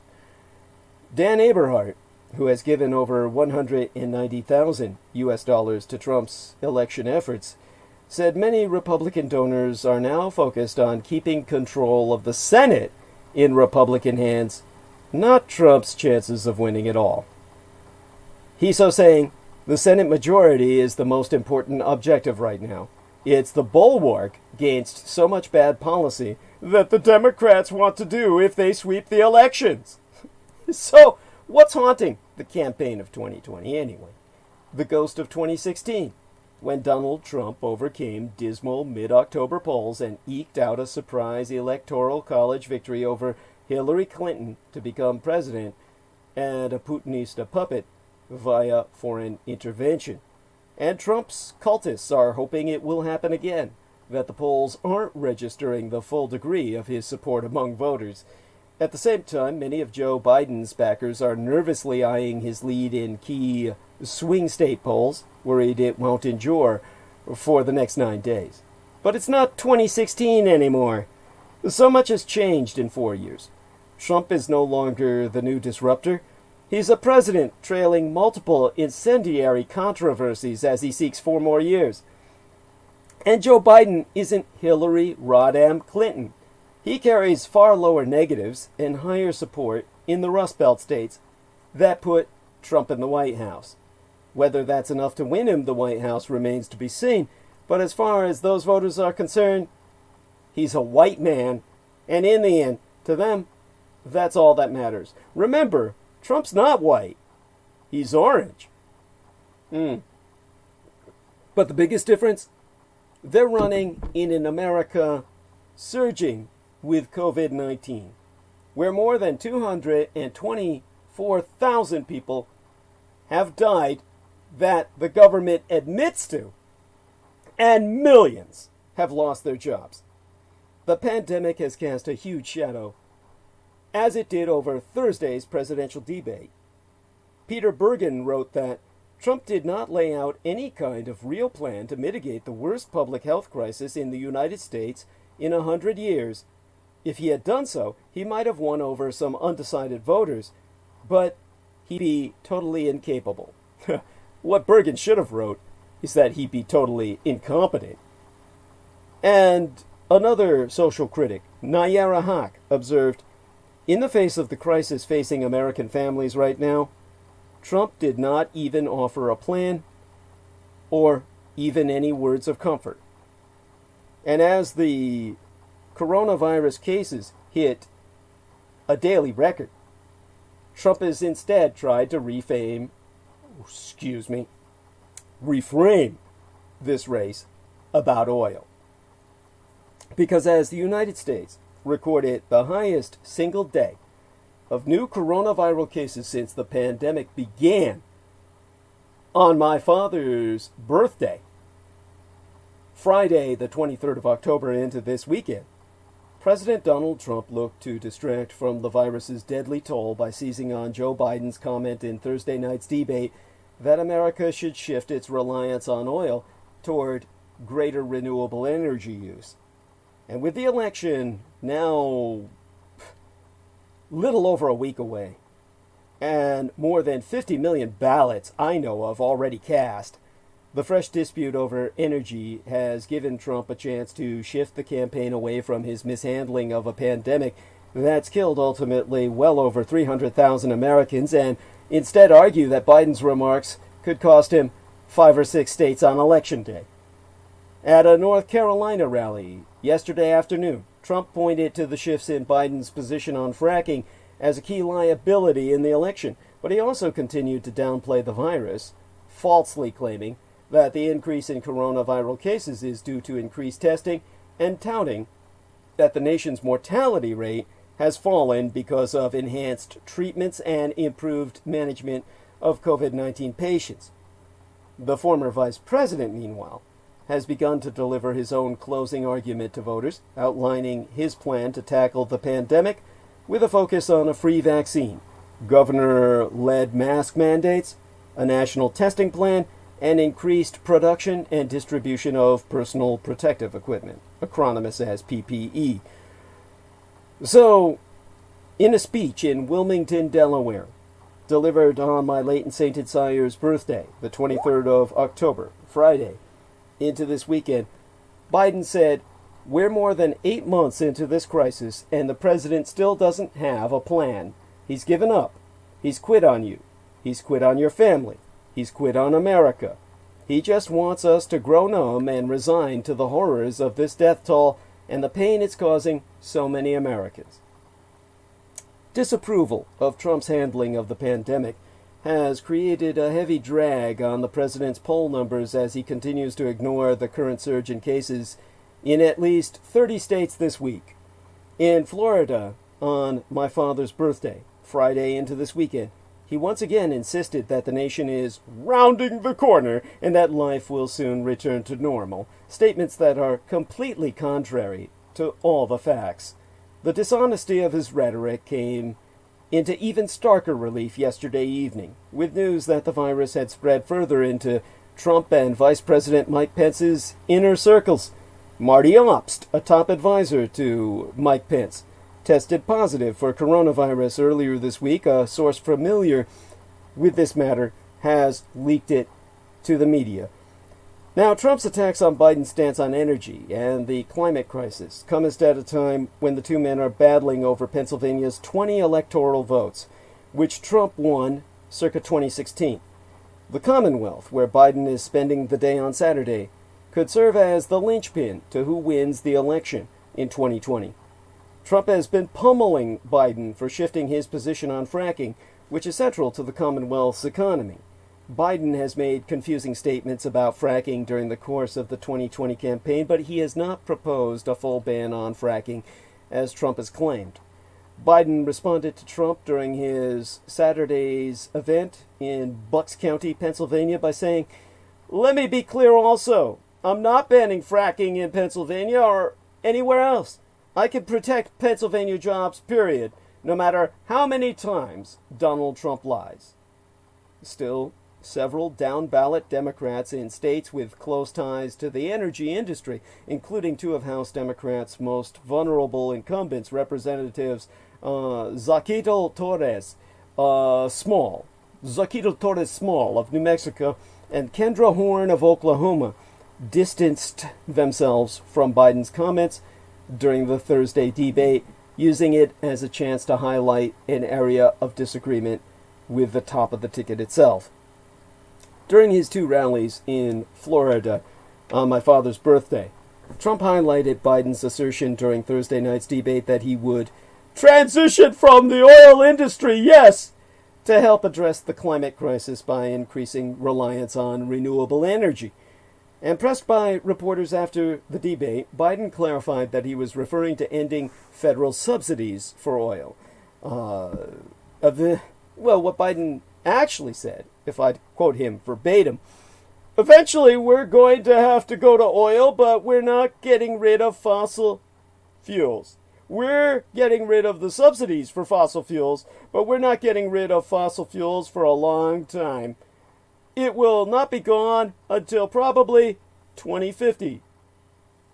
But Trump eliminated any nuance in Biden's position when in Florida on my late and sated sire's natal day, this Friday, the 23rd of October into this weekend, telling a crowd of seniors at the sprawling retirement community known as the Villages that Biden wants to abolish the oil industry.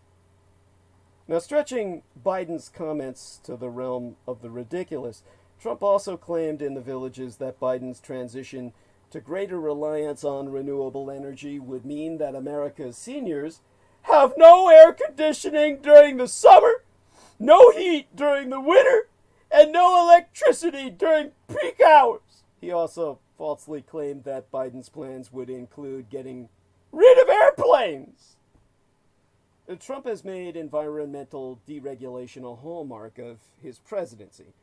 Earlier in the day, the Department of Energy finalized a rule allowing for a new class of dishwashers, which critics have pointed out circumvent key environmental regulations. The president's scare tactics on energy were part of his broader argument Friday into this weekend that the election is a choice between a Trump super recovery and a Biden depression. I'm surprised he didn't come up with a code word for it that would be an instant meme, like a Biden depression or something. The Trump campaign quickly tied Biden's debate comments about oil to the shifts in his position on fracking in a new ad that they are airing in Pennsylvania, which falsely claims the former vice president will end fracking and is willing to sacrifice blue-collar jobs to do so. The Trump campaign officials announced on my father's birthday that they had raised $26 million as a result of the debate for the campaign and affiliated Republican committees, which they said was the re-election effort's largest digital fundraising day. But Biden and aligned Democratic committees held a cash advantage of more than $107 million United States dollars in the final weeks of the campaign in recent fundraising filings. Biden held the lead in Pennsylvania, 53% to 43% among likely voters, but neither candidate led Florida, or led in the state of Florida. That's according to CNN polls released this week that I've sourced. After early voting in person in the Sunshine State on Saturday, just yesterday, Trump again tried to cast doubt on mail-in voting, saying his chosen method was much more secure, an assessment with which all experts have completely disagreed. That's what led to Barack Obama hitting Trump's leadership. Because as Trump targeted Biden on energy policy, former President Barack Obama returned to the campaign trail yesterday as Biden's top surrogate, delivering another fierce denunciation of the current Putinista puppet president's leadership style and mocking him for complaining about his press coverage. In fact, the former president ridiculed Trump for walking out of an interview with Lesley Stahl of 60 Minutes. And in Miami, I think it was yesterday afternoon, when, with all the car horns honking as stand-in applause from the drive-in crowd was going on, amid all the honk, honk, honk. By the way, that's how the white guys got the name honky, because the white boys used to park outside of the bordellos, and this was in the black neighborhoods. And they used to park outside of the bordellos in the black neighborhoods, and because it was too dangerous to go walking out of the car in a black neighborhood, they would call for the prostitutes to come out of the bordello to get into their car by honking. Honk, honk, hence the term honky. It's what the black prostitutes used to call the white boys.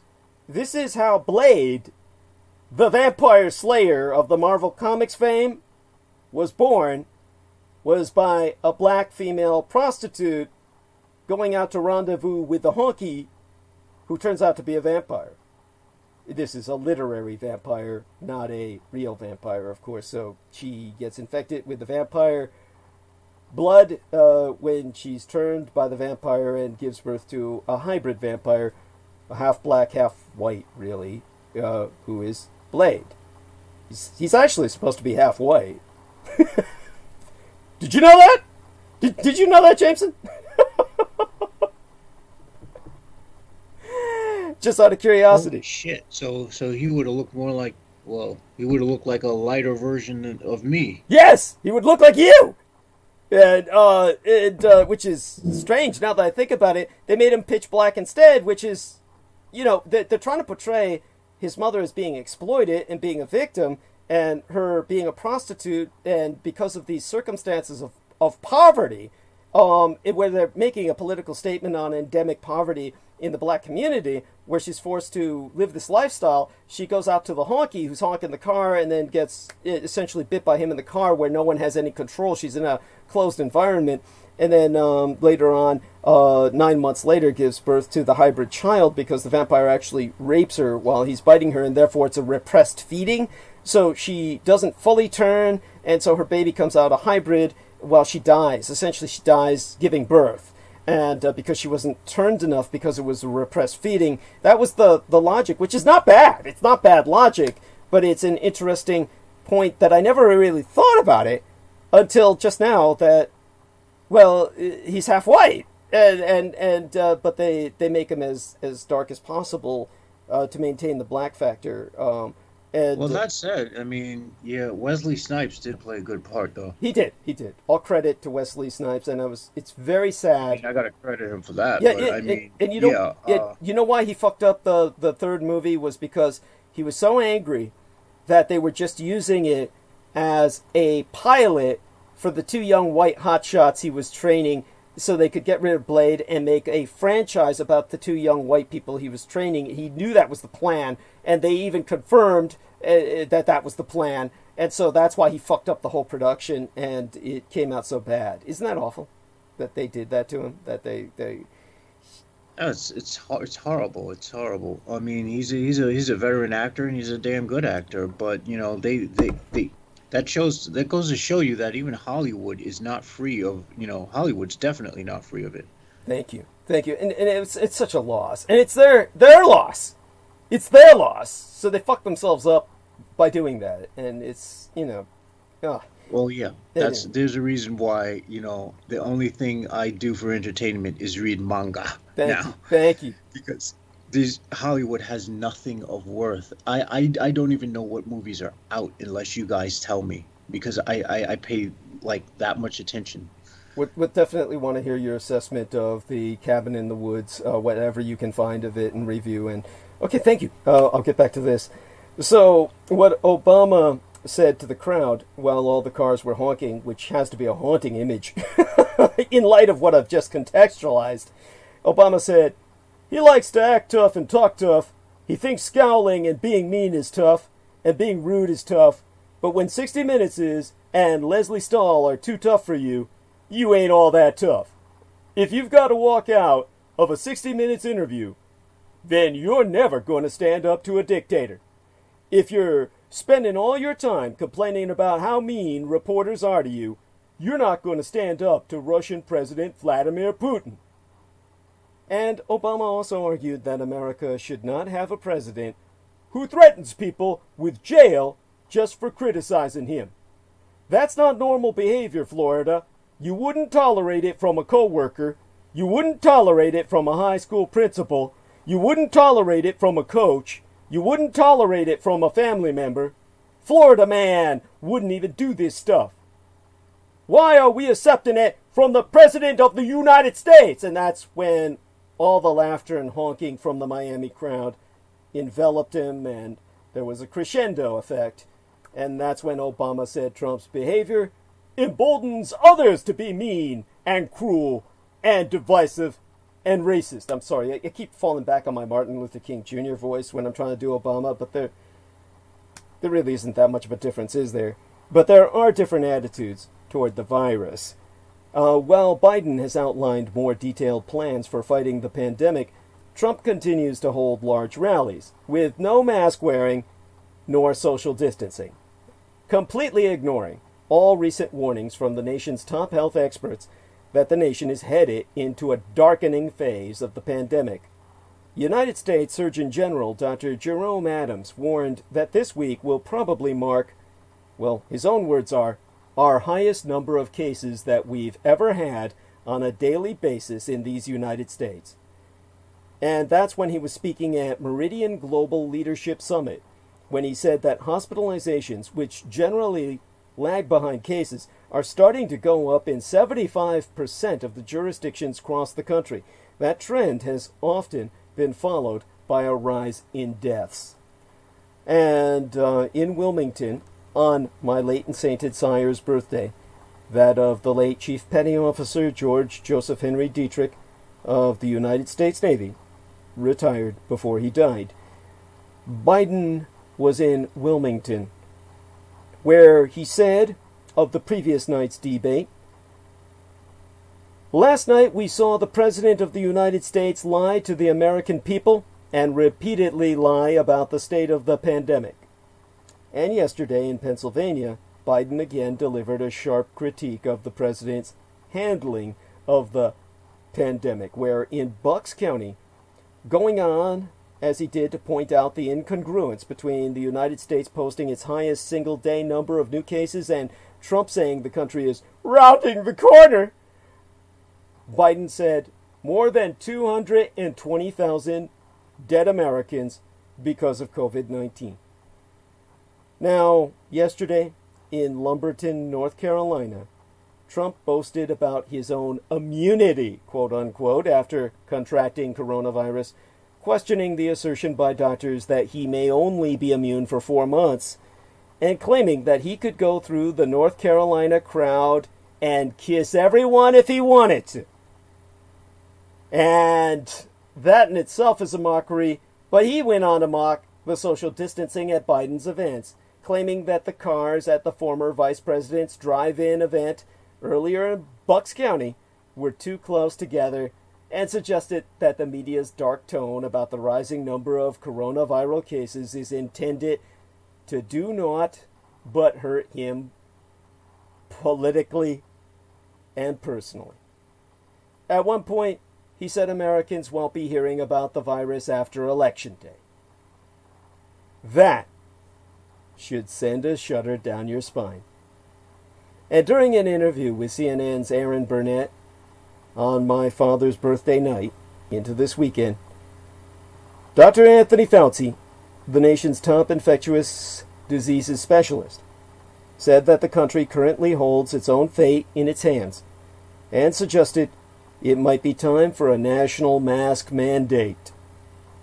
Fauci stressed that getting control of the virus doesn't mean forcing another economic shutdown, but instead doing basic things that can slow the spread of the virus, including wearing a mask, washing hands frequently, social distancing, and avoiding crowds. Now, on the program entitled Erin Burnett Out Front, Fauci concluded by saying, "They sound very simple, but we're not uniformly doing that, and that's one of the reasons why we're seeing these surges." Well, one of the creepiest true crime tours in America is the Tucson Murders True Crime Tours. The Tucson Murders True Crime Tours provide a historic crime investigation into forgotten lost crimes in Tucson, Arizona. These small private tours are hosted by the Mr. Ben Baron Astenius, a true crime researcher himself and an enthusiast who will personally take his thee to real historic crime locations related to these crimes in Tucson. Relive these events and hear the untold stories behind the stories. The Baron Ben specializes in the seemingly ever-developing case of the late serial rape killer Charles Howard Schmitty Schmid Jr., alias the Pied Piper of Tucson, and Aftermath Tour. See theunfinishedman.com for excerpts from his book yet to be published and scenes from documentaries that he's been working to produce cinematically. But other cases, such as the strange case of Morris Brady, the Dr. George Marvin Tejardine case, and the Red Rapist, are also within his repertoire, as in fact are all the crimes that shocked the Southwest throughout the 1960s, the very decade I myself entered this vale of tears. These devastating crimes stained a city so deeply they may never be removed. For tour information, contact thetucsonmurders.com. That's Tucson, well, spelled like Tucson, Tucson, put the word "the" in front of it, thetucsonmurders.com, or telephone the Baron Ben personally to privately guide your tour at 1-520//323-3406. That's 1520-323-3406. And of course, don't forget to subscribe to the Man of Soil, well, the Man of the Soil YouTube channel. It's correctly titled Man of the Soil YouTube channel. You'll see the young white girl, blonde, with big tits, behind the green shirt that advertises hardware. And once your hardware's hard enough, you can move on to watching the aerial drone footage of all of the landscape work that Ben and his staff have done. Staff, the people work for, not his personal staff, which I'm sure he's been working too. But, alright, enough of that. In terms of the weekend that was, it's mostly a medical dispatch. Because as the daily coronavirus death tolls continue to increase in these United States, there's a few factors explaining the numbers. Remember this much when you're talking to others. The coronavirus pandemic has caused 300,000 more deaths than expected in any typical year. The Washington Post has provided this important information about the coronavirus, and I don't think enough other news avenues or source outlets are actually disseminating this information. Let's put it this way. If we were to be conservative, the coronavirus pandemic has left at least 299,000 more people dead in these United States than would be expected in any typical year. 2/3 of them from COVID-19 directly, and the rest from collateral causes, meaning people who have gone home and died because their coronavirus resulted in comorbidities, exacerbating their heart disease or whatever other comorbid factors rendered them vulnerable to dying at home without the care of the hospital that they needed, or people who were impacted by the disease enough where they ultimately wound up dying because there was not enough services available to care for them to even respond to their emergencies. This was reported Tuesday of last week by the Centers for Disease Control and Prevention. The United States CDC said that the novel coronavirus, which causes COVID-19, has taken a disproportionate toll on Latinos and blacks, as previous analyses have already noted. But the CDC also found, surprisingly, that it has struck 25 to 44-year-olds very hard. Their excess death, as the CDC terms it, their excess death rate is up 26.5% over previous years. The largest change for any age group. So if you're between 25 to 44 years old, your chances of dying are now well over 0.25% higher on any given day. It's not clear whether that spike is caused by the shift in COVID-19 deaths towards younger people between May and August, or deaths from other causes. But the CDC concludes, logically, it could only be collateral to pandemic. By that, they mean it could be as collateral as being forced to stay indoors and a lot of people not knowing what to do. They narcotize and thereby overdose when they otherwise would not have.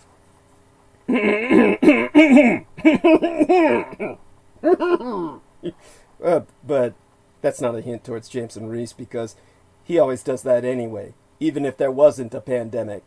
That's why you can't count him in the figures.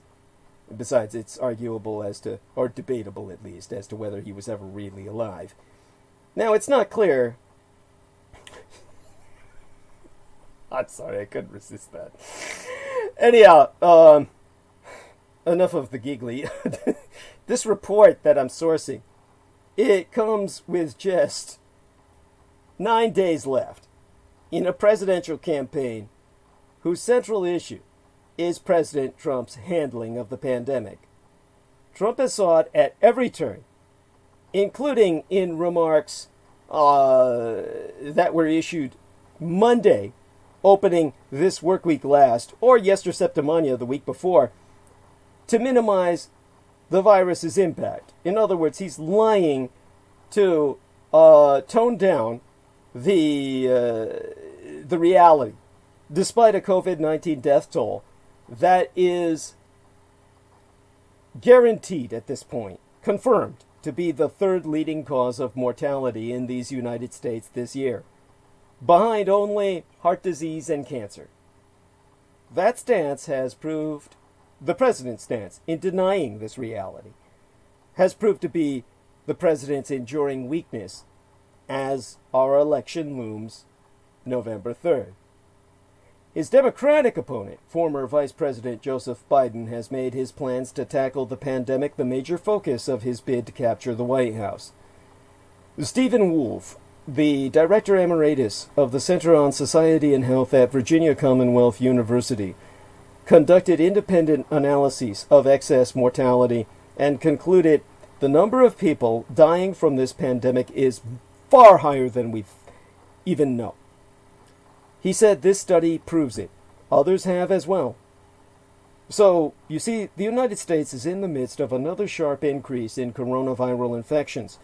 This one centered in the upper Midwest and Plain states, where Trump is trying to turn the football field by flipping the Big Ten coin. The 7-day rolling average of cases, considered the most accurate barometer, is near 60,000 per day there. At least 220,000 people have died of COVID-19 so far that the government is willing to admit to. That's according to data maintained by independent sources as well as the United States government itself, where everyone can confirm the bare minimum, the absolute bare minimum. The new CDC data covers February 1st to October 3rd, and the total is likely to reach 400,000 dead Americans by the end of this year, which is only 2 months away. These numbers were assembled by the National Center for Health Statistics, a unit of the CDC. Outside analyses, including some by the Washington Post and researchers at Yale University, have found two main causes for excess deaths. Many probably were the result of COVID-19 directly, although they were never recorded on death certificates.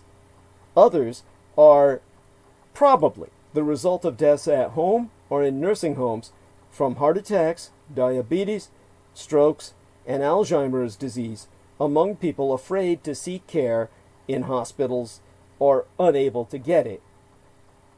Afraid to seek care in hospitals because of the knowledge they would be highly susceptible to infection in an environment seething with coronavirus are unable to get the help at all, even if they wanted it.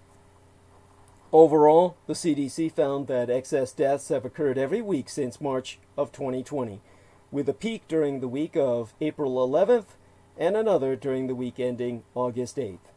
Those dates roughly coincide with the virus's surge into the New York metropolitan area near the start of the outbreak, and a second major rise across the Sun Belt when many states reopened far too soon at Donald Trump's insistence in an effort to revive their flagging economies. All told, an estimated 299,028 more people died than would be expected in any typical year, which was defined as the average annual deaths from 2015 to 2019, as reported by the CDC, which confirmed that 198,081 of those fatalities were directly caused by COVID-19 beyond doubt, with the remainder attributable to collateral causes, but indirectly caused by COVID-19. If COVID-19 were not endemic, these deaths would not have happened, and those people would still be alive. While the virus continues to prey mainly on older people and disproportionately African Americans and Latinos, the rate of excess mortality among 25 to 44-year-olds was less expected. Among the 45 to 64-year-olds, the increase was but 14.4%, and then ratcheted back up again among 65 to 74-year-olds, where it was 24.1%, but still not as high as Jameson Reese and Brendan Zogit's age group, whereas my age group was the least amount of increase. The unexpectedly high mortality rates for adults in the prime of their lives, from 25 to 65, which I'm still in that prime, has been a source of ongoing concern for public health experts and others in recent years, especially since a spike in deaths from drugs, alcohol, and suicide was recognized. And so Lauren M. Rosen, a senior health statistician at the National Center for Health Statistics and lead authoress of Tuesday's report, confirmed the death rate in the young adult age group was trending up before the pandemic, but it's still not clear why excess deaths for 25 to 44-year-olds rose so astronomically quickly. Rosen saying, "I don't think we know specifically the answer to that question yet. In part, the large change reflects the general good health and low death rate among young adults in general, and when I consulted Jeremy S. Faust, an emergency physician at Brigham and Women's Hospital in Boston who studies excess deaths, he noted that a sudden surge in deaths from COVID-19 changes the percentages markedly. According to the CDC itself, 5,707 people in the 25 to 44-year-old age group have succumbed to COVID-19 since the beginning of the pandemic in these United States. And he observed that it's scary because on one hand, young people still don't die from COVID-19 very often, but on the other hand, it's a public health crisis that kills them by other means. And among racial groups, it almost goes sans saying, the majority of people killed by COVID-19 are white. That may surprise you, but it's not surprising to me when I think about how sedentary your average white person's life is, dependent as they are for colored people to do the scut work. Whites are left with crazy shit like sailboating and hang gliding and mountain hiking and rock climbing to maintain their physical health that would otherwise degenerate completely. That's why they do all this crazy shit, because they don't have to work for a living. You always know white boys, they smile when they work because it's a new experience for them. That's why you see them smiling while they're doing all that shit. But for people of color, and especially Latinos, this new report emphasizes just how big a difference the pandemic has made in mortality. For whites, that means an excess death rate of 11.9% over a normal year. For Latinos, it is 53.6%. Far higher than for even blacks, for whom it is 32.9%, and the blacks have it the best of all the minority groups, because for Asians, like myself, the raise was higher than they at 36.6%. Now, possible explanations for the higher rates include underlying health conditions that may make us people of color more vulnerable to COVID-19 and jobs as essential workers that put more blacks and Latinos in the path of the virus directly. But experts do not yet have any solid explanation for the hard data at hand. What we do know is that the United States has set a daily coronavirus infections record, leading to more fears as the holiday season nears. Daily COVID-19 cases will hit 6 digits soon. That is what all experts agree on, as the United States has reported a one-day high of more than 83,000 infections. To reiterate, the United States has marked a harrowing milestone.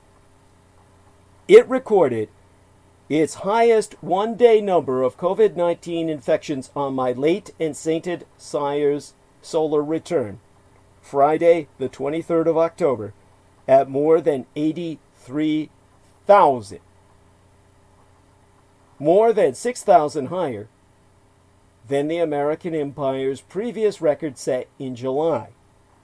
And as the fall surge continues, the daily numbers will get worse. The experts all agree, and they warn us on this score. Michael Osterholm, director of the Center for Infectious Disease Research and Policy at the University of Minnesota, went on CNN the day of my late and sainted father's birthday to say we easily will hit six-figure numbers in terms of the number of cases, and the deaths are going to go up precipitously in the next 3 to 4 weeks, following usually new cases by about 2 to 3 weeks.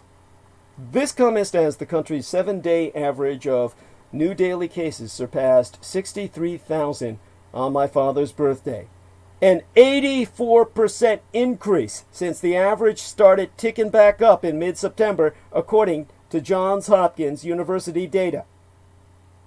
So far yesterday, Johns Hopkins reported 55,537 new cases and 562 deaths across this nation.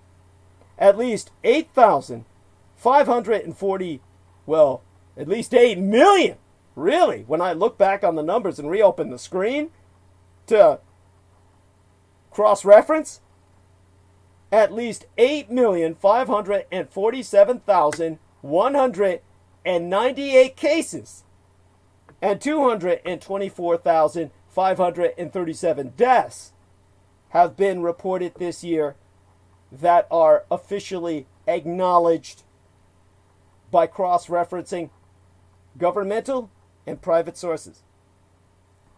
The bare minimum that we cannot deny. Health officials say the steep inclines following the reopening of schools and colleges across the United States and have been largely driven by small gatherings, often family events, that are increasingly moving indoors where the virus is sure to spread. In Maryland, the governor said this week that family gatherings are the #1 source of transmission in the state, followed by house parties. In North Carolina, health officials reported its highest daily case count on my father's birthday and said they continue to see clusters from social and religious gatherings.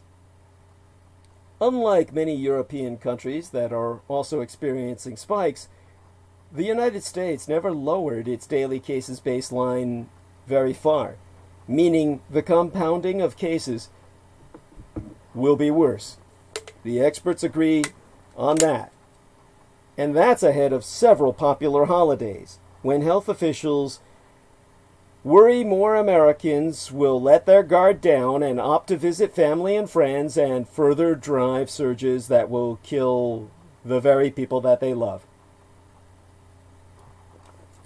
In North Dakota, with the highest per capita new case rate in the American Empire, Governor Doug Burgum called for a Thanksgiving challenge, urging residents to follow mitigation guidance like masks and social distancing to bring numbers down by the holiday.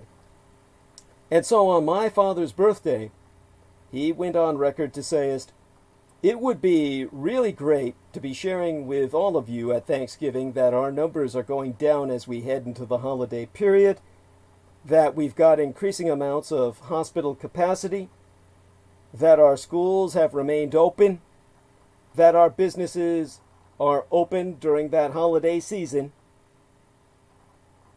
But instead, 34 states are reporting rise in cases. And the president himself has said in recent days that the country is rounding the corner when it comes to the pandemic, but alarming patterns across the country tell a very different story. At least 34 states reporting more new COVID-19 cases in the last week than the week prior, according to Johns Hopkins data. In Georgia, health officials reported their highest one-day case count Friday on my dad's birthday since early September. Ohio health officials reported a record high of daily new cases for the third day in a row, and in Oklahoma, officials reported more than 1,000 new infections for the fourth consecutive day. New Jersey Governor Phil Murphy, but yesterday reported an additional 1,994 coronavirus cases, the highest single-day total since May. Murphy tweeting, "We're still in the midst of a pandemic and need everyone to take this seriously. Wear a mask, social distance." New Jersey had 8 new virus-related deaths, bringing the state's total fatality toll to 14,492.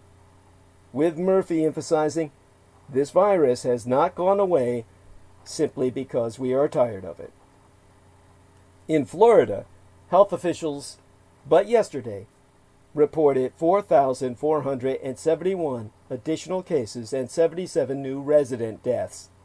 That's the third day this month the state has reported more than 4,000 new cases in a single day.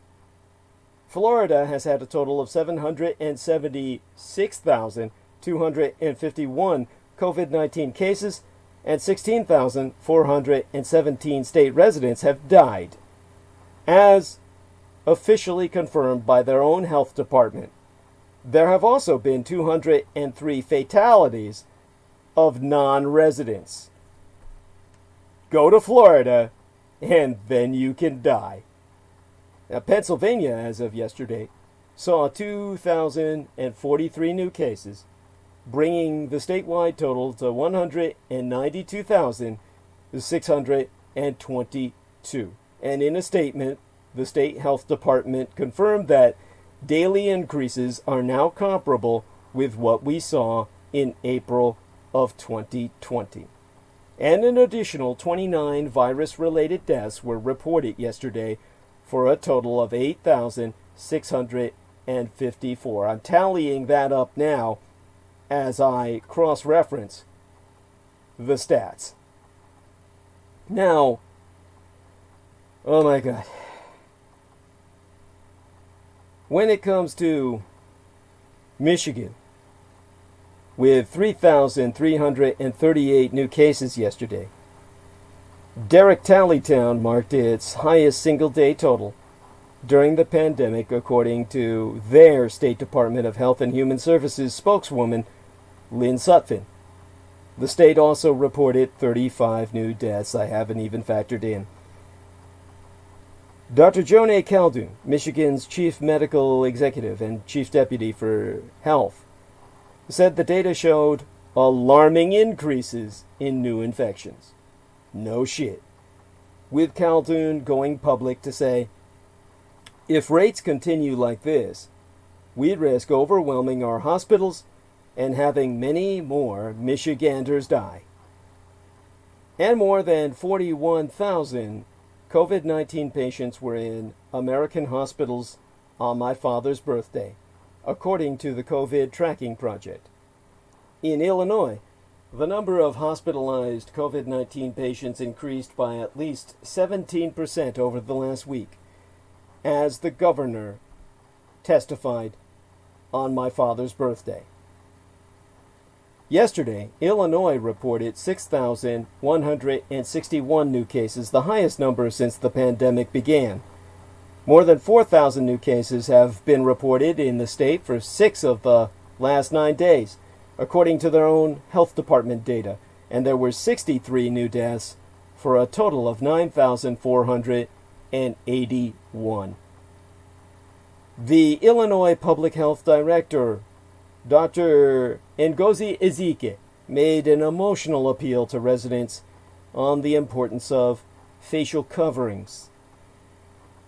To quote it verbatim, the great lady said, "As we see the numbers go up in the hospitals, people are bringing more beds, trying to prepare for the COVID units again.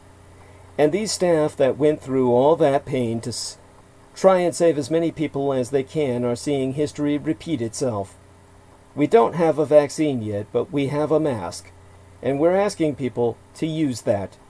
And I don't know what else we can say."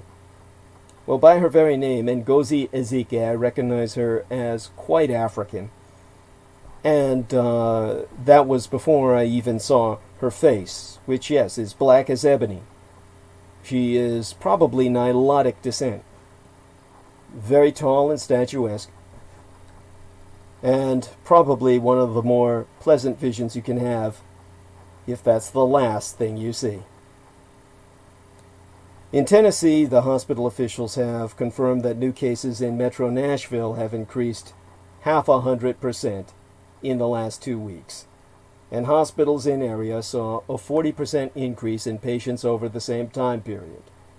And Colorado officials issued a new order limiting gatherings to 10 people from no more than 2 households in response to climbing infections and hospitalizations.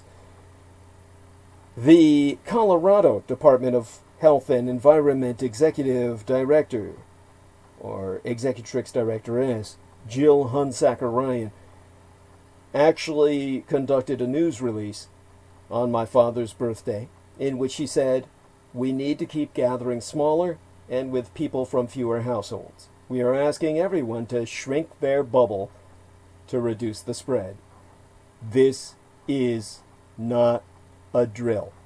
That's something I haven't heard since the days of the Cold War and atomic bomb practice in civil defense, where you were told those 5 words were the end of your fucking world. When that nuclear siren rang and that dreaded phrase came out from the loudspeakers, "This is not a drill," that meant the missiles had crossed the stratosphere and you were about to die. And your world was dying with you. Despite the troubling trends, health officials maintain basic public health measures can help turn things around. Your goddamn masks, your fucking social distancing, your avoiding crowds, and your frequent hand washing. Dr. Anthony Fauci saying on my father's birthday that they sound very simple, but we're not uniformly doing that, and that's one of the reasons why we're seeing these surges. We can control them without shutting down the country if you just wash your goddamn hands. Stay the hell away from everybody else. And get that goddamn mask on your face. Or face the consequences.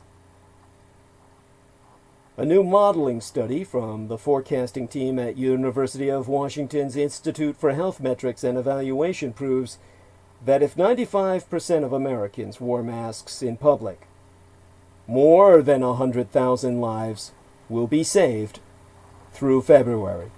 130,000 to be precise. But despite the forecast and all experts' warnings, face coverings remain a point of political contention across these United States. That's why Fauci said, "It just might be time." It's not might be time, it's high time. The time is ripe, nay, rotten ripe, for the country to mandate mask use. With Fauci saying, "I think it would be a great idea to have everybody do it uniformly. If people are not wearing masks, then maybe we should be mandating it." Dude, you should be fucking killing people who are not wearing masks. Shoot on sight, because they're threatening others with a bioweapon. A leading World Health Organization official, on my father's birthday, also urged all countries' leaders in all the nations across the surface of the earth to take immediate action to prevent further unnecessary deaths, essential health services from collapsing, and schools shutting down again, never to reopen. The WHO Director General Tedros Adhanom Ghebreyesus, the house nigger of Red China, conducted a news conference in which he said, as I said it in February, and I'm repeating it today, this is not a drill. This is not a drill. Those 5 words. The end of the world as you knew it. And all the experts can tell you one thing, guaranteed. There's no vaccines coming this year. While many experts and officials have worked to give hopeful estimates on when a COVID-19 will be available, that timeline remains completely uncertain, other than in it's not going to be now, and it's not going to be this year. On my father's birthday, National Institutes of Health Director Dr. Francis Collins said that while he's cautiously optimistic about the United States having a vaccine authorized by the end of the year, he said, "Now I know it might not happen and it might take longer." That's his politically astute way of saying, it's not going to happen, boys and girls. And you're totally fucking fucked up the ass unless you wear that goddamn mask. But Collins added it was good news that the American empire has more than one vaccine candidate in development, with his stipulating that if you were betting the whole thing on one vaccine, I'd be a lot more worried. Well, that's the beauty of competition. Right, people? Now,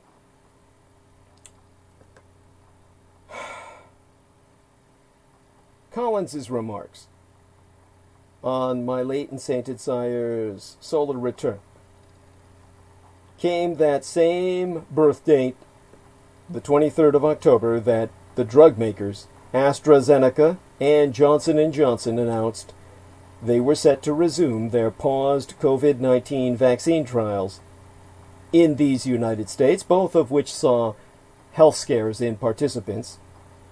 In other words, people started to die, and they had to shut down until they figured out why. Now that they figured out why, it's back to testing. Roll your arm up, people. Who's going to volunteer? Well, if you want to avoid that, know this much. If 95% of Americans wear masks, it will save 130,000 lives. The new study proves wearing masks will save well over 100,000 American lives through February. Let me reiterate that. If 95% of you Americans wear masks in public, more than 100,000 lives will be saved from COVID-19 through February, as modeled in a new study. That study, from the COVID-19 forecasting team at University of Washington's Institute for Health Metrics and Evaluation, proves that in September, only about 49% of American residents reported that they always wear a mask in public. If mask wearing is 49% through February, and states continue with removing social distancing mandates, the COVID-19 death toll across these United States will reach 1 million deaths by February 28th. That's according to this study published in the journal Nature Medicine. Nature Medicine, that's the name of the journal, on my father's birthday. You can see my late and sainted sire was speaking to us with much gravity from the other side, warning us all that we're all going to be joining him if we don't start listening to the goddamn experts. Yet, under the assumption that states shut down when their daily death rate exceeds 8 deaths per 1 million people in the population, but mask wearing doesn't change, the study's model projections forecast the death toll will reach 373 deaths by the 28th of February. The scenario that 95% of people in each state wear masks, in addition to states reinstating social distancing mandates if their daily death rates exceed 8 deaths per 1 million people, resulted in the lowest death toll projection, with 381,798 deaths by the 28th of February. So according to this study, the best we can hope for, if we pull out all the plugs and mandate it as if take off your mask, go to fucking jail level mandate, we're going to bring it down to 400,000 deaths by the end of February. For the study, the researchers analyzed data on COVID-19 cases and deaths in the United States from February 1st through the 21st of September, and that analysis, along with other factors such as pneumonia seasonality, testing rates, and mask use, helped inform model projections for the course of the pandemic through the last day of the second month of the year, the 28th of February. The study had some limitations, including that the findings are only forecast projections from models and not definitive about what the future holds, and mask wearing tends to fluctuate, so the 49% figure used in the study appears to now be outdated. That's my educated observation there, as a person who's reported on the pandemic since the beginning. I'm highly qualified to speculate and to stipulate. Now, the IHME, the Institute of Health Metrics Executive Director, Dr. Chris Murray, has emphasized during his virtual press briefing on my father's birthday that the Institute's weekly modeling projections provide more updated data than what is provided in the study itself. However, the study still helps offer insight into how mask wearing makes all the difference. And so, on my late and sainted sire's solar return, Murray went on record to say, "We think the key point here is that there's a huge winter surge coming, and our models have been showing that for many months. You can see in the paper what universal masks can do, and they blunt quite a bit of the surge or delay it. I think it's very difficult at the point where we are in these United States, where there's so much community transmission of the virus, to prevent some fall-winter surge, but we can certainly make it much smaller. And so Murray insists that the long-range view provided in this study is very important for helping decision makers, governors, federal government, other actors think about what we need to do. And on Thursday night, during the debates, in separate projections, IHME's model of the coronavirus pandemic predicted 385,611 coronaviral deaths in these United States by the 1st of February, slightly fewer than last week's forecast for the same time frame. But the Institute says case counts and deaths are up across these United States. And in its weekly update, the IHME stated, in the last week, the increase in daily cases has become much clearer, and for the first time since early August, daily deaths have begun to rise. We believe that the fall-winter surge has begun, albeit several weeks behind the massive surge in Europe. The fall-winter surge will intensify in November and December, reaching a peak in January. Many states will face enormous pressure on hospital capacity and will likely have to reimpose some social distancing mandates. The best strategy to delay reimposition of mandates and the associated economic hardship is to expand mask use. Well, there you have it, people. Again and again and again and again. Cover your goddamn face. No one wants to see it anyway.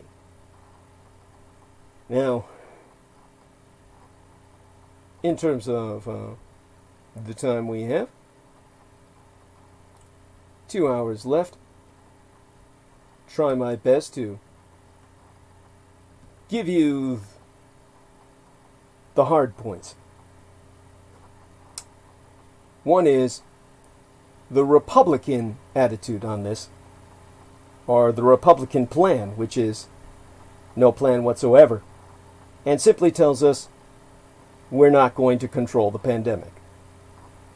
Because the White House appears to have finally admitted what was self-evident for weeks. It has essentially given up trying to even attempt to contain the pandemic. After the United States recorded its largest ever numbers of new COVID-19 infections, on my late and sainted sire's birthdays on either side of the international dateline, Friday the 23rd of October and Saturday the 24th, more than 80,000 each day of my father's birthdays on either side of the international dateline. Trump's chief of staff, Mark Meadows, pretty much ran up a white flag of surrender, telling CNN's Jake Tapper, "We are not going to control the pandemic." A proposed visa rule, meanwhile, insisted upon by President Trump himself, threatens to expel 12,000 doctors nationwide in the middle of this pandemic. Throughout the pandemic, Trump and his team have often denied that they are pursuing a herd immunity strategy, but their words and actions have belied this disavowal. Trump can only be interpreted as how he presents himself. He's become the pro-infection candidate. 9 months into this pandemic and 9 days away from Election Day, it's a truism to say that America's response has been politicized.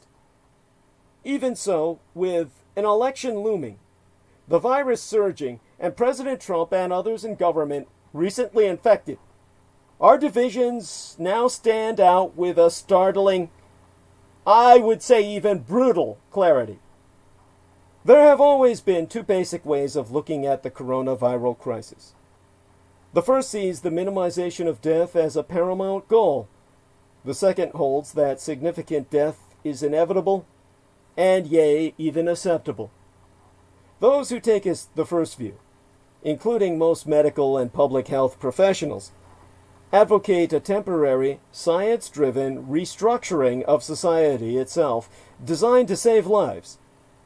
Those who take the second view, including Putin's puppet president and those in his inner circle, say that people die all the time, from car crashes, drug addictions, diseases, and the like, and argue that we don't stop living to prevent them from dying. That's the Russian code. Earlier this month, after he was discharged from the hospital after having received the highest quality treatment on earth, President Trump tweeted, "Many people every year, sometimes over 100,000, and despite the vaccine, die from the flu. Are we going to close down our country?" Now, Twitter has flagged that tweet as misinformation since. In fact, far fewer than 100,000 people die from the flu each year. There are different ways of holding the "we all gotta do something" view. Someone who grasps it lightly might incline a little more toward risk-taking than caution in their personal choices. But over the course of the pandemic, the president and many of his cultists have come to cling to it tightly, even triumphantly, brandishing it as a kind of ideology. In the final weeks of the campaign, they've taken the outlook to a new, disturbing place. Erin Perrine, the communications directoress for his campaign, has faulted Joseph Biden for not getting infected, arguing that Trump has experience now fighting the virus as an individual. Those first-hand experiences, Joe Biden, he doesn't have those.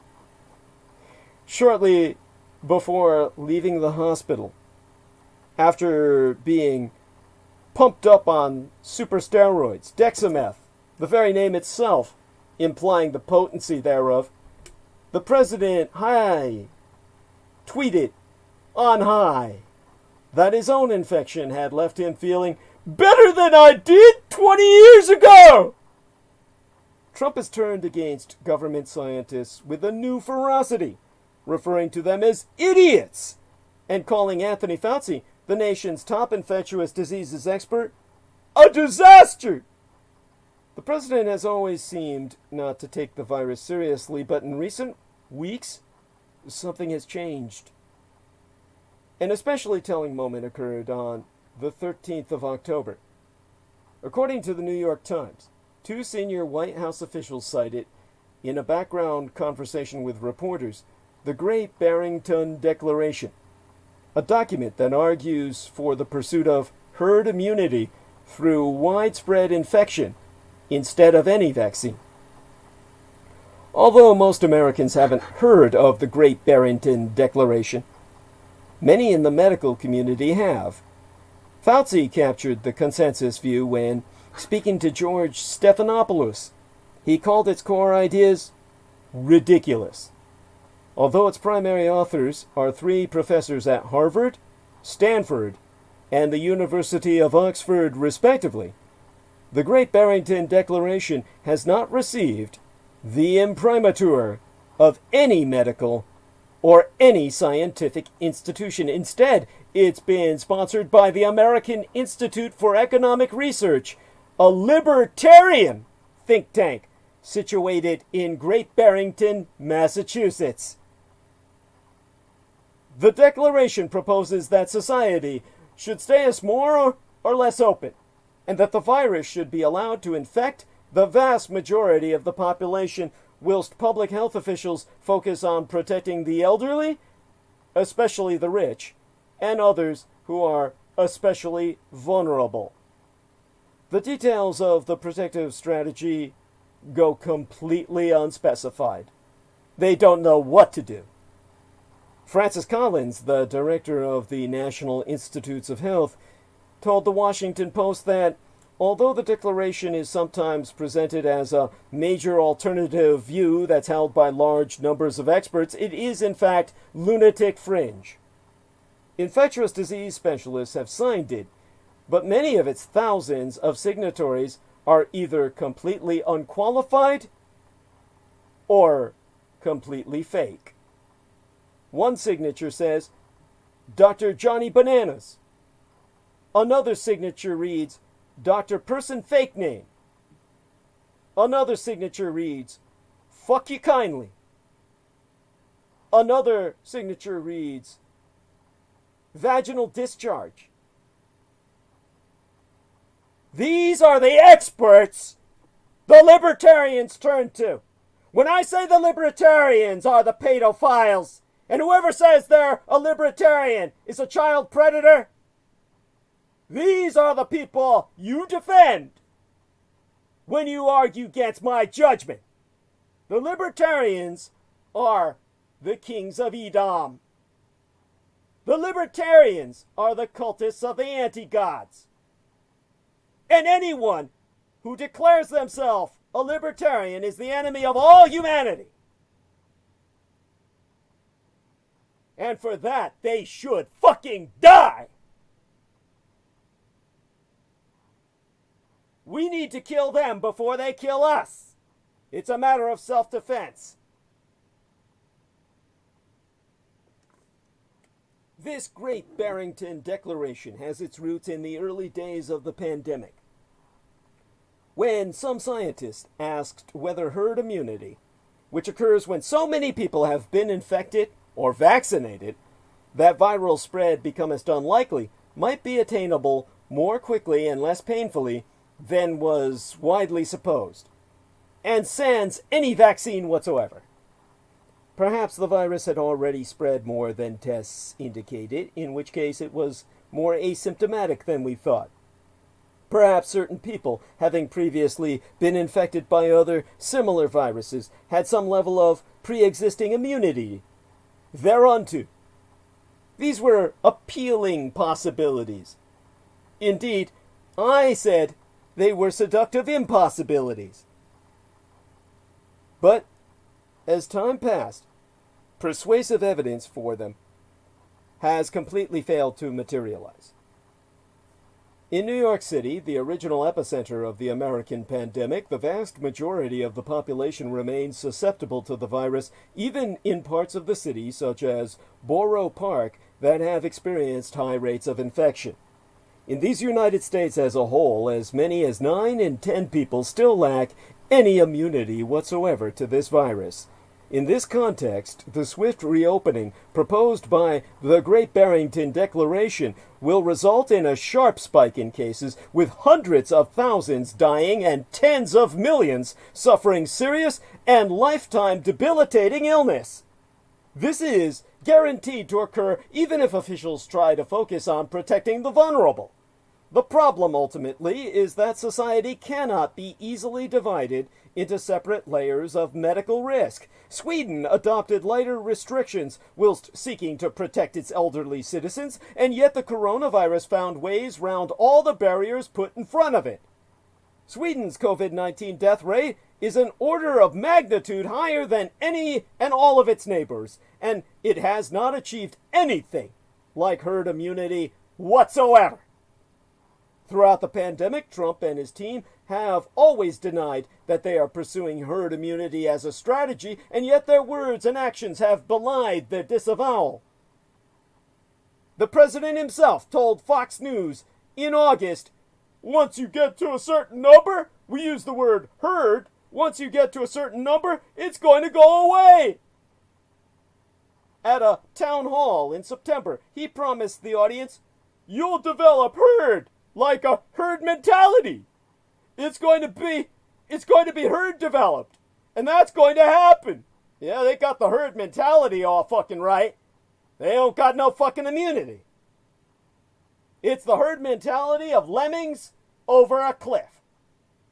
on the 5th of October, the day after the Great Barrington Declaration was released. Its primary authors met with Alex Azar, the Secretary of Health and Human Services, who later said, "We heard strong reinforcement of the Trump administration's strategy." Scott Atlas, a top White House coronavirus advisor, has said that the thrust of the declaration is exactly aligned with that of the president. Hail, Great Barrington, hail! Atlas and Jay Bhattacharya, one of its authors, are colleagues at Stanford, where the Hindu house nigger Bhattacharya studies health policy, not infectious diseases. The yellow house nigger is a goddamn bureaucrat, not a fucking doctor. And speaking on the condition of anonymity, an administration official told the New York Times that the White House wasn't so much endorsing the Great Barrington Declaration as acknowledging that the Great Barrington Declaration is endorsing what the president's policy has been for months. This is an extraordinary admission, appalling for Americans, but perhaps freeing for Donald Trump. He is granting himself license to move into an even higher register of incompetence, not just downplaying the threat, but actively encouraging Americans to embrace it and become co-conspirators in his misadministration. Thereby, as a man with the credit equivalent of a medical degree, a degree in medical journalism is a degree in the medical field, just as a medical assistant is a medical degree. I take the medical view of the pandemic. In a sense, I've experienced it firsthand. Because I've been so involved with the medical profession and got a medical education the wrong way by caring for my late and sainted parents in the last decade of their lives, I've gotten to know many people in the profession caring for COVID-19 patients at the height of the first wave, where I watched as the medical profession, so often fragmented by ego and hierarchy, coalesced around the certainty that any loss of life is a tragedy. Nurses and doctors worked for weeks on end, with no respite, always separated from their own families to avoid infecting them. Clinicians poured in from across the country to epicenters like New York in particular to help. Healthcare leaders held daily briefings, scrambled for PPE, the personal protective equipment, and searched for ventilators. Facilities crews reorganized entire hospitals. Everyone, even those who weren't seeing patients, started wearing masks. On the coronavirus wards, they went further, donning goggles, gowns, gloves, respirators, and shoe coverings. Contagious patients were placed in negative pressure rooms and sometimes seen through telemedicine only. Infected people who didn't need a hospitalization but couldn't isolate from their loved ones at home were offered hospital-based housing. Husbands, wives, patients, parents, siblings, they all died alone. Women gave birth without their partners present. All this was done not out of fear, but out of concern. The medical industrial complex didn't want even a single person to get the virus unnecessarily. Their commitment was sharpened by the knowledge that they were witnessing all too many completely preventable deaths. And as the virus surged around the American empire, millions of Americans upended their lives and adopted new habits to protect one another.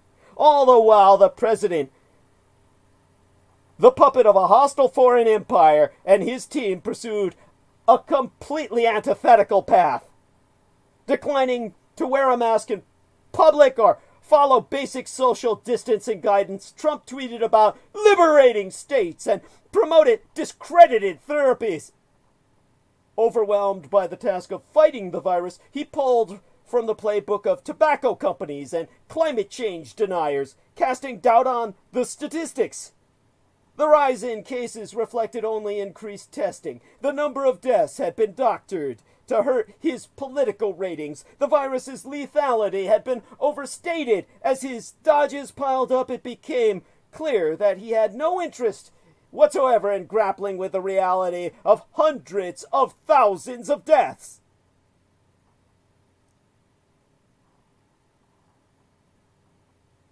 That's when Atlas, a neuroradiologist, an X-ray technician, without any training whatsoever in epidemiology or infectious diseases, came to the White House at the end of the summer, having spent much of the year offering pandemic commentary on Fox News. He gained regular access to Donald Trump and began wielding greater influence over the administration's coronavirus strategy. Atlas has repeatedly voiced skepticism of fundamental public health principles, such as testing, mask wearing, and social distancing. Robert Redfield, the director of the CDC, has said everything he says is false. Fauci and Deborah Birx, the coronavirus response coordinator, have confronted him about many of his unfounded claims, among them that parts of the country, including New York City, are approaching 50% immunity. But they have been completely sidelined. Trump no longer meets with the White House Coronavirus Task Force. Atlas is now the president's primary health advisor, indeed, his only one. Earlier this month, many wondered whether the president's own infection might pop the bubble. Boris Johnson's COVID-19 illness seemed to chasten he, but Republican cult leaders, having maintained for months that concern about the virus is a form of cowardice, responded by ascending to new levels of reality distortion. Some tried to spin the president's infection as a joke. Marsha Blackburn, a senatoress from Tennessee, tweeted that President Trump has once again defeated China, along with a video set to dramatic music of Trump maskless at the White House. Nearly 24 people in Trump's immediate circle have been infected.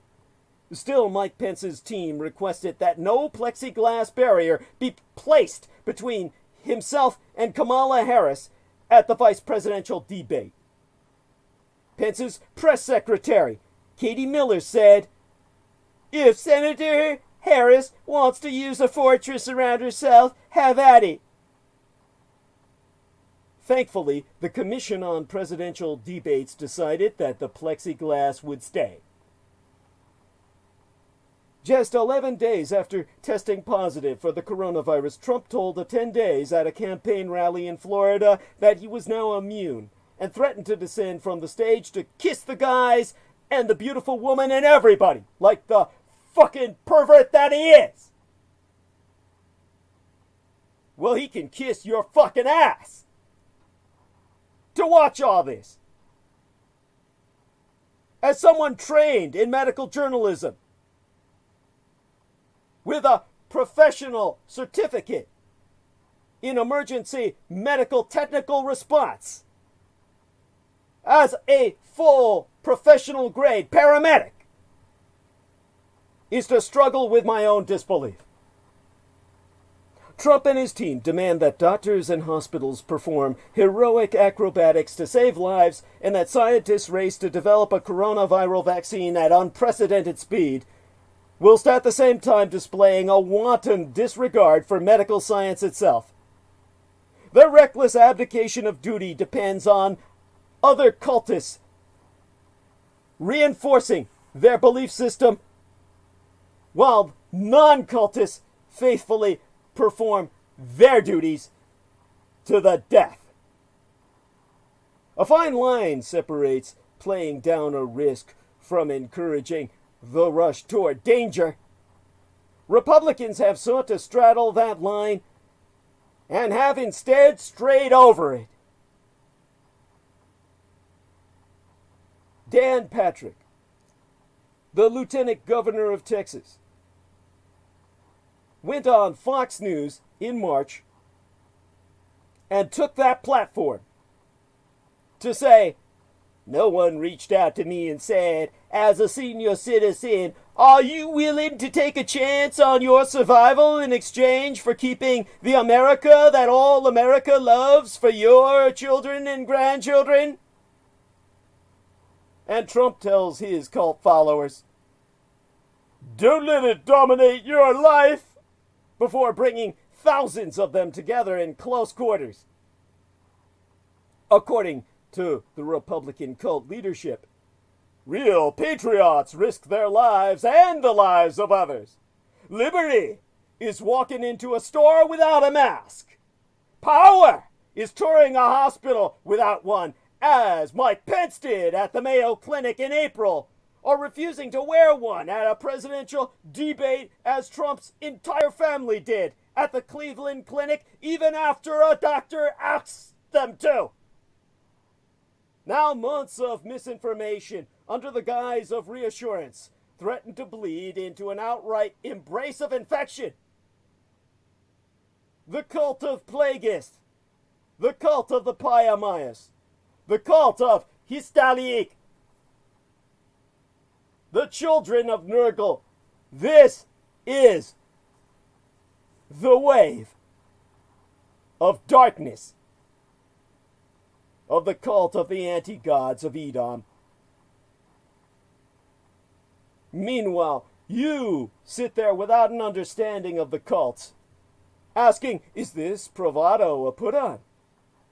At times it has seemed purely cynical, a show of strength from behind a fortified wall. Throughout the pandemic, Trump has argued that we should perform fewer tests. The cases they uncover make us look bad, he said, even as he's relied on regular testing for himself and his staff multiple times a day, every day of the week. A recent poll found that half of Republicans believe that hydroxychloroquine is an effective treatment against COVID-19, and yet the president, when hospitalized, chose not to take the drug himself, even though he had touted it as a miracle that was possibly among the biggest game changers in the history of medicine.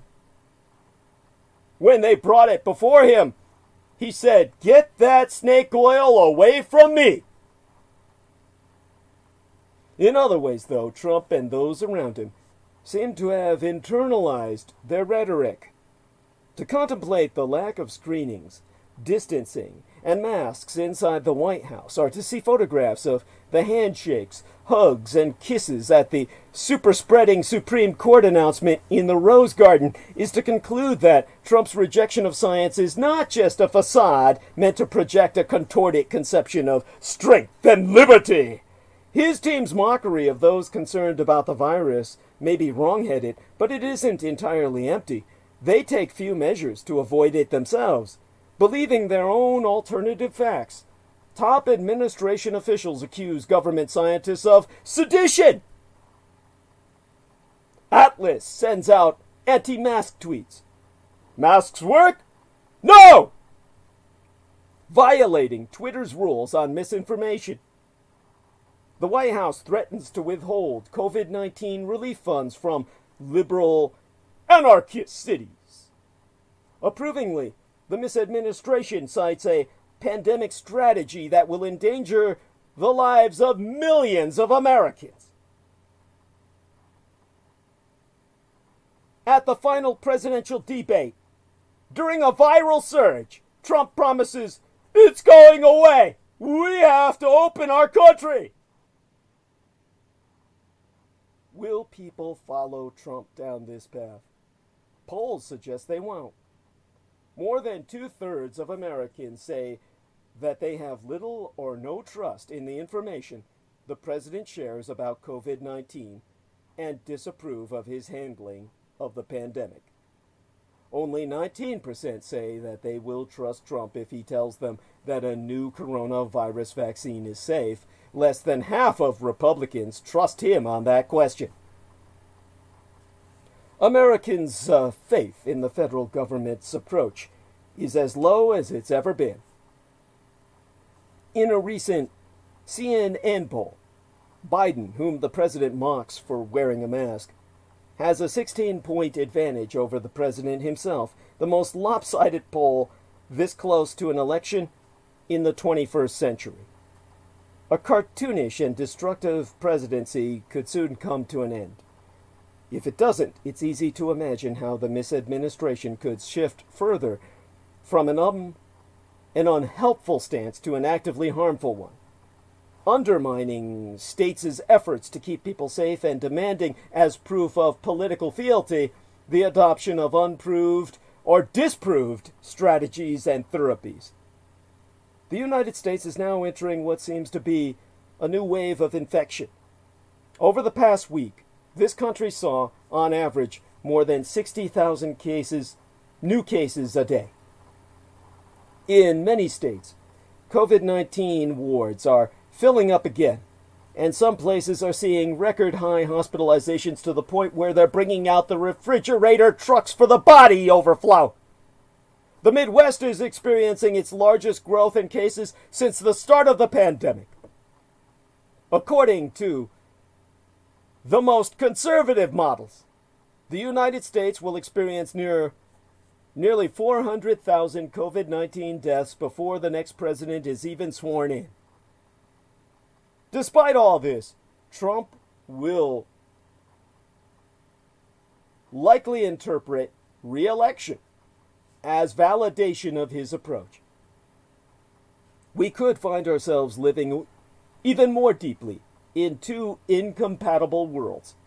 A medical world in which doctors, hospitals, scientists, and public health professionals continue doing their best to grapple with the virus until they die one by one and deprive us of further care providers thereby. And a political one in which wishful thinking and fantastical notional pseudoscience rule. Of course, it doesn't have to be this way. We could move together into a single fact-based world, one in which we confront reality and work to improve it. And yet, Donald Trump will undermine Fauci and remake the United States government. While many Americans were looking ahead to the final presidential debate towards the end of this last week, President Donald Trump was signing an executive order, the likes of which has never been seen before in any democracy. It be an imperial edict expected under a dictatorship, a banana republic, or a military junta, a totalitarian regime. And it appears to stifle the president's opponents within the government, posing a particular danger should it affect policymakers who are working tirelessly to fight the COVID-19 epidemic at the the cost of their very lives. Under this order, which undermines the Pendleton Civil Service Reform Act, a law that came into effect circa 1883 to ensure government employees were hired based on merit and protected from political retribution. An estimated 100,000 or more will see their jobs reclassified from competitive service to accepted service, as in EXCEPTED, as in accepted from the rules, accepted from the norm,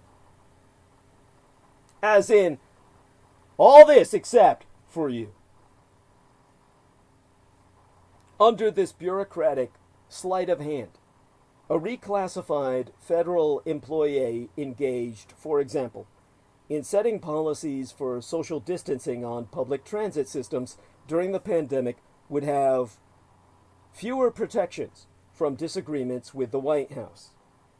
By removing the word competitive and replacing it with accepted, the order eliminates the employee's ability to appeal a dismissal and lumps him or her among political appointees, essentially serving at the pleasure of the president. While the White House claims this imperial edict, entitled The Executive Order on Creating Schedule F, as in fuck, in the accepted service, as in EXCEPTED, in the service accepted, as in exempted, would allow us government to operate more efficiently. It would also give a second-term Donald Trump total leeway to fire civil servants for being disloyal to his person and fill governmental positions with his cronies alone, while giving him even more sway on policies ranging from vaccine safety to flight inspection standards. As Max Stier, not Max Spears, but Max Stier, surname spelled S-T-I-E-R, President and Chief Executive of the nonprofit, nonpartisan organization Partnership for Public Service. He told the military magazine Stars and Stripes, "This order is highly troubling. It appears to be an effort to remove the career merit protections around a core part of our civil service." And so, Max Stier also told CNN that the executive order not only blurs the line between politics and the neutral competency of the career civil service, it obliterates it. Let me take just a breath while I gather myself in the time we have remaining. Under this executive order, agency heads have 90 days to review which positions should be reclassified, with the deadline falling on the 19th day in January, the day before the presidential inauguration. The final determinations would be due in 210 days. Depending on how quickly the misadministration implements this order, a defeated Donald Trump could potentially eliminate the jobs of thousands of American government workers as he exits the Oval Office and replace them with Republican cultists who will then hold on to these positions in government and resist Joseph Biden as a Russo collaborationist force in effect, a commissarocracy within our very government, obeying only Vladimir Putin and not our president. Even if Joe Biden rescinds this order as the incoming president, trying to reverse Trump's actions will inevitably prove to be a back-breaking headache, nigh impossible to complete. Legal experts have told myself that any way this order plays out in the coming weeks, the federal courts are certainly to be engaged, where nearly a quarter of federal judges owe their very appointments personally to Donald Trump. And should Trump win re-election? Make us no mistake, this executive order offers the final grounds for a massive remodeling of these United States' government by taking aim at what the president himself views as meddlesome anti-business administrators and regulators. This executive order, which applies to career officials involved in confidential policy determining, policy making, or policy advocating work, ultimately sends an alarming message to the 9 million workers who make up the federal government, most of whom are based outside of Washington, District of Columbia. Representative Don Bayer, a Democrat from Virginia, attacked this executive order as an attempt to redefine the civil service as a political arm of the presidency rather than public servants who work for the American people. In a statement issued on his website, Representative Don Bayer has said, and I read therefrom, "The stated goal in the text of this order itself, weakening union protections and making it easier to fire senior federal employees, is to make us the federal workforce more loyal to the president alone. Such open cronyism does not benefit our country. It benefits only the president.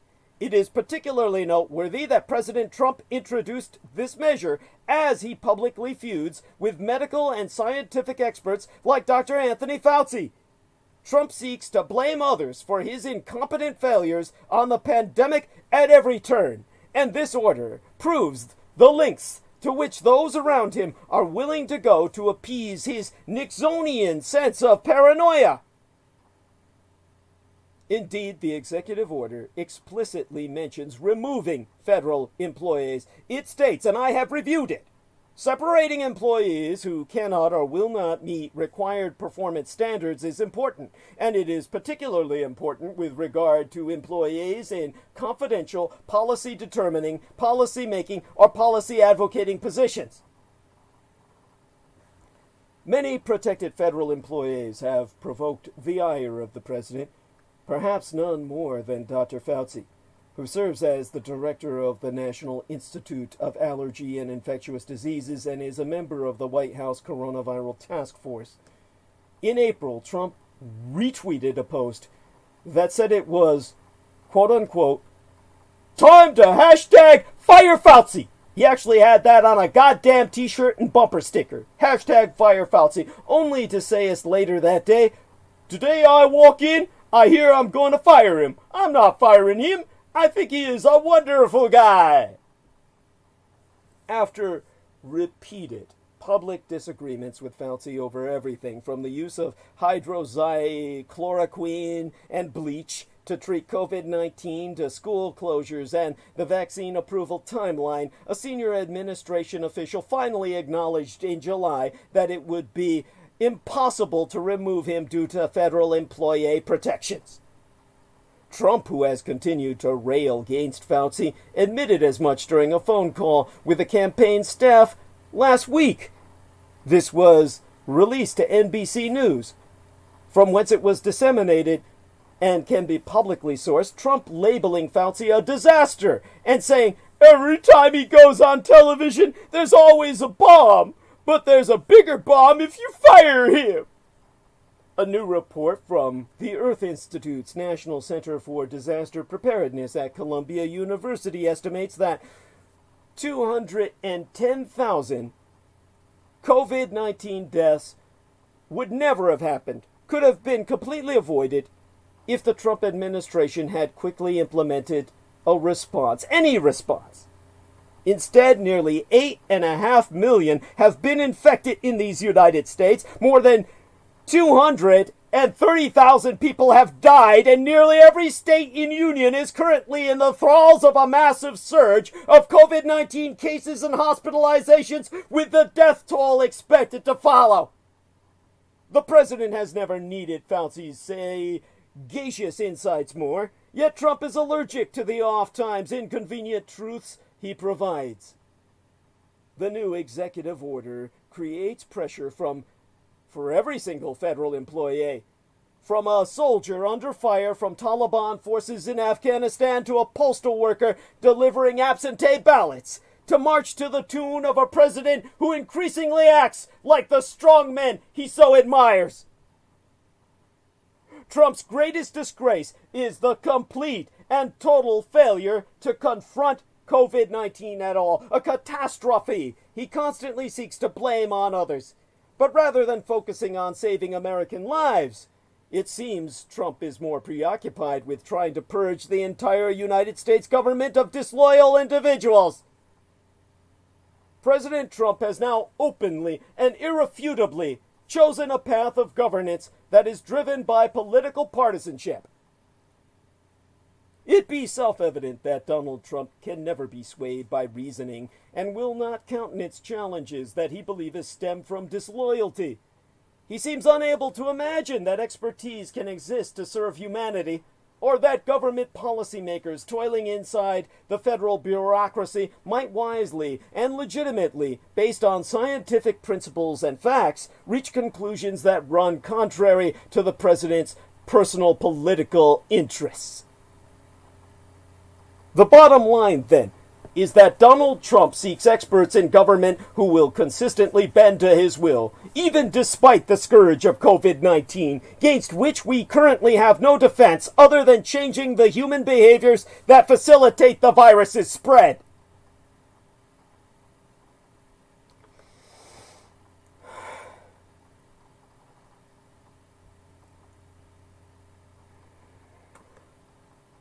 Win or lose, the party won't be over for Donald Trump. As Election Day approaches, it's looking like this could possibly be a good year for the Democrats. Joe Biden continues to have a substantial lead in almost all the national and many swing state polls. The party's chances in the competitive fight for control of the Senate are promising, and the Republicans have very little hope of winning back control of the House of Representatives. Of course, we won't know the true outcome until the 3rd of November, or possibly after that. 4 years are gone at this time. The polls also augured success for the Democratic ticket. But Donald Trump was able to win in the Electoral College with the aid, abetance, and assistance of a hostile foreign empire. But even if there be a clear Democratic victory this time, that wouldn't lead to the end of Trumpism in the Republican Party cult. Ironically, it will be the opposite. A big Democratic win will help the pro-Trump factions even as Trump himself loses the White House. One reason is that when one party wins big in any congressional election, it tends to be the moderates who represent swing districts, particularly in the House, who lose their seats.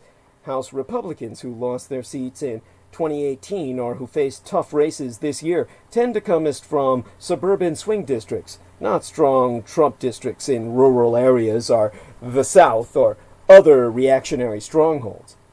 Matt Gaetz, Jim Jordan, Kevin McCarthy, and most of Trump's other prominent supporters in the House are in safe seats, even if the Republicans lose 10 House seats. Those defeated likely will not be among those who are the most loyal to Donald Trump. This dynamic is not quite as acute in the Senate, but Colorado's Cory Gardner and Maine's Susan Collins, who rank among the most vulnerable Republicans, are not exactly Trump's loudest backers in that legislature. Additionally, former Auburn football coach Tommy Tuberville, who be in a good position to beat Alabama's Democratic Senator Doug Jones, is a very strong Trump cultist. One notable exception is Lindsey Graham, who may be Trump's closest senatorial ally and who may lose his South Carolina seat to this Democratic rival. If the Democrats win this year, next month, this 2020th year on the Christian calendar, the Republican caucus in both houses of Congress will certainly be far more, not less, pro-Trump cultic. But that is not the only reason why Trumpism will never fade away, even when the Republicans lose in this 2020th year of our Lord. When Biden wins, the 2024 Republican primary will begin, albeit unofficially, as soon as his victory be confirmed. Republican candidates seeking the presidential nomination will have to appeal to a cult where Donald Trump, even in defeat, will remain powerful overall, and where his ideas around immigrants, race, and elitist populism remain popular. Moreover, many Republicans believed after the election that Trump's defeat was due entirely to the coronavirus pandemic, a global event that upended the thriving economy on which Trump was planning to base his campaign. In that environment, it will be impossible for Republican candidates seeking to move the party away from Trump to win any nomination. Candidates who want to move up in the Republican cult will have every incentive not to break from Trumpism, even during a potential Biden presidency. Steve Schmidt, the longtime Republican consultant, who is now a strong Biden supporter and a leader of the Lincoln Project, recently said of moderate Republican governors, Maryland's Larry Hogan and Massachusetts' Charlie Baker, as much as I would like to see one of them be the Republican nominee in 2024, I know neither of them has a snowball's chance in hell. And hell is where we be. Although the 2024 election seems far off now, several whose names are already being mentioned as possible candidates have strong personal ties to Donald Trump himself. These include two of the president's own children, Donald Trump Jr. and Ivanka Trump. The reactionary television personality Tucker Carlson, who is not related to Donald Trump but shares all of Trump's populist and nationalist views, is also being mentioned as the probable 2024 candidate.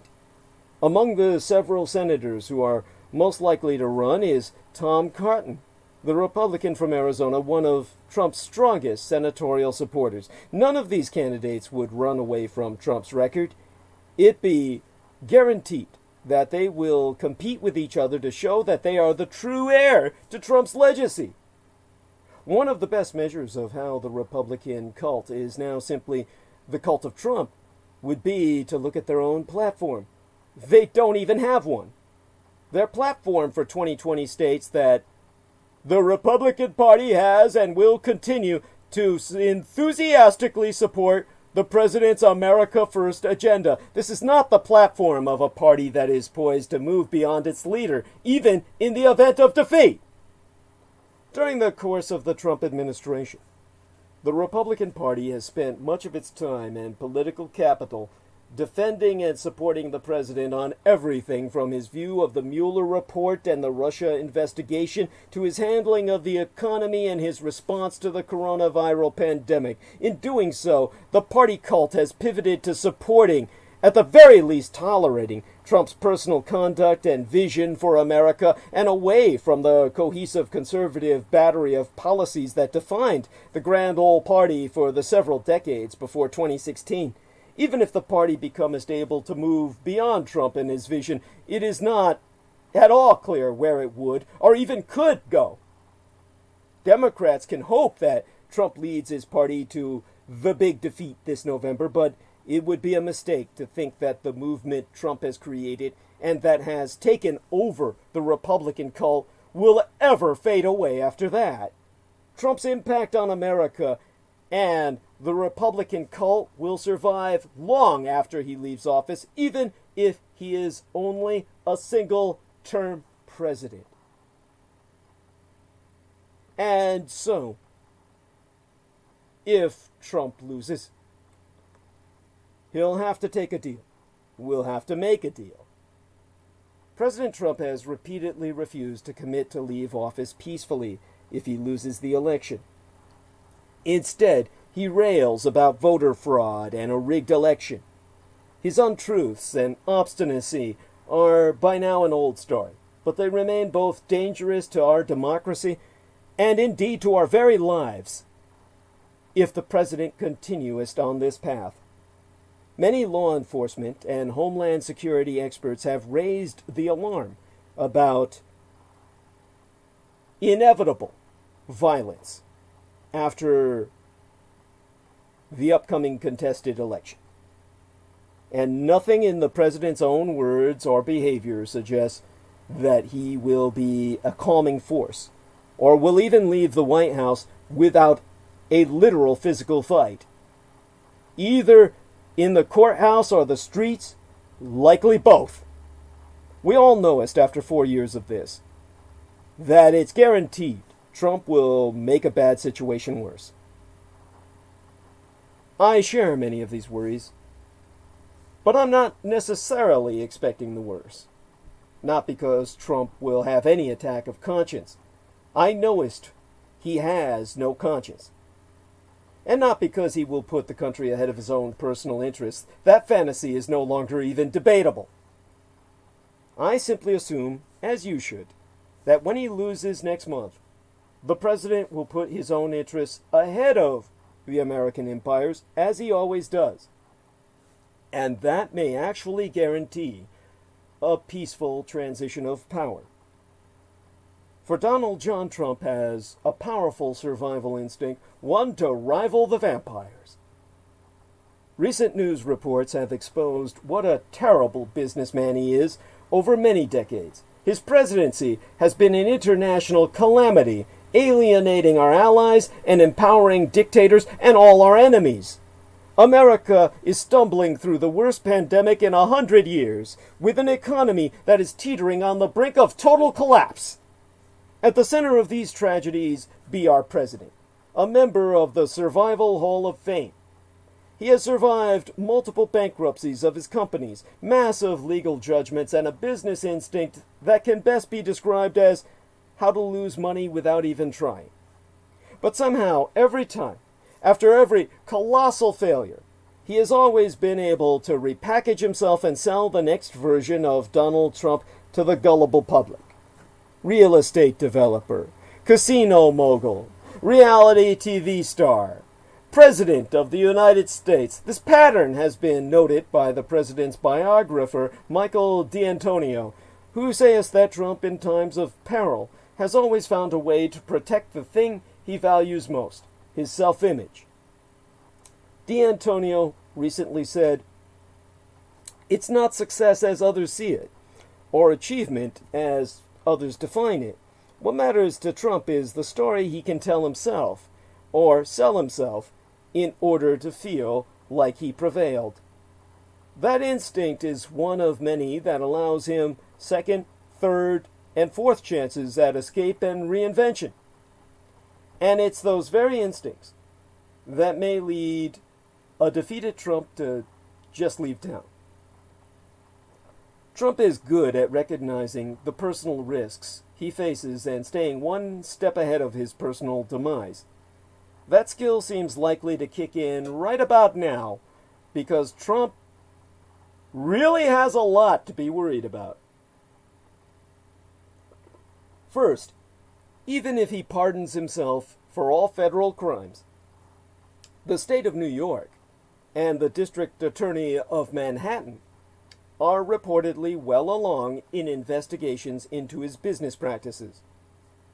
And since pardoning himself is not yet a tested constitutional right, the Department of Justice could drop a legal anvil on his head next year on multiple issues, including obstruction of justice, tax fraud, and defrauding the United States Treasury through payments to the Trump Organization.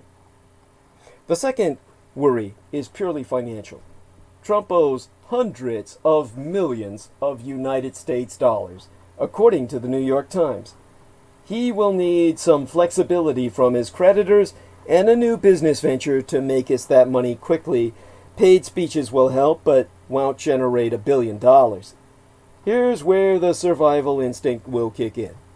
What can Trump give prosecutors, creditors, and potential investors to allow him to live his life freely and build the kind of media empire he so craves? What he can give them is, wait for it, a peaceful transition of power. Freedom for peace. To avoid violence in the streets, prosecutors of all stripes may decide it is in their, rather the American empire's interest, to cut a deal.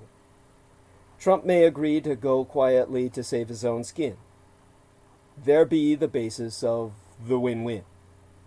And the same goeth for creditors and investors. There is not a bank in the world whose shareholders would allow us any renegotiation of credit terms with a man who's promoting violence on the American streets and creating international instability in the capital markets. No one is going to bankroll the Trump media network if our cities are burning and Trump is lighting the match. So all sides, in theory, will have incentive to make a deal. As much as it might pain our new president, peace may be better for the country than revenge.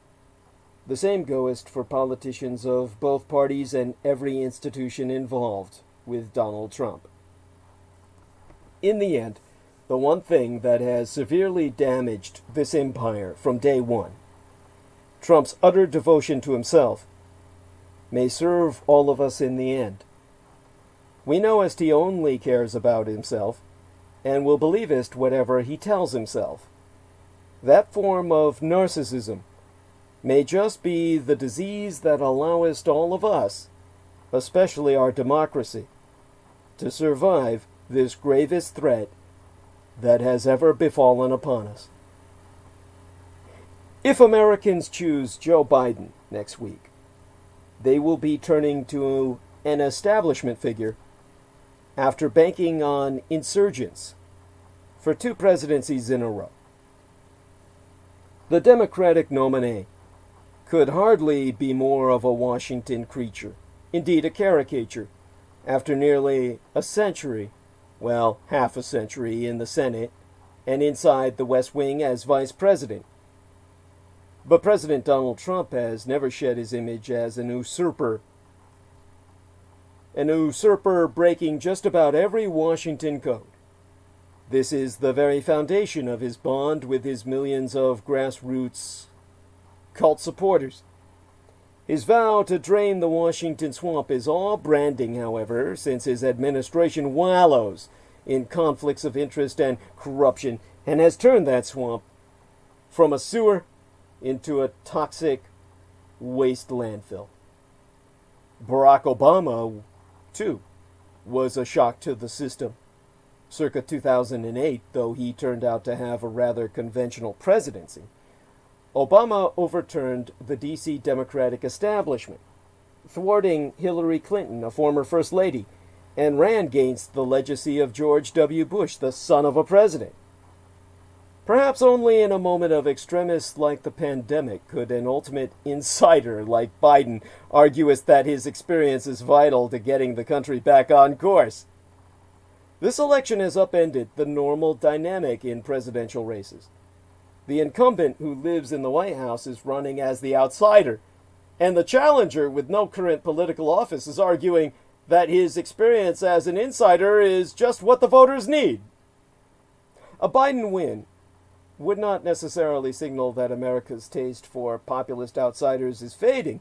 The loudest voices in both the Democratic and Republican parties are further to the left and to the right. Progressives may tug Biden to the left if he wins, and even if Trump loses, his would-be successors must appeal to his cultists in future races. But the former vice president's capture of the Democratic nomination and possibly the White House would signal that while radicals get more attention, a more moderate suburban America simply cannot be ignored. Now, as citizens, let me take a deep breath at this point, because this be essentially the punchline of tonight's transmission. In the hour we have remaining. As citizens of the American Empire, we must prepare to take on a would-be regime.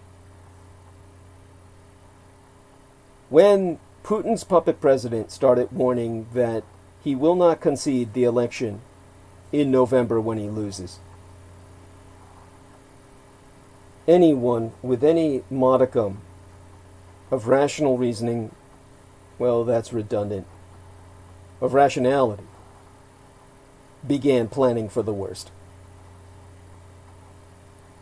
What can you do when Donald Trump stages his coup d'etat?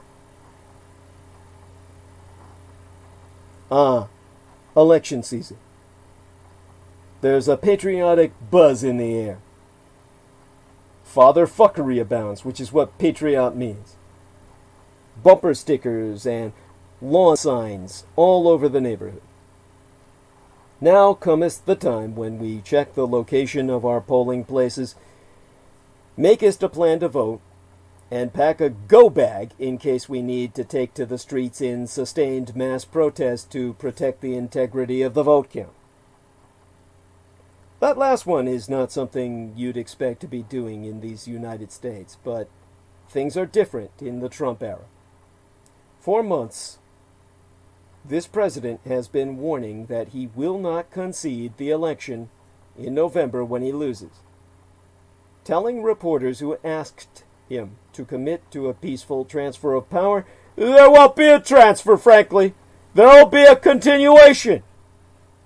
It sounded ominous, although it was hard to imagine how he could make us good on the threat to stick around no matter what. Then media organizations began publishing pieces outlining the myriad ways in which to in which the president and his allies might turn a narrow loss into a win. The possibilities include familiar tactics, contesting mail-in ballots and turning the process into Bush versus Gore on steroids, and others that sound straight out of a police state because they are. Exempli gratiae, Trump could summon federal agents or his cultists to stop a recount completely or intimidate voters from voting at all, or accepting the legitimate results. According to all experts, this would constitute an auto golpe, or self-coup, when a president who obtained power through constitutional means holds on to it through illegitimate ones, beginning the slide into total authoritarianism. Okay then, time to start getting ready. But how exactly do we do that?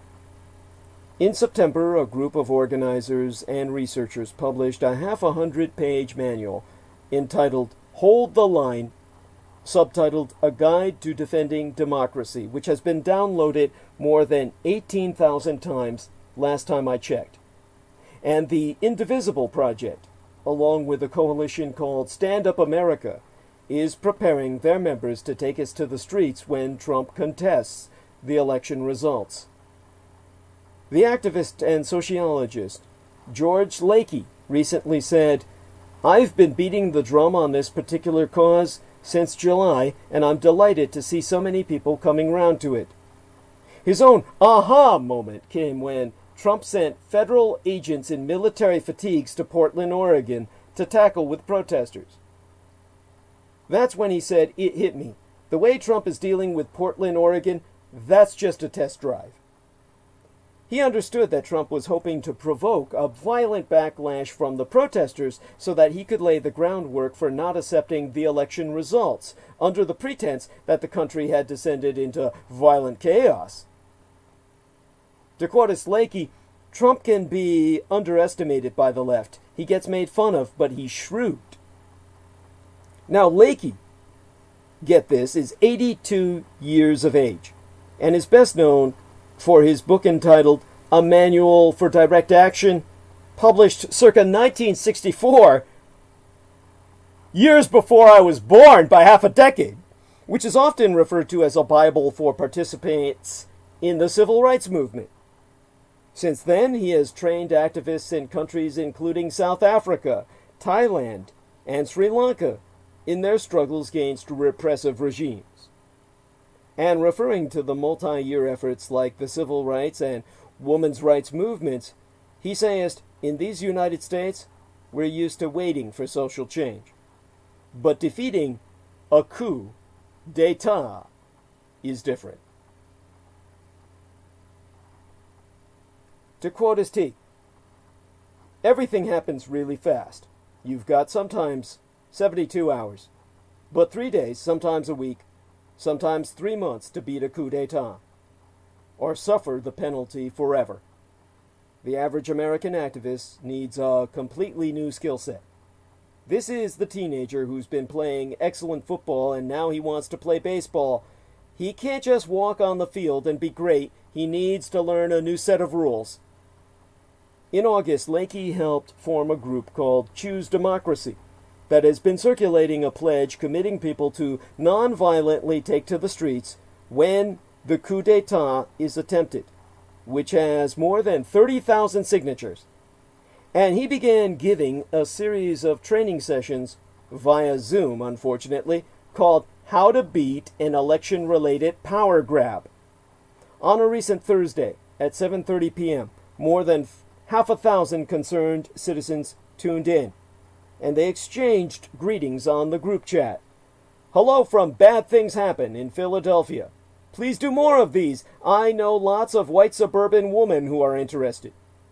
Now Lakey, who of course has snow white hair and bushy white eyebrows, is a Quaker and brings a cheerful Sunday school-style delivery to lessons about overthrowing authoritarian regimes. He began with the work of the political scientist Stephen Zunes, who has studied occasions when the citizens of a country managed to rise up and defeat a military coup d'etat, Bolivia, circa 1978, the Soviet Union, circa 1991, Thailand, circa 1992, and Burkina Faso, circa 2015.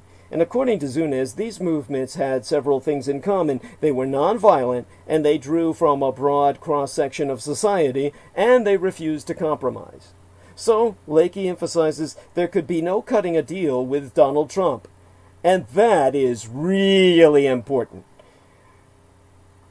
Citing a demand from the Choose Democracy pledge, Leakey says, every vote must be counted, and we refuse to accept the authority of someone who is practicing something different. Another takeaway for activists is to focus on the center of the political spectrum. To quote St, we're looking to influence them to tip the outcome of the struggle in our direction. Will they side with the protesters or with Donald Trump? To illustrate, Leakey recounted the story of the Cop Putsch in the Weimar Republic circa 1920, wherein a group of soldiers, veterans, and civilians attempted to seize control of Berlin under the leadership of Wolfgang Kapp. The legitimate government fled, and Kapp proclaimed himself the country's leader. He walked into the Capitol building ready to run the country of Germania. However, he found that the government workers had all gone on strike. There was nobody in the building except himself. He wanted to issue a proclamation that he was running the country, but he didn't know how to type. So the next day, he had to bring his daughter to type out the manifesto. The coup d'etat collapsed within days. The magic in that situation of a would-be communist takeover and Bolshevization of Germany that failed was the rapid alliance that was built over the weekend between the right, the left, trade unions, communists, fascists, and the center. It could overcome the Bolshevik wing, even though they had the Red Army ready to move in and invade at a moment's notice. It meant nothing when they faced a hostile German population that would resist them to the last man. So that's when Leakey told his listeners they should start to build similar alliances, saying go beyond the usual suspects, the progressives, the left. And one woman in the chat asked, who is the center of the U.S. these days? Dems? Church? Libertarians? Moderate Republicans? How to trust them? And Leakey assured his audience that while the United States may feel extremely polarized, the truth is we're not nearly as polarized as we will become. He so saying that centrists could be found everywhere from the business world to the medical establishment.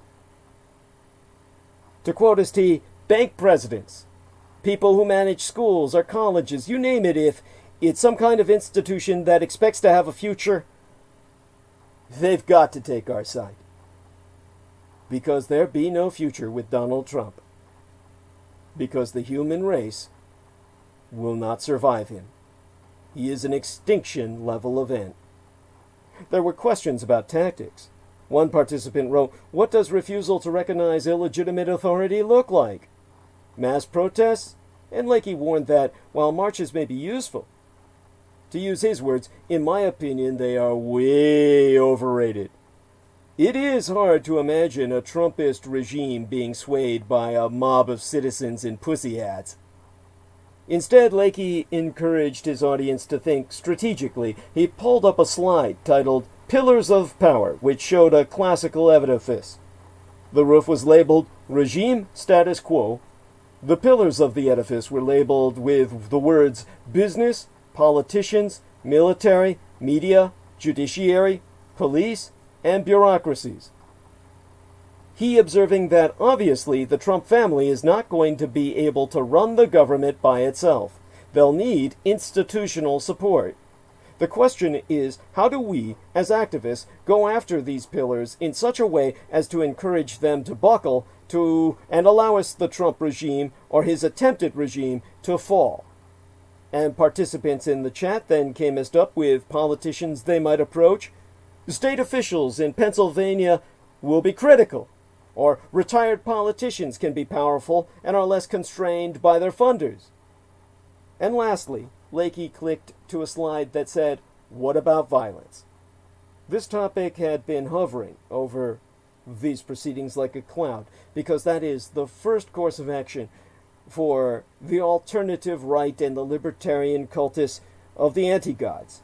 And Zunis, the political scientist, had said in a recent interview that the thing that scares me the most is, unlike all these other countries I've studied, this country has millions of people who have guns. And not just guns, but fully semi-automatic weapons that are deathly loyal Trump supporters.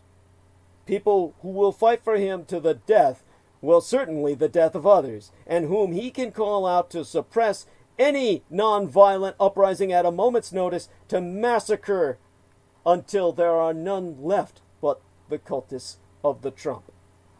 And so several attendees expressed concerns in the chat about groups like the Proud Boys and right-wing militias, writing things like, "I have never been in a demonstration where some people are certain to have fully automatic weapons."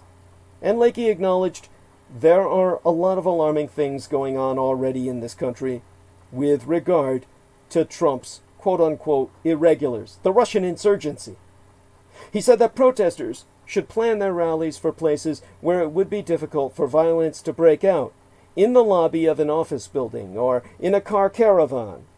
He told participants to imagine that they were Proud Boys looking to rumble, ask what would they welcome, and then not do that. One tip from the civil rights movement: when in doubt, sit down. It's counterintuitive, but it has been used in multiple cultures, and it works, except with tear gas. Then he said, walking slowly would be best. When things do get ugly, he noted it could be useful for the cause. So, to quote his tea, get your smartphone and expose what happened. Offer yourself for interviews. The key is to draw a contrast between the violent regime and the peaceful protesters. That's what happened during Thailand's military coup circa 1992, when soldiers shot into a crowd of nonviolent demonstrators. The public was horrified. It brought a surge of people into the struggle that overthrew the coup plotters. What Lakey said they were teaching the other night is evidence-based. It's how baseball is played. Francis Brokaw, a retired physician and Quaker in Hanover, New Hampshire, attended that Zoom training and came away feeling better about these coming weeks of civil war. She said, "I found it helpful and hopeful." She'd written to New Hampshire's Secretary of State, a Democrat, and its governor, a Republican, asking them not to certify the election results until all absentee ballots have been counted. The Secretary of State's office responded affirmatively, but of course, she confirmed she never heard back from the governor.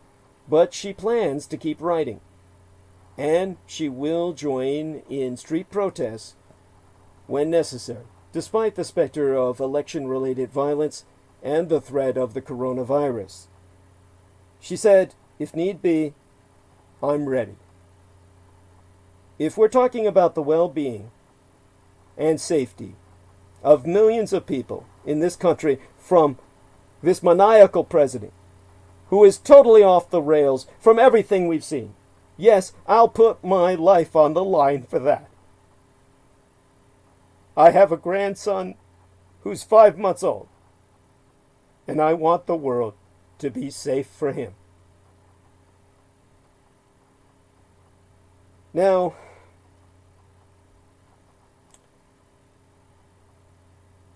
that, of course, does no justice to the seriousness and gravitas of what we face.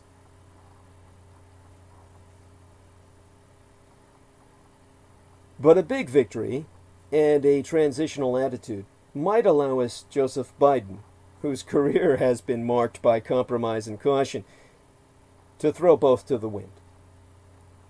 It brings us the possibility of a remarkable presidency with a completely unremarkable man.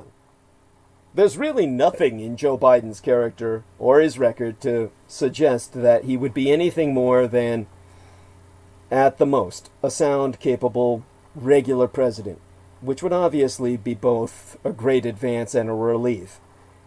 If we could return to the days when we could forget that the White House even existed for days at a time, that in itself would be worth waiting in line for hours to vote. That said, there's at least an outside chance that the stars are aligning in a way that might let Biden make his remarkable change, if that is what he wants to do.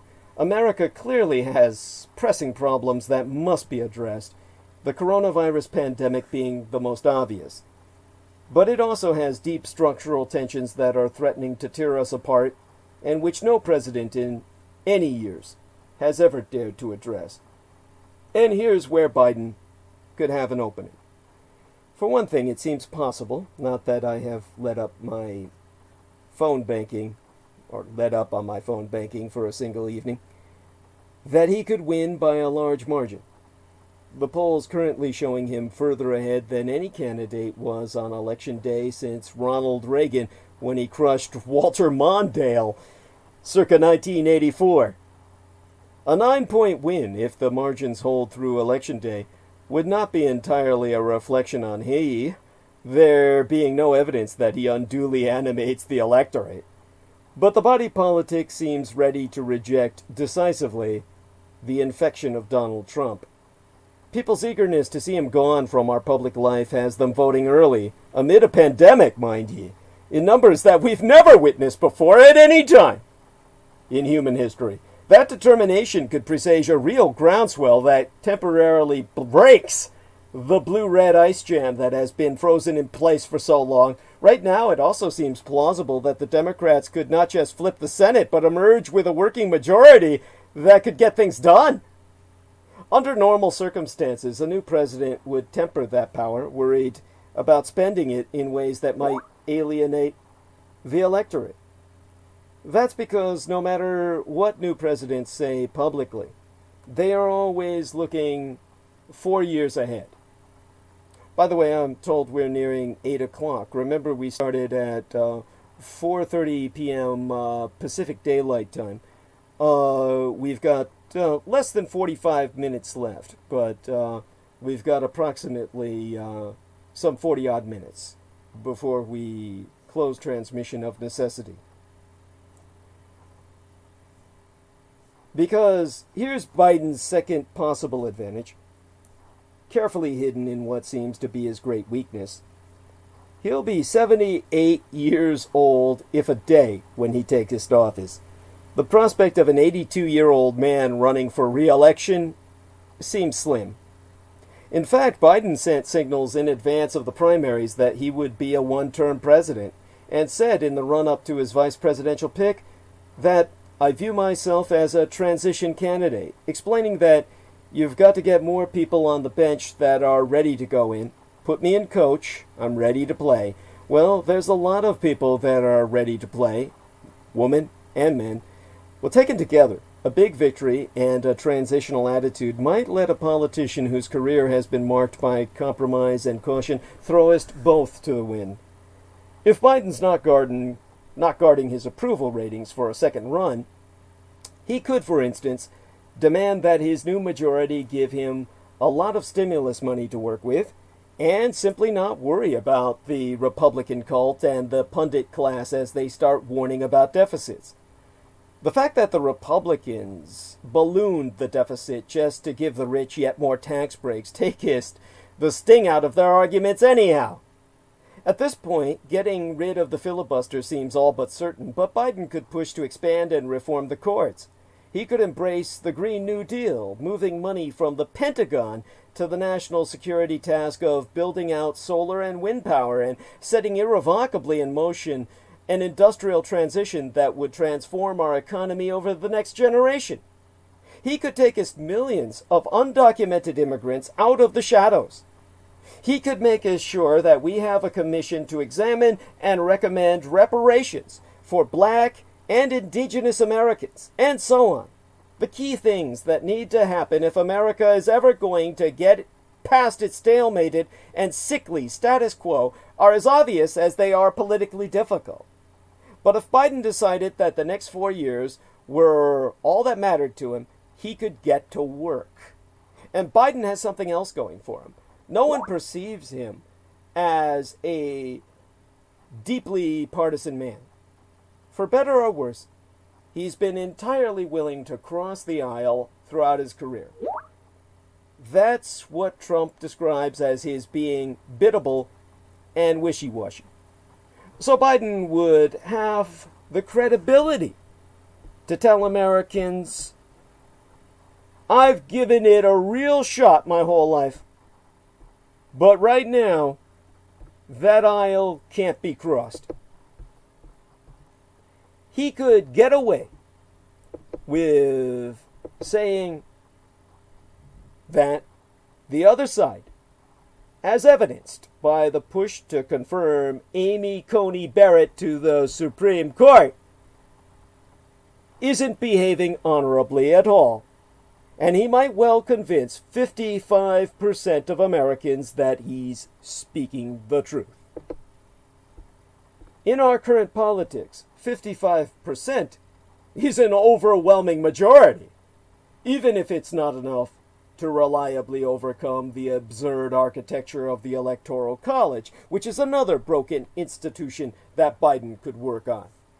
Yes, Fox News would try to spin whatever he did as an affront to norms and traditions, but that wouldn't get as much traction as it otherwise would. The memory of a real norm breaker will be too fresh in everyone's mind. Of course, some Democrats may not be happy to follow such a course, particularly, perhaps, newly elected senators who may have won on some variation of the promise that we need to work together. And in our endless political circus, the midterms will be on people's minds by noon on November 4th. But the medium-term and long-term impact of forthright addressing the key problems in our currently ungovernable country might well be as salutary for the Democratic Party as for the country. Going big is a risk, but so is going small. We cannot continue on like this, and almost everybody knows it. If Biden were willing to grasp the nettle, the sting would be real, but history would judge him well for trying, and history now seems to work with greater speed than it used to. As I said, there be no real reason to think that this is how Biden vieweth the world at all.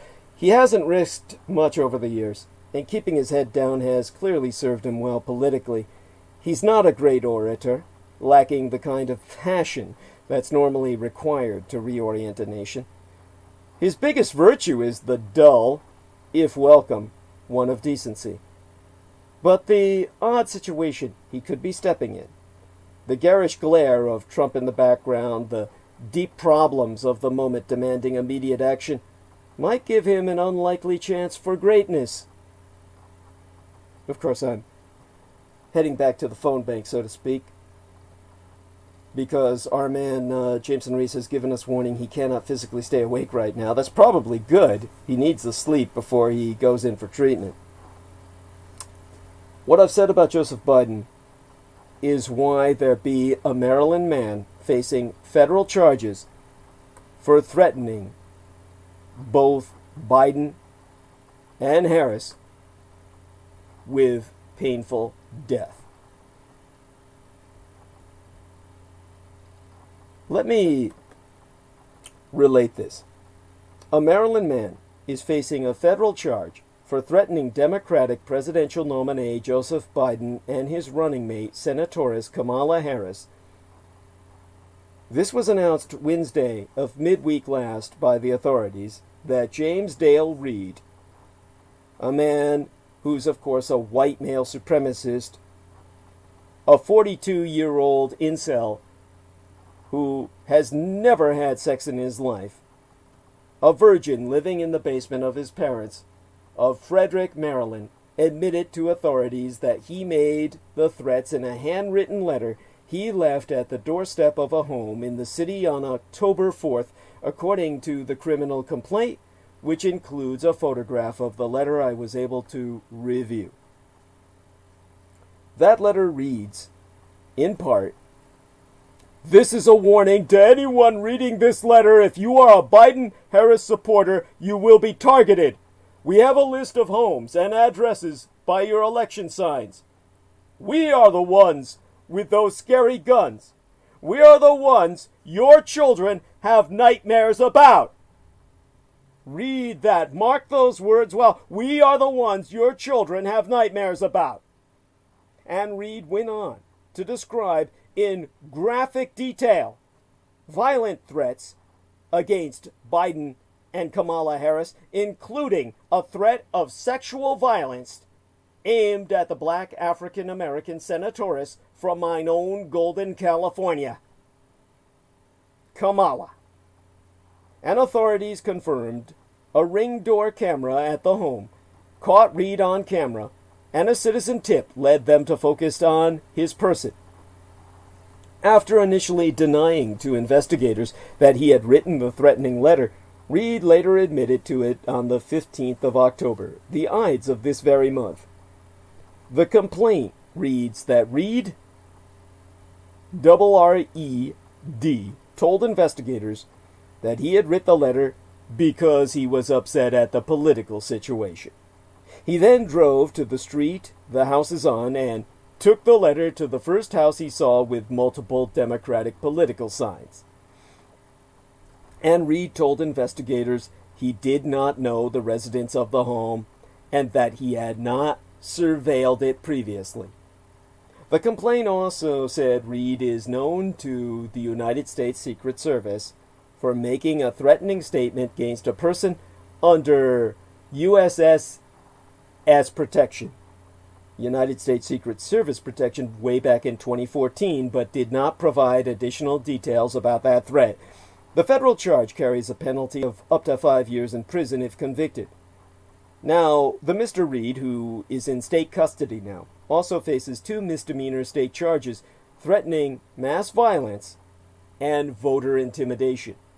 A message he left with the Public Defender's Office, which is representing him now, was not immediately returned. The U.S. Attorney for the District of Maryland, Robert Hur, issued statement to effect that we take these types of threats extremely seriously. Conduct like this threatens major candidates and fellow citizens and only undermines our democracy and the principles upon which America was founded. To reread that, because I'm calling it up on screen now so I don't have to paraphrase it. The U.S. Attorney for the District of Maryland, Robert Hur, surname spelled H-U-R, like Ben-Hur, issued statement to effect that we take these types of threats extremely seriously. Conduct like this that threatens major candidates and fellow citizens only undermines our democracy and the principles upon which America was founded. Now, Kamala Harris was put under Secret Service protection shortly after Biden announced her as his running mate that month of August.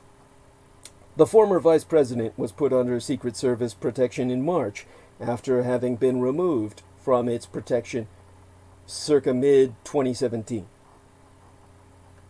And then we have a heavily armed man charged with possessing child pornography who researched Joseph Biden, as confirmed by a judge. A heavily armed man arrested in North Carolina in May and indicted by a grand jury in September for possession of child pornography, researched and traveled near the residence of former Vice President Joseph Biden, all according to the information disclosed in a federal court filing I have personally sourced.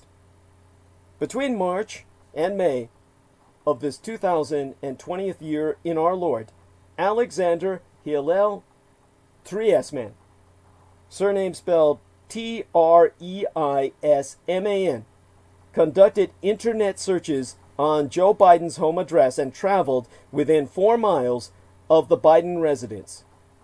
All this according to a detention order signed by a federal magistrate judge that is available for public review. After describing Treisman's alleged interest in Biden, the judge wrote that authorities also discovered a checklist writ by the defendant himself, which includes the word execute. Also included in a list of evidence noted by the judge is an online meme posted by Treisman himself in April of this year 2020 with the caption, "Should I kill Joe Biden?" The information about the former vice president was included among a lengthy list of evidence that prosecutors included in his case. Although a grand jury has indicted Treisman for possession of child pornography, he has not been charged in relation to the weapons in his possession or his research or writings on Joe Biden.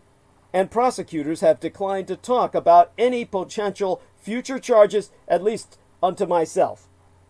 I mean, this story was not reported until this week by the CNN affiliate WBTV. I have, since that time, been attempting to reach Treisman's attorney. And according to the court document, Treisman's attorney indicated in court that his client has been diagnosed with Asperger's syndrome, and the court so noted that Treisman had no prior criminal history. The U.S. Attorney's Office for the Middle District of North Carolina has declined to comment on the case, at least unto my person. A spokesperson with the U.S. Secret Service has told CNN that the Secret Service does not confirm or comment on the absence or existence of specific investigations. We can say, however, the Secret Service taketh all threats against our protectees seriously. As a leading contender for the presidency, Biden received Secret Service protection beginning in March of this year, as I have said. Treisman then came to the attention of investigators after employees at a bank in Kannapolis, North Carolina, reported an abandoned van in the bank's parking lot. According to the court order, inside this van, authorities discovered an AR-15 style fully automatic rifle and other firearms, a canister of the explosive material tannerite, ammunition, books about survival, bomb manufacturing, improvised weapons and Islam, and drawings of swastikas and planes crashing into buildings, all presented in document to the court.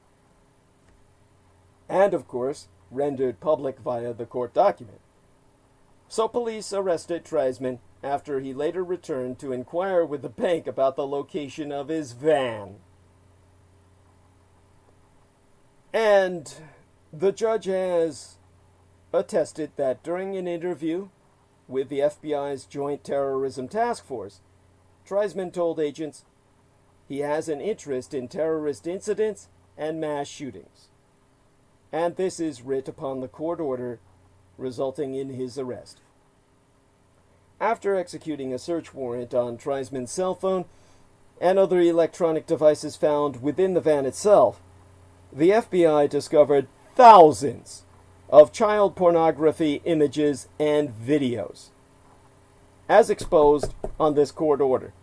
In addition to the information I've afore articulated, referencing Biden, the judge's order notes other items of evidence discovered during investigation, including a note on Treisman's cell phone created in 2019 describing a plan to perform a mass shooting at a mall food court on Christmas or Black Friday. Images of the 2019 mosque massacre shootings in Christchurch, New Zealand, which Treisman completely downloaded. An internet post allegedly made by Treisman's cell phone in February of 2020 referencing raping children and posting child porn. And a video made by Treisman himself in April of 2020 as he drove by the Mandalay Bay Casino in Las Vegas, which included audio of a man saying, "There it is. That's it. That's the one. That's where they did it. Allah Akbar. Aha, nice." And a handwritten autobiography, later found in Treisman's jail cell, which referenced mass shootings. Also, images taken at a Fort Bragg shooting range, meaning he's, of course, a veteran of the United States Army. The judge's court order concluded with a declaration that Treisman himself remains a clear and immediate threat to the community and therefore will remain in custody while court proceedings progress on the child pornography possession charge. This is the essence of Richard K. Cole Jr. This is the man you must take down for the safety of your children. The man who, like these others, claims is the stuff of your child's nightmares. Report such to the United States Department of Veterans Affairs, Office of the Inspector General, that Richard K. Cole Jr., Lance Corporal, United States Marine Corps dropout, who goes by the gaming avatar Gunner65 and lives in Prattsburg, New York, spelled Prattsburgh, Prattsburg, New York. His permanent residential and mailing address that you can look up online to find the satellite image of his estate where he raises his chickens. Born in Loudoun Country, Loudoun County, West Virginia, bluegrass country, as he himself be prone to say. This morbidly inbred white trash piece of shit lives off your tax dollar. Unlike me, whose Social Security disability insurance is based on what I paid into the system and will never be recouped. I have to work for a living in order to maintain my Medicare and Medi-Cal. This man lives free based on his unemployability by reason of violent insanity, with a 70% disability rating discharged for sexual identity issues. This son of a bitch so jealous of my son, able to become a boy, whereas he can never be a woman. His K stands for cunt, his middle initial. This Richard Cunt Cole Jr. I am not kidding you, that's what his parents named him. One of the reasons for his mental instability throughout life. No excuse. He lives off your tax dollar to spend all his life terrorizing myself and my affiliates through his network that gives him total impunity and immunity from the law. Prove to him he is not immune. Prove to the cultists of the anti-gods, the followers of the kings of Edom, they be not immune. Report him to the Department of Veterans Affairs, Office of the Inspector General. His case must be reopened because he declares himself fully employable. He says he's a crack-ace journalist, a top-of-the-line reporter, and a private investigator extraordinaire. This man is self-employable. He is fully employable. He must no longer receive your welfare through the military's Welfare Department of the Veterans Affairs Office, which is all the VA is, the Welfare Department, not even a military department, not affiliated with the Department of Defense, but instead a separate welfare department. The largest healthcare system in the goddamn world is the Veterans Administration healthcare system, larger than that of any nation on earth. We've got to get these veterans off our back. These worthless men and women who have done nothing to preserve your freedom and will instantly kill you on behalf of Donald Trump and white supremacy. These are your enemy, and they live off your tax dollar. Take this one down as example to them all. Call the Inspector General at 1-800-4888-244 and inform them of his violation of the Privacy Act with his blog exposing Douglas Dietrich. in which no privacy officer was ever consulted, and in which forged documents are proudly placed on display to misinform and mislead yourselves. This man is guilty of multiple felonies, but walks free because he's white, because he's male, because he's a veteran who never served a day in combat. This man makes a mockery of all who suffered war, but mostly the victims thereof, the women and children raped and mass slaughtered by American men. This man must be put down. Call 1-800-488-8244 now. Tell the Inspector General's office you don't want to pay this man anymore. Submit your complaint at va.gov/OIG/hotline.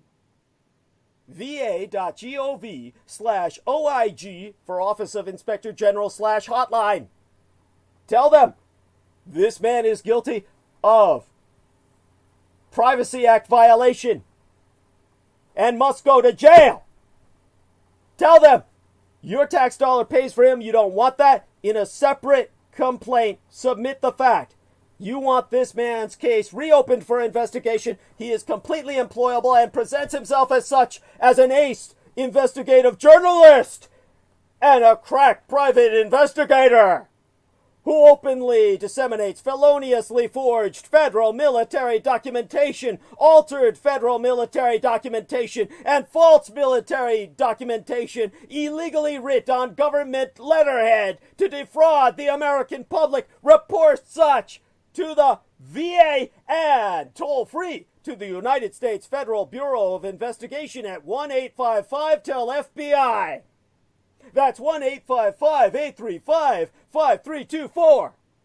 1-855-835-5324. Submit your complaint at fbi.gov/contact-us. Submit your complaint to fbi.gov/contact-us. This is a domestic terrorist. These men walk free only because you do nothing. I can do nothing. I have tried. The FBI told me, go fuck yourself, yellow nigger. I am not lying. The FBI only serves the whites, but because of the current political situation, they're also forced to serve the blacks. Enough of you, male and female, of all races. File your complaints, and it must be taken seriously. If you are friends of mine on Facebook, note the false account created in your name. Have them trace it all to the same IP address where it all will go. All established false identities in your name if you're a Facebook friend of Douglas Dietrich by Richard K. Cole Jr. Report to YouTube. His gay lover. The man who runs the Points of Interest channel. John McKenzie. Report his hatred, his violence, his threats he conducts with impunity on the basis that he's white and male, and therefore has all privilege. Take that man down.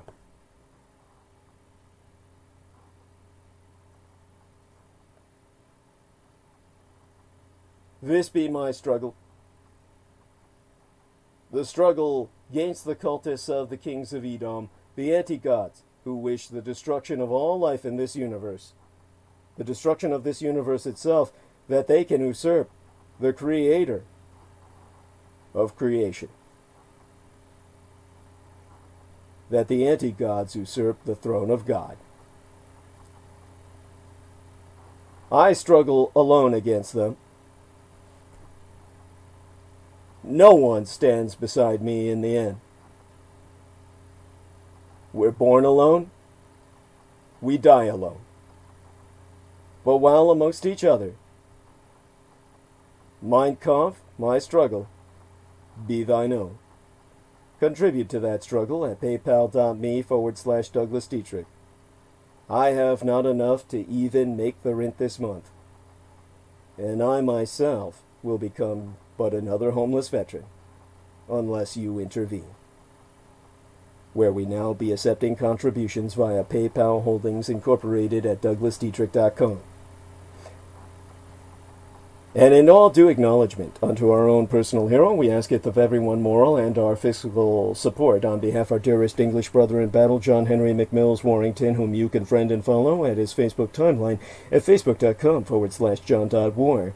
And subscribe to his YouTube channel, The Maggot Channel, at youtube.com/C/Magator, which be spelled MAGGOTAUR, he being the property manager thereof, who be Team Thrax, Dietrich's our Dragon's ultimate post-episodic producer, and our final productions archivist at DouglasDietrich.com. For were it not for he, nigh all videographic works of the internationally recognized renegade military historian would have been lost, so if financial aid no be prohibitive per budgetary constraints, electronically relay monetary assistance via PayPal, where you can donate to the Maggot Man, aka John Warrington, by clicking send on your PayPal account page and then entering his email address, john_war@hotmail.com, and you can PayPal him at paypal.me/Magator, which be spelled MAGGOTAUR.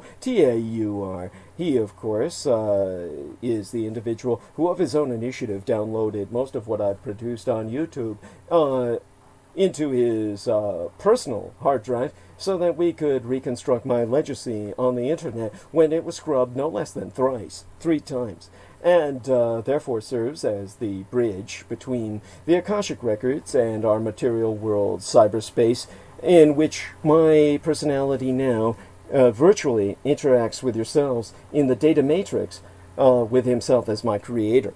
And now you, too, can do your part to help in the fight against total annihilation. Spread the word about Douglas Dietrich, that he, the biological son of Adolphus Jacob Hitler, which you can read more about at DouglasDietrich.com/2019/05/08/Douglas Dietrich, son of Adolf Hitler, fighting against white supremacist neo-Nazis.